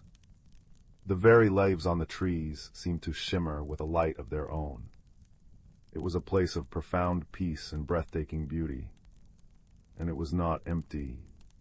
Sitting on a flat stone by the stream, staring into the water with a posture of deep sadness, was a fox.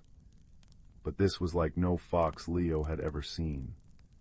Its fur was the color of burnt autumn leaves, with a silvery sheen along its back that caught the light, and its eyes were not the sharp, clever eyes of a wild creature, but large, intelligent, and filled with a melancholy that mirrored the quiet ache Leo so often felt in his own heart. The fox looked up as Leo approached, its ears twitching, but it did not run. It simply watched him, its gaze curious and unafraid. "Hello," Leo said softly, his voice barely a whisper in the tranquil air. The fox tilted its head. To Leo's astonishment, it replied. Its voice was not a human voice, but a rustling, musical sound that seemed to form directly in his mind. "Hello, child of the outside world, you carry a piece of the hearthstone. I have not felt its warmth in many seasons." Leo looked down at the glowing stone in his hand. The hearthstone. "The heart of this glen," the fox explained, its rustling voice filled with a weary sorrow. "It is the source of our light, our warmth, our magic. There were once many, scattered throughout this place, keeping their eternal twilight aglow, but they have been dimming, one by one. Mine was the last to fade just a moon ago, and with it, the music of this place has grown quiet." Leo looked around. Now that the fox mentioned it, he could sense a silence beneath the beauty. It was the silence of a song that had been forgotten, a story left untold. The glowing mushroom seemed a little less bright, the stream's chuckle a little more subdued. "My name is Leo," he said, sitting on the ground a respectful distance from the fox. "And you are?" "I am Kale," the fox replied, "the last guardian of the sun-dappled glen." An unexpected friendship began to blossom there by the chuckling stream. It was not forged in grand adventure or shared danger, but in the quiet sharing of solitude. Leo told Kale of his life in the cottage, of his books, of the quiet loneliness that followed him like a shadow. And Kale spoke of the glen in its brighter days, when the air was filled with the soft chimes of wind blossoms, and the hearthstones pulsed in a harmonious rhythm that made the very trees sway in a slow, graceful dance. "The magic is fading," Kale said, his rustling voice heavy. "And with it, the memory of how to rekindle it. The great hearthstone, the one that anchored all others, was lost long ago. It is said to be hidden deep within the whispering caves, but the path is forgotten, and the caves themselves have fallen silent." Leo looked at the stone in his hand, its warm, ember-like glow a stark contrast to the fading light of the glen. He felt a connection to this place, to this lonely fox. He understood the ache of fading light, both in the glen and in his own heart. "Maybe," Leo said, his voice firmer now, filled with a resolve that surprised him, "maybe we can find it together." Kale looked at him, his large, melancholic eyes reflecting the soft glow of Leo's stone. A spark of something, hope perhaps long dormant, flickered within them. "It is a perilous journey for one so small," he cautioned. "I have a good heart for listening," Leo replied. "And you know the old ways, and we have this." He held up the hearthstone. Its light seemed to pulse in agreement. And so their journey began. It was not a march, but a meandering exploration, a gentle mystery unfolding step by step. They left the sun-dappled glen behind, venturing into the deeper, older parts of the forest. Leo's hearthstone became their guide. In places where the path forked, or where the way was unclear, Leo would hold the stone aloft and wait. One path would make it glow a little brighter, its warmth spreading through his fingers, while the other would cause it to dim. It was a conversation, a gentle guidance. Their journey was one of quiet transformation for Leo. With every step, he was learning to trust not just the stone, but himself. He learned to read the subtle signs of the forest, the way certain mosses grew thicker on the north side of trees, the particular whisper of the wind through the pines that indicated a clearing ahead. Kale, in turn, began to shed his cloak of sorrow. The simple act of having a companion, of sharing a purpose, warmed his old heart. He would point out hidden wonders to Leo, a flower that bloomed only in starlight, a family of tree frogs that sang in perfect harmony. Their friendship was a quiet, steady flame, burning away the loneliness that had clung to them both. After a day of travel, they found the entrance to the Whispering Caves. It was a dark, gaping maw in the side of a mountain, shrouded in mist and silence. The name seemed a cruel joke, for no whisper came from within, only a deep, profound stillness that felt heavy and cold. Leo's hearthstone flickered as they approached, its light seeming to struggle against the oppressive darkness. "The silence is a wall," Cale said, his rustling voice hushed. "It guards the way." Leo stood at the entrance, feeling the cold breath of the cave wash over him. He was afraid. The darkness was vast and unknown. But then he felt the warm, steady weight of the stone in his hand, and he looked at Cale, who stood beside him, trusting and steadfast. He thought of the fading glen, of the forgotten music, of the loneliness that he now understood could be overcome. He closed his eyes and did what he did best. He listened. At first there was only the silence, thick and smothering. But he pushed past his fear, focusing on the small, warm pulse of the hearthstone against his palm. He listened to his own heartbeat, to the soft rustle of Cale's breathing. And then he heard it. Faint, so very faint, like a memory of a sound. It was not a whisper, but a hum. A low, deep, resonant hum that seemed to come from the very stone of the mountain. "It's not silent," Leo whispered, his eyes still closed. "It's waiting." He took a step forward into the darkness, holding his stone out before him. The hum grew slightly stronger. He took another step and another, Cale padding softly beside him. They moved slowly, the light from Leo's stone pushing back the shadows just enough to reveal a path that wound deep into the heart of the mountain. The cave was a labyrinth of glittering stone and echoing chambers, but Leo did not navigate with his eyes. He navigated with his ears, following the faint, resonant hum that called to the hearthstone in his hand. The deeper they went, the stronger the hum became, until it was a tangible vibration in the air, a song the mountain had been singing to itself for centuries, waiting for someone to hear it. The path led them to a vast, cavernous chamber. In the center of the chamber, on a natural pedestal of rock, sat a stone. It was larger than Leo's, about the size of a loaf of bread, and it was dark and dormant, covered in a fine layer of dust. But from its core the deep, resonant hum was emanating. This was the great hearthstone. But it was not glowing. It was cold and gray. Leo approached it, his own stone pulsing rapidly now, as if calling out to its elder. He reached out a hand and gently brushed the dust from its surface. Nothing happened. The hum continued, but the stone remained dark. "It has been asleep for too long," Cale said, his voice filled with a fresh wave of despair. "A single hearthstone is not enough to wake it." Leo's heart sank. They had come so far.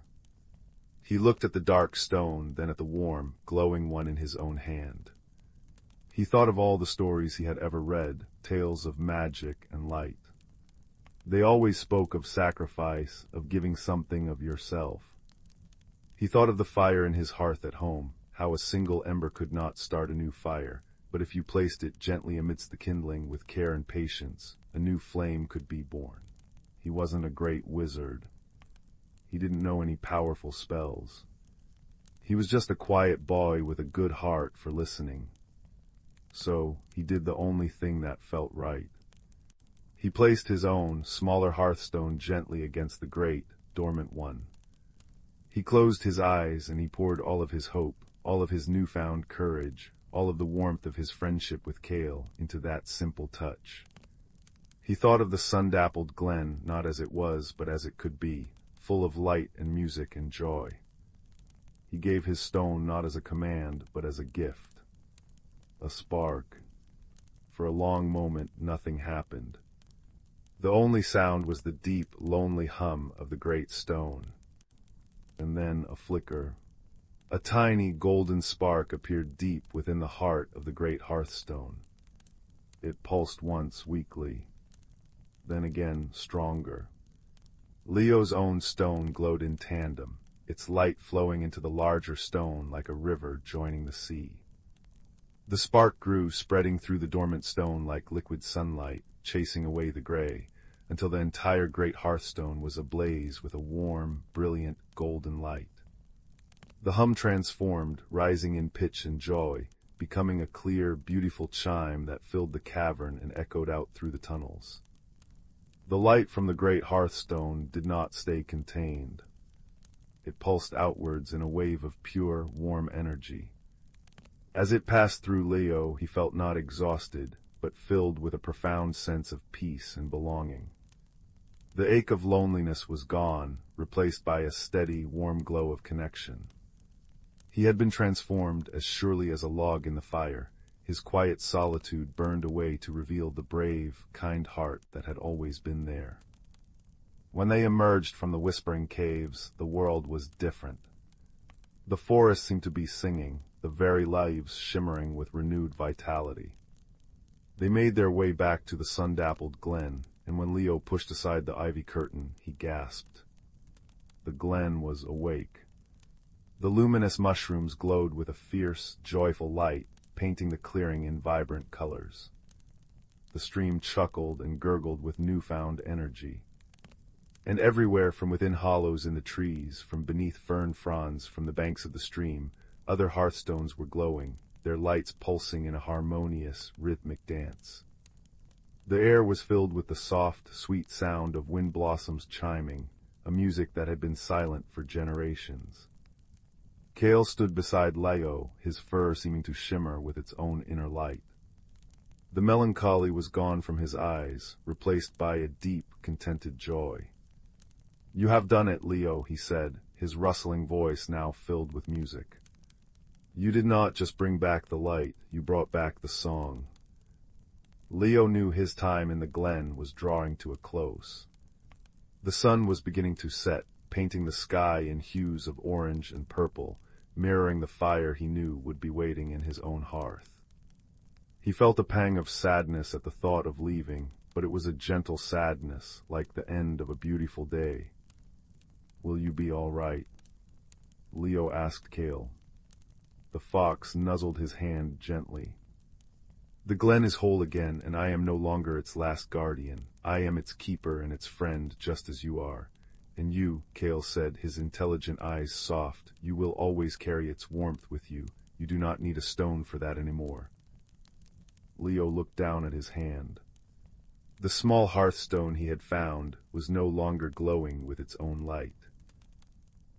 It was just a beautiful, smooth, milky stone, warm to the touch. Its work was done. Its light had been given, and in the giving, it had become a part of something greater. He tucked it safely into his pocket, a treasured keepsake. With a final, fond look at the glowing, singing glen and a wave to his friend Kale, Leo slipped back through the ivy and began the walk home. The forest path seemed familiar and friendly now, the shadows no longer lonely, but simply a part of the evening's gentle embrace. He arrived home as the last light faded from the sky. The cottage was quiet, but the hearth was still warm. He knelt before it, watching the embers pulse and glow in the dark, just as the hearthstones pulsed in the hidden glen. He took the now dormant stone from his pocket and placed it gently on the mantelpiece, where it caught the firelight and seemed to hold it with a quiet satisfaction. Leo climbed into his bed, pulling the blankets up to his chin. He was no longer the boy who felt like a puzzle piece from the wrong box. He had journeyed, he had made a true friend, and he had helped rekindle a light that had almost gone out. He had discovered that his quiet heart, his ability to listen, was not a weakness, but a rare and wonderful kind of magic. The warmth he had carried back from the glen was not just in his memory, it was inside him, a steady, comforting glow that would never truly fade.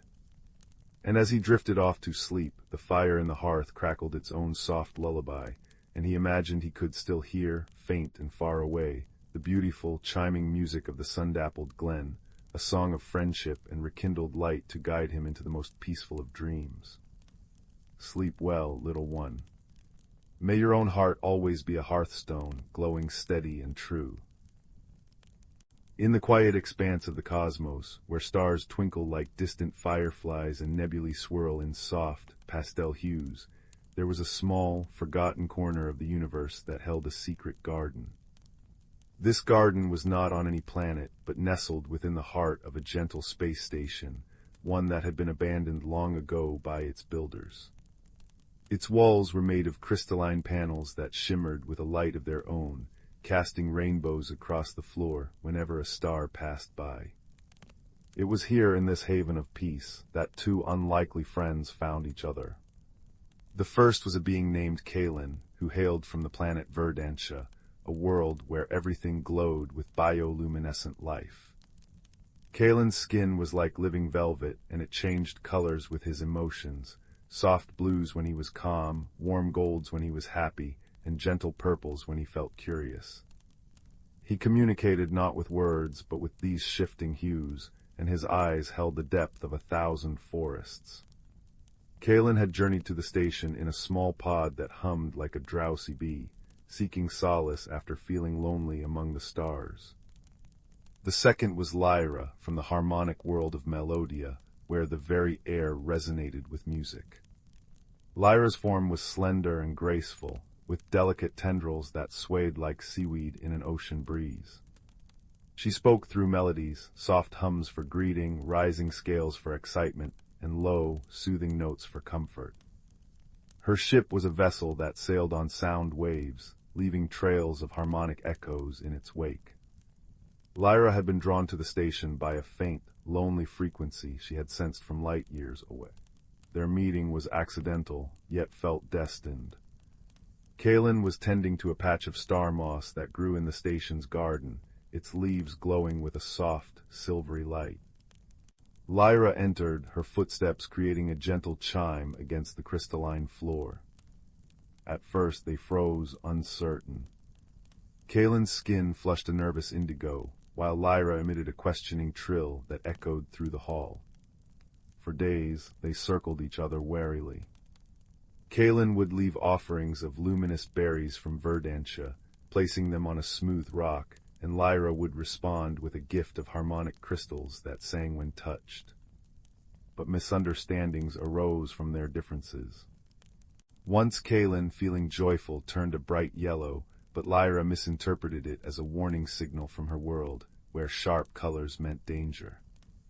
She retreated, humming an anxious melody that made Kalen's skin shift to a confused gray. Another time, Lyra tried to share a story through a complex symphony of notes, but the volume overwhelmed Kalen, whose ears were sensitive to sudden sounds. He flinched, his colors dimming, and Lyra fell silent, her tendrils drooping. Yet in their solitude, a spark of curiosity remained. They began to observe each other's habits. Kalen noticed how Lyra's harmonies softened when she watched the nebula outside the station's dome, and Lyra saw how Kalen's colors brightened when he nurtured the garden. Slowly, they started to experiment with communication. Kalen would point to objects and let his skin glow in a specific pattern, while Lyra would mimic the color with a corresponding melody. It was clumsy at first, a dance of trial and error, but it led to moments of shared laughter.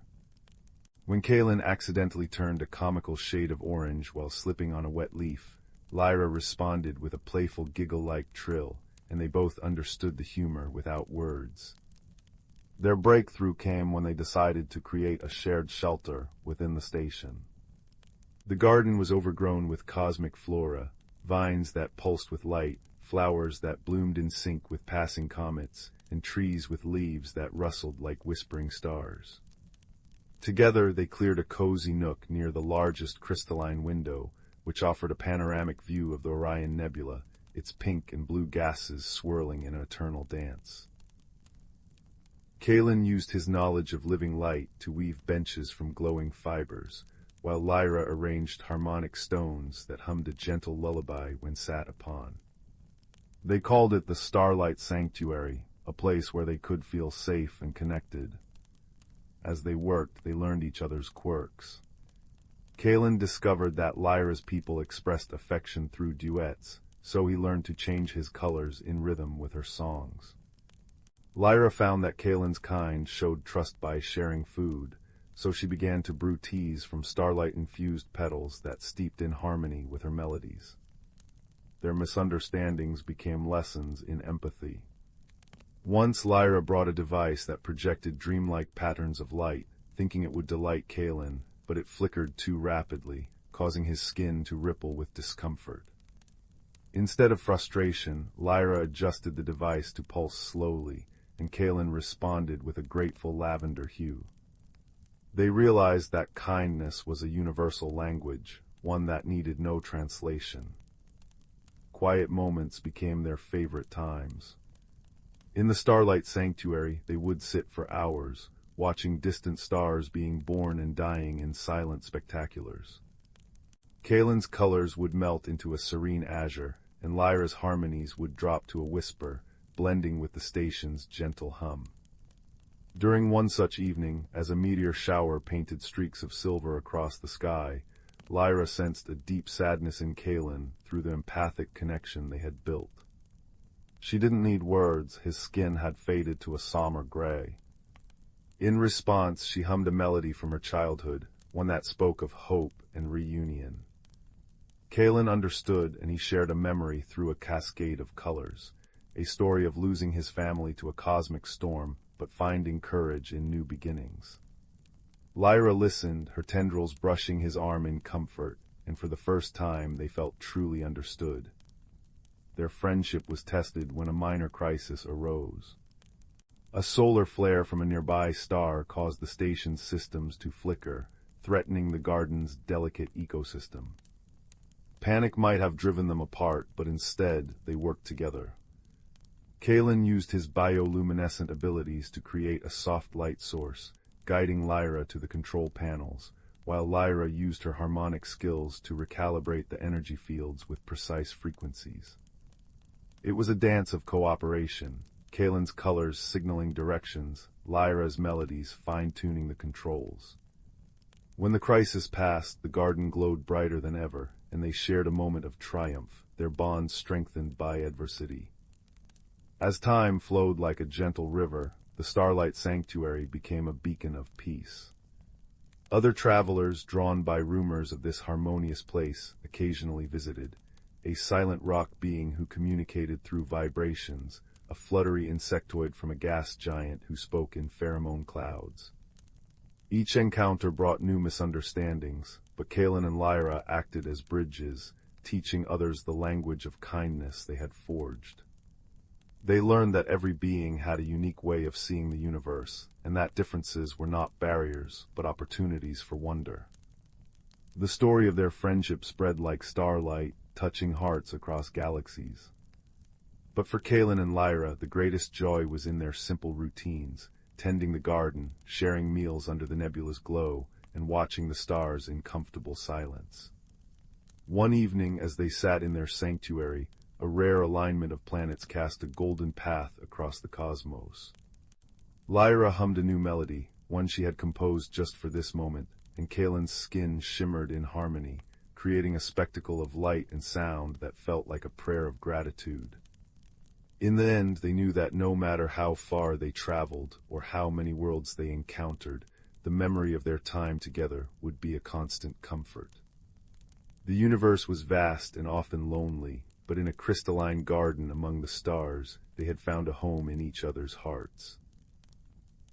And as they drifted to sleep under the watchful eyes of distant suns, they dreamed of futures filled with more laughter, more learning, and the endless, gentle language of kindness. In a valley cupped between sleeping mountains, there lived a young woman named Anya. Her life was as quiet and orderly as the neat rows of vegetables in her garden, yet within her chest beat a heart that often felt like a trapped bird, fluttering against ribs that seemed too narrow a cage. She did not know what she longed for, only that a deep, resonant ache accompanied the setting of each sun. Her changes began subtly, as the most important ones often do. One morning, after a night of troubled dreams, she awoke to find a single, silken thread the color of moonlight caught in her hair. She brushed it away, thinking it a stray bit of cobweb. The next day there were two, then three. They were soft and strong, and when she held them to the light, they shimmered with a hidden rainbow, like oil on water. She started collecting them in a small wooden box, a secret she kept from the world. Around this time, the small, walled garden behind her cottage began to behave strangely. The plants had always been healthy, but now they responded to her moods with an impossible vibrancy. On a day when she felt a rare surge of courage after standing up for herself at the village market, the climbing roses burst into blossoms of such a deep, valiant crimson they seemed to drink the sunlight. When she spent an afternoon in quiet contentment, listening to the bees hum, the chamomile patch released a perfume so soothing it lulled the sparrows to sleep on the fence. It was in this garden that she first met the old woman. Anya had been kneeling in the soil, feeling particularly tangled and confused. The silken threads were becoming more persistent, and she had woken to find a small, delicate web spun between her bedpost and the windowsill. "A fine thing, a garden that listens," a voice said, gentle as the rustle of leaves. Anya looked up to see a woman with hair as white as thistledown and eyes the color of a twilight sky. She wore a cloak that seemed woven from moss and shadows, and she smelled of damp earth and wild mint. She introduced herself as Maeve. "It's peculiar," Anya admitted, her voice barely a whisper. "It is honest," Maeve corrected, her smile crinkling the corners of her eyes. "It shows you what you often cannot see in yourself. This," she said, gesturing to the brilliant red roses, "is your strength. And this," she touched a velvety petal of a purple iris that had bloomed overnight, "is your growing wisdom. The garden is merely translating the music of your soul into color and scent." Maeve did not visit every day, but she always appeared when Anya needed her most. She became a quiet mentor, a steady presence who spoke in metaphors of seeds and seasons. She never gave direct answers, only gentle observations that settled in Anya's mind like seeds in fertile soil, waiting for the right conditions to sprout. "A seed does not know it is to become a sunflower," Maeve said one evening as they sat on a stone bench, watching fireflies blink in the lavender dusk. "It only knows the dark, the damp, and the persistent push from within. It trusts the process, even when the process is one of dissolution. It must break itself open to become what it is meant to be." Anya looked down at her hands. The silken threads were no longer just in her hair. They occasionally drifted from her fingertips, especially when she felt a strong emotion. "But what am I becoming?" she asked, her voice trembling. "Something true," Maeve replied. "That is all we can ever hope for." The small victories began to accumulate, each one a stepping stone across the river of her fear. There was the day she decided to paint her front door a cheerful, buttery yellow instead of the practical gray it had always been. As she brushed on the first stroke, a cascade of golden marigolds erupted along the garden path, their faces turned to the sun as if in approval. Another day she found the courage to sing aloud while she worked, a folk song her mother had taught her, long forgotten. Her voice was shaky at first, but as the melody grew stronger, the silken threads that drifted from her lips began to weave themselves into a faint, shimmering harmony in the air, a visible echo of her sound. It was beautiful, and it did not frighten her. The threads became more abundant, weaving around her as she moved through her days. They formed a soft, hazy cocoon around her chair as she read, a gentle enclosure that felt not like a prison, but like a sanctuary. She began to spend more time within this self-spun haven, a quiet, semi-transparent tent of moonlight and rainbows. Inside, the world outside was muted, and the only sound was the rhythm of her own breath and the quiet, patient beating of her heart. Maeve would sit outside the cocoon and speak to her through the silken walls. "The caterpillar does not fret in its chrysalis," she murmured. "It does not struggle to be the butterfly before its time. It rests, it dissolves, It allows its own magnificent ruin, trusting that its deepest blueprint knows the way. Inside her soft enclosure, Anya let herself dissolve. She let go of the old stories she had told herself, that she was too quiet, too strange, too much, and yet not enough. She released the fear of what the villagers might think, the anxiety of not having a clear path. She sat in the quiet dark and simply was. And in that being she began to remember things, the feeling of flying in her dreams, the weightlessness of joy, the intricate patterns of starlight that felt like a native language. One morning, after a soft rain had pattered on her cocoon all night, she felt a profound sense of readiness. It was not a frantic need to escape, but a gentle, firm knowledge that it was time. She took a deep, slow breath, mirroring the rhythm of the natural world outside, and pressed a hand against the silken wall. It gave way without resistance, parting like a curtain of mist. She stepped out into her garden. The change was not a shocking, sudden thing. It was a completion. The silken threads were gone, but in their place was a soft, luminous quality to her skin, as if she had learned to carry her own inner moonlight with her. From her shoulders, delicate wings had unfolded, not the wings of a bird or a common butterfly, but something entirely her own. They were the color of a dawn sky, etched with patterns that resembled the veins of leaves and the constellations of faraway stars. They were not for frantic flight, but for gentle, drifting journeys on the warm breath of the world. Her garden had erupted into a celebration. Flowers of every imaginable hue and shape nodded in the breeze, and the air was thick with the scent of jasmine, honeysuckle, and rich, dark earth. The colors shifted as she walked among them, reflecting her newfound understanding, deep blues of profound peace, vibrant greens of vibrant growth, and soft pinks of a gentle, unconditional affection for herself. Maeve was there, of course, standing by the gate with a look of deep satisfaction. She did not say, "I told you so."